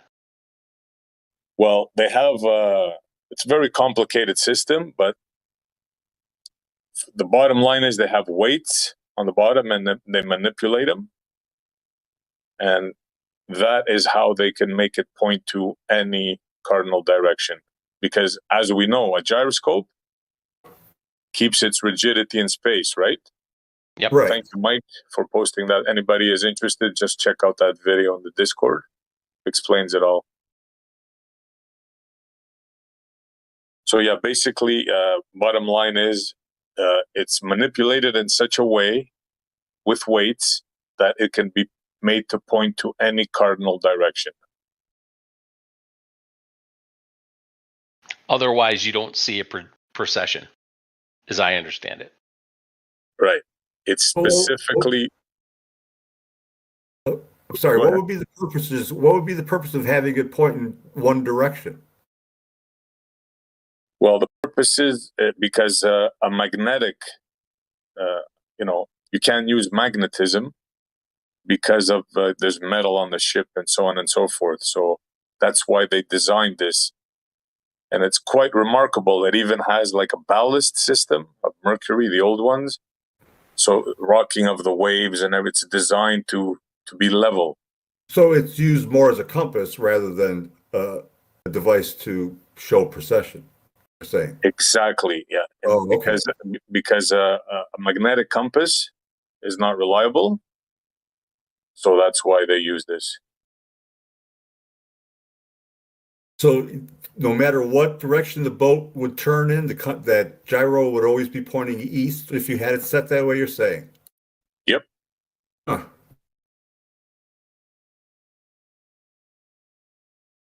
Interesting.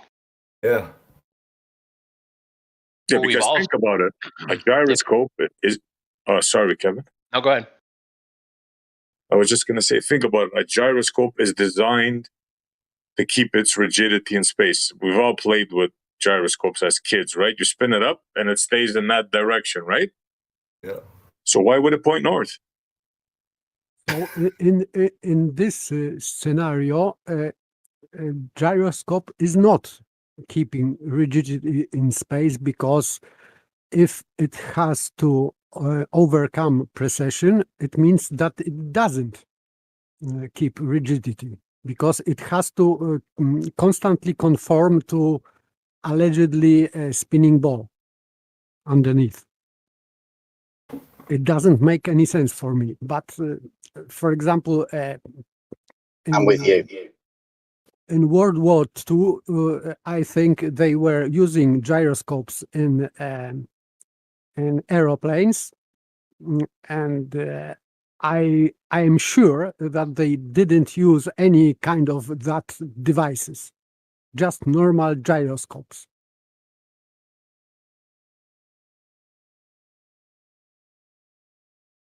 Yeah, well, the gyro compass is, for the boats is specifically designed, right, for the rocking motion of the water and all that. It's truly a remarkable piece of engineering. Like, if you're a tech geek, this is like the ultimate. It would have to be to compensate for all them different motions. Yeah, that's why they have the mercury ballast. So yeah, it compensates for any motion of the ocean.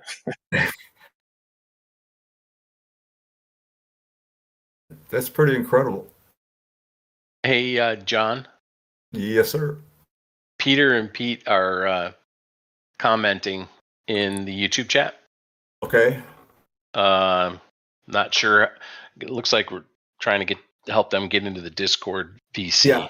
You see the comment where they click the link and yep. I'm not sure what they're seeing. I don't know either. Just wanted to let you know. It should say, do you accept the invite or something like that, right? When you click on the link, isn't that what happens? Accept invite? It should accept invite and be able to come into the Discord. If they can actually make it into the Discord, they should. I think they have roles to come into the Agents of the Logos VC. Yeah. Should be able to send them a link straight out there from. Evan, yeah. Can you do that? I've just sent them one. Peter and Pete, if you check, I just sent you a link. Thank you. Thanks, Bloods. Yep, continue on, guys. What else did we get today? I mean, Jesse came in and originally and said that he had made observations that the horizon is curved. That's where the conversation started, like, I don't know, 5 hours ago. I do believe I was asking him about the horizontal paradox and how they resolve it. Mm-hmm. Yeah, he didn't. He can't. I don't think they can.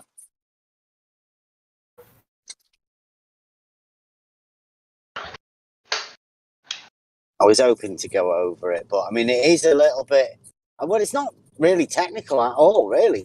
The question is that simple now: is can you have a horizontal plane in reality, or can't you? Because it's been geometrically proven that the globe model doesn't have horizontal planes.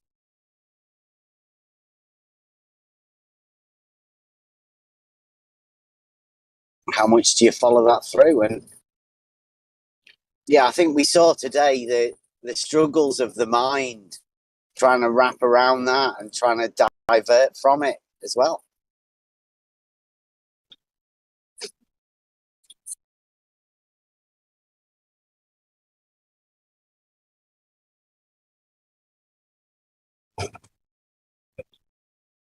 But I mean, I think at the minute as well, I'm dealing with Red's rhetoric and this so-called debate that he seems to want but not want.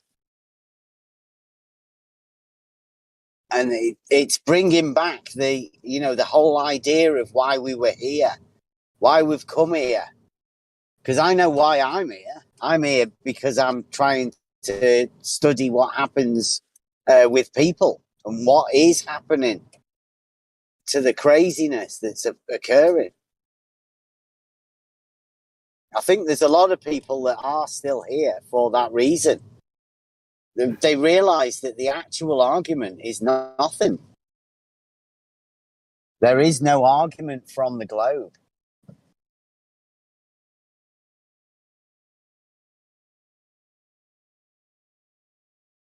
Problem with horizon is go on.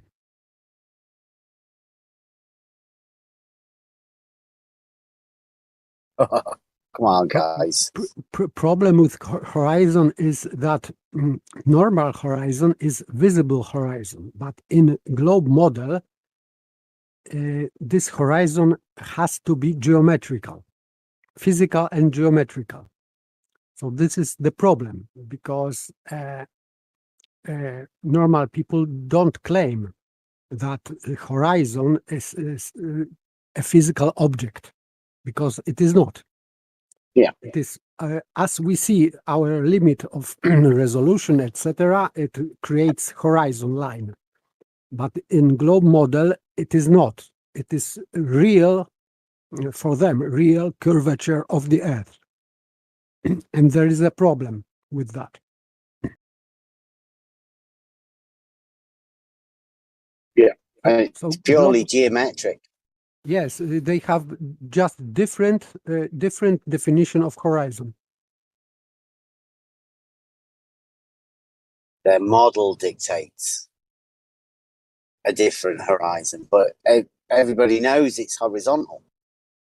That's where the problem comes in. How do you resolve it?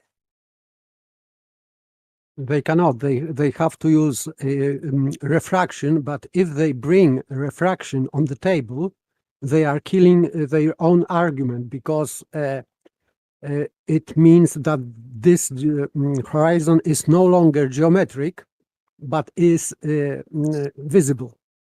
So they are killing their own geometric horizon, introducing refraction.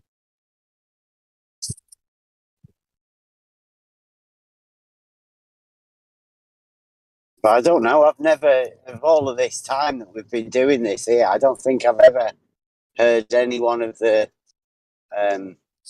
globe model believers come up with a refraction argument. It's always literally just obfuscation. Yes, it is, but this is globe dilemma. They should have a geometric horizon, but they cannot explain how straight line. In their model, they need also curved straight lines.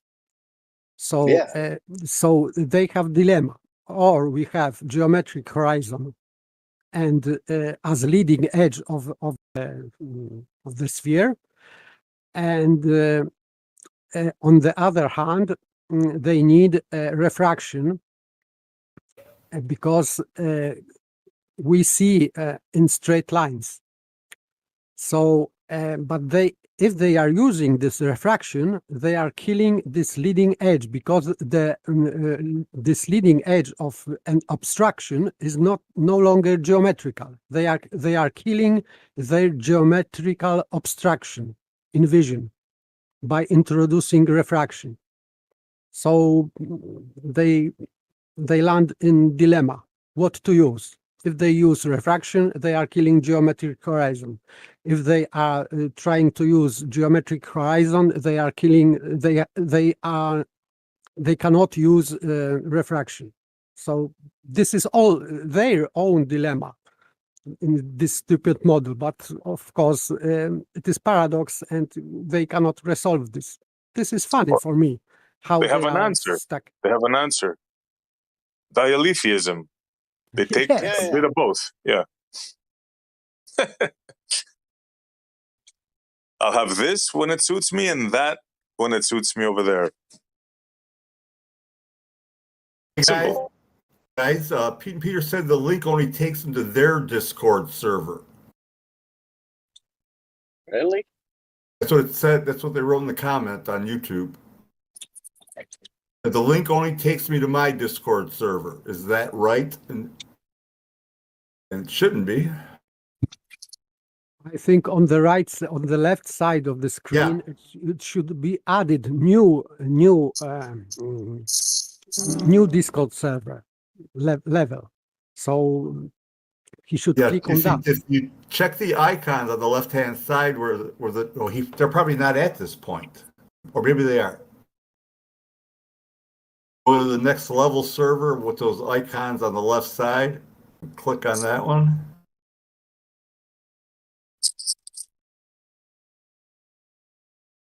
Oh, Gadget's helping them out too.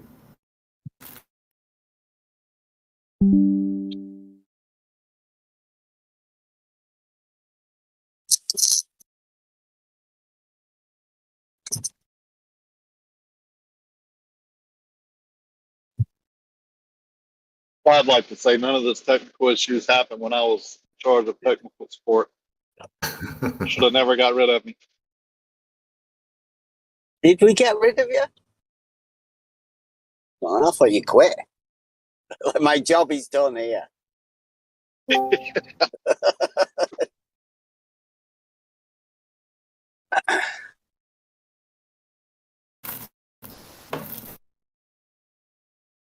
Conditions look perfect. Are you there already? No, we're just coming through Southport now. Clouds, we can see. Yeah, there's no clouds. Did we get Pete and Peter sorted? Not yet. They're not in here yet. I don't see them. Oh, they're saying we're nearly there. Oh, good. Be good to talk to them. Nearly there. Nearly there. They must have taken that great circle route, huh? Or no, the straight route. Yeah, the straighter than a straight line route. Yeah, the straighter than the straight line route. Mm-hmm. Exactly. Yeah. That exists, by the way. Somebody said that exists, straighter than a straight line route. Yeah. Yeah, just before he left. Yeah. Just before he left the 24/7 game that went to an 18/6 game that went to a pretty much non-existent game, but nonetheless. It not only exists, but you can drive it in a car. Yes, you can. Two different routes. Mm-hmm. Fantastic claim of the Globe Science. Mm-hmm. Yeah. I think Globe Science called me a scammer. For anybody who thinks we're making this up or don't understand what this guy said, he made a video about it. And we went over it time and time again with him, and he doubled down, tripled down, and quadrupled down.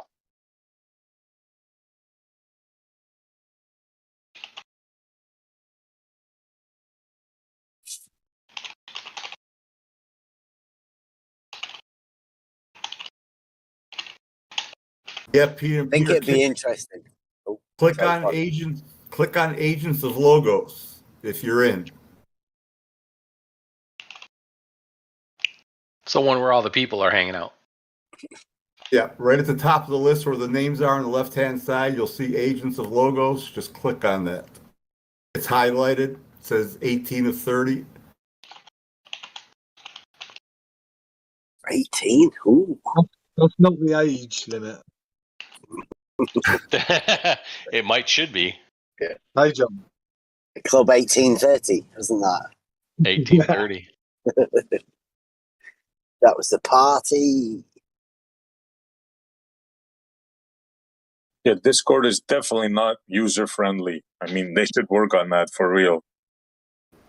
Yeah, it took me a little bit to get used to it. Mine is screwed up today. I had to go under Bev's name and join under his name. It wouldn't let me click on all the, Agents of Logos group like I normally do, and then say join unmuted or muted. I had to go to Bev's, scroll over like to Bev's name and join. Weird. And that's a highly skilled tech support guy. Imagine like a normal person. Yeah, it didn't take me long to figure it out, but I mean, that's what I had to do today to get in.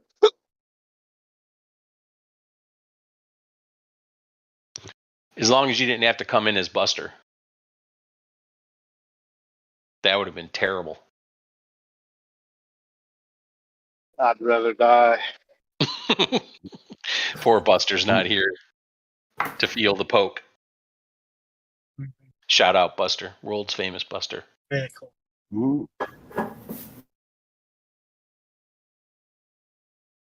It's like we're waiting. It's like we're waiting with bated breath for Pete and Peter to come in.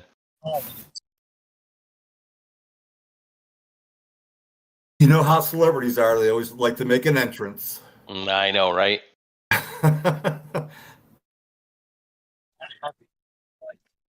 All the people in the world can.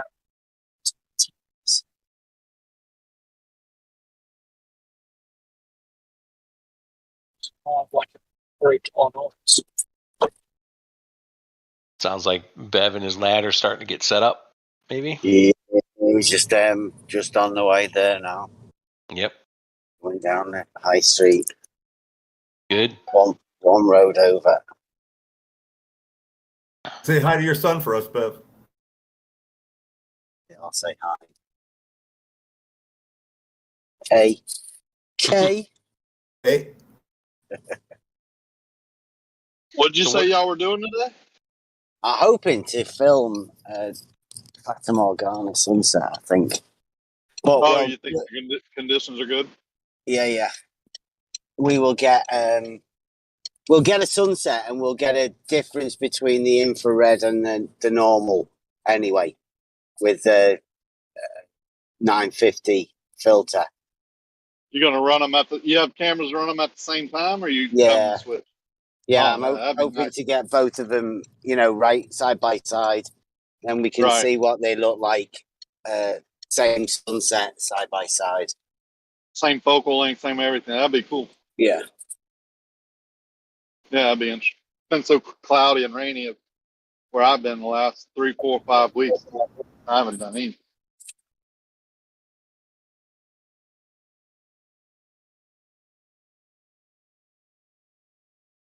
Yeah, we're in time. Conditions look perfect.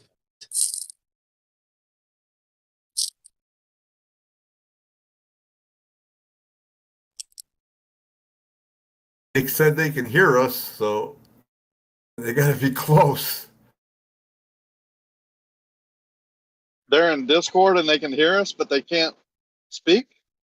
That doesn't add up. No. They might be on YouTube. Well, you can't hear if you're not voice connected. Is that what you're saying? In Discord? In Discord, yeah. Rather not, but I am not sure. You have to be in the VC to hear us in the Discord. That's what I thought too. Yep. I think there's any room. Yep. Easily see. Yep, they're still sorting it out. Well, it's a learning experience. Once they figure it out, have no problem. Yeah. It's like as he said, Discord is not user friendly. Yeah, I went through the same thing at all. But once you learn it, I think it's the best platform. Yeah, it's really good once you have. It's just not easy what I find, it's not easy finding other channels and stuff. That's what I find frustrating. Like if you have other interests, it's hard to find anything else. You really have to know the name of the channel that you're looking for, the Discord server you're looking for, or get an invite to one. Mm-hmm. Two bricks. Where the hell did that second one come from?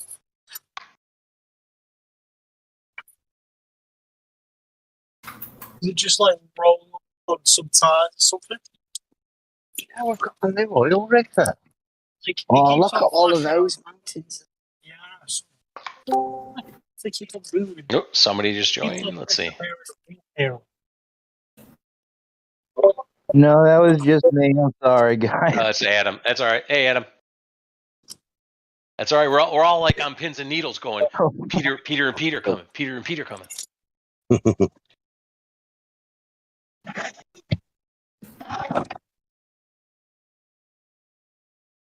No, Mike, they haven't made it in yet. Pleased to have you, Adam. Indeed. Pleased to be here, as always. Always good to have Adam here.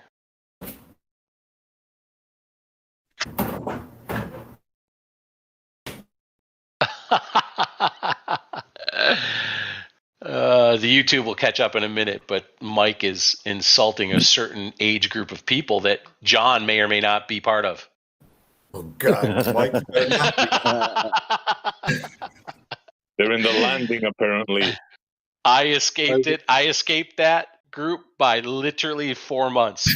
I am as close to the beginning of Gen X as you can get. 1965 is when they say Gen X starts.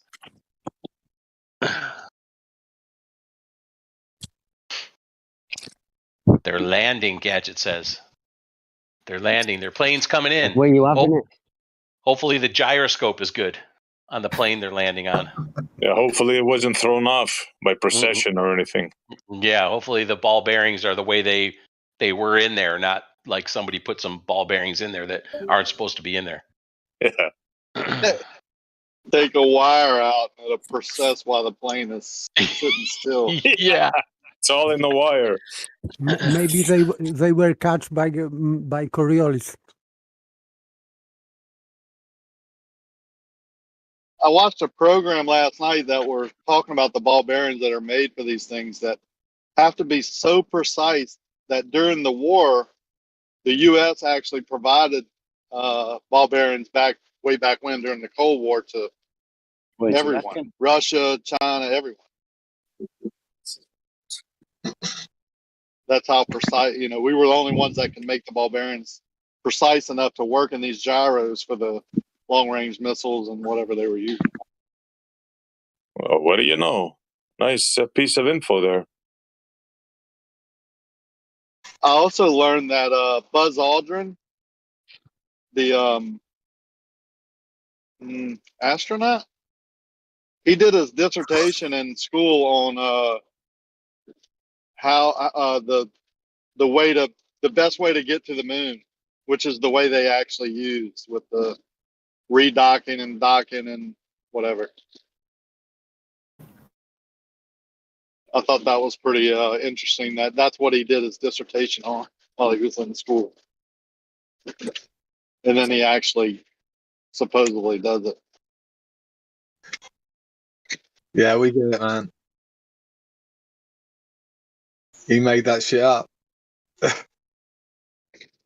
mean, it's so tough to get, to be an astronaut for one. It's once in a lifetime, and then one of the people that gets chosen was actually a person who did their dissertation on how they would actually land on the moon after he graduated and did all that and became an astronaut and then supposedly went to the moon. He was one of those ones also. Like that's got to be some pretty big odds. Does Pete and Peter know they need to scroll on the left-hand side column to get to Agents of Logos? Because sometimes it just doesn't immediately show up. It could be in a different section. Yeah, thanks, Adam, for putting that out there. Gadget's saying that they're getting a message failing to load. I don't know what that means. Oh, I didn't see that. Does? Failing to load. Back here, what do you think? Failing to load. That would be on their end.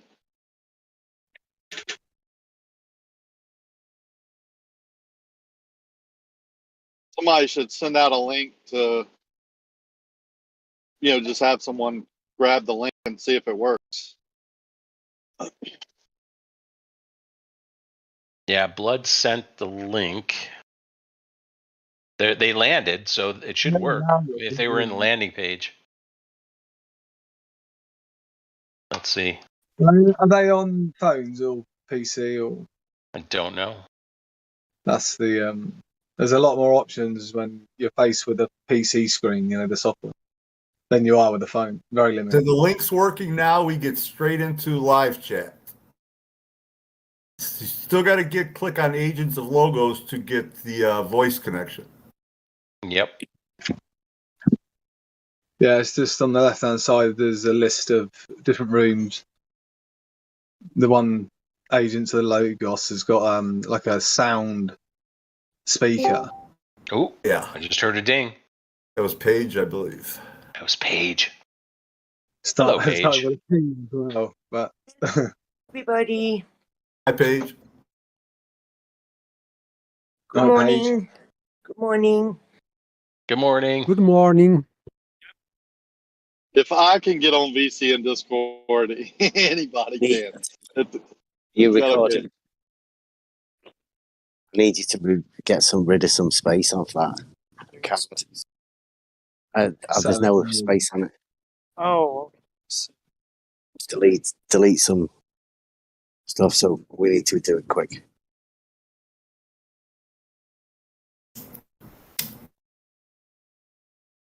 Trying to capture Fata Morgana, for anyone that's wondering what Bev's up to.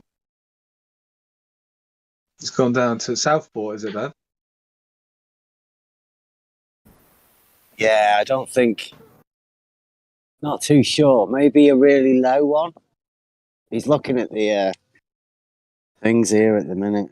Give you a. They say that Okay. in the central window it says message failing to load. Yeah, I wonder why they're getting that message. Is it the same again? No. Have we? That's bizarre. They're in the live chat though. I haven't seen a message from them in the live chat. I'd say restart the computer and then come in and refresh. Yeah, if they're already here, they should be able to get back a lot easier if they restart. Yeah. Remember the username and password also.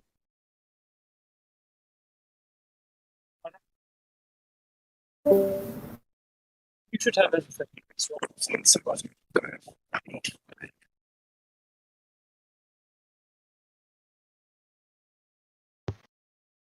What is it like down there? Is it windy or is it calm? It's windier here than we initially thought earlier. Yeah, it's always windy. Isn't it? Is it ever not? Okay. Do that. I want to be able to see those stones there just before we.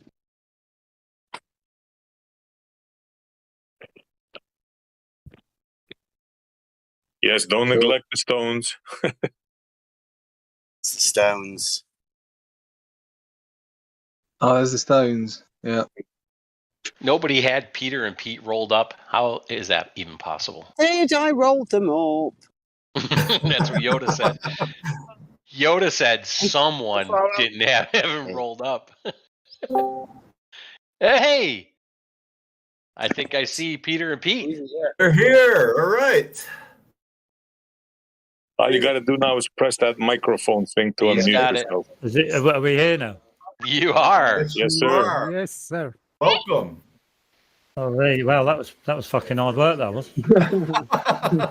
Welcome, guys. You need a breather now. Yeah, need something. I'll tell him. Yeah, that was weird. That was. Yeah, it felt like a trip, Now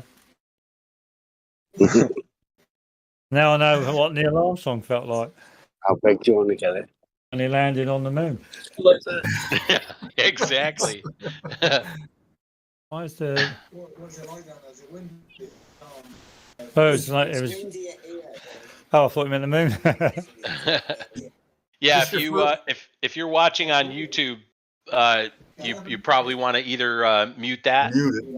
Yep, so it doesn't feed back into the Discord. Yeah, it's all done. Well, we're here now, so awesome. We got loads of people. Where's all these Globy people so annoying? Oh my goodness! Well, you missed 5 hours of it earlier today. Right, okay. Yeah. That's a shame. Yeah, I'm in the mood for some Globy bashing. I won't be able to do anything. Well, once you know you guys are in here, you might get some takers. You might. We'll see who joins. Oh, right, okay. It's nice. I suppose it's nice to be available for people to annoy, Absolutely. Yeah. So we had someone in here today that we found out because he felt that someone challenged him on his channel about level being horizontal. That somehow he felt the need to come here and then make the claim that his observation says that horizons curve. Oh, sure. Yeah, sure. Yeah. I would have asked him. Have you been to see a psychiatrist? That would be my first question to him. He could have been wearing glasses. Could have been wearing glasses, and there's a bit of curvature on his lenses. That's possible. Maybe the optics had something to do with it. Although I did say, and there's one other of our little crew here who both have been in the U.S. Navy, both been out to sea for long stretches of time, and I never saw a horizon that was curved ever. Yeah, well, it's very hard to see anyway. I mean, when you're looking out on the horizon, I mean, it's so long, so far away. I mean, even just a minutest curve on it, you wouldn't be able to notice it with the naked eye at all. You know, I think it's just ridiculous. People can even say that they can see one. You know, visibly perceive it. You know, it's just ridiculous. Guys, yesterday I talked to a woman that she said she could feel and see the spin of the Earth. All right, wow. She's obviously been going to too many fun fairs. Something in her life. For sure. Well, these people are fucking mad, aren't they? When you think about it, yeah, they literally have got mental health problems. It's like talking to zombies. Do you know what I mean? Because they come out with the same rubbish all the time, and they'll say anything just to justify their own perceptions of what they think the real world is like. And you know, it's a lot of it's rubbish. It's just total rubbish, you know. Definitely. Some of us here have the hypothesis that it's that the whole idea of the globe Earth is their deity, it's their god. So it's something you can't see, it's invisible. They say it's there. So if you use a water level or any of that kind of stuff, and nothing shows their curvature, but it's there. Trust us, it's there. Yeah, sure. Yeah. Right. Yeah. Sorry for swearing. By the way, I should refrain. No, that's all right. That's fine here. We just didn't want any of that on the live chat text. So, but you can say whatever you can say whatever you like. You can say whatever. No. I'll stop my swearing. But yeah, you're absolutely right. I mean, a lot of these globe people, you know, a lot of these people who are fervent supporters of science, you know, mainstream science, they've got in their mindset that a lot of things are true because science has told them that it's true, and yet it's not true because science isn't about truth. I mean, we did a video a couple of weeks ago about the scientific theory, and it's got nothing to do with truth at all. You know, so why these people think their perceptions or their understanding of the natural world with regards to science, mainstream science, is true. I mean, it's just beyond belief. You know, it's mental. It really is, isn't it? It is, which is why the psychological aspect of their need to come into groups like this and try to, I don't know, proselytize. I mean, that's the only thing I can think of. I think of it in terms of like religion, like evangelism. It's not good enough that you have your idea of whatever it is. Everybody else can have their idea of whatever it is, wherever it is we live. Everybody can be fine. But the idea that you have to proselytize to the point of prostituting yourself, if I can use that term, with ridiculous statements is what intrigues me. That's a psychological conundrum to me. Oh, so that's a psychological issue, really. You know, that's like a mental health disorder. I mean, if you're going around the place saying that you keep seeing pink elephants or pink flying elephants, you know, a lot of people are going to think that you've lost the plot. So when people who follow their science and they're telling you that they can visibly see curvature, or objects do fall at the same rate, and you know, simultaneously, you know, or you read that stuff in articles, you're going to start thinking about the state of their mental health, you know. And you know, to be fair, I mean, there's a lot of rubbish out there. So obviously there's a lot of people with mental health problems. Guys, are you picking up Bev's window there? He's filming the sunset. Can you see it? I've got a black window. Stolen concepts. I've got stolen concept. Yeah, it's black. Yeah, I can't see anything in it. Go to do I need to click on somebody else's? You should go to stolen concept and say it should say view his screen or something like that. Oh no, it just says I wouldn't know. Yeah, I've got a disconnector in the bottom right-hand corner. No, That's agent. don't use that. Who shall I be? Shall I be on the? Shall I be on? Oh, you got. That's Bev's. I can't. I don't know how to do this. Wait there. What about, are you still looking at it on YouTube? Because someone can look at. Well, I don't know if you can do that, can you? Someone can put it on there if you're unable to. Who should I be looking at? By the way, just a reminder. Stolen Concept. We're agent of the logos, so it's not that person. No, but if you go down that list just below you, it's in alphabetical order. You'll see Stolen Concept, and there's a got it. Oh, you've got it. So how do you get the video? Yeah, there you Clicked go. on video. So hold on, something's happening. I've got the blue circle next to my mouse, so that didn't do anything. No. I've just got a black window. I've just got a black window. Oh, look, we're still on an agent of logos. Yep, you're going to be in the room. That's fine. You're good where you are. I don't know why it's not loading up for you. Could be another Discord thing. It doesn't load for me either. It's not very. It's not one of the. Well, it's very complicated for what it does. It's quite complicated. But that's my own personal opinion.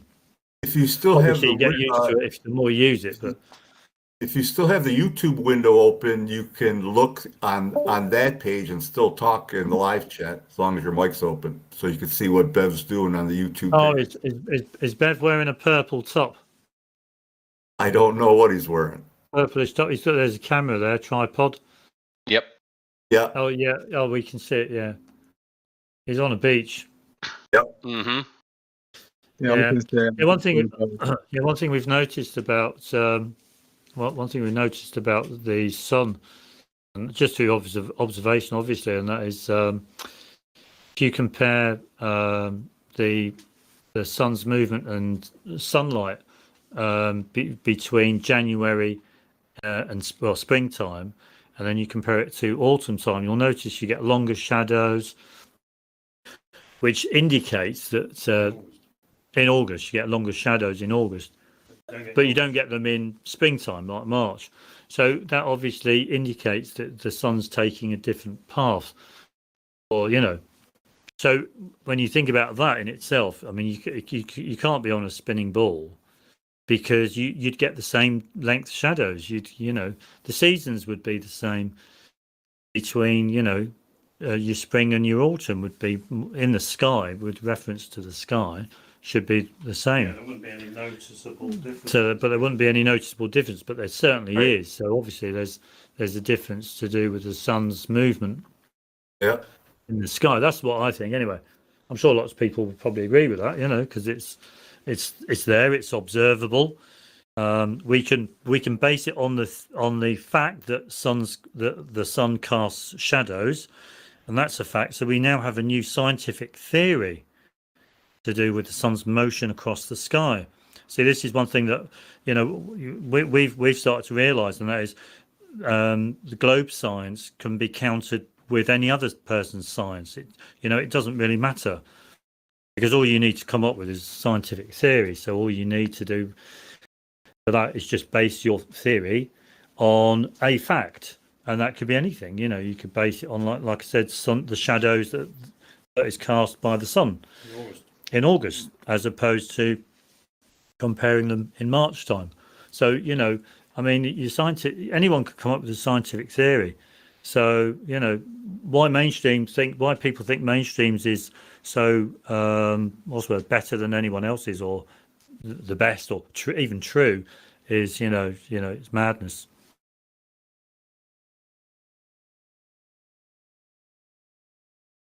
Hello? Hello? Can you see Paige's comment in the live chat there? Where she said Yeah, what do you think about that when you go to the beach and you see the sun set and every person sees the sun come along the water to their feet and not to anybody else's feet, but everybody sees it to their own feet. So how is that possible?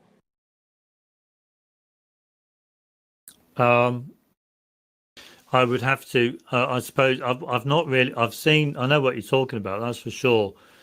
I would, because some people have mentioned that the sun's more of a subjective experience, and I think, well, I mean, it's possible. I think is why we can't pinpoint it, because they always want us to do triangulation on the sun's position. They go, oh well, if you've got more than one person, it comes out wrong. You can't get the right equation for it. And I'm thinking, well, that's because everybody sees the sun. The sun's projected to themselves, so of course it's going to be different with each measurement. Yeah, I know exactly where you're coming from. I think that's probably, I mean, a good point. I mean, you could be living in Cornwall, and you could be living somewhere else, and you can be looking out at the sea, got the horizon, the sun's setting, or even rising, and you've got the sunlight coming up to the shoreline, but you'll get it to the same observer in both instances wherever you are. So it's exactly it's very difficult to actually pinpoint. Well, I mean, really, I don't know really what the sun is. I've heard lots of ideas from people, like it's this nuclear fusion fission ball of hydrogen or whatever, helium. I mean, to me, it's an idea. It's a great idea, but I don't know what it is. I've obviously seen it on video. People have seen the sunspots. Okay, we know what it looks like, but what it is, I mean, come on, so because nobody can really know what the sun is, it's very difficult for anyone to come up with any firm understanding on how it works. And when we do look at the sunlight coming up to our feet on the water, at the beach, I mean, yeah, it's more than possible, for it to be more of an individual thing, personal experience. You can't really I can't really ditch that idea because it's more than plausible. It's a possible theory. It's a good theory. I can't dismiss it, but it's could it be? I think the hard part. I think the hard part is you're right. Actually finding proof to support your idea that it's individualistic, or evidence. Finding some evidence. Yeah, that'll be. I'm looking into reflections and what reflections look like to each individual, whether I can figure out that if that's what's causing it. How when you look in a mirror, depending on where you are looking at the mirror, the thing that's reflecting back looks different to you compared to what it looks like to somebody standing over the other side of the room looking at the same mirror. You know what I mean? Yeah, I know exactly what you mean. I think the hard part with that is that you've got to try and simulate, because two people will obviously be in two different locations. You've got to simulate the exact conditions in both locations, and that's probably very hard to do. Even temperature variations could skew the observation. A lot of people are aware of how moisture in the air can affect the observation that we see, temperatures, all this kind of stuff. So it's very it's very, very difficult. This is what we mention this quite often in our channel, and that is it's very, very difficult for anyone to prove anything about the natural world they live in. Mainstream science does it an awful lot, but we think it's conceited. It's very wrong for them to do so, but it's very, very difficult to prove things. That's a toughie. All we can do is just come up with some ideas and then do our best with what we've got, and try to find some evidence to support those ideas. So, but there you go. Are you aware of Bev's proof? Am I aware of what? Sorry. Of Bev's proof? Was it his water level proof? Have you seen that? Oh no, I've not. I don't think so. I don't think. Okay. I don't think we've come across Bev's proof. Well, I would prefer Bev explained it to you because I'm sure he could do a much better job than I can. Oh yeah, we can see his. I can see his sunset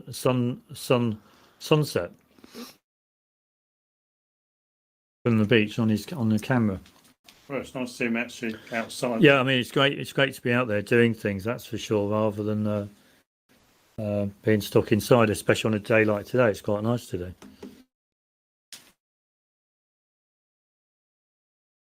Yeah, that's pretty cool. So what's Bev trying to do there?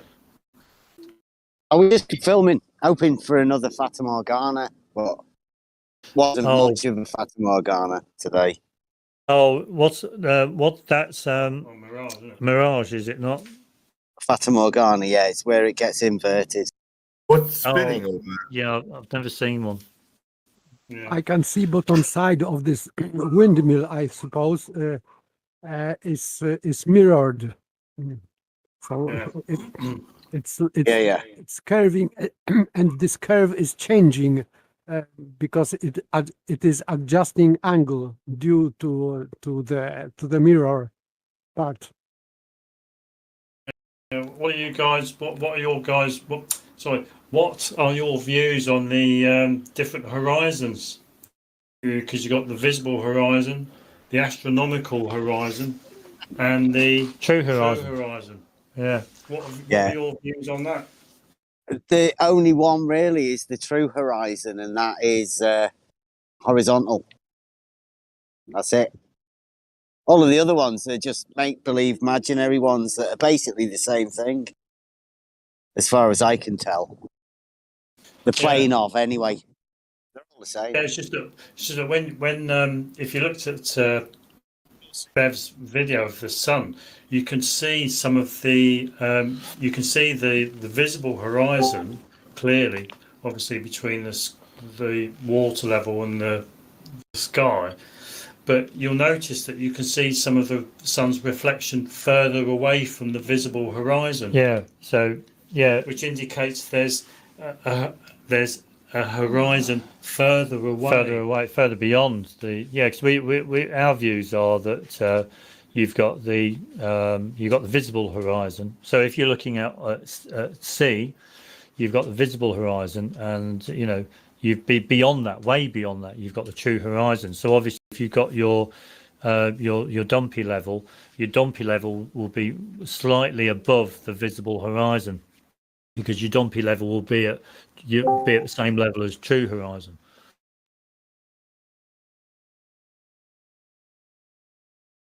What do you mean by the true horizon?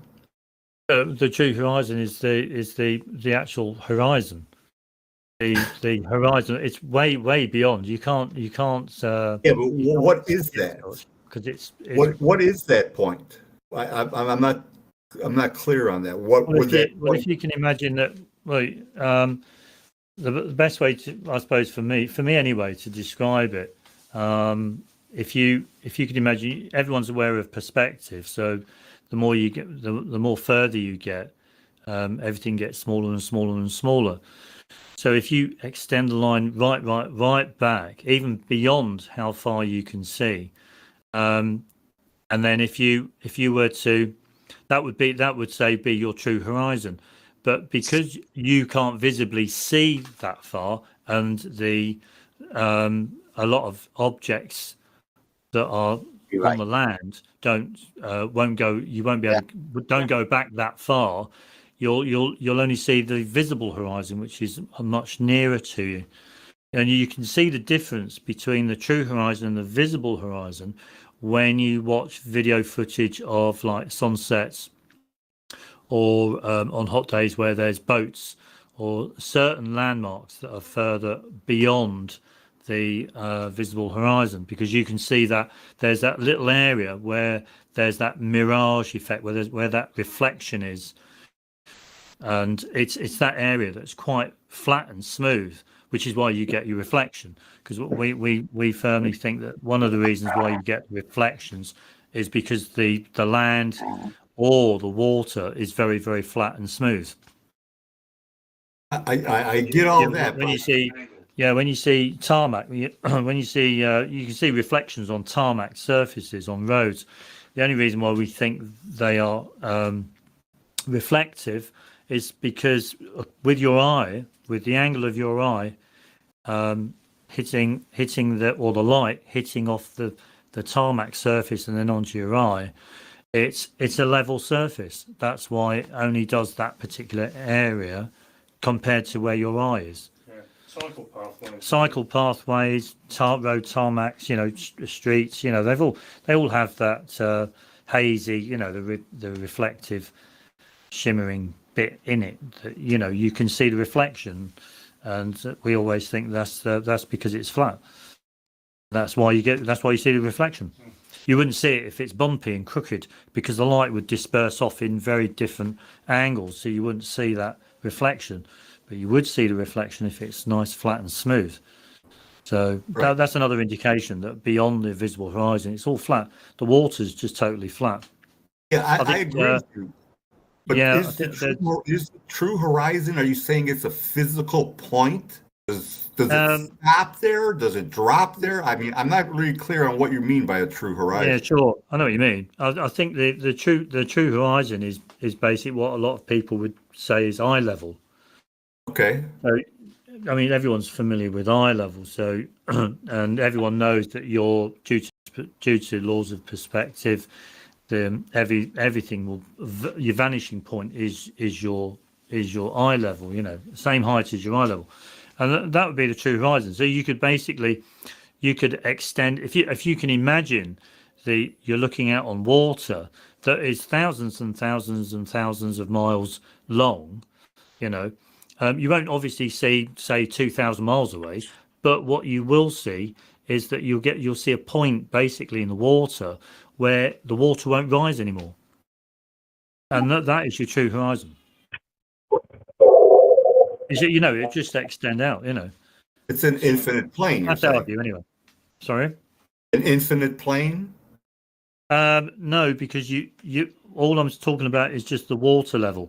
The water surface. I'm not talking like 3,000-4,000 miles beyond that at all, because nobody can see that far away. Right. But all I'm saying is that if you were to look out from Ireland across the Atlantic, you can't obviously see New York or any landmass in between, in the ocean. But what you will see is basically you'll see a point where the water will only rise to a certain height, which is your eye level.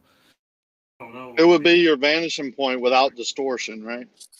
Yeah. You could look at it as being your vanishing point. Yeah, true horizon. But I mean, it's something it's beyond. It's like thousands of miles away, really. Right. I mean, and if you think about it logically, if you looked at a ruler, let's say you had a. If you had a ruler, 300 millimeter ruler, and you look down on it, okay, so you hold it level, but you look down on it, you can see the length of that, can't you? Whereas if you raised the ruler up and you looked at it at eye level, it would appear as if it would go on and on and on and on and on. The length would be much greater, or you wouldn't be able to discern what kind of length it was. So obviously the height and the angle that you're looking at objects, especially on the land or whatever, do help us as human beings, as animals, to be able to measure depth and get a good field of view as to where we are in the natural world. So that's laws of perspective, isn't it? Yeah. One of our faults in the way we see is depth perception, especially in open spaces. So when you have a wide expanse, say on the ocean, you don't have great depth perception. You can't, judge depth that well. So it's a problem. Sure.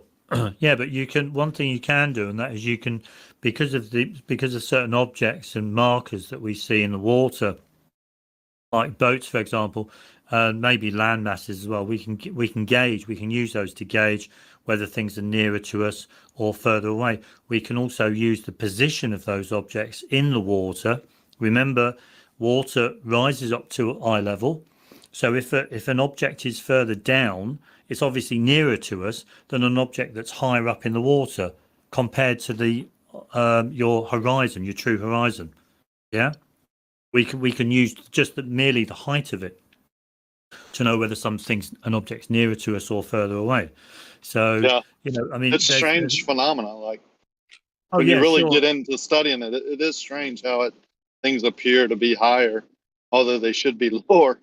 They're lower than your eyes, but they appear to be higher. Yeah, but you've always got to remember that you're 5 foot whatever off the ground. So it's amazing what is between from your eyes. It's amazing what's between your feet and the true horizon, your what eye level. You know, I mean, there's an awful lot of stuff. You know, you've got land masses, you've got if you're looking at water, you're looking at boats, you're looking at more shoreline, you're looking at lots of stuff. You know. So, Tops of the waves appear to be the water absolutely, level. yeah, tops of the waves. But you've always got to bear in mind that as soon as you hit eye level, the water level won't rise up anymore. So you could say that is your kind of true horizon position, you know. Well, one thing I've noticed, if you're above the water, no matter how rough the waves are, out in the distance they look flat, calm, like smooth. But if you're at water level and the waves are above you, you can tell how rough it is in the distance. Oh yeah, sure, yeah. See, this is why we as humans have, well, basically why the horizon rises to eye level, and that's because we can gauge where we are in relation to our environment. You know, I mean, it seems commonsensical, doesn't it? You know, we need to get an idea of where we are in the world so that we can you know, live in it very well, you know, and survive in it. So it makes perfect sense to consider that your horizon will always rise to eye level. Yeah, So that I say towards, yeah. Yeah, I mean, if you as a pilot, for example, I mean, it's the same thing with what's it, the gyroscope? I've forgotten what it's called. You know, the horizon, the artificial horizon. Artificial horizon, yeah. Yeah, I mean, it's exactly the same. The pilot uses that, relies on it really to gauge his position in the sky, his angle, his orientation, you know, in relation to other objects and the landmarks and land masses that are around him. You know, he obviously uses his eyes and looks out from the cockpit as well to give him a good visual on his position where he is. And you know, that's you know, it makes sense. You know. Do you imagine the horizon the same for all observers? Yeah, absolutely, of course, yeah. For people to not come to any danger, you know, when they're flying through through a valley or flying wherever, you know, or if you're in a boat, you can know how rough the seas are, for example, because you're going, "Wait, look, my horizon's right down there. Look, this is crazy," you know. It gives us all. We use our senses an awful lot, you know, because we rely on them. Without our senses, we'll probably be dead. We're senseless, aren't we? We're like brain dead if we don't use our senses. We have to use them for the things that benefit us, which is our survival, you know, and everything else, you know, our protection, you know, blah blah blah blah blah. So That's you my think view. the horizon? Let's say I'm 6 foot. I'm standing at the beach, and you're 6'5". You're saying the horizon is the same for both of us?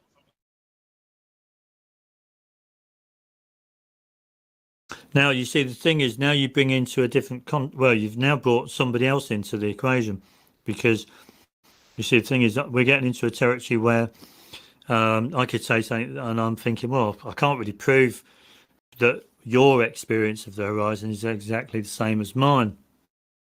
But what I would probably, I'd probably hazard a guess and say that if you and I were standing at a beach and we were both looking out at the same horizon, that experience would be the same for both of us. I can't see how it could differ.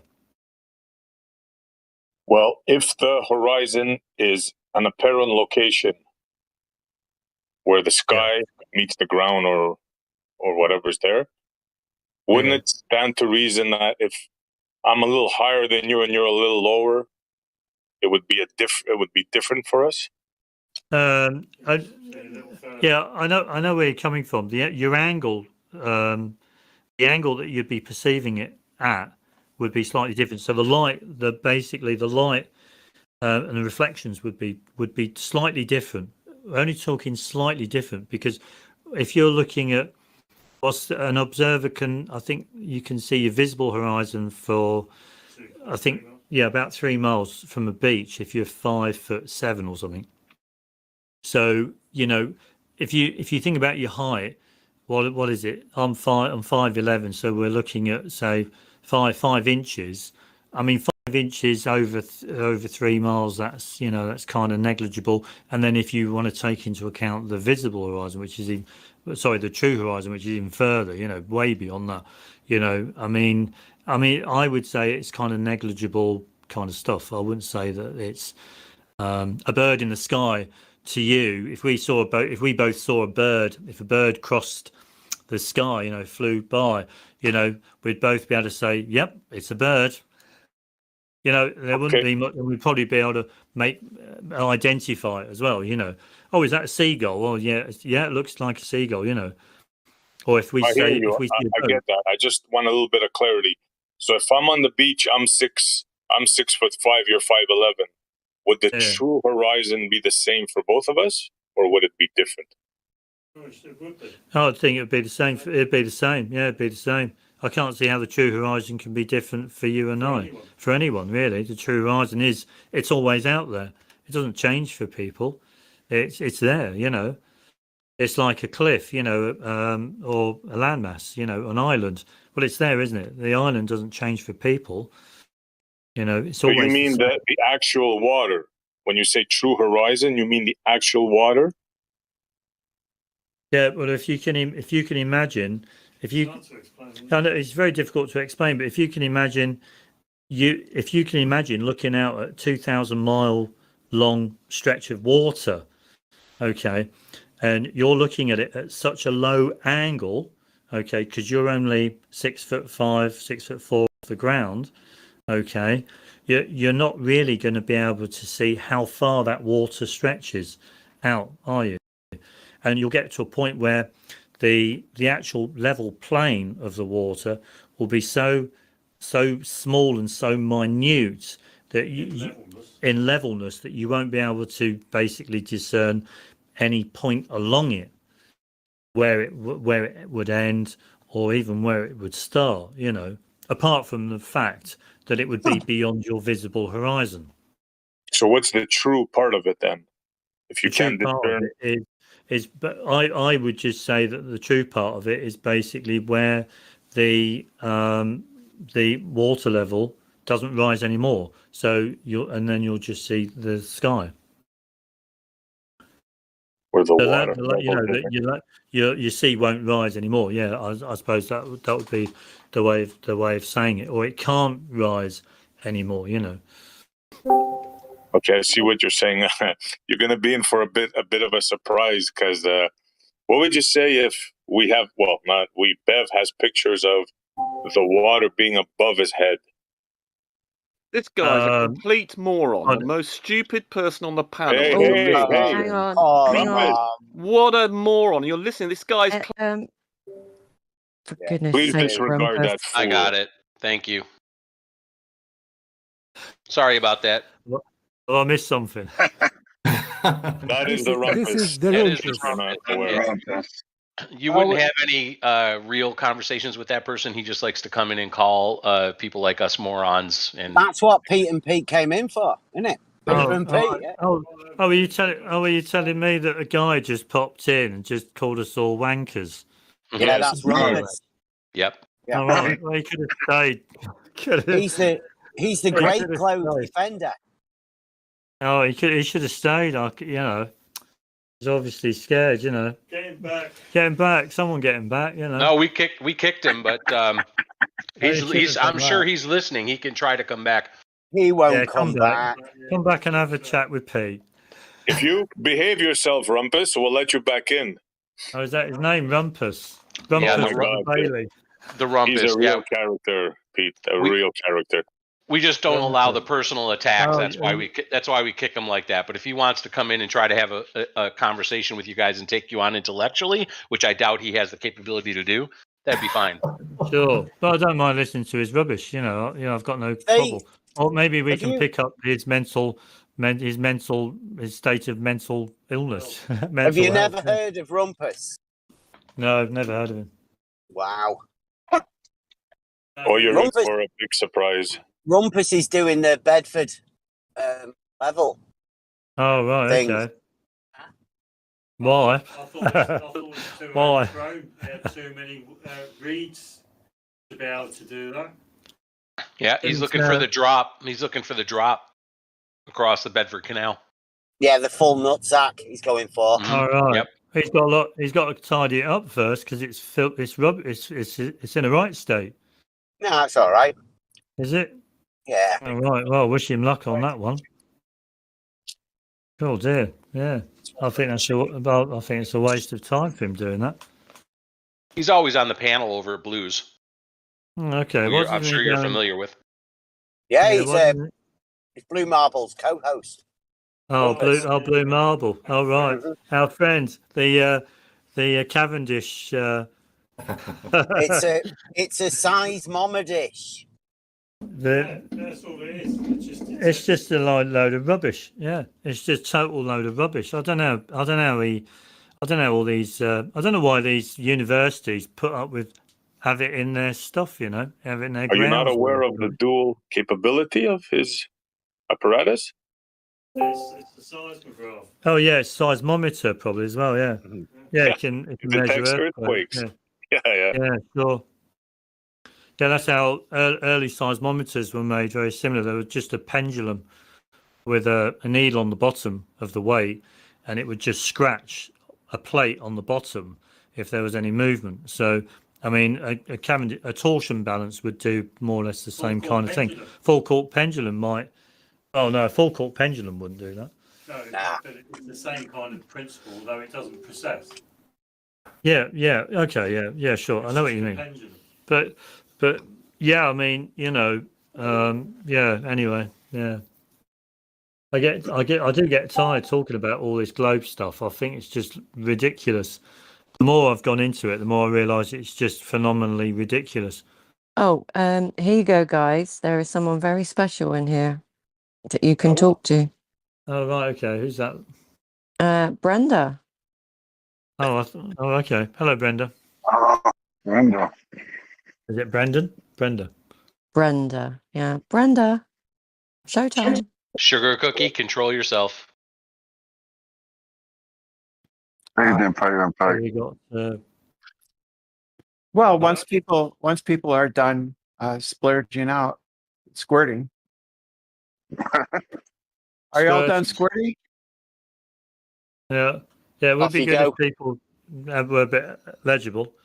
Just got to say hi to Execrate. He's in the room. Yeah, I have a question. I think Peter and Pete are Poes. Are you Poes? No. The only Poe we know of is Edgar Allan Poe. We know Edgar Allan Poe. Yeah, he's Poe, isn't he? But that wasn't also the got question. poetry, haven't you? Now poetry.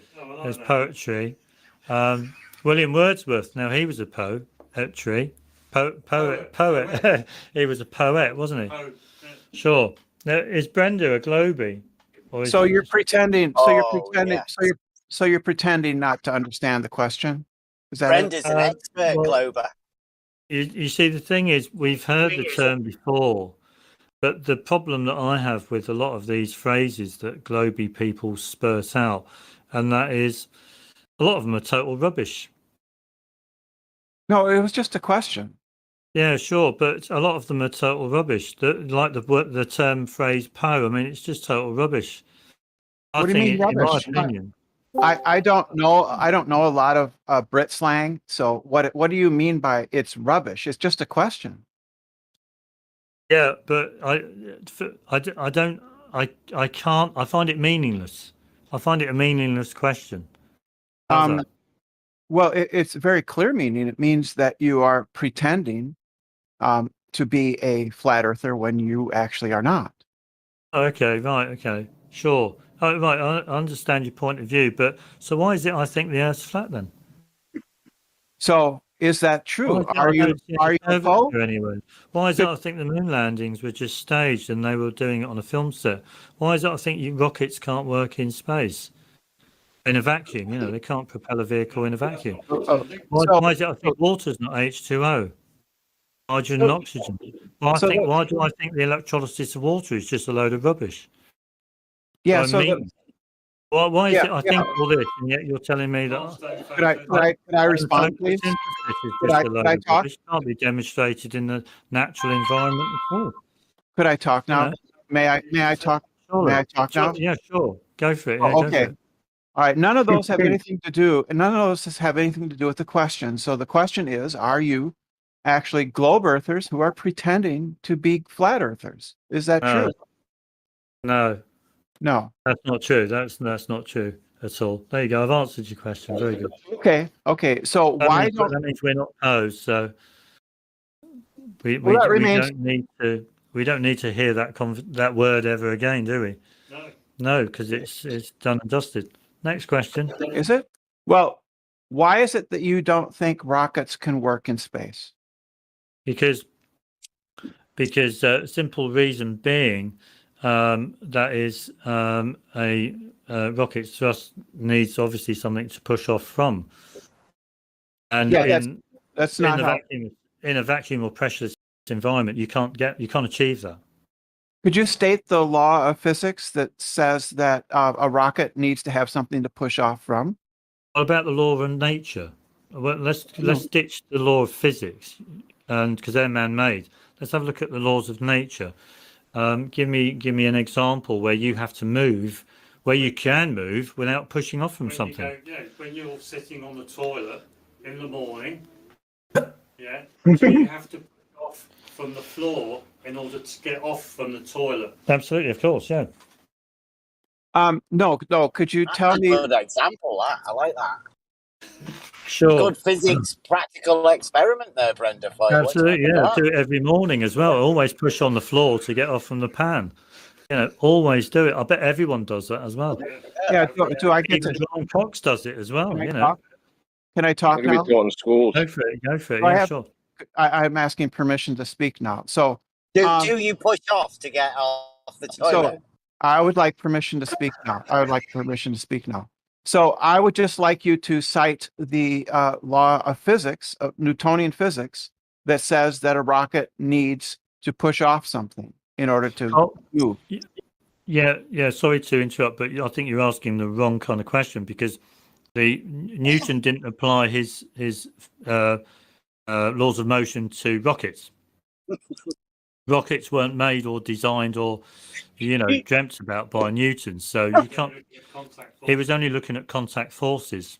Is that true? That Newton Well, as far as only I'm looked aware, at? that's all he could look at. He couldn't go up into Are you sure space. about? Could he? Are you sure about that? Are you sure that maybe some of the laws would apply to rocketry? Well, to be fair, if I think about Newton living in 1650 or whatever it was, there weren't any rockets. Nobody ever went very high in altitude. There were no balloons or any aircraft then at those times. So I think to myself, what Newton was able to have practical knowledge of are things of this world. Okay, objects. Now, as far as I'm concerned, when you look at motion in the world, a lot of it is due to contact. So if you push something, then that object will be pushed. It will move. So that is subject to Newton's laws of motion, isn't it? Of course. Right. So, but do you think that? I think you're venturing into conjecture when you're applying Newtonian principles. It's not conjecture. Brenda, let Pete finish, please. So it's not conjecture. Excuse me. May I speak now? I don't know. Is Pete finished? I would like permission to speak now. Can I have? Sorry, I didn't hear at the end of what Pete said. If he could repeat it, that'd be good because she just talked all over him. Well, all I said was that I feel that it's really stupid to be applying Newtonian an understanding of laws of motion to rockets when rockets weren't even out, invented or whatever, Yep, you know, thank during you. Newton's times. That makes Okay. sense. I'm with you on that. May I speak now? Okay, Yeah, so of course, that of course, doesn't yeah. it doesn't follow that because rockets were not invented yet, that therefore the laws of motion don't apply to them.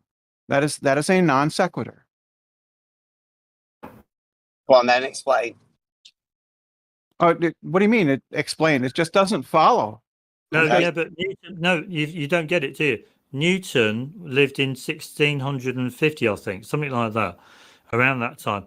And he came up with this idea. He played around with objects, obviously, and he saw them move in the natural world, you know.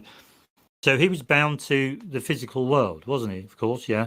He didn't go high in altitude. There's no record of him ever obtaining going into space and actually testing anything in a vacuum at all, or a pressureless environment. He came up with 3 laws of motion, okay, or ideas about motion, and you know, and then applied them to what he knew, the knowledge that he'd gained from obviously living, his living experience. Okay, now he didn't apply that to space and how rockets would work. So I just think it's a bit stupid that you're applying Newtonian understanding and kind of principles, if you want to call them that, to rockets.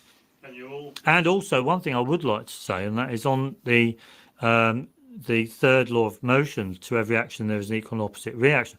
I would disagree with that, and I would actually say to every action there is an equal and opposite resistance to that action in the form of a reaction. So I've actually changed Newton's ideas and come up with something that's more plausible and that's more real and more applicable in the real world. Because one thing mainstream has failed to do over the years is develop Newton's basic understanding into the modern world. Absolutely, yeah. They've not been able to assimilate Newtonian understanding into the modern world. Haven't done that. Can I respond? May I respond? Here you go. May I respond? Do I have permission to speak now? Go for it, yeah. Okay, so are not Newton's laws general universal laws that apply to everything all the time? Everywhere? Well, what do you mean by everything? Yeah, everything. I don't know what you mean by everything. I mean, what do you Everything. mean? They certainly don't apply to the celestial objects. Why not? You're saying that Newton's laws of motion don't apply to masses. Yeah, absolutely. They Newton. apply to masses. So if you're Okay. Rockets have mass, don't they? Rockets have mass, don't they? You're looking at rockets. You've also got to accept that a rocket's thrust has mass. Yes, I agree. Oh, don't be doing rockets and thrusting with And rockets. on another mass, which will be the air. The air, The absolutely. air has mass. The air will. Yeah, air has mass. Air has mass. Air has mass. So you agree then that Newton's laws. You agree then that Newton's laws would apply to rockets and to the exhaust. But it's the Only in this world, on the Earth. No, I think they would apply On the Earth. everywhere. Everywhere. No, everywhere. They are. Are they not? Are they not called? Stupid. I think you're being silly. Are they- It's like No. saying you're the type of person who would accept that hydrogen's the most abundant element in the whole universe when you've not been anywhere off to know that. So aren't they called? Aren't they called? May I speak now? May I speak? This is chaos. I'm tired of this. No, let him finish. So are they not called the universal laws of motion? That man applies the phrase or the label universal. Man Yes. has. People. Yes. Yeah. Well, yes, they were formulated by Newton, who is a man. Wait. Yeah. Brenda, let him finish, please. Go ahead, Pete. Yeah. I mean, think about it. They can't be. You can't say. Well, you can if you want to apply a universal man-made law, okay, to everything. But the thing is, man hasn't been everywhere to know much at all about the natural world he lives in. Yeah, that doesn't matter. Why would that matter? You're basically Oh my talking gosh. rubbish. You're talking nonsense when you should be limiting how you apply Newton's laws or his ideas? Newton's laws are applied universally. Oh, you think that? You've been told that. Yes, Man's told you yes, that. Man tells you yes. how to think. Well, You're just repeating what somebody else is saying to you. You don't have any ideas of your own. You're repeating other people's ideas. yeah. So Because you Newton's laws, tell yourself. They Newton's are not laws are created. universal. If you think Newton's laws are universal, demonstrate it. How are you going to demonstrate Newton's laws are universal when you can't go everywhere to demonstrate it? Tell me. We just need to take this one step at a time. Do you understand correctly that Newton's laws are applied universally? Only by people. People apply Newton's laws. I don't apply Newton's laws universally. In the natural Well, world. that's You your do. choice. That's your choice, Pete. That's your No, it's choice. not But everybody choice. else, It's not everybody a else. choice. It's not a choice. Excuse me. Allow me to finish my sentences. I allow you to finish yours. Please allow me to finish mine. Okay, go for it. So the laws of classical mechanics apply universally, and yes, Non-locally. and yes, they are created. Yes, they are created by men. The laws of physics are created by people to describe the universal behavior of the physical universe. Yes. Sure, but man hasn't been everywhere. Don't you get it? You don't get it, do you? Yes, yes, How we does- understand how that. does how does man come up with these universal laws when he's not been everywhere to know? Well, we apply. Do you understand? Do you Yes. understand? It's a very simple question. Yes, it's due to the fact that we are allowed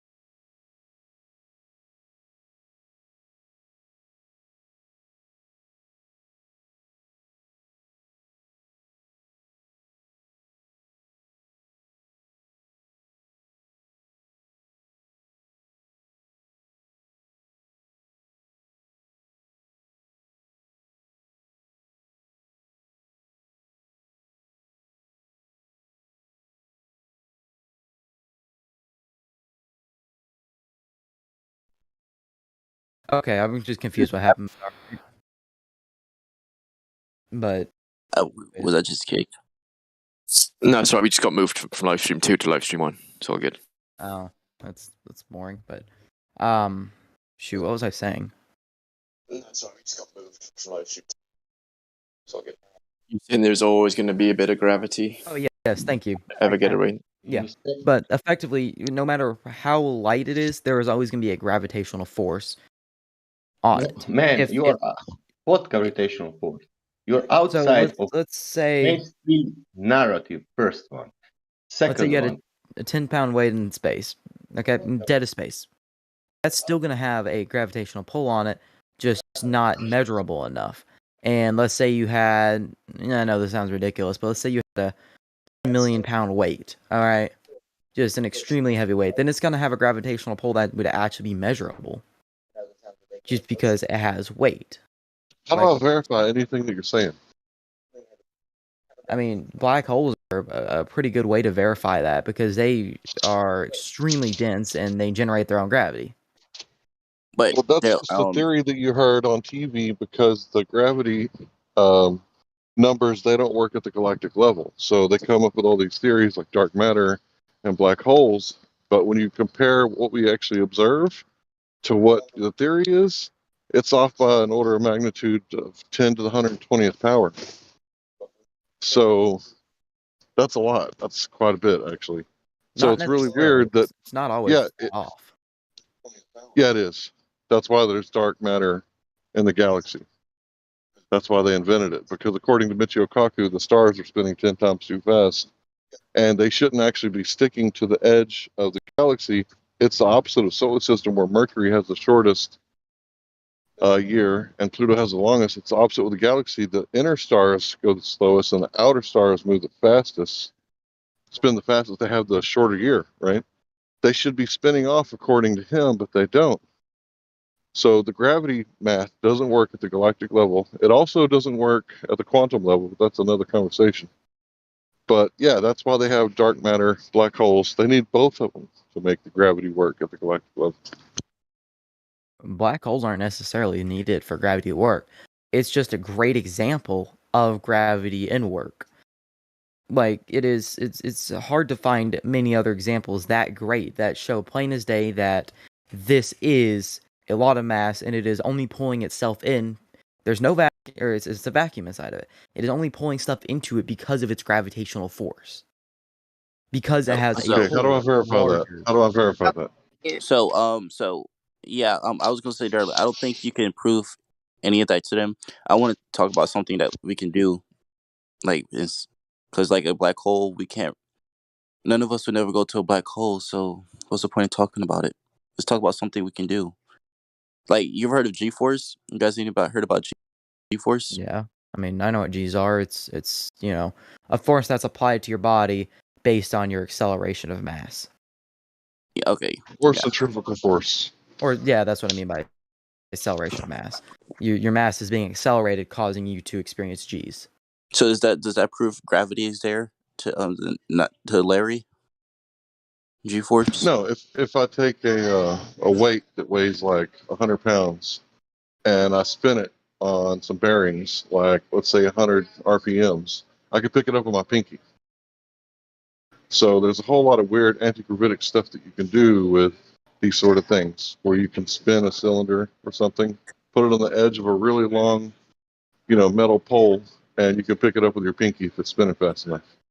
I mean, yeah. It's sort of similar to the effects that you see while spinning a wheel, a bicycle guitar.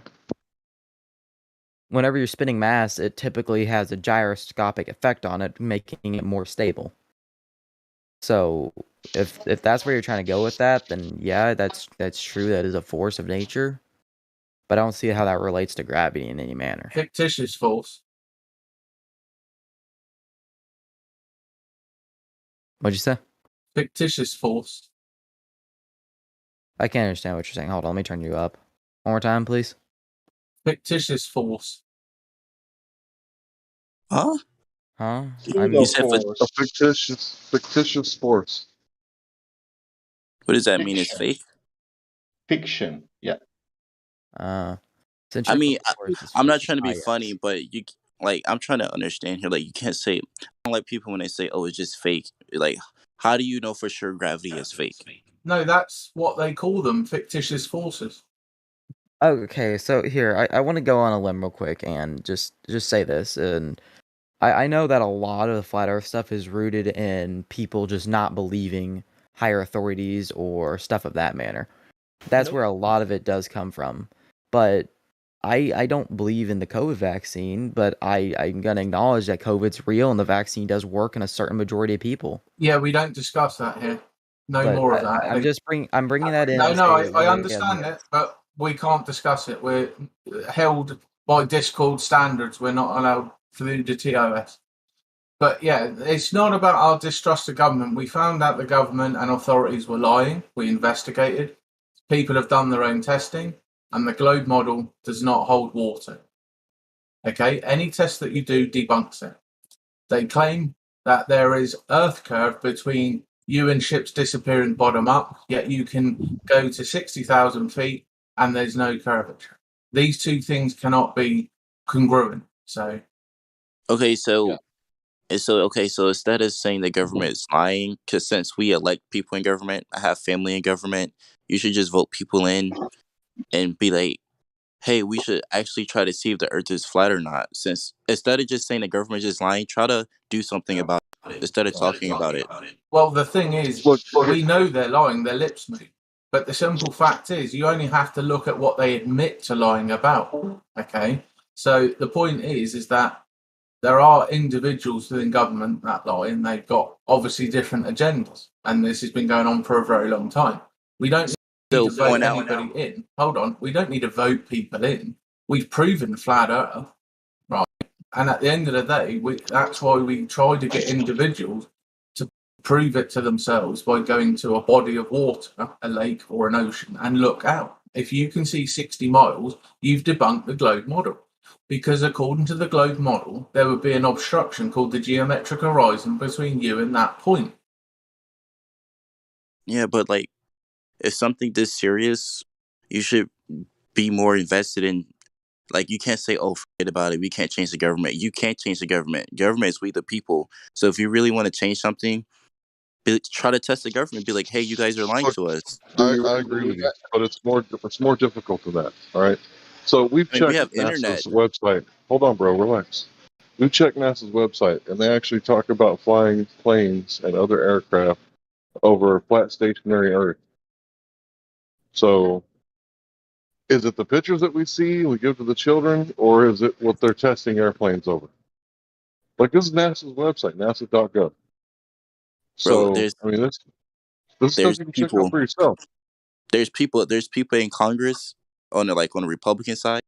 They agree with some of these conspiracy theories, and you probably can persuade one of them to question the Earth's shape. You know, like, there's some crazy people in Congress running for Congress. If you guys want to actually make change, run for Why do Congress. you call them crazy people? They're not crazy. You just called them crazy. Yep. Yeah, sorry. come on, bro. Be cool. Not crazy Did people, you- but like people who Did you are. did you know that they in Congress forbid that we speak about this on YouTube? Well, Yeah, I'm not these saying they're people- crazy. These but people aren't in power, bro. You got to understand, the government are low hanging fruit. Okay, they have no authority or power. The real power is a lot higher than them. Okay, so Yes, the they simple do. fact is that we don't need government. This is the point. You don't need anybody to think for you and tell you. You can do it yourself. Okay, and so But like the government is why you're speaking. Like, the country you're living in, you have the rights to speak on this platform because the government gave you rights to do so. So the government is important. people gave us rights. Speak on this automatically think you're crazy. The people gave us rights by rallying against authorities, i.e., royalty, i.e., governments. That's why we have the right to speak.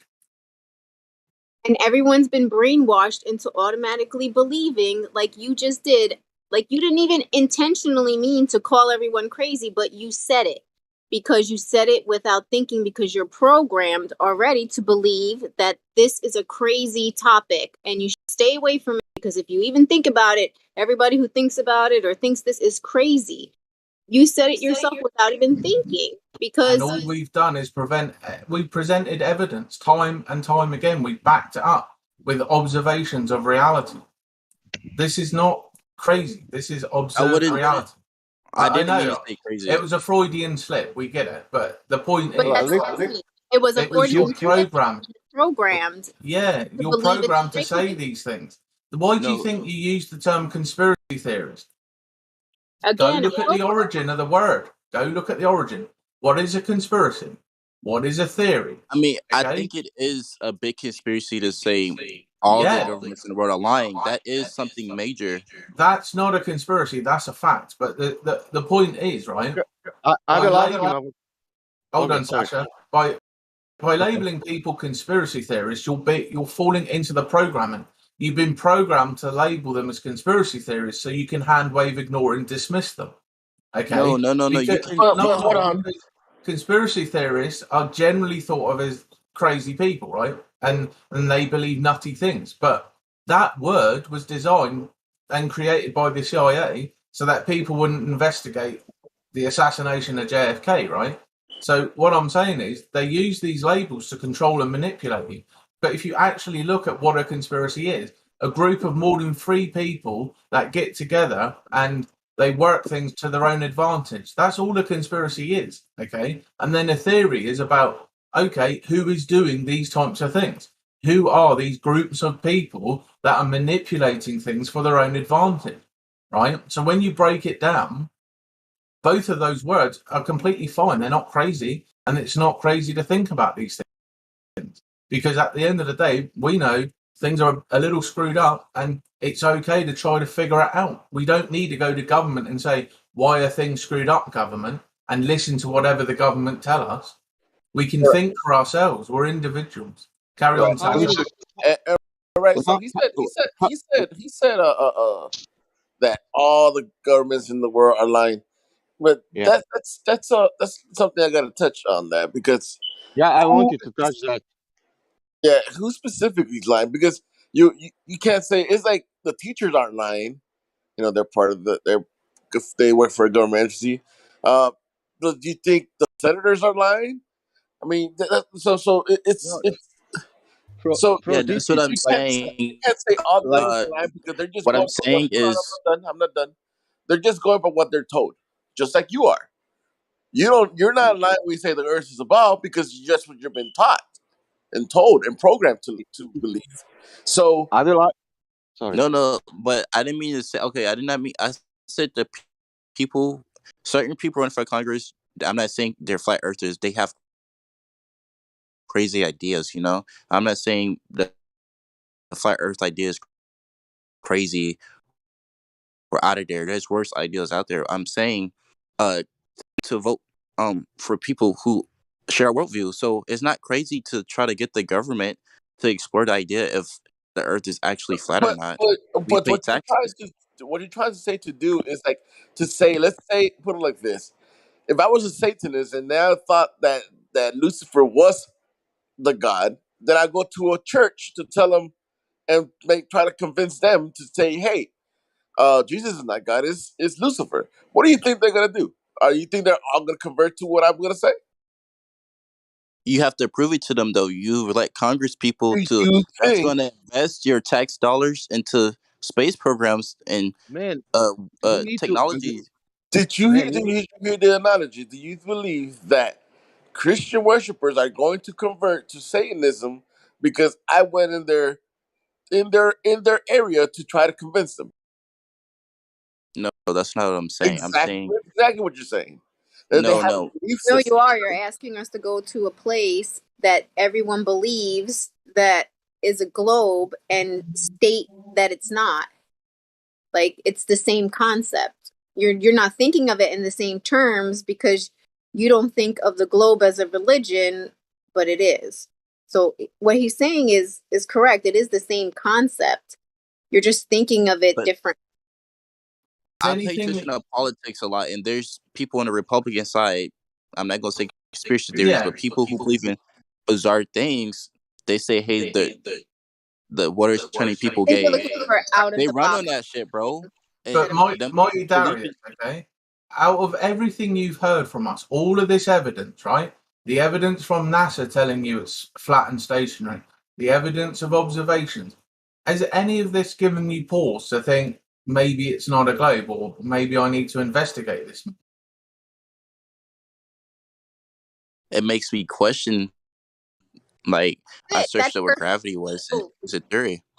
So, and the reason you can do that is because a lot of people have done a lot of research over a lot of years to figure these things out for you, so we can present them in a concise way. And this is the point, right? You have to do your own homework on this, and you have to figure this out for yourself, right? And like, we can, if you go to the bottom of this server, there are rooms with masses of research and information, and you can go through all of that. You can talk to people here, and but it's really up to you as an individual to figure this out. Like, you've been told one thing, now you need to see if that's true. And we presented enough evidence to show that it isn't, or at least start you on that path. Can I say now? Go ahead. They discussed that in Congress about flat Earth and on YouTube, and they censored all stuff. And when you type now flat Earth, you will not find anything than ridiculous things. That's the one point. Second point about governments. How many governments are in space, program? That means what Vietnam, Nigerian, Azerbaijan, Croatian, whatever government knows about space? Nothing. They are taking that from that Russia, China, America. I can count on, maybe it's 10 of them. That's it. You said we can change the government. I can tell you, we cannot change the government. Croatia in last 6 years changed 20 ministers, because of corruption, and the same government is on the power. People doesn't want to change anything, especially in politics. They are all right with you in America have duality like for 200 years. Nobody in America came like, why, if we want to change, why we are fucking voting for Republicans and Democrats? Why we don't have third option? In last 300 years, America has no third option. You have all the time two options. Is that a change? Why we don't give a chance somebody third one, fourth one, fifth one? But they will do the job. Because people are voting for that, they are voting even they don't know what they are voting. They are good. People are voting because they a lot of people are not aware of third parties, so they vote based on mainstream media. They don't, but there are third parties. They just don't get a lot of recognition. Yeah, the TV, the television programming, the television programming. I mean, yeah, television can be used. I'm not saying I'm not saying government is perfect. I'm not saying none of this shit is perfect. There's flaws in everything. I'm just saying that it would be very hard for all of the world governments. Like China doesn't even like America, Russia, they hate us. They will all be conspiring to lie to us about the Earth shape. That's what I'm not getting. That's on the surface, bro. Not if they all want to agree on the same lie. Yeah, that's on the surface. Together and do it. I actually did send you something, Darius. Real quick, guys, I gotta go, so I'm gonna say Take goodbye. care, Jackie. Something. Thank you for your input. No problem. Have a good day, guys. Might be Bye. back later, but for now, I gotta go. All right, Jack. The governments really hate us. Russians really hate us. Yeah, bro. No, the average person on the street just wants food in their belly and a roof over their head. The simple things in life. At the end of the day, it's the governments who are pretending that there's all this enmity because they obviously benefit from it in some way. The people don't benefit. The people end up at the bottom where they've always been. So this might be a bit beyond you, but because it takes a lot of research to understand these things and these groups behind the scenes. But simply put, we can do our own observations, we can do our own testing, and we can find out for ourselves and prove to ourselves that the globe model maths doesn't work. The radius is not there in reality. Hold on.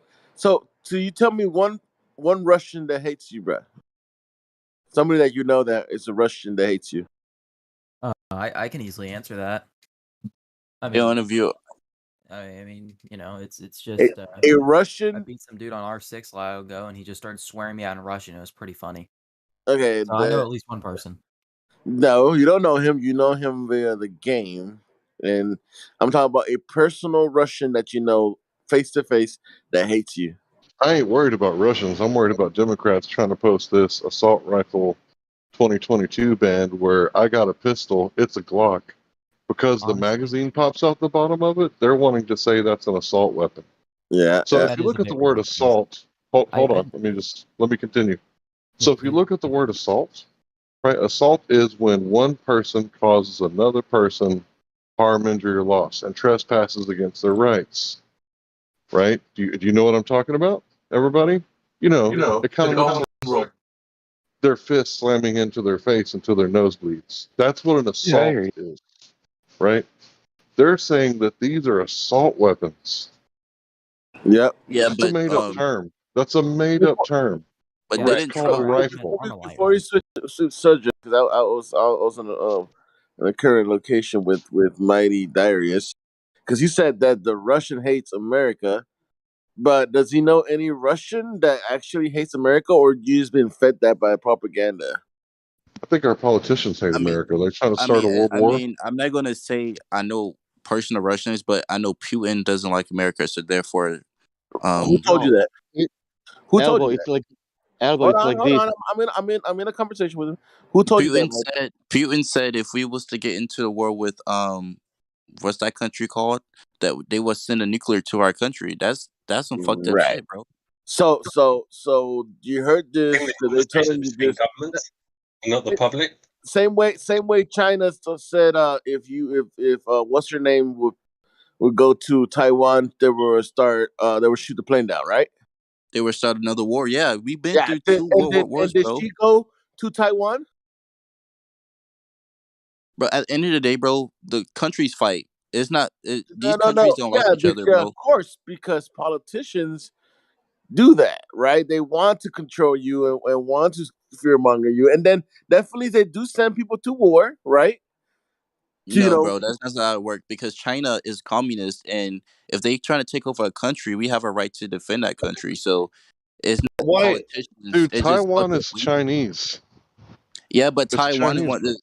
they want their separation from China. They have every right to do that. Just how America was How's created that any from of your Europe. business? If me and my wife separate, Yeah, but America was we got from kings and queens because but how is we it fought a any of your war. business?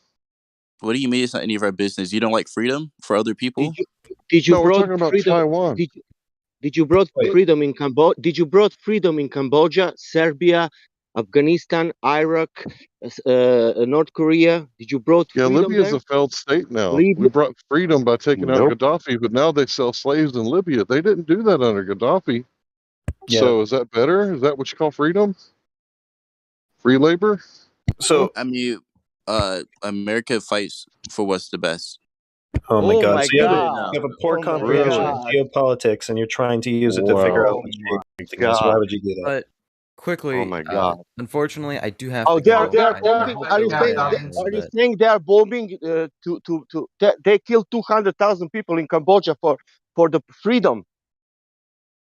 Hold on, Sasha. Tony Boy Dallin, thanks for the talk. All right. I wish you luck, Davis, and Yeah. Larry. I hope they do not pass any gun restriction stuff.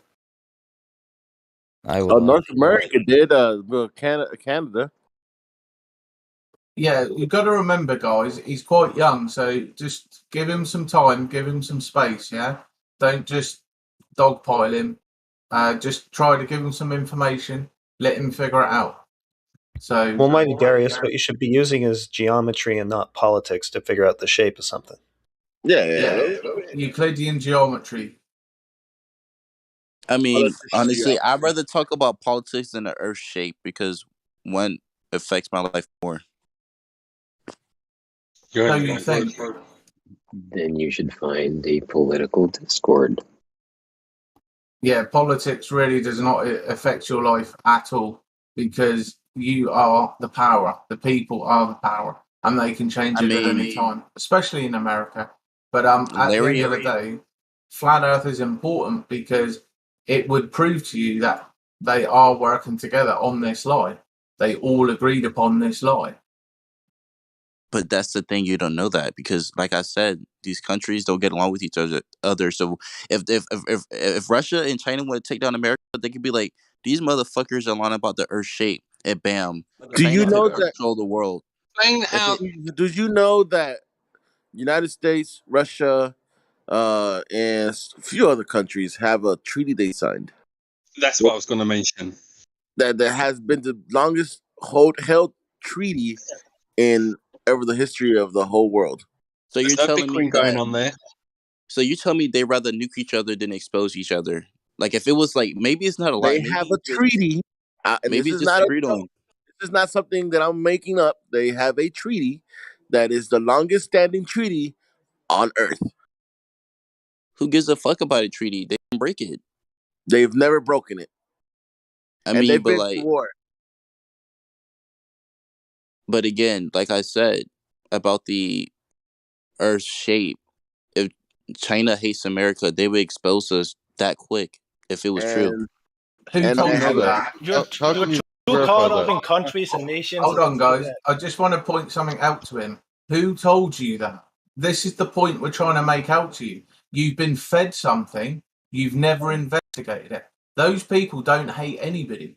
The same as you don't hate people. You don't hate Russians or Chinese, and they don't hate you. The governments are using propaganda, different variants, black propaganda, white propaganda, grey propaganda, and all of this atrocity propaganda to gaslight you to do their bidding. What I'm saying is remain objective and look behind the news stories, look behind the nonsense. It's a lot more complicated, but we're in this live stream, we typically talk about the earth shape, okay? So try to keep it to that and keep it to those discussions. And learn about But American politics. history. Okay, no. And You guys, learn but about okay, American history, little boy, because you don't know what your country did in the last 100 years. That would be very nice. okay, so you guys can't say the governments in the world are lying to us and then say, "Oh, we can't talk about government." Okay, No, okay. you Let's can't talk talk about it then, about real that. fast. Let's talk about it real fast. Okay. Did Columbus discover America? He wasn't the first person to, but yeah. So how did he discover it with 500 tribes already here? He killed them all. Because I killed was them taught all. he discovered America. Yeah, he killed them, right? But he discovered it. It's like, oh, never mind these people over here. They Let's were kill killing each them and other, take them bro. into What are you talking slavery. about? He didn't kill them. They killed each other. And who built all Well, that? that All that is true, pyramids in? but the point is that your teacher lied to you if she told you that Columbus discovered America. Because I he mean, he didn't was the discover it. first. He was the first white man to discover America, and that's how America was established. I don't think he was a white man, but anyway, moving on. So the point is that we were told all these things and then come to find out that they're not true. My teacher told me that there was 3 states of matter: solid, liquid, gas. You ever heard of plasma? Yeah, it's the fourth state of matter. Right. It's all of them So mixed together. no, It's so it's not all of hot them that mixed it's together. plasma. It's excited gas particles, like fire. That's plasma. Lightning strike. It's plasma. But it's like a form of gas. It's not that far from like, I don't know. It's excited gas particles. Like I said. So electromagnetism can cause plasma. Right? Okay, so the point is that we've been lied to because gravity, what they taught us about Newtonian, about mass attracting mass, that's incorrect. The new hotness, what they teach at the collegiate level, is Einstein and the bending and warping of space-time. So the whole mass attracting mass, gravity is a force, that's all incorrect. I guarantee you can go into any elementary school today and ask the children, what can you tell me about gravity? And they're going to say, gravity is a force. And the mass attracts mass. That's incorrect. That's old, outdated science. We're talking about the difference between force space, where space and time is somehow wrapped up in a continuum, as in one thing, and the other one is 3 space. Newton was 3 space, not 4 space. So it's completely incorrect and outdated.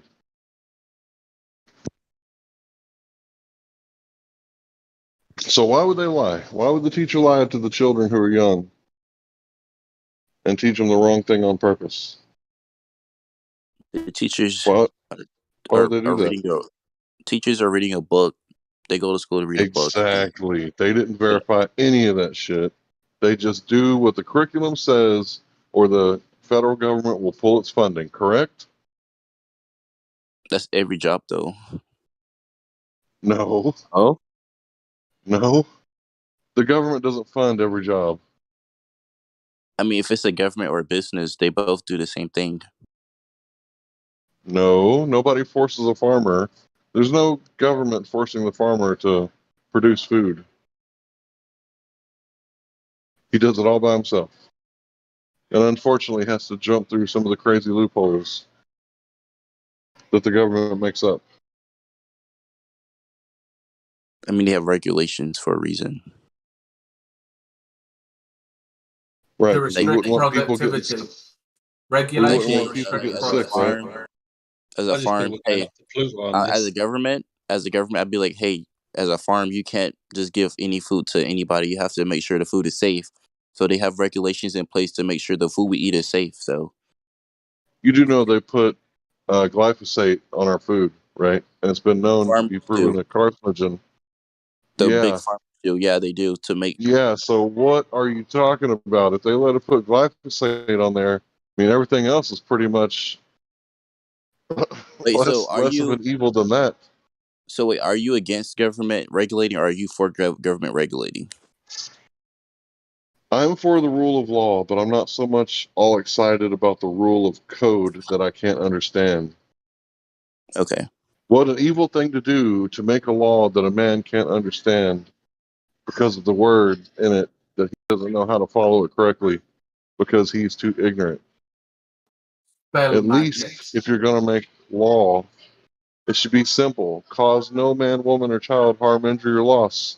If you do, there's courts where you can go find the truth and seek justice.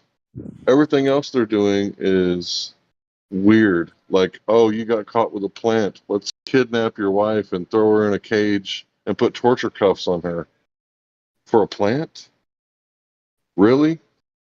For a Well, plant? yeah, Like, the government. she didn't stab nobody or she didn't kick nobody? Like, she didn't choke nobody out? Like, no, we're going to put her in a cage next to the rapist because a plant. Does that Well, make yeah, sense that's to the you, bro? government. It Logically. doesn't, bro. It doesn't. But like, they police officers and people in government, they benefit. Like, if you break a law, they get paid for you breaking the law. So It's the not a police law, it's officers. code. It's Police officers are codified happy for you to. legislation. Do you understand it's not Think about law? that. It's Yeah, codified legislation. think about that. They take money from your work. They take money from the things you buy. They take money from the property you own, and then they want to make money for codes they enforce. Yes, guy, it's a white man's world. They like that. So there's gonna be Bro, what are people you like talking that. What are you about? It's talking all about? over the world. You talking about Chinese people or white men and they got laws in They their got it country, and if from. you They break the got it laws, they from put you to death? China. China was not. China became industrialized because of America. America runs this whole shit, bro. Most So of what the are Dude, you revolts that's in not talking America. what about? created laws, bro. There was fucking laws in ancient China for thousands of years before the white man allegedly wrote anything down according to mainstream history. You think emperors they had that? They just had money. What do you think? You serious, bro? You think everybody with pale skin is white? They're all white people? I'm I saying gotta most of tell the you, world I'm mostly is. Irish, and I wouldn't be considered white 300 years ago. You say that's just Because racist. white was a status. White was a status. Didn't have anything to do with skin color. But they ain't gonna teach you that in school, right? Darius needs a little Yusuf in his life. Regardless, did they run you through the 3 points? No, go ahead. So there's three claims that the earth they made about the earth, man. Right? Now, I'm gonna answer. There's no right or wrong questions answer on this. So first thing they say is that the Earth spins, right? The other is that the Earth has curvature, and so because it's a ball, and then the other one is that we have gas pressure next to a vacuum. Now, with the first question, I'm gonna ask you different. Have you ever? Do you know the person that measured the curvature of the Earth? No. Right. So then, believing that the Earth is curved or is a ball is just a belief, right? You don't know how they do it. So I mean, I guess you don't know. So, what about the spin of the Earth? Do you know how, or do you know of a person that, or a scientist that had detected the spin of the Earth? Do you know the scientists that detected the blow flooding your brain? Is again the spin of the Earth. I mean, can you feel your brain moving? No.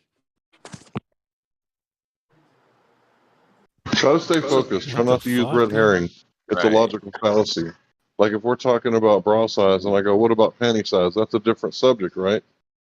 So don't get it twisted. We're talking about the Earth. Because it I is mean, okay. It's certain okay. things you It's can't okay not detect. to know, man. It's okay not to know. I don't know. I can't detect the Earth spinning. I can't detect my brain moving. It's just I know it's moving. You can't detect it. How do you know it? Your brain is moving? Wow. Because we have night and day. That doesn't tell you that the Earth is moving. The sun Something- moves. You observe that. So how do you know it's actually you that moves? Something's moving, bro. Something, yeah, Something, but that yes. doesn't tell you the Earth. I mean, it makes more sense that the Earth's moving than the sun moving. Okay, then how did you detect that? Because we have 365 days a year, and the Earth has different seasons. Yeah, the sun moves between the tropics throughout the year. So again, you're describing the sun moving. How did you detect the Earth moving? That's not true though, because there certain places on Earth is always daytime. So if that's the case, if the sun is moving around, then that place that's daytime 24 hours every day wouldn't have sunlight, bro. So why is That's it from always the Arctic. That's from the sun circling too tightly close to the center, the northern center, and a flattish sort of conception. So that's still explicable, at least so in if the that Arctic. so if Yeah, that's you're true? telling stories instead of just telling us how Earth movement was detected. So okay, if that's true, then when the sun goes south, how is it still daytime in the middle? We're talking about the Antarctic sun. That's something else. Everybody knows that the sun moves between the tropics. That's in the globe model too. They just have like this wild story about how it works involving a tilting, gyrating ball in space, but that's what's happening, and that's how you get seasons. Everybody's always known that. So all you're doing is describing what you see the sun doing, and then you're just adding this globe story to it after. But how did you? How was Earth movement detected? If you get a time lapse video of the sky, the stars, the Earth is Yeah, we don't spinning. need to see the sky moving. We need to see the Earth moving. What's funny is that the other day, some guy tried to say, well, "We see the stars moving, in the video, but it's the Earth. It's you always see the stars, and if you put a timeline, it's always the stars, the sun, and the moon moving. You never see the Earth. I mean, you can't tell the difference, but what way have they detected the Earth moving then, other than speculating or coming to an assumption that it's the Earth moving and not the stuff that we see moving? Well, the nature of your argument appears to be the only way that you can explain the Arctic and Antarctic sun or other stuff is with a globe. So now all we need to do to change your explanation is just show you other options on a flat surface that No, we're show still they going can through the 3 work. points. But you're not really proving that the Earth is moving per se by showing, hey, this shows us that the Earth is moving and this doesn't show that the Earth is moving. That's a different level of argument. But then opposite claim of that is saying the stars are moving, the sun is moving, and Earth is standstill. Well, that's what we experience in all. I mean, but what makes you think you can feel the Earth moving if you're on it? You're spinning with the Earth. When The you're in a speeds that they car, give us, they said 66,000 miles per hour around the sun. I feel 20 miles per hour in my car. That's just consistent. I can feel 20 miles per hour in my car. I can Did feel you hear me? 66,000 miles per hour And around the sun. That's just logically consistent. how we will prove something what is stationary?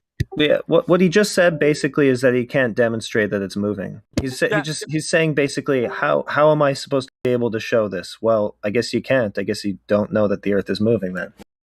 I mean, if you're saying that you prove something, that at least implies that this proves it and this doesn't prove it. You need to have a framework that says this is how we know that the Earth is moving versus this is how we know that the Earth is not moving. You haven't really provided a framework. You're saying the only way that I can explain all this phenomena, you're implying that the only way that you can explain all this phenomena is with the globe. That doesn't necessarily follow. Going back to the star trails, for instance, people show what appears to be a southern star trail by deformation through a hemispheric glass dome. So basically, it would be deformation off of glass or atmosphere based off of that demonstration, if you want to go with that for a possible explanation. So the moment you get other possible explanations, your implied argument kind of falters. There's other possible explanations and other ways to explain this stuff over a flat surface. A glass dome. Okay, so what if something hits the glass dome? Does a glass fall on Earth? I guess that could be a meteor. I mean, if you're asking for other ways to explain this shit, I mean, a meteor could be, you know, a chip off the old dome if you want to go with a firmament dome over us. That's hypothetical. Let's get back I to don't the. subscribe That's to the any nature of glass this dome. I've argument. never His seen nature of any his glass dome. argument is saying that this is the only way I can explain this shit. So the only way to deal with his argument is other explanations then. Yeah, Right. we don't all subscribe to a bloody glass dome. All right. So Containment, back to the point. Back to the point. So again, my question was: have they ever taught you in school who detected or said, "Oh, this is how we know the Earth is spinning"? I mean, the speed and whatnot. No, right? No one has Right. never All right. told. So again, they telling us how that the Earth's spin is still a belief. Now, the last one was gas pressure. Right. In order to have gas pressure, it needs to be contained. They tell us that we have gas pressure on Earth, and next to it is a lower pressure system, which is the vacuum. Have you ever been demonstrated, or can you demonstrate gas pressure without a container?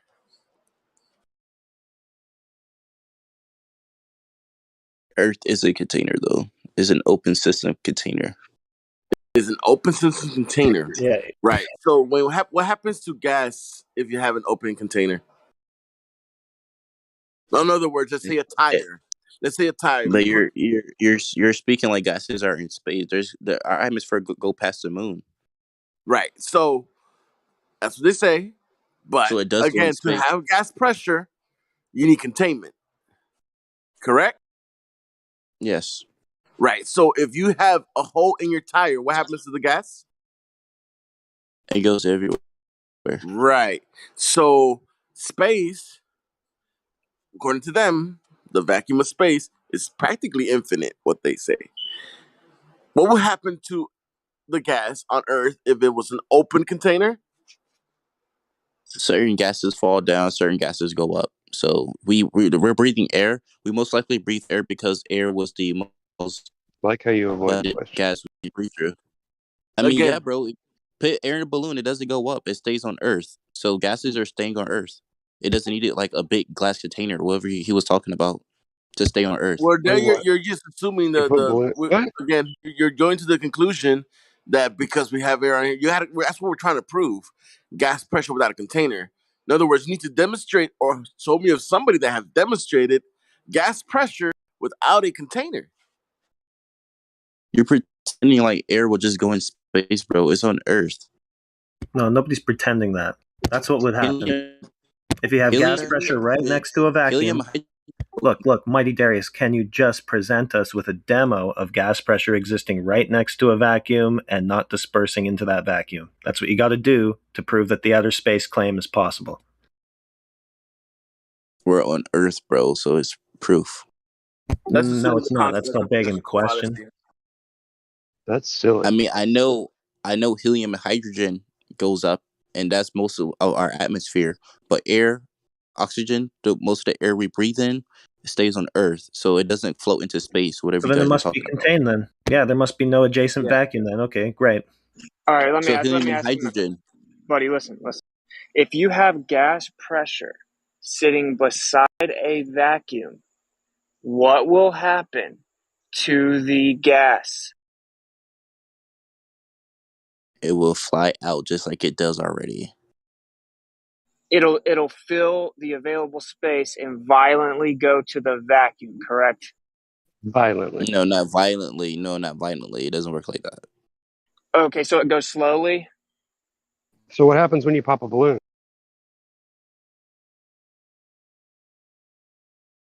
No, we're Or not tire. playing this game. Stop. Listen, I've been listening to this guy. All he's doing is trying to divert constantly, and then the flat earthers are taking the bait and then playing his little game. Yep. You focused on the word violently, okay? Cool story, bro. So the gas pressure fills the vacuum, correct? What do you mean they're playing my game? What? You're doing it See what again. I'm saying? This is how you break down the troll. He can't respond. Hey, does the gas pressure fill the vacuum? Yes or no? I said the answer already. Why do you keep asking me the same question for? Okay, so in order for the gas to not fill the vacuum, what would you need? A container. Okay, so if you think that outer space is a vacuum and we have gas pressure on the Earth that eventually goes up to a vacuum, then in order to prevent the gas from going into the vacuum, what would you need? You keep saying a container. The Earth has an atmosphere.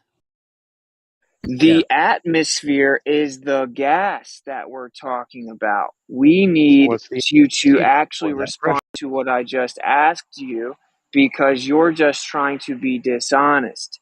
If you said that if we had gas pressure beside a vacuum, it'd fill the vacuum. I said to prevent it from filling the vacuum, what would you need? You said a container. I said, okay, so if outer space is a vacuum and we have gas pressure going to that vacuum to prevent the gas pressure from going to the vacuum of quote unquote outer space, what would we need?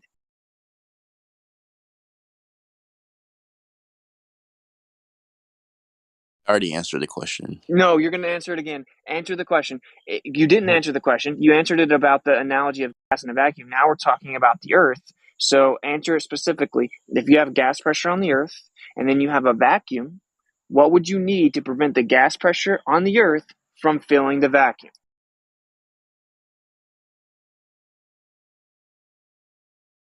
You keep saying container. I said container already. Okay, so you need a container. Does the globe Earth model have a container around it? Yeah, there's a thin blue line around the Earth, the atmosphere. The atmosphere is the gas, buddy. Okay? That's the thing that needs containing, buddy. Exactly. You can't say the air is containing the air. There's different gases, though. It's not just air. That's a non sequitur.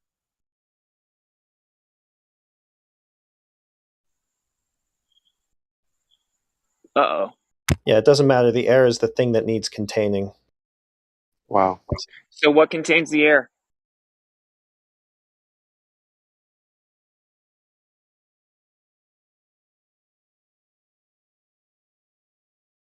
Dude, I don't know who he's talking. Hard.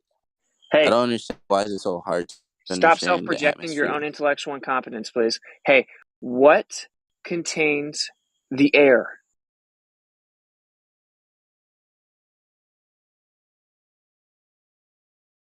Yeah, I don't know why it's so hard either. I'm asking you like third grader questions, and you seem to consistently be incapable of responding to them specifically. So, what contains the air?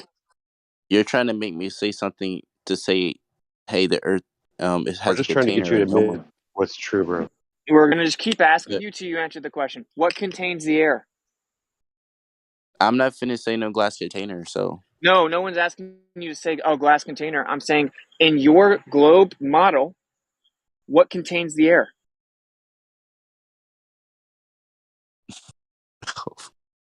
Atmosphere. What? So you don't even know. Listen, this is the problem. You have a belief system. Gravity. You have a belief system, right? But you don't even know what your belief system is. You don't even accurately know what it is. Don't you think that's kind of foolish? That's like someone telling me that the Bible's real. I just have never read Genesis before. It's like, so you don't even know what you believe, but you know that we're wrong for not believing it. You don't know what it is. So, because the globe doesn't claim that the air contains the air. That's I didn't ridiculous. say that. I Okay, said gases. What? That's what air is. Air is not the only gas in the atmosphere. Air doesn't matter. is a compilation of gas, buddy. But it's not the only. There's, like I said, air stays to the center Let me and ask you a falls to question. Earth. Can gas contain gas? Stronger gases can contain weaker gases. Yes. Really? What? Get a vacuum and show that. Yeah, so what gas can we use to contain, let's say we have some hydrogen, right? And then we have a vacuum chamber. What gas can we put between the vacuum chamber and the hydrogen to prevent the hydrogen from going into the vacuum chamber? If you look at the sun, is a gas, and it keeps the air and Wow, clouds on dude. Earth. Wow. Hey, if we have hydrogen and we have a vacuum chamber, what gas can we use to contain the hydrogen from going into the vacuum chamber? What other gas can we use? Okay, you're forgetting the part that hydrogen and helium is produced on Earth, so it would just keep producing. So it would You never. can't answer, dude. You're literally avoiding every single question. No, bro, because you're trying to make me say, "Oh, the gases are all going to float out into space, so therefore we need a container." But gases are produced on Earth; they're nonstop being produced, so therefore That's a non gases are sequitur. Do you know what gases non are being sequitur is? what? Non sequitur is something that is not actually related. It isn't specifically related. It isn't a response to the actual question. You've done that 10 times in a row. It's called a red No, herring bro, fallacy. no, because you're trying to trap me to say we have a container around No. Earth. See, I'm not trying to trap you. This isn't some personal thing. I don't know you. This is called a debate. In debates, people go back and forth to try to get to the bottom of the question that they're debating. Every time we get Okay, to the very fundamental aspect of the conversation, you change the subject. so I'm gonna ask you a question. Um, gases float out into space, correct? No, gases don't go out into space or we wouldn't be able to breathe. That's the whole point. So you don't think trees make oxygen? You don't think there's gases that's constantly being produced? Non sequitur. I don't think that trees make oxygen. What are you talking about? Everything you say is a non sequitur. You're saying that since the gases are going out of Earth, therefore we should have no air, no gases at all. But I'm No, what saying, he's saying is that we're in a closed container. In order to have gases, it needs to be a closed system. but again, Yeah, gases what do I'm float saying is into as soon as the space. tree listen, buddy, as soon as the tree makes the oxygen, if there was nothing containing the gas, all the gas being produced would constantly fly off into the vacuum. So when you say, "Oh, are you saying trees don't make oxygen?" That is retarded. It's retarded though to think Earth is very. It takes 10,000 miles to get into space, bro. Gases, trees are like 10,000 miles below. So what makes you think the air is going to automatically float out into space? It stays on Earth for a little while. So, okay, so what you're saying is that the oxygen from the tree does eventually go to space. It just takes a little while. I'm saying air balloons, they stay on the ground. Hydrogen, helium goes up. So gases like that go quicker into space. Air doesn't disappear like that. Okay, listen carefully.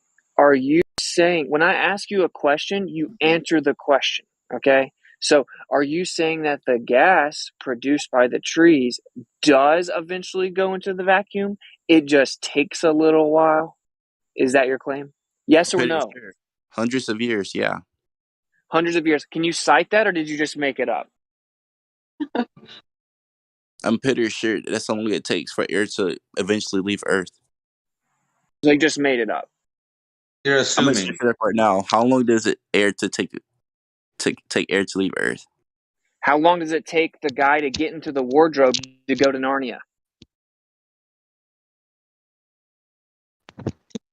Damn. Is Google really where you get all your information from? Isn't the internet where you get all your information from? Please don't do that. Dude, But don't do here's the it to deal. me. Listen carefully, buddy. It's called the second law of thermodynamics. Entropy will always increase, okay? Let me simplify it for you. Things always seek their equilibrium, okay?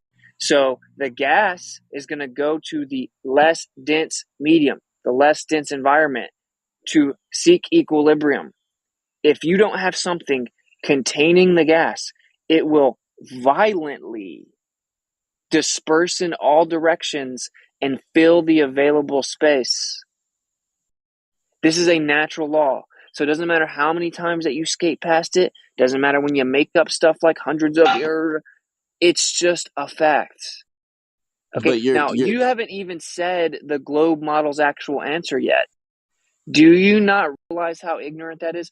You're debating for the globe, but you haven't even actually debated for what the globe claims yet. okay. So gravity keeps air and gases on Earth, but you don't even recognize gravity is real. So therefore, you think Okay, gas is just gonna float into space. there you But you go. Now you've said the globe claim is that gravity does it. Now I got a question for you. Okay, where is gravity the strongest? Is gravity stronger up hundreds of miles above the Earth or at the surface? Where's gravity the strongest? the surface, the Right, equator. because it gets strong. It gets stronger the closer to the center of mass that you get. Right. Yeah. Okay, so gravity's the strongest at the surface. Now, if I put gas in a chamber and then I open the container on the surface, what happens to the gas?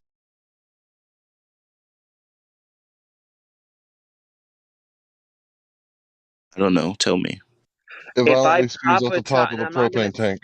I'm not gonna tell you. I'm not gonna tell you. If you pop a tire sitting on the surface of the Earth, what happens to the air in the tire? It goes everywhere. Oh, but it takes Okay, and hundreds of years to do that, right? and Sorry, that's go where ahead. gravity is the strongest, right? Yeah. So where gravity is the strongest, it doesn't stop the gas from going everywhere.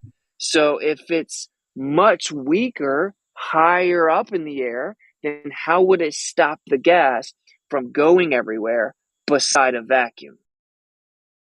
Bro, what? That's not gonna. That's not disproving gravity though. You see how you can't answer the question because you're intellectually dishonest. No, Okay, you're. so we're If just going to keep Earth, repeating if it over gravity, and over and over and over and over. Darius, stay focused, please.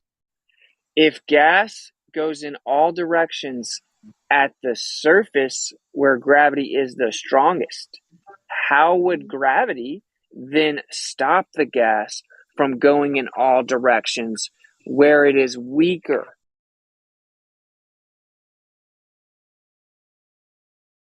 like I said, gravity keeps most of the gases on Earth. So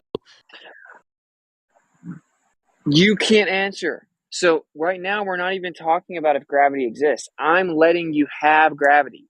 In fact, I'll give you gravity times 1,000,000. Okay? You can have gravity. Let's pretend gravity's real. Now try to actually answer the question: if gravity's the strongest at the surface and it doesn't stop the gas from going in all directions, how would it stop the gas from going in all directions where it's weaker? I don't know. You tell me. Thank you. It couldn't, because that's an oxymoron. That's contradictory. That's stupid. Because if where gravity's the strongest, it doesn't stop gas from doing that. It certainly wouldn't stop gas from doing that where it's weaker. So your model's claim doesn't work.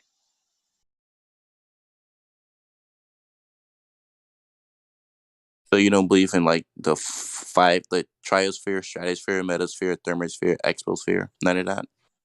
Okay, well, first of all, it's not about belief, right? So we have gas pressure on the Earth. We have a gradient on the Earth. We can measure the gas pressure on the Earth. So yeah, there are layers of gas on the Earth. What does that have to do with the actual subject, though? Because you asked me earlier, is Earth a container? And I said it's an open container. And you said, well, if it's an open container, well, gases will all fly out. Right. So you're saying because gases don't do that, therefore there's a container, and the government is lying to us. So that's what you're saying. Yeah, dude, it's called natural law, okay? So you just conceded you don't know, And that was your first honest response. And that's okay. I appreciate you being honest for once, okay? Right. Because gravity can't do it, bro. It's not a big deal. We're here trying to help you out, okay? It doesn't work. Gravity can't stop the gas from filling a vacuum when it can't stop the gas from leaving your tire on the surface where it's the strongest. It doesn't work. So Darius, where's the difficulty in, like, where are you having trouble understanding that in order to have gases, then it needs to be in a closed system? Otherwise, like you said, they would all fly off into space. You guys are What part of that are you not misrepresenting. understanding? I do understand what you're saying. I'm not stupid, but you guys, I feel like you guys are misrepresenting something. You're not telling the full story about gravity. How so? How so? You're telling us one part. Hey, oh, well, that makes sense. So therefore, it's true. How so? I'm saying How that so? the Earth have the atmosphere. Like I said earlier, gases do go out of the Earth's atmosphere. So what are you saying? Gases don't fly everywhere when they do. Actually, Okay. So actually, in your model, they just kind of seep out into the vacuum, which doesn't make sense because that's not how the real world works. What do you mean that's not how the real world? It happens. Like Gas doesn't slowly seep out into a vacuum. It goes I mean, incredibly fast. because Earth is big. The Earth is really big, so it's going to look slow. But Again, that's a non sequitur. it is going out fast. It's going to be instantaneous. Buddy, you got to understand here, this is just objective stuff, okay?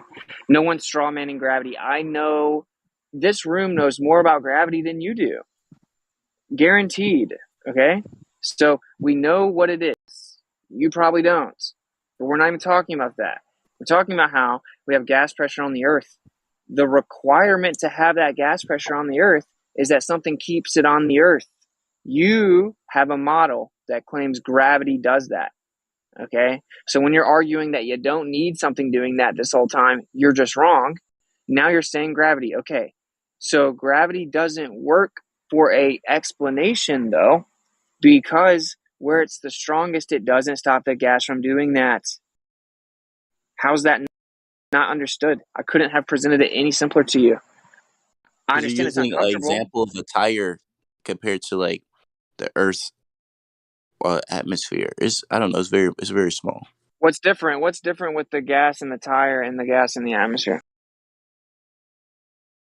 Because Earth is different. Let's compare vacuum with the atmosphere.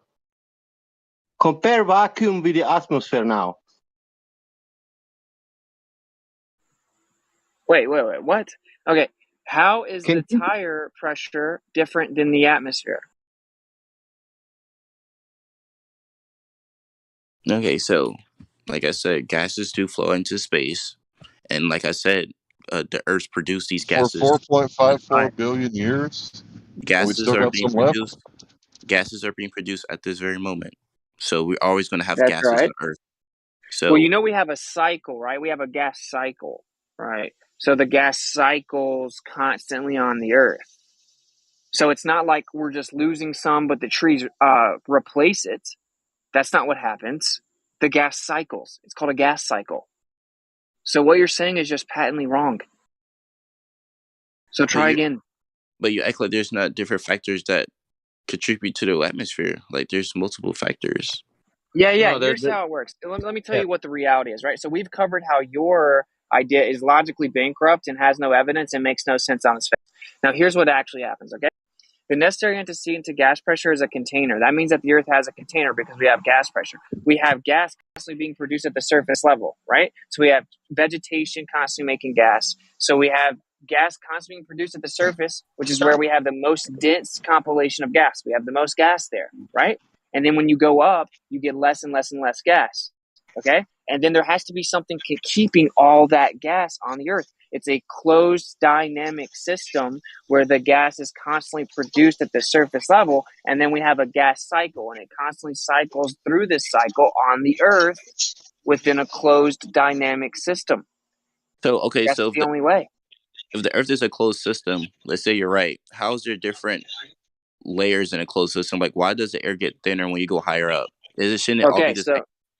No, let me explain it to you. So, when you have a container, if say you have a container of gas, right, and you have a tube going into the container, filling it with gas, right? As long as gas is being introduced at the bottom of that container, you're going to always have more gas at the bottom, and it's going to slowly have a gradient going up. In addition, we have something called atmospheric electricity, right? So we have 100 volts increase per meter up from the surface.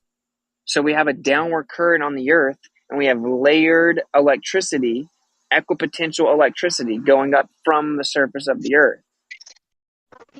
And we have temperature fluctuations. So we have heat dispersing the gas relative to the temperature. All of these together give you a gradient within a closed dynamic system. You can't have the gradient unless you have the gas pressure. Okay, but they have cameras. They have balloons that it gives you the different temperatures of the air, what's in the air, and I don't hear nothing about this electricity you're talking about flowing down from. Okay, well, it's just a fact. You can measure it. You can take something called a corona motor, tie a string to it, and run it up in the air, and it'll run the motor from the downward. You're hot, Mike. Can I ask Darius a question? Darius, what are you here for? Are you here to learn more? Are you here to argue and defend the globe Earth? Or are you genuinely trying to, like, are you interested in learning and trying to figure things out? I just want to know what your purpose is. I'm trying to understand, like. So if you're here to try to understand, that means that you must be skeptical of some things when it comes to globe Earth. Is that right? I'm not really too skeptical, but I'm trying to learn something that defies that and see if I'm wrong. So there's nothing so far that you've seen that maybe could be wrong from what you learned throughout your past. You don't really know the globe, though. It took you half an hour to even say gravity. You were just saying air and atmosphere over and over, and the answer was gravity. So you don't even know this model that you came here to defend. So why aren't you skeptical of it at all? Why do you just believe it also and you don't even know it? So Darius, most globies, I don't want to say globetards, I don't want to be too rude or anything, but most globies, if you ask them how fast the Earth is spinning, how fast the sun shoots through space, what's the diameter of the Earth, what's the circumference of the Earth, how many, how fast does the moon spin around? They don't know any of these answers, right? They don't know, and I'm sure if I ask you, you won't know any of them either. Is that correct? Without having to Google it. The Earth. So this is the problem, right? Most globies, they defend the globe Earth, but they know nothing of the globe Earth themselves. They're only repeating what they were taught in schools. Can you at least agree to that? But aren't you repeating what flat earthers teach? No, I've made my own experiments. I've done my own experiments actually. Well, you agree with other people that what you're saying that actually did their own experiments as well. So the difference is that we learned all about the globe model. We know all about it, and then we tested it, and it's not true. The other side doesn't even know about the globe model. Yeah, the ones who defend it don't seem to know anything about it, just like you didn't even know that gravity was supposed to be the container in your model when you were saying atmosphere and air for half an hour. But you're here defending it still, and you have no skepticism about it, even though you don't know it. But hey, maybe we can reset the vibe, right? We can reset. We can understand that at first it's kind of hard to deal with, and everyone just assumes this is absurd. And we can reset so we don't have to have this like we're fighting back and forth and all this tension. Right? Let's just reset like we're homies. We just met, and just look at it from the vibe that, I'm new to this. I haven't learned a bunch of it. I don't currently agree with you guys because everything in my life has told me that this is what the Earth is. But I'm willing to hear you guys out and learn some new things that I don't know, and then I can critically assess it and make my decision. Don't you think that's the best way to go? So that's why Darius, I think it was Witt who said that you were being intellectually dishonest, right? Because if you had told us, "Hey guys, I'm just repeating what I was told in school. I'm not really sure. I don't know if it's a ball. I've never proven to myself that it's a ball.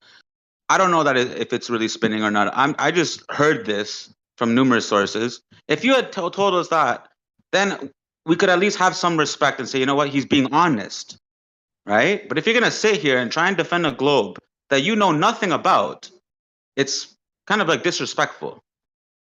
Do you know what I mean? Because the people here have spent 10 plus years researching this, have done dozens of experiments, right? Who are genuinely into this and actually spent time out of their life and effort to learn about all this. And then you're sitting here defending a globe Earth that you know nothing about. So do you see why it could come across as a bit insulting? And this is why Whit, he gave you credit on the one question he asked you when you were like, I don't know. That's your best bet, buddy. Just tell us. You're better off saying I don't know than trying to defend it, because in fact you don't know. So you need to be honest if you're going to enter a debate like this, right? When I was first taught about flat Earth, I can proudly say I was one of the people that were honest enough to say, you know what, I haven't looked into this enough, right? I'm merely repeating what I was taught in school. I have no clue whether it's a ball or not, and that's why it was easy for me to learn about flat Earth, because not only did I not lie to them, I wasn't lying to myself. And right now, you're lying to us and to yourself. What am I lying about, though? You're lying that you're acting like you know 100% that we're on a globe. But we need to And not you're defending every point like an anti-flat earther would. We need to help him out, though, man. Like, if we start coming at him all aggressive, it's going to bring out the natural response of all people to be defensive. So we need That's true too. That's true too. Yeah. Yeah. Right. It's So, all for good, example, bro. that's Like, what I told Darius earlier. He was here 4 hours ago. I left and I came back just now. I told him, I said, man, I'm trying to reason with you. We were all in your shoes at one point, brother. We were all taught about the globe Earth. Whoever went to school was taught about the globe Earth. Right? So at some point, we started becoming skeptical and asking questions. And I think that's what the stage that you're at right now. You may not want to admit it, but it seems to me that you are skeptical about some of these things, which is why you're here, which is why you're trying to learn more about it. That's a good thing. That's a good thing. Right. And that's so a good thing. If you've been here that long, then that's a good thing. So Right, it's like, that is a good thing. Questions like I don't understand how. Okay, so if there's a container, where's the container then? Where can you see it? Well, it's okay. It's illegal to privately explore past the 60th south latitude. If there's a container, it's reasonable to assume that it touches down somewhere. We're not allowed to go where it would touch down. It's also illegal to go high in the sky privately. Like, you can't just go where you want to in the sky. So there's no way for us to know where it is. The governments of the world have conspired together and said it's illegal to go there. And that sounds like a conspiracy theory that can't be true because it's so wild, but it's 100% the truth. It's called the Antarctic Treaty, and the FAA controls the airspace, as do the world's militaries.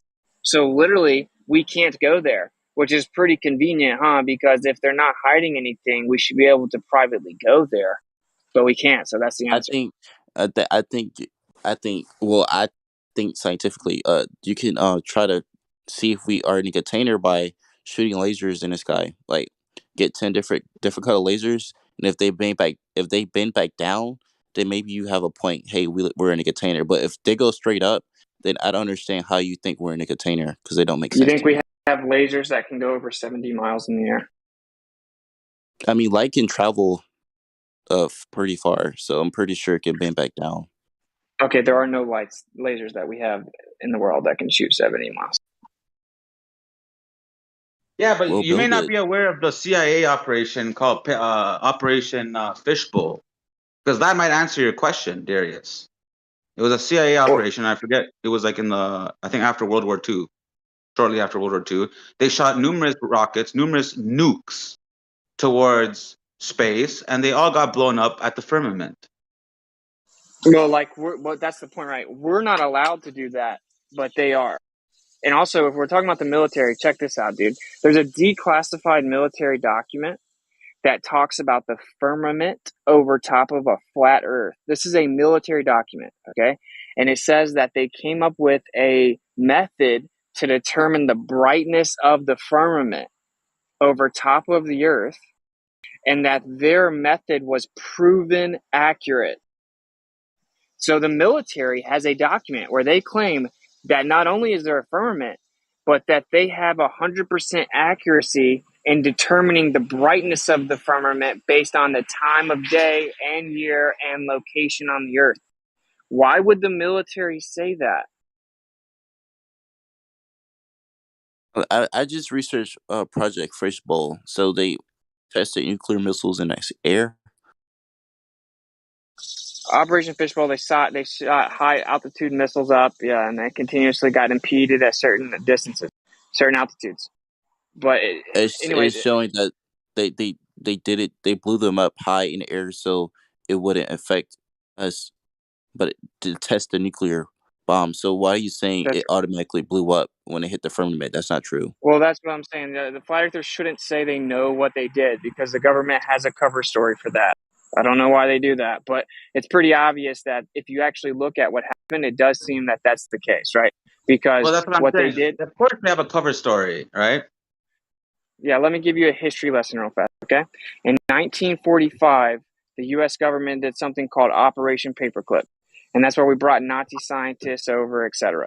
The year after that, in 1946, we did something called Operation High Jump, and that's where the U.S. military explored the Antarctic region with someone named Admiral Byrd, okay? Admiral Byrd did that for a few years. He then came on a nationally televised interview, and he told the world that it was astonishing to him that there's an area bigger than the continental U.S. on the other side of Antarctica that remains unexplored with tons of resources and no one knows about it. He then mysteriously died from heart complications 2 years later, and his son was found murdered in a warehouse. Okay, so then they did something called Operation Fishbowl. Operation Fishbowl was actually right after JFK came out. Okay, so let me backtrack. So the dude came out and he said the interview after he explored an Operation High Jump. In like 54, he died, I think. And then they did, they then signed the Antarctic Treaty right after that. And they founded NASA right after that. So they signed the Antarctic Treaty and founded NASA within 1 year of each other, right after they went and explored Antarctica. So this is all declassified. The military went and explored Antarctica. The guy that did it said there's tons of land no one knows about. He came up dead, and then they signed a treaty that says no one's allowed to go there. And then they founded NASA and said, hey, everyone, look up at the sky. Don't worry about what's on the earth. We've already explored it all for you, but you're not allowed to go there. Then JFK came out in 1961 and said, we're going to be the first country to go to the moon, right? And then the year after that, in 62, they did Operation Fishbowl, if I'm not mistaken. And that's where they sent high-altitude missiles up over the course of a year. And they continuously exploded at certain altitudes. Okay, so when you look at everything in context, clearly what they're doing is trying to see how far out they can go on the Earth, and then they're trying to test out the limits of the Earth by shooting up missiles because they did it all back to back to back to back. So that's why flat earthers say that. The military is not going to come out and say, oh, we were shooting missiles at the dome. Yeah. Right? So there's that. And I think it's important for you to learn some of these things. I think our point is that no one knows these things. If they're not hiding anything, everyone should know all this. But it's only the flat earthers that know this because they had to go dig and find it. And it's been declassified because they can only classify things for roughly 4 to 5 decades usually. So you see how we're just making a point that it's like, well, once you really inform yourself, we know it sounds crazy at first, but you're going to find out a bunch of stuff you didn't know. And this stuff you didn't know is going to blow your mind because it's very crazy stuff. It's like, why weren't we told? Hey, Darius, are you one of those people that ask like, oh, why would they lie to us? Is that one of your questions? I already asked that. You asked that before, right? Every Globie asks this. And I find it the silliest question you could ask. Why? Because you're expecting the rulers of this earth, the high-ranking, royal families, the elites, you expect them to tell you the truth? Are you really that naive? Were you born into a royal family or an elite class of trillionaires or billionaires? My guess is no. But listen. So why the fuck would they tell you the truth about everything? Think about that for a second, though. Why be so aggressive, man? Because it's just going to bring him back into the defensive mode. I don't understand it. No, but at some point you got to smack them in the head and fucking make them realize. No, you don't. That's not okay. So my question. They're lying to you because they don't love you. Simple as that. This guy answer, dude. Oh my god. Sorry, go ahead. Somebody else can speak. I just wanted to make that one point. No, because people ask me all the time, why would they lie to us? I tell them, because they don't love you. Period. Okay, I mean, that's not a very satisfying answer. So that's not Look, I'll tell you why they lied just a second.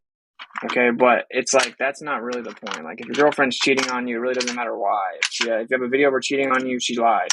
Who cares why? She did. And if you can't figure out why, it doesn't. If you can't figure out why, it doesn't mean she didn't do it. Yeah, but I would like to know why. Like, hey, is it something I did, or you just don't like me? Sure, no more? we Just all would tell like me to the know truth. why. That's reasonable. It's a reasonable question to want to know why she cheated on you. But you're not going to marry her until you can figure out why. Yeah, but that was a dumb statement. So, but there's so also here, many other reasons. Let me tell you what it is. Okay, I'm going to break it down. I'm going to try to keep it concise for you, but I'm going to tell you what it is. Okay, so there's something called the Copernican principle. Okay, and the Copernican principle is the idea that the Earth does not occupy a special or unique position in space.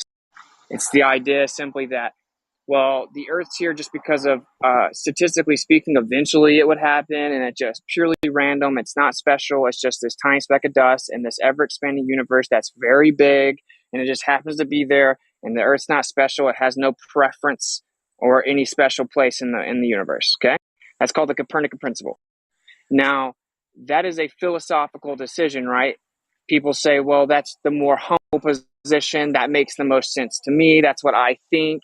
So it's like a philosophical decision. It's philosophy. So, I mean, some of it's true. So, well, no. We're gonna get there. We're gonna deter. That's the question: is if that's true or not. Okay. You're asking why they would lie. I'm trying to explain it.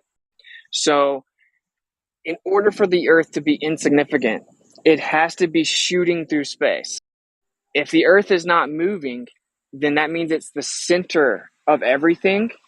And that's obviously a special position if it's the center of everything, right? So either the Earth is moving, spinning, shooting around the sun, and then being carried through space and is insignificant, or the Earth is at rest and it's very significant because it's the center of everything. That's called geocentrism. So we have heliocentrism, the idea that the Earth goes around the sun that shoots through space. And then we have geocentrism, the idea that the Earth's at rest in the center. Now, the question is, well, how did we determine that one was accurate compared to the other? Because we're taught it as scientific fact, so it must have been proven, right? Well, this is the actual truth, dude. I'm telling you 100% the truth, okay? It's never been proven that the Earth is moving. And in fact, every attempt to ever detect the motion of the Earth has resulted in a negative result. Einstein himself will tell you that. Einstein said, there is no optical experiment on the Earth. There is no optical experiment that could ever prove the Earth's motion. He also said there is no terrestrial experiment that could ever prove the Earth's motion, which just means on the Earth, right? Terrestrial. Okay, so Stephen Hawking, I'm sure you've heard of Stephen Hawking. In 2007, he said the same thing. He quoted Einstein in his book saying that there's no terrestrial experiment that can prove the Earth's in motion. And he sit down, they both of them and all the other top level people, right? Because people love to say, oh, you guys deny science. Oh, all the scientists are wrong, blah, blah, blah. No. We just know what they actually said. And most people don't. They just say words. That's their buzzword, science. Okay. Now Einstein explains it very simply. He said, you could never prove that the Earth's in motion compared to at rest. But okay, so it's just a coordinate system preference, meaning it's the same either way in ideal, right? It's like if the Earth's at rest or if it's spinning, it's the same because relativity says, well, the Earth is spinning and revolving, but it's like it's at rest. Like it feels like it's at rest. All the evidence shows it's at rest because it's all relative and you could never tell. So even though it's actually moving, it just always appears to not be moving. Okay, this is science, bro. This is 2022. This is the modern state of the globe. is that you can't prove the Earth is moving because relativity says that, well, even though it's moving, it's always going to look like it's stationary. Okay? If you ever heard of Edwin Hubble, which is where the Hubble telescope is named after, he explained that the idea of a central Earth, right, can never be disproven. But we disregard this possibility on philosophical grounds. The idea that the Earth is special and has a special position is intolerable. We will avoid it at all costs because that would mean that the Earth is special. Okay, so Which I don't that's a understand. weirdo philosophy. Yeah, wait, that's what I was going to say. I really don't understand that philosophy. Honestly, I'm trying to understand it, but it makes no sense to me. It makes Why sense does to that me. terrify them so much? It People are makes sense afraid to of me. God.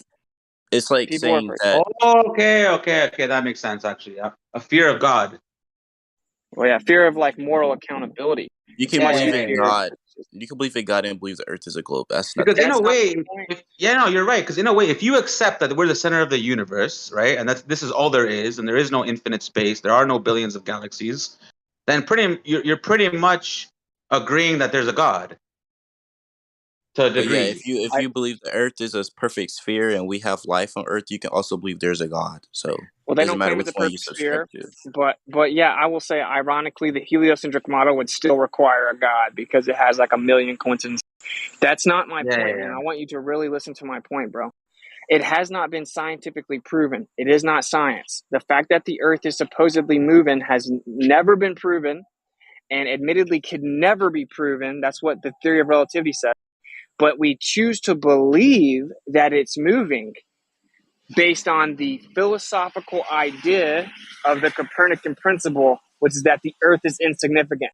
It's philosophy. It's effectively a religion.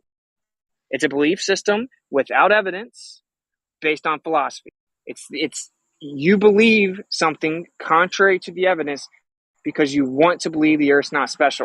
Now, that's not what they taught you in school, is it?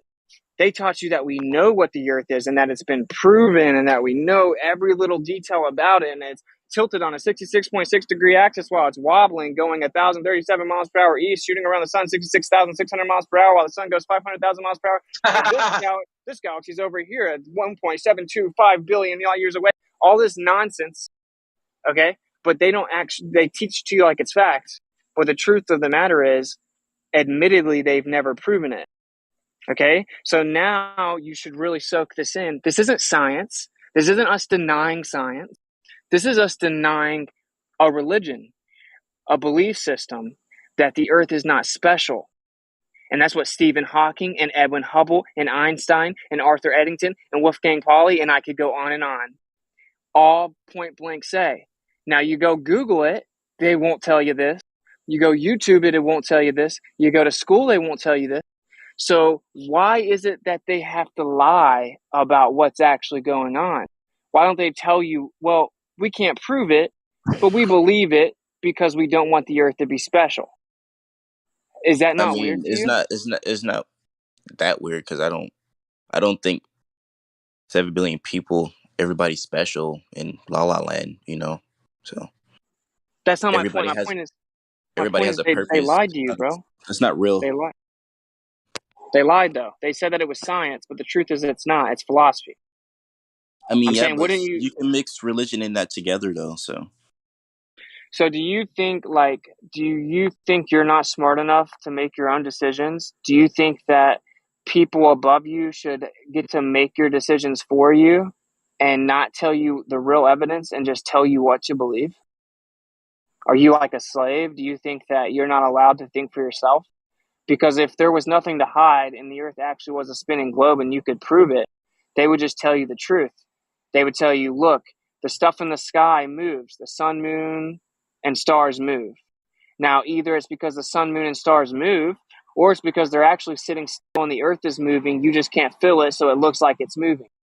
They would tell you, well, we can't really prove one way or the other, but we think it's this because we want to believe the Earth is insignificant. But they don't tell you that. They tell you that it's science. That's my point. I want you to address that point. They lied to you about what really happened. And normally when you're telling the truth, you don't have to lie a lot. So I'm asking you, don't you think that you're capable of making up your own mind? Don't you feel that you're entitled to being given like the true evidence and then determining what the truth is yourself? Or do you need like Yeah. overlords that think for you and tell you what you have to believe? Of course not. Right, bro. And that's our point, bro. That's BS. That's BS. They told us all this story, but they left out the truth. Okay, and so there is no proof the Earth's moving. In fact, all the evidence shows that the Earth is not moving. All of it, ever, in the history of mankind. That's why Edwin Hubble said, you can never disprove that the Earth is at rest in the center. You can never disprove it. But we don't want to believe it because the idea that the Earth's in the center is intolerable. So we choose to ignore it. That's weird, bro. That's weird. We should accept the truth for what it is. We should accept the evidence for what it is. Not bend it and twist it and say it's the opposite of what the evidence says, because we have this weird philosophy where we're like afraid that maybe the earth was made or something. Because regardless of what you think about a creator or religion or any of that, which I can't stand religion, most of us cannot, that's not the point. It doesn't matter how you figure it out or what you think about it. We just want to know what the truth is, bro. And you should understand that this has drastic implications on the way that you think. So I'll stop going on and on, but I'm going to say this one last point for you. So whenever you think the Earth's insignificant, so everything came from nothing in a Big Bang, which actually says there's a pre-existing energy and came from a Catholic priest. So that doesn't sound like science to me. It came from a religious Catholic priest. But anyway, everything came from nothing. You're a tiny speck of dust in this ever-expanding universe of nothingness. Lightning struck primordial soup on this rock, and then rocks turned into fish that then grew feet and turned into rats that turned into apes that turned into you. And that it's billions and billions of years of nothingness and a random happenstance and chaos, and there's nothing special about you. When you believe that, then you now have a worldview of what's called nihilism or apathy, meaning to not care. Materialism and nihilism. And whenever you think that nothing matters, it's much easier to brainwash you. Okay, so if you wanted to create a slave state, you would create a group of people that were apathetic and didn't care about life and didn't think there was any purpose. That way you could just tell them what to think, tell them what to believe, tell them what to do, and then they would just obey you much more efficiently. So this is a pretty big deal. Okay, well, that makes sense, because I'm kind of a nihilist, whatever. Can I just cut in here quickly? And I just wanted to mention, like, one thing, just to prop up what Wixit said. What's really interesting is that the idea of just relentlessly repeating the same story with no evidence isn't even unique to the globe, right? So this is what's really interesting. This is now the standard model of brainwashing: is no evidence, every day repeat the same thing. It's true for the globe. It's true for I don't know, whatever war they want to promote. It's true for the event that we had recently. They haven't provided any evidence for any of it. They've just repeated it in the media every day, and most people can't bother to question it.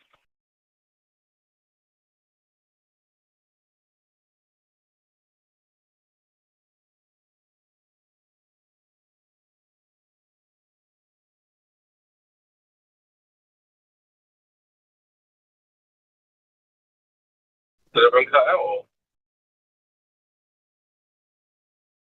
No, I think this dude is just really having a bit of a realization. Okay. Fair enough.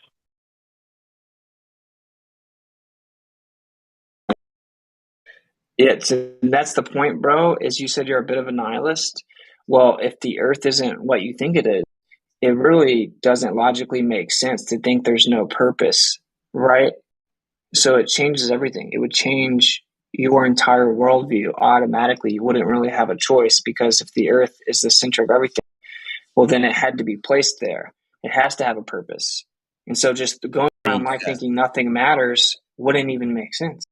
I mean, the purpose was to have life on it, yeah, but that doesn't mean, let's say, like, raccoons die every day, or rats. That doesn't mean they're important. They're just part of life. We're a part of life, We're just living. We don't know why we're here. So, like, is not that far to think we're just here for no reason.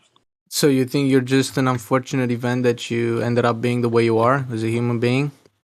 Well, why am I here? I was born, right? But I don't know why I'm here. The question is, do you think you as a human being the way you are now are just a happy or a sad product depending on your point of view of random science? No, it's not random. I do believe we were made, yes, but that doesn't mean we have a purpose. You can So you just be think living. there's something more intelligent than you that designed this?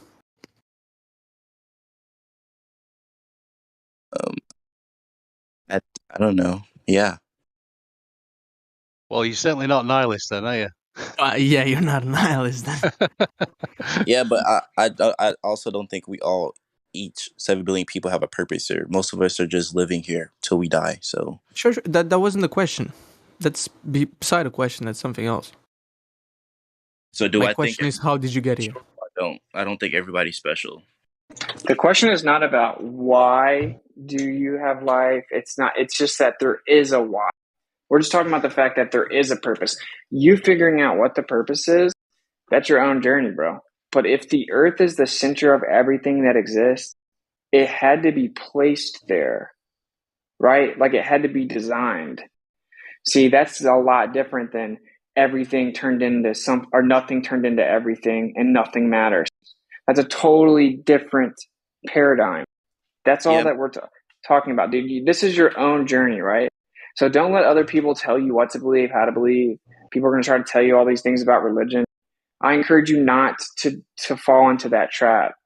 I'm encouraging you to think for yourself, but you need to really soak this in. This conversation is very important. It has very drastic implications because if the earth is at rest, whoa, we need to take a step back. All of a sudden, the earth exists for some reason because it was put there.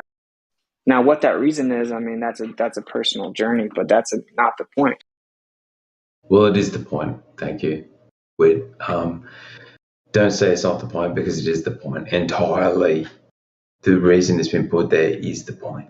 Do you understand? Okay, it's not the point that I'm making though. Like, yeah, I agree that it is like the biggest point that exists, but I'm saying that's a personal journey. I'm trying to walk him through it.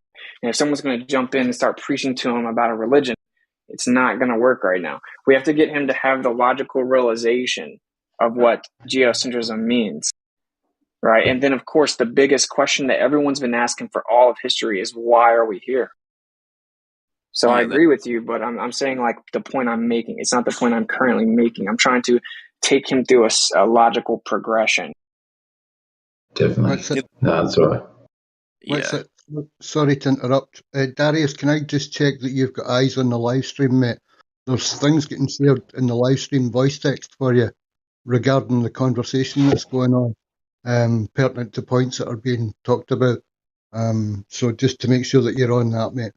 No worries. Other than that, thank you.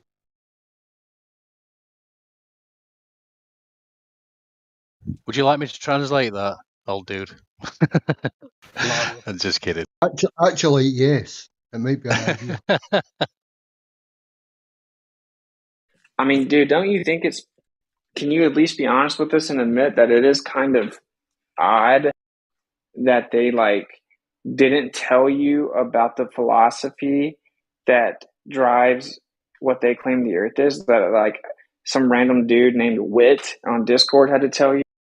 Don't you think it's kind of weird that they've chosen to leave that part out? I knew in the back of my head, yes, I know that science is a very atheist and agnostic, but I kind of knew what you were saying. I already knew that, you know. You just said it in a different way, but yeah, their worldview is set up that way, and they can't think the Earth is important because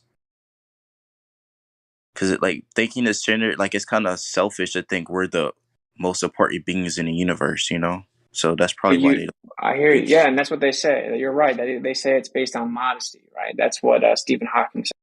That it's the most modest, humble position. But this is what I'm trying to point out to you. It doesn't matter what we think.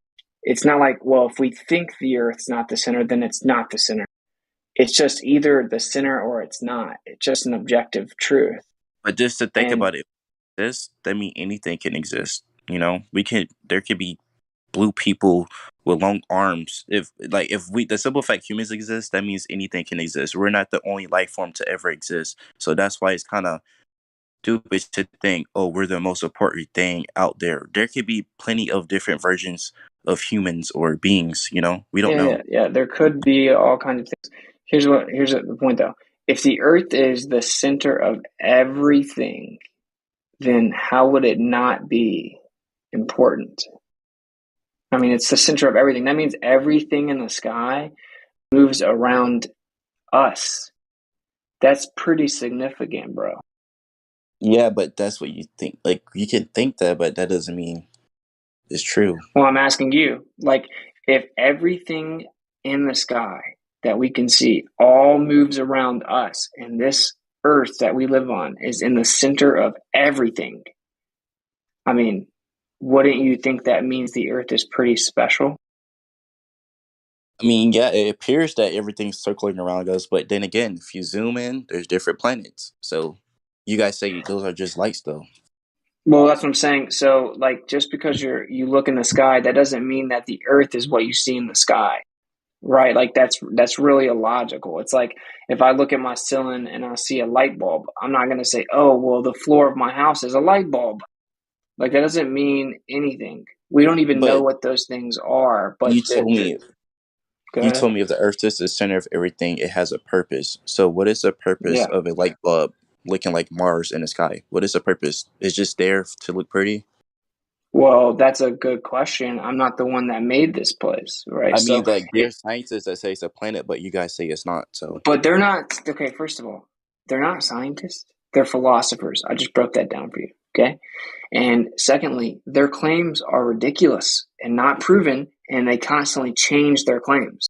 So when you say science says they're a planet and they're this big and spin, well, it's going to change in 10 years. So that means that they don't know what they're talking about if they have to keep changing it. And it doesn't really matter. It doesn't matter. It looks like what we see is that the sky is a very intricate, beautiful clock. It moves in perfect cycles over and over. And it looks like there's a mechanism behind everything. There seems to be a mechanism of why we see the movement and why we see the sun and why we see the moon. We don't know what these things even actually are. And I don't want to get too complicated when it could be magnetic holography based on electromagnetic polarization, all within the mechanism of the entire machine itself. But the point is, everything does have a purpose. And just because you don't know the purpose doesn't mean there isn't a purpose. And the point I'm trying to get you to fully understand is that there's a purpose. The fact that there are quote unquote planets don't mean anything, right? like, what if like the beings who created Earth, right? Like each religions, they say they seen beings in the sky. What if they're from different planets and they put us here? That could be a theory. Instead of saying we're just on a center of the universe and we're just waiting here, just sitting here like ducks. Like, what's the point of the Earth being in the center? Like, you understand what I'm saying? Yeah, but what's the point? It does. That's not an answerable question. It's just like I told you about the girl cheating. It's like if I walk up to you and I'm like, I got a video of your girlfriend cheating.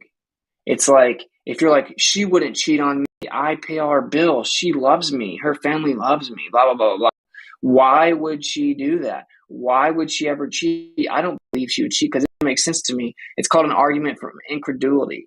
You know, like since you can't grasp the meaning or understanding, then it can't be true. That's a fallacy because it doesn't make any sense. Or maybe you're looking in the wrong subject. Maybe the Earth is flat, or maybe the Earth is a globe, but that's not the main subject you should be asking. You should be asking of why is it like that? Like, why is NASA able to lie to us like this? If it's true they're lying, how do they have the power to lie to us like that? Unless they're not lying. Maybe you're answering their own questions.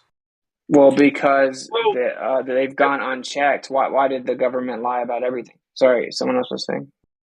Yeah, I just wanted to cut in just to say a couple of things. First of all, no one actually cares about the shape. This might surprise you. No one here cares about the shape. Okay. Not in its truest sense. We care that we were lied to about the shape. It's actually the lie that matters. So this is why we like to really dive into this. Oh, they told us this foundational thing about our existence, and it's wrong. They lied, right? Okay, but ironically, when people, when Globers say why would they lie, that's actually the question we're trying to answer, which is actually quite, it's an intense irony because they're using it as a defense of the globe when it's actually the question we've been trying to answer the whole time. But with regards to, I wanted to go back and just address something about the modesty angle. I actually don't believe that it's about modesty. You have to bear in mind that with these people, if they can get rid of God within your psychology, then that makes them ultimately your authority. So it's actually not about their modesty. It might be about your modesty, but it's actually about them making sure that in your mind they are your authority, and that can't be understated.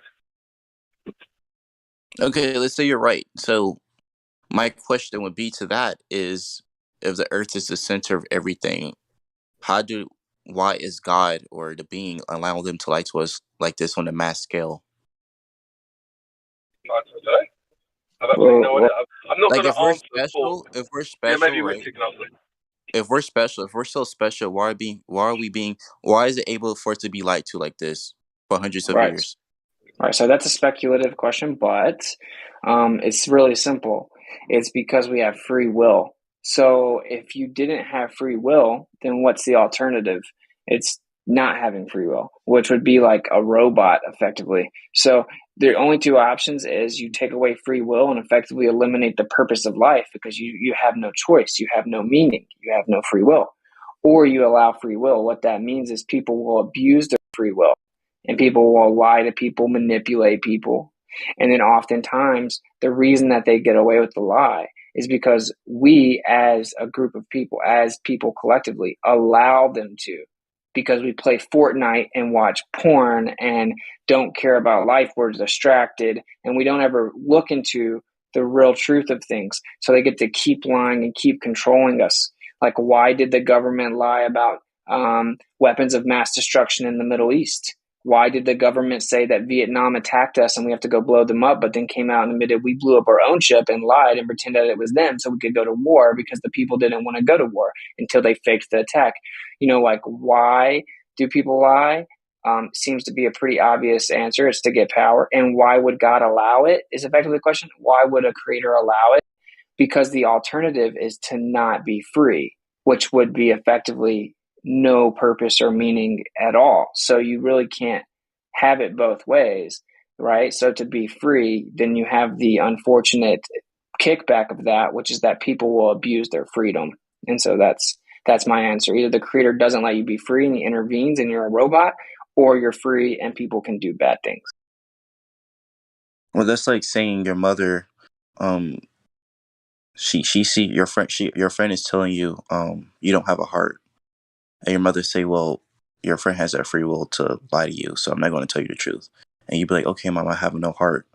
How is that helping you in any kind of way?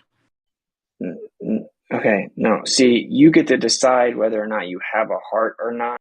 It's a very crude analogy, but like it's up to you to get to decide. So like we've decided we're not going to just sit back and watch them lie to the world and watch them lie to children and tell little children that are very trusting and innocent that they're not special and life doesn't have a purpose and that they're insignificant stardust that came from nothing and nothing matters and they came from rat. Like we've decided in this room that we're going to do everything we can to step up against that, right? Because we're using our free will. Unfortunately, 90% of people have used their free will to ignore these big truths and what really matters. So that's the fundamental point is that the creator loves you, so he gave you free will. That way you get to learn and grow. You have a whole experience of life where you get to learn things and progress and put things together and make your decisions. You can go skydiving, or you can go scuba diving, or you can do what you want to. That's what makes life so beautiful. If you really soak in the question, it's really a very obvious answer. The alternative is that you would be a robot. You wouldn't get to make your own decisions. And guess what you would ask then? You'd be like, why don't I get to decide myself? Why do I have to do this? Why do I have to do what's right? Why can't I decide whether or not I want to? You see, you would ask the other questions on the other side. That's why I think it's very arrogant and closed-minded of humans to ask that question, because they haven't fully logically dissected the alternative. Yeah, And but we don't. basically the creator couldn't win, is what I'm saying. Like we would don't. complain no matter what. You're making an inference. A creator loves everyone, and creator loves this. Like we don't know. Like you don't. You're making an inference. Yeah, it sounds good. Yeah, the creator loves you and this and that, but we don't know.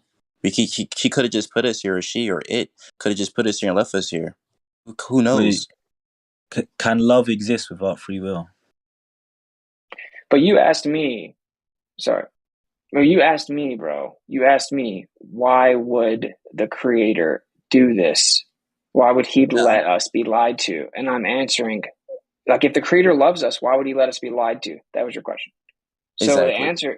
the answer is, well, because you asked, well, if the creator loves us, why would he let us be lied to? And then the answer is, well, if the creator loves us, he allows us to be lied to because he allows us to be free because he loves us. But that just sounds So, like propaganda. Like it sounds like bullshit. okay, well, it's just a logical axiom, though. Either you have free will or you don't. And if you don't have free will, then what is the purpose? Are you saying that it would be better to not get to make any of your own decisions than to just be a robot? Do you actually think that would be a better life? I mean, telling people to worship you or you go to hell is saying you have to be a robot, follow me, or you're going to burn forever. That's the same thing. Okay, So what's that's the one specific interpretation of one specific religion. And then actually the scriptures say um, that you don't even have to know the actual name, but it's about like truly trying to do what's right. And yeah, like being grateful for the creator and wanting to live within his will. And then he gives you eternal life. You don't burn forever.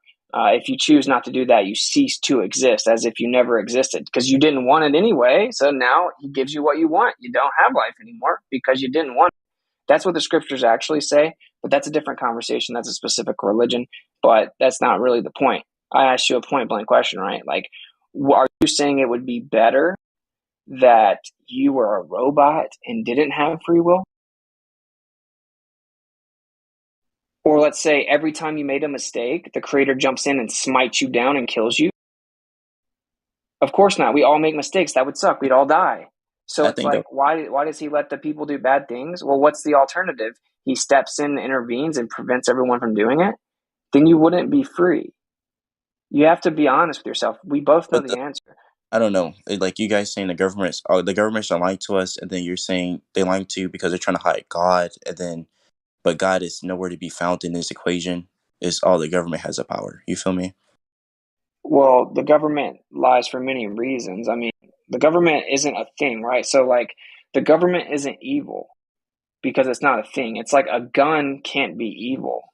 It's just technology. Like, either you can save someone from being raped with a gun, or you can go kill an innocent person with a gun. One's good, one's evil, right? It's like the government is just an empty vessel. It's inanimate. It isn't an actual thing. It has no sentience. People use that vessel for evil purposes and control. So it's like, why do people do that? It's very simple. It's for power.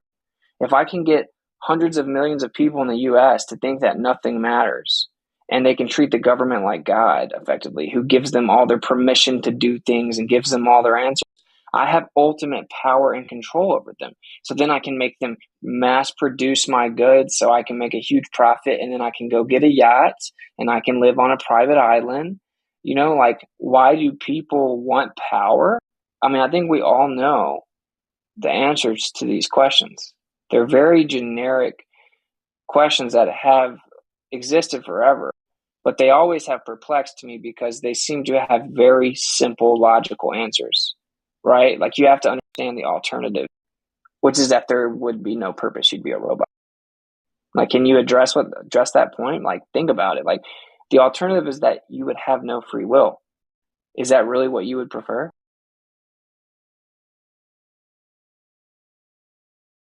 I don't know. Because if I Well, was a just think about god, it. if I was God, I wouldn't create my creation to think evil things. Okay, fair enough. So you would make a robot. I mean, it could be argued that there'd be no point in even making creation in the first place then. Or you can make creation just to worship you without any choice and just automatically do what you say, which isn't very loving. It's like telling your child they can't leave the house because they may scrape their knee on their bike, so they're not allowed to leave their room. Like, is that loving? Or is it loving to let them go outside and make a mistake and occasionally scrape their knee? Like, which one is Yeah. actually love? Also, it's very boring. Think about it. Do you know what I mean? It's very boring otherwise. You could have a doll that just does whatever, no free But just will, think about never it. Like questions anything. 7 billion people. Like, yeah, flat Earth is maybe like, let's say 20 million people believe the Earth is flat.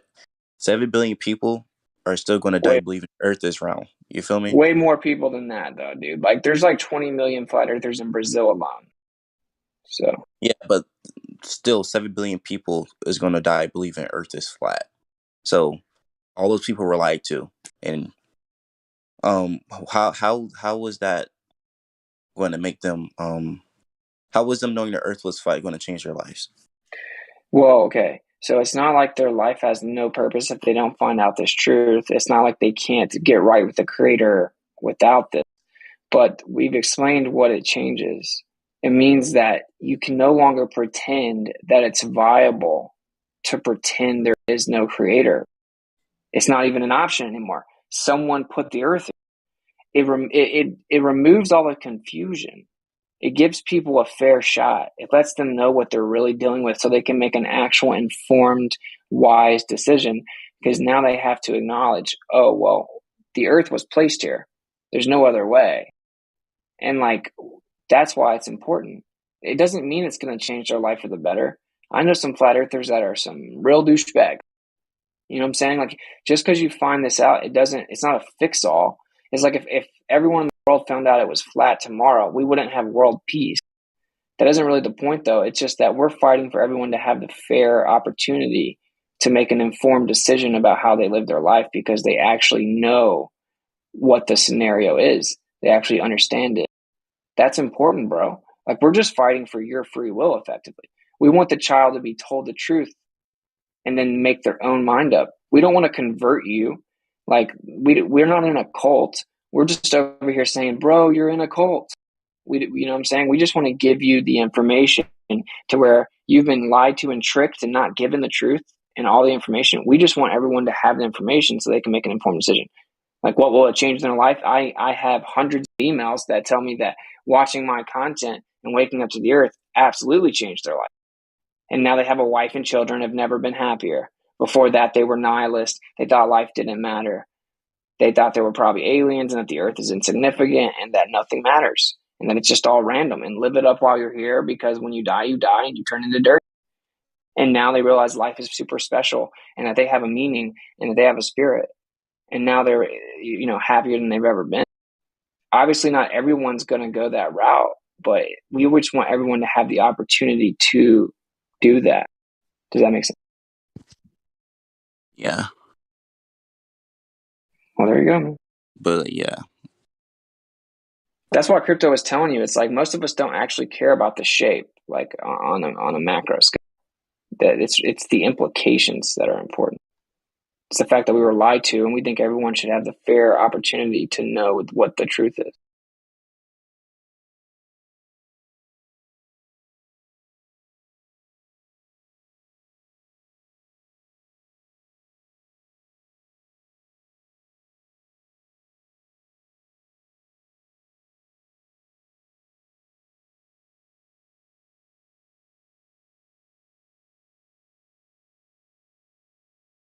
All right, sorry guys, I was talking so much. Oh, it was good, Austin. Very good.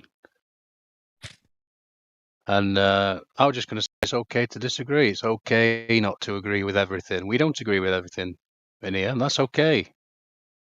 Cancel that person. I'm going to put in a level of intense irony and say that I disagree with that. Because Very good. there are no, and I'm not even joking. This is serious.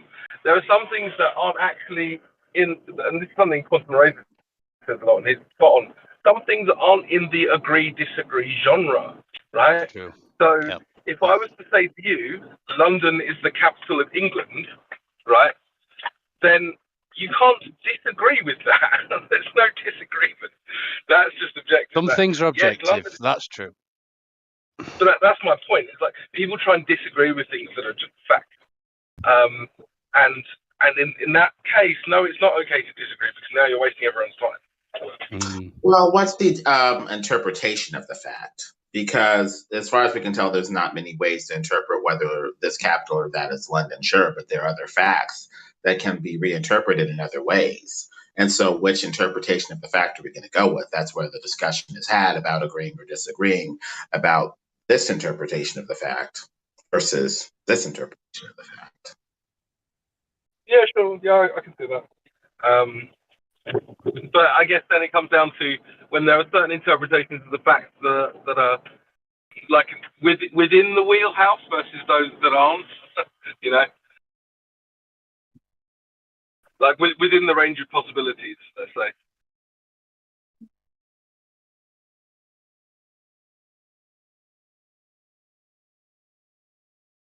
Don't know if that came through.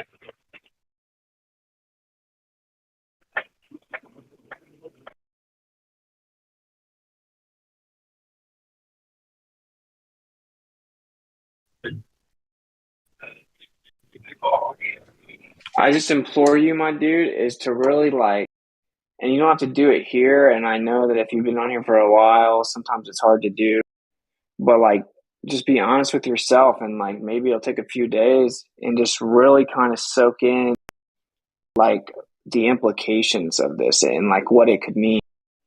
Because I think that you sound a little younger. And so, you know, that's a good thing, bro. Like you have plenty of time and you have your whole life in front of you and just like really kind of digest like the impact of what comes with this convo. And yeah, it may seriously change your life for the better, bro. I think a lot of us could attest to it doing that very thing.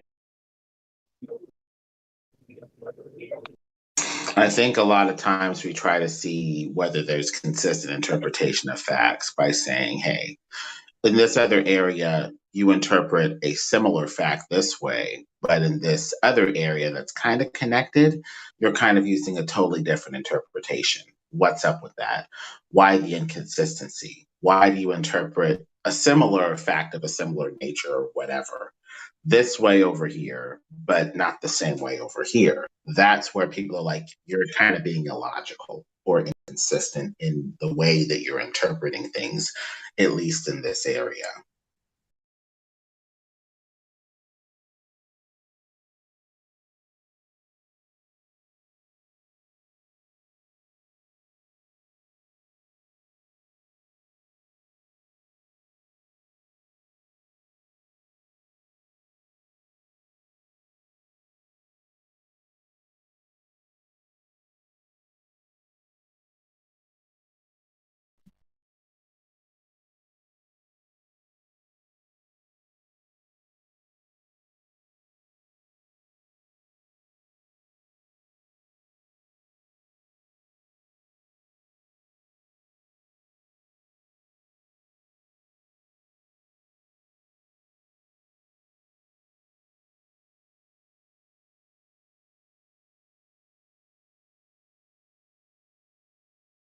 One of the biggest parts of this realization is you find out, well, you can just trust your senses, bro.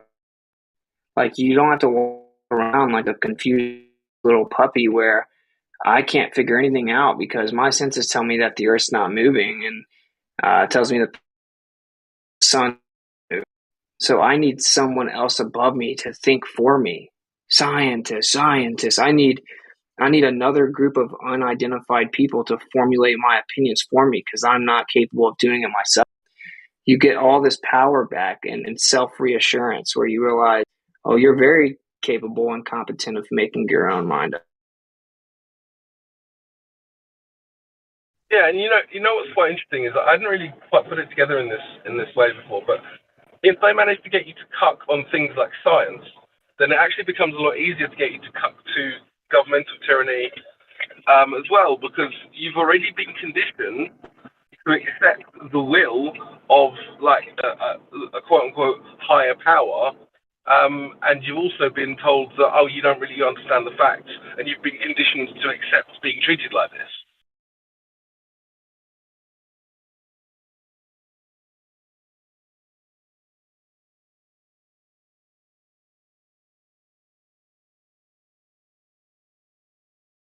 I suppose that's, yeah, we can talk about the event, the Holocaust, right? This is because the government said, right, we're going to do this, we're not going to show you any evidence, and we're just going to shame you if you don't comply. That mindset is part of the kind of more generalistic kind of globe goal, in my opinion at least. Getting people to just cut, for lack of a better term. It's the convenience, isn't it? That's where they get you. It's the convenience. I only just got a smartphone, and I was thinking I could go my entire life without one, but yeah, banking was basically becoming impossible. So that's how they get you. Yeah, and it makes you weak as well, doesn't it? Yeah, oh yeah, mentally weak, definitely. Like that's the game, though, isn't it? That's the game, is to destroy your mental faculties. So now you have to trust credentialed expert A about thing A and credentialed expert B about thing B. You can't actually make your own mind up about any of this shit, And when you try to, they just slander you and call you names and all the rest. So there's obviously a multi-pronged kind of psychological assault on people. But the vast majority are tricked in the first place into compliance. Witty, you still there? Yeah. Yeah, I have a question for you, dude. I was thinking about pendulum and the Cavendish experiment, right? I was thinking about it earlier.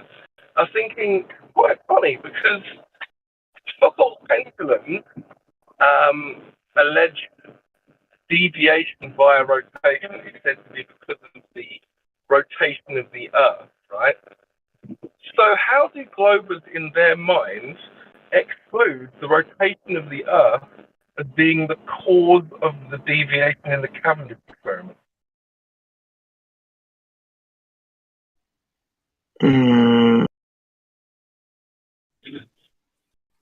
You kind of broke out. I'm not sure I fully followed you.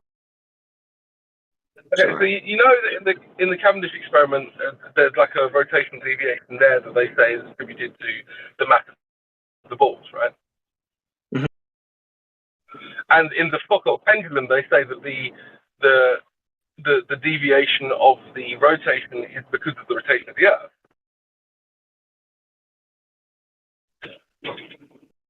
You following so far, right? Yeah. I don't know. I've never even thought of that. Well, yeah. I mean, then I don't know how would, I guess it's just I'm trying to present it as a topic to the room, but how would they then justify? Oh, we did. How would they then justify the rotation of the Earth not being the cause of the Cavendish's escape? Yeah, that's a good. I suppose it would be something akin to that deviation would be directionally consistent, So I mean, I don't know if it would be opposing directions. I don't really know. No, fair enough. It's just a thought I had earlier. I just, yeah, I don't know, whatever. Maybe I haven't thought about it properly, but I thought I'd bring it up with you guys and the room generally to see if anyone's really even thought about it. Because completely I different. haven't. I think it's. Sorry. No, go on. Yeah, I was saying I do think that's very interesting. I would like to look further into. Okay, obviously, you can't ask them because they'll just say blatant nonsense, right? So, I'd like to look into it and see if they have any accounting for that viably. I don't know. It's very interesting, right? I mean, it seems to have been ignored because I've never even heard it. Heard it mentioned. Yeah.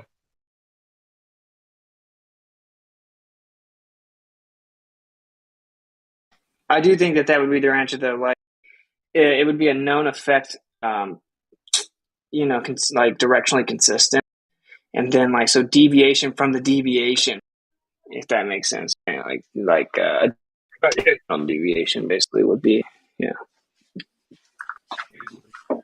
Yeah, so it's like acceleration is meters per second sort of thing.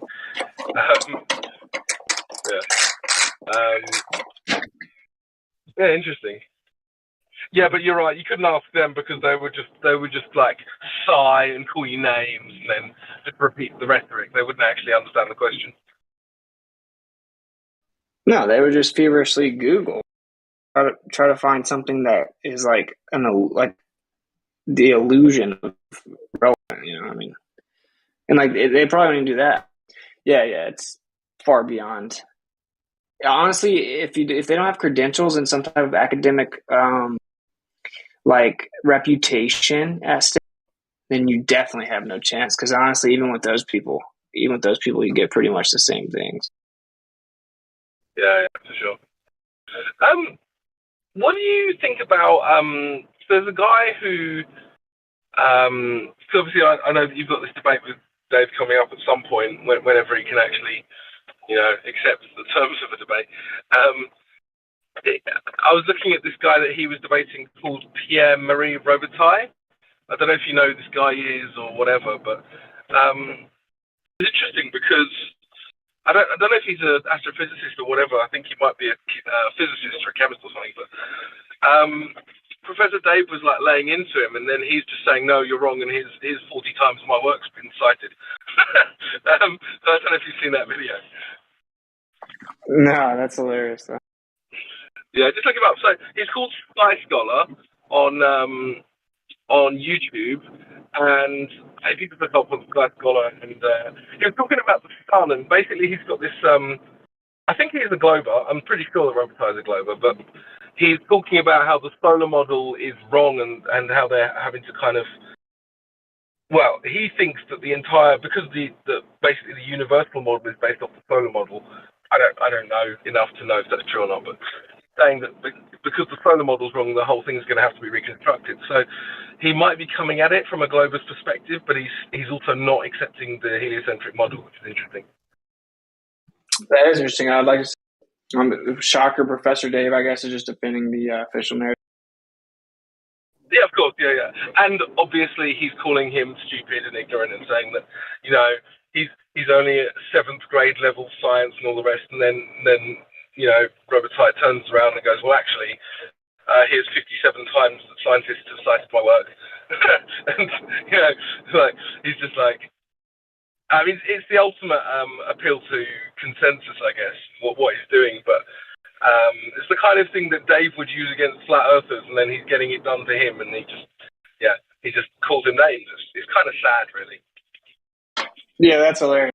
Like, I'll say one of the most ironic parts of the Professor Dave is like what you're saying is one of his main tactics. Like 7th grade science, you just don't understand things. You just don't. You're just not informed. Well, but then he literally admits out of his own mouth that he doesn't know anything about most of what he talks about. He just gets scripts from other people and then reads it. He doesn't even understand it.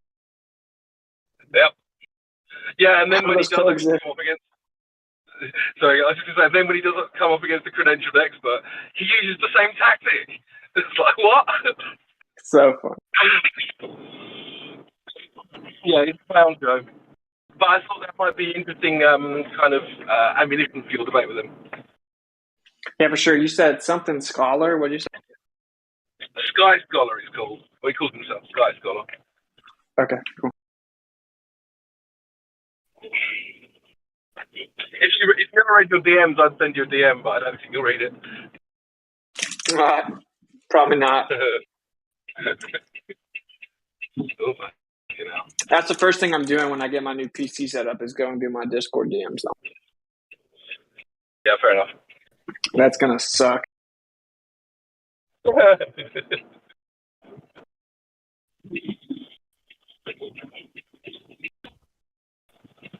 about all the beeping.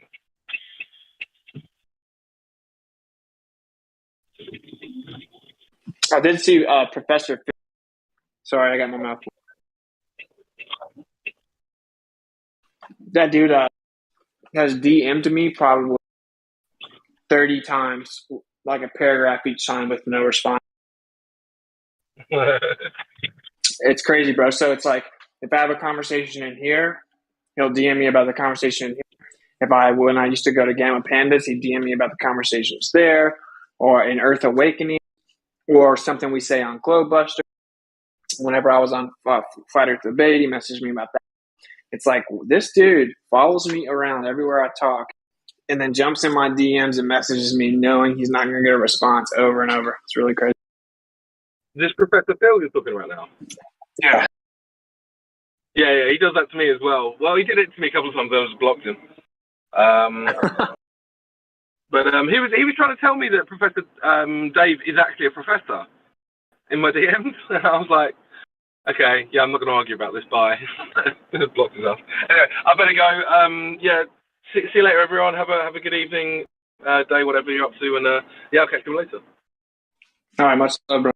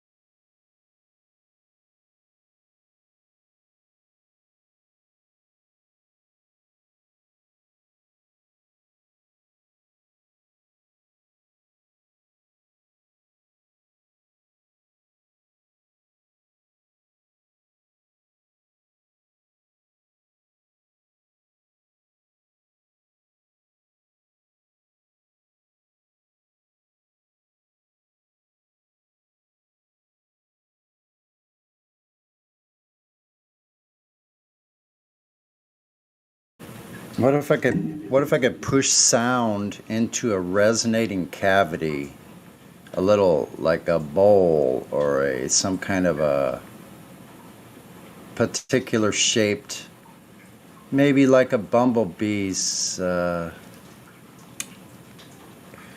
cavity. I wonder what they have. They have some kind of a area inside.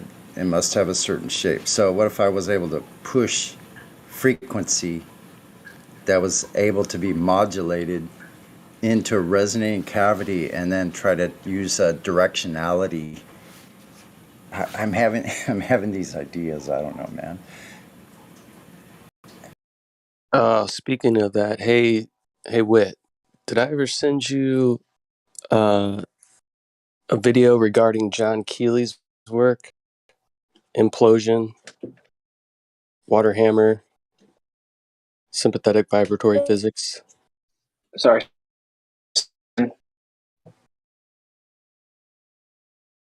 You're cutting out, man.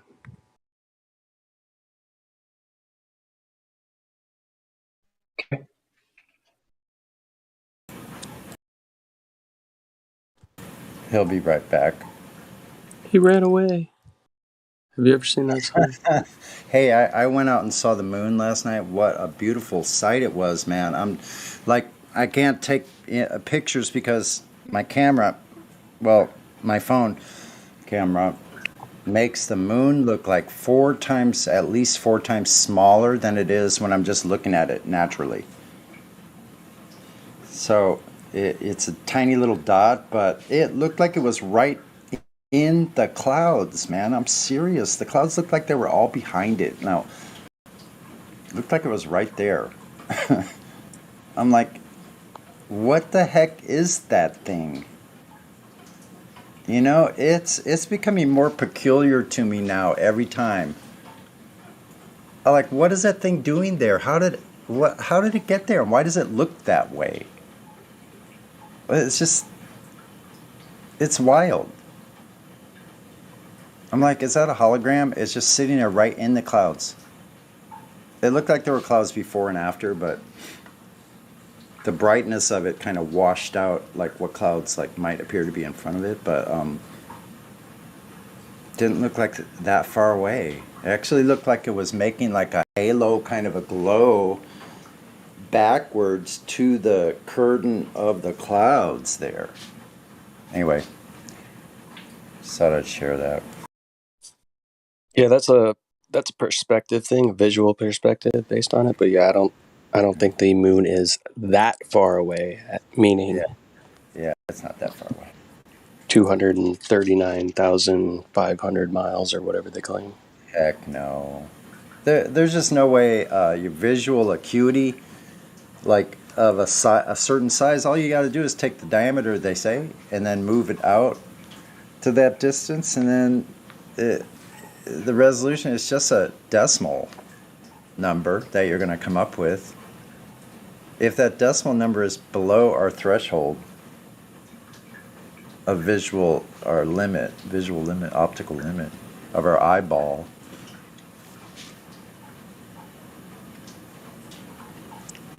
yeah, but the mathematics of that works, quote unquote, works, right? Meaning I could take an object like a beach ball and go 3 miles away, and you might still be able to see it. Well, 3 miles, maybe not, but say a mile away. And there's an object that's a beach ball. But let's say you had no idea what this object was. You had no frame of reference. You couldn't see the ground. Okay. You just see this beach ball, right? Mm-hmm. And if I tried to figure out how far away that object is, I would need to know its size to begin with. Mm-hmm. So I could say that beach ball is 150,000 miles away, but it also has a circumference or a radius or a diameter of whatever it needs to be in order to meet the angle measurement that I'm visually seeing. Mm-hmm. That gave me a great idea just now when you just said that. All we got to do is scale it down. So, okay, the moon, Earth is 8,000 mile diameter, so approximately. So, the moon is what, 2,000, right? Yeah, a quarter the size. So, it's approximately 2,000 mile diameter. So, 2,000, what is a good size ball I could find or measure something that's already there that's that size? Let me see. We could just go down to, 20 inches would be convenient just for easiness, but that's too large of a ball. So 20 inches, so I don't want a 2-foot ball. So I'm trying to scale it down so it's easy. We could do it like 10-inch ball, regular size, standard basketball. I don't know, what are they, about 10 inches? Yeah, about. And then just do the math and move it, like I'll just do a ratio. I'll take the ball and make it, this might be difficult outside. I don't know, I'm gonna have to get some paper out. I mean, the mirror flash is like, yes, you see the light there, but this is a perspective test. This would be a perspective demonstration. So how big is this ball? How far away is it? Exactly at the same ratio. How far away would that 10-inch ball be? Let's see. Anybody good at math real quick? If it's just a ratio differential, right? It's a simple equation.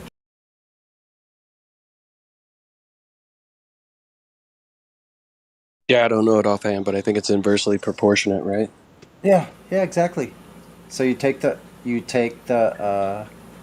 hold on, let me see. I don't remember. I haven't been in school in so many freaking years.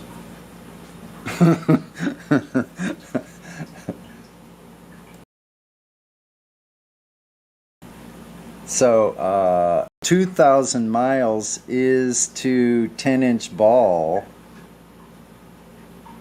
at distance. Yeah, it's an inverse. I'm pretty sure. Don't you just cross multiply the two fractions? Wait a minute. No, I literally don't know. That's how bad at math I am. Unless I'm doing trigonometry and I have those books, they have all the data, just like the almanacs do. Isn't that funny? The books you use as a machinist that give you those sine, cosine, and trig to figure out what surface area is or information you need to cut out something out of a piece of metal. They're the same thing basically as those nautical almanacs. They're telling you sine, cosine, distances on the horizontal. Like, it's the same thing. It's so weird. They're all printed in hard typeset. There you go, Glovers. Why would they make all those angles the same exact place at that time?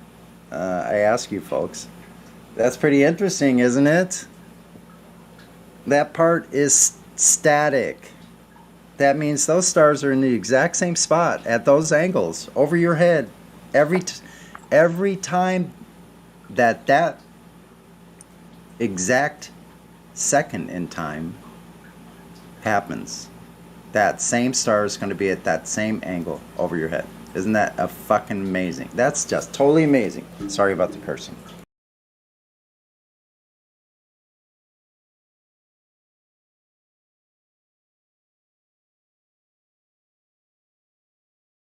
Yeah, so I think it's just a simple double the distance, half the size relationship.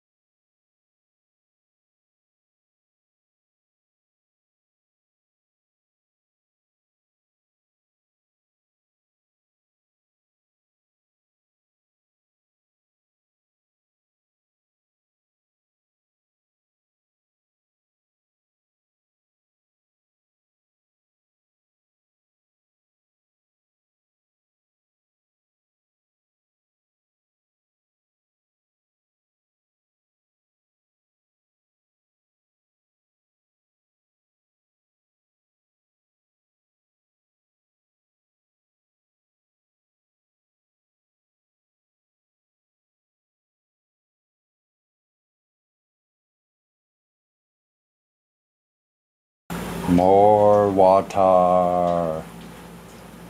Give me water. More water.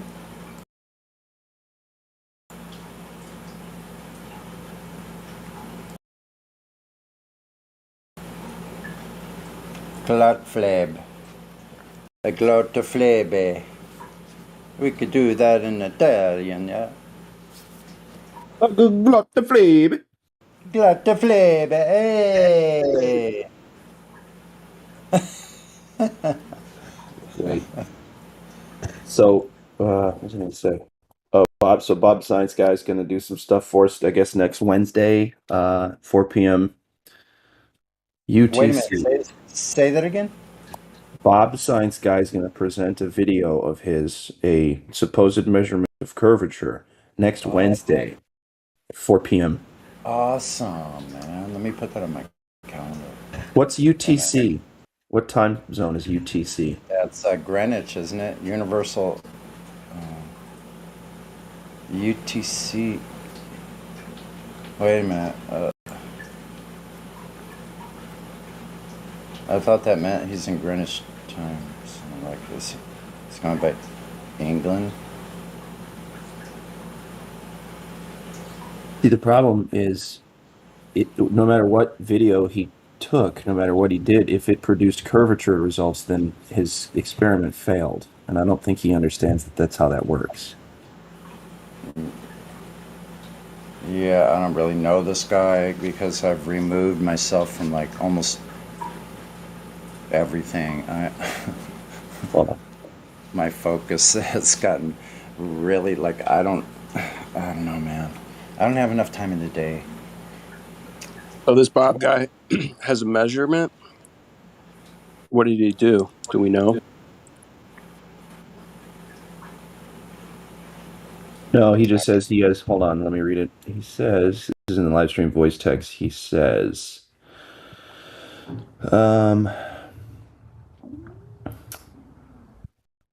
he says, I'll be happy to demonstrate demonstration of curvature. Basically, he said he's got a video that he made that where he measured the curvature. And let's see, it's 4 p.m. UTC next Wednesday. So hopefully we can figure out by then when that is.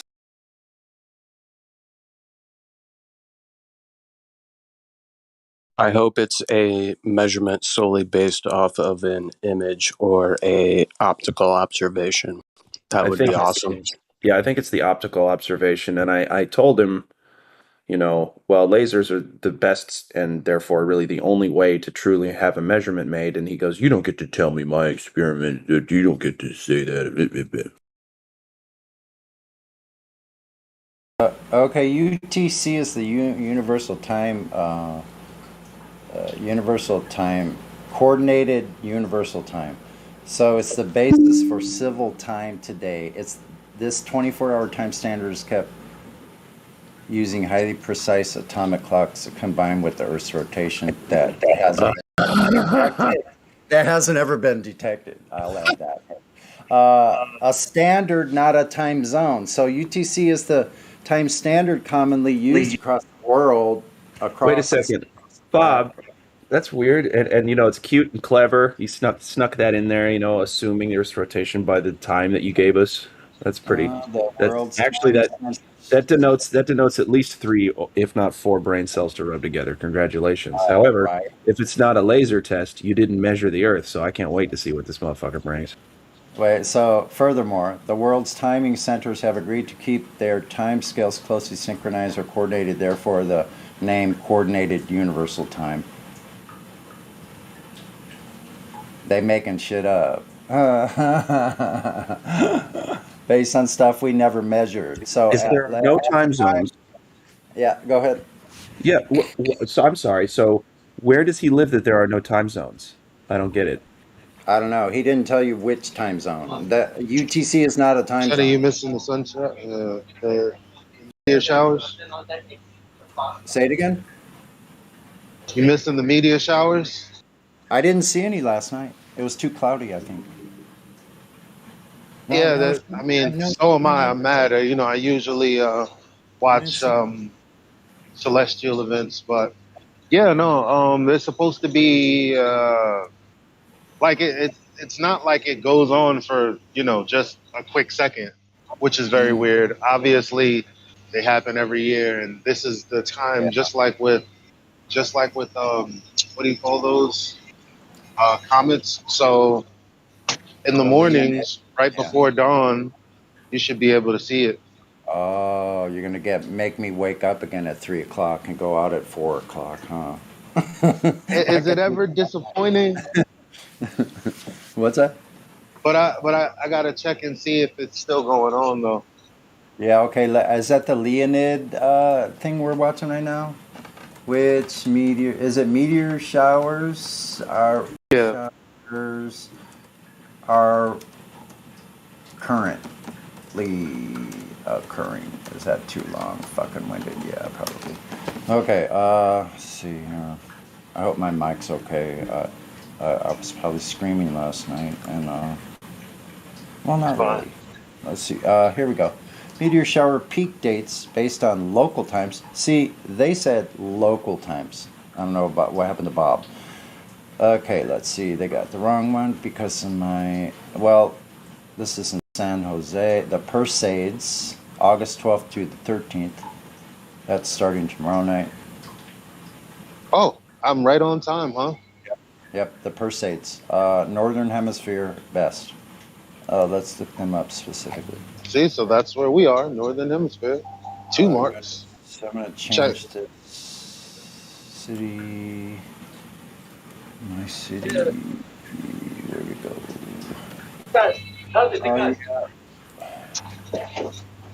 San Diego. What a weird place to live, man. I feel like a native.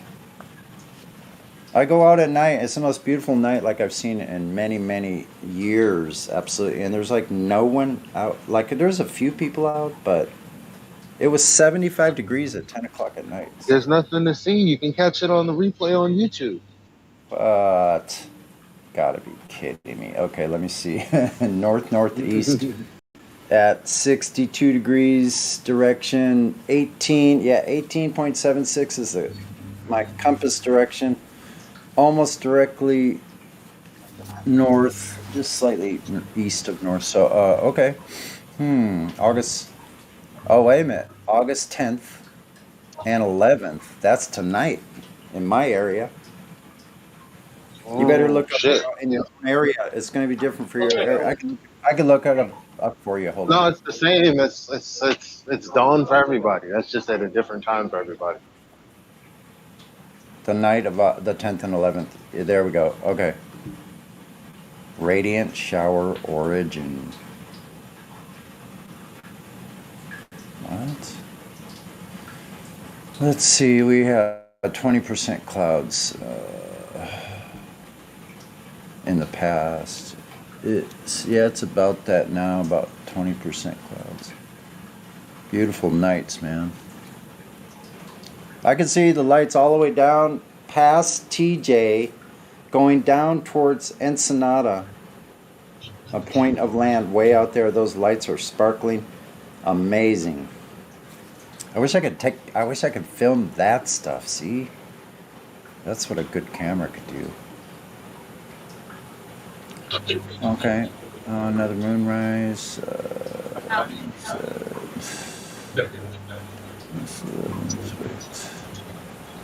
Where's the next moonrise? This somewhere around. Let's get August meteor showers or Perseids. Hold on, I'll put this in the live stream.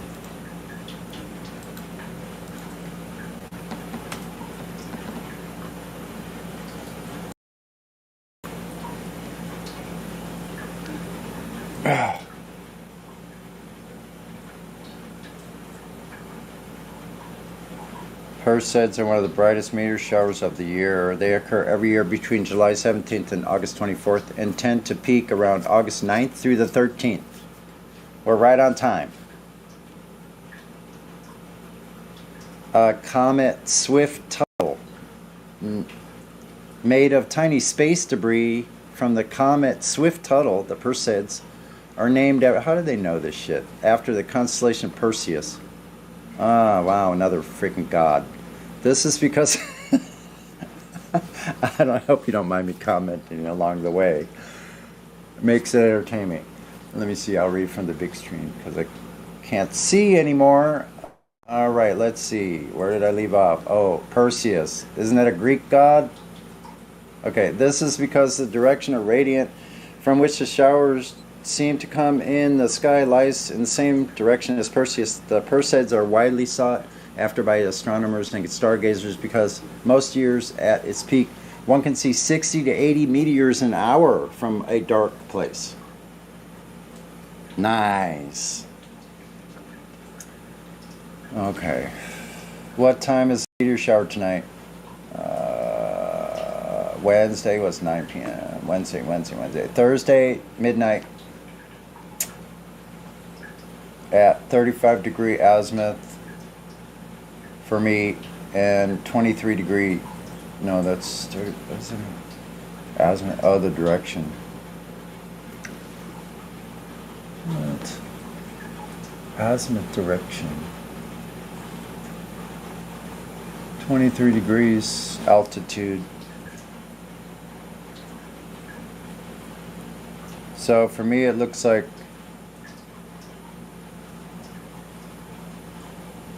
midnight to 6 a.m.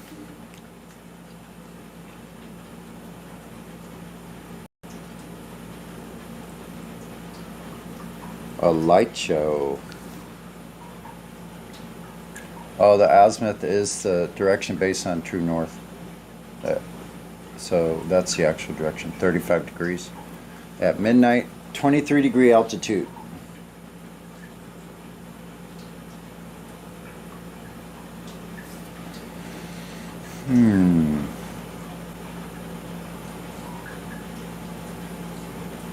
I've seen those before. We went up to the mountains a few years ago with a group I used to hang out with.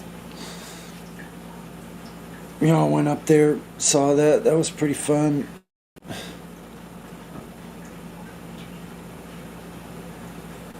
Lucky for them, I wasn't flat Earth then.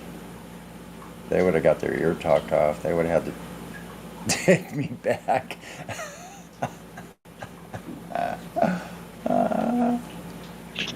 Because I love a captive audience.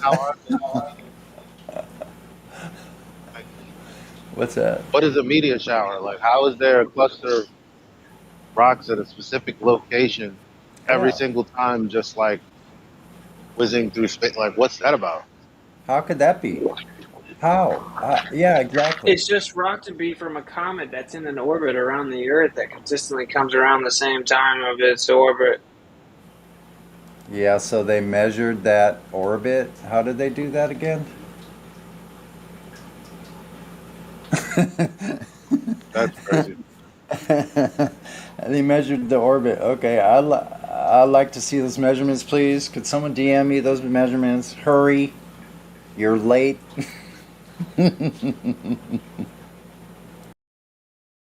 Have it on my desk by tomorrow morning.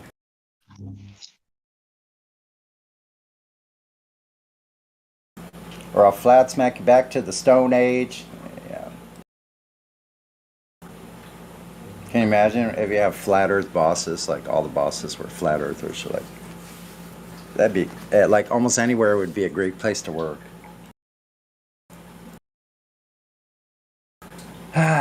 One can dream, can't we?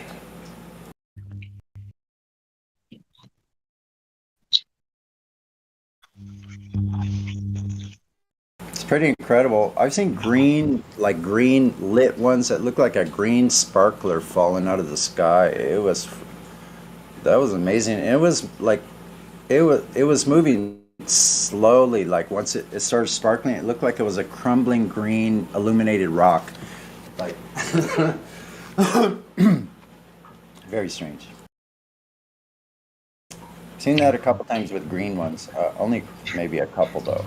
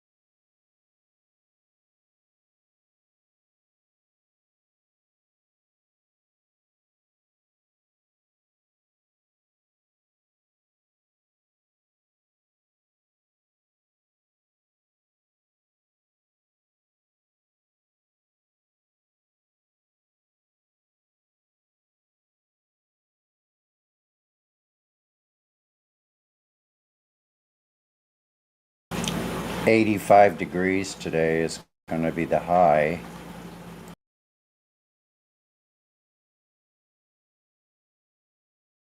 It's already 82. 10 to noon.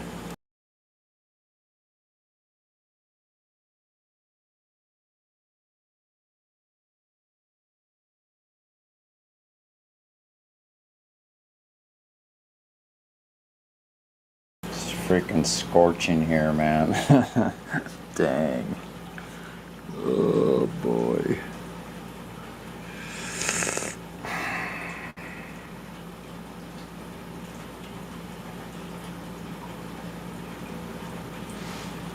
I'm getting in that water today no matter what.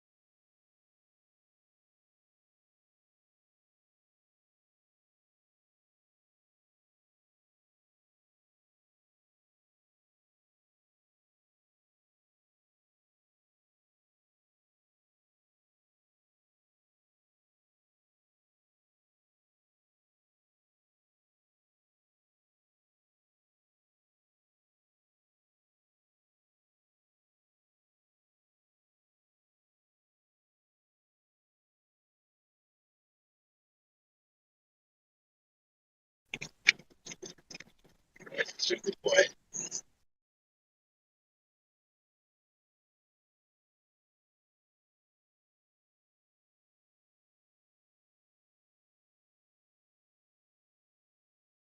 Jacavius. How you doing? Are you new to the server?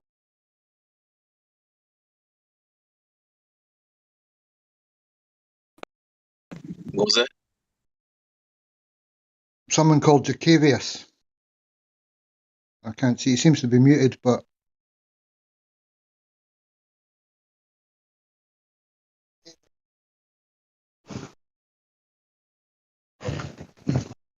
your microphone should be open, Jacavius, if you want to speak to us. Oh, hey, what's up? How you doing? Welcome to I'm the doing server. good. Are you new to the... Yeah, so I was in the server, I think it was about 2 years ago. I took a long break. I didn't really have any sort of role in the server or anything. I was just kind of interested in the, the presentation of the flat earth theory. And I believe in it, with all things considered. I do believe that the earth is flat with everything. Really touch the subject, so I mean, it's like, I still have a few reasons I believe the earth is flat, but I mean, I'm kind of like, right now I'm kind of interested in astronomy. I was kind of interested in like figuring that out. So I was like, wanted to find some sort of resource on that. So I was like, I was thinking to myself, what would be a good place to go to find that? And I kind of remember back a while ago, I had this, I was in this Discord server, Flat Earth Discord server, and I thought that'd probably be a pretty good place to find some resources. Cool. Those crazy flat earthers know a few things, eh? Not a bad server to go and look for stuff either. Yeah, that's what I found. This server is filled with a sort of flat Earth community that's a lot different from other flat earthers I found online. So I mean, a lot of flat earthers I see online are just like obviously trolling. You know what I mean? So like, like the Flat Earth Society, they'll put out things like, the Earth moves up. You know, like the Earth is moving, around the sun or something. It's like this disc that's just thrown into a regular solar system. I don't believe in that. I don't believe in the heliocentric model. This seems to be one of the only flat Earth communities I found that like actually promotes the geocentric model of the universe, and that's one of the reasons I want to join it again. Cool. I thought I recognised the name actually. That's why I opened your microphone in here. If you remember the rules, it's still the same. There's off-topic things that we don't talk about in the live stream. Live streams for the purposes of flat Earth and the topics around it. If you click the welcome page, read through it. If you're happy to adhere to the rules of the server and Discord, I'll give you a verified tag and you should be able to see the live stream voice text. How does that sound? So the verified tag, live stream voice text. Yeah, I'll give you a verified tag for the live stream if you're happy to stick to the server rules and the way that the server operates, my friend, and you can use the voice texts from there on as well. Is that cool? Yeah. Man, give me 2 seconds and I'll try and give you a tag.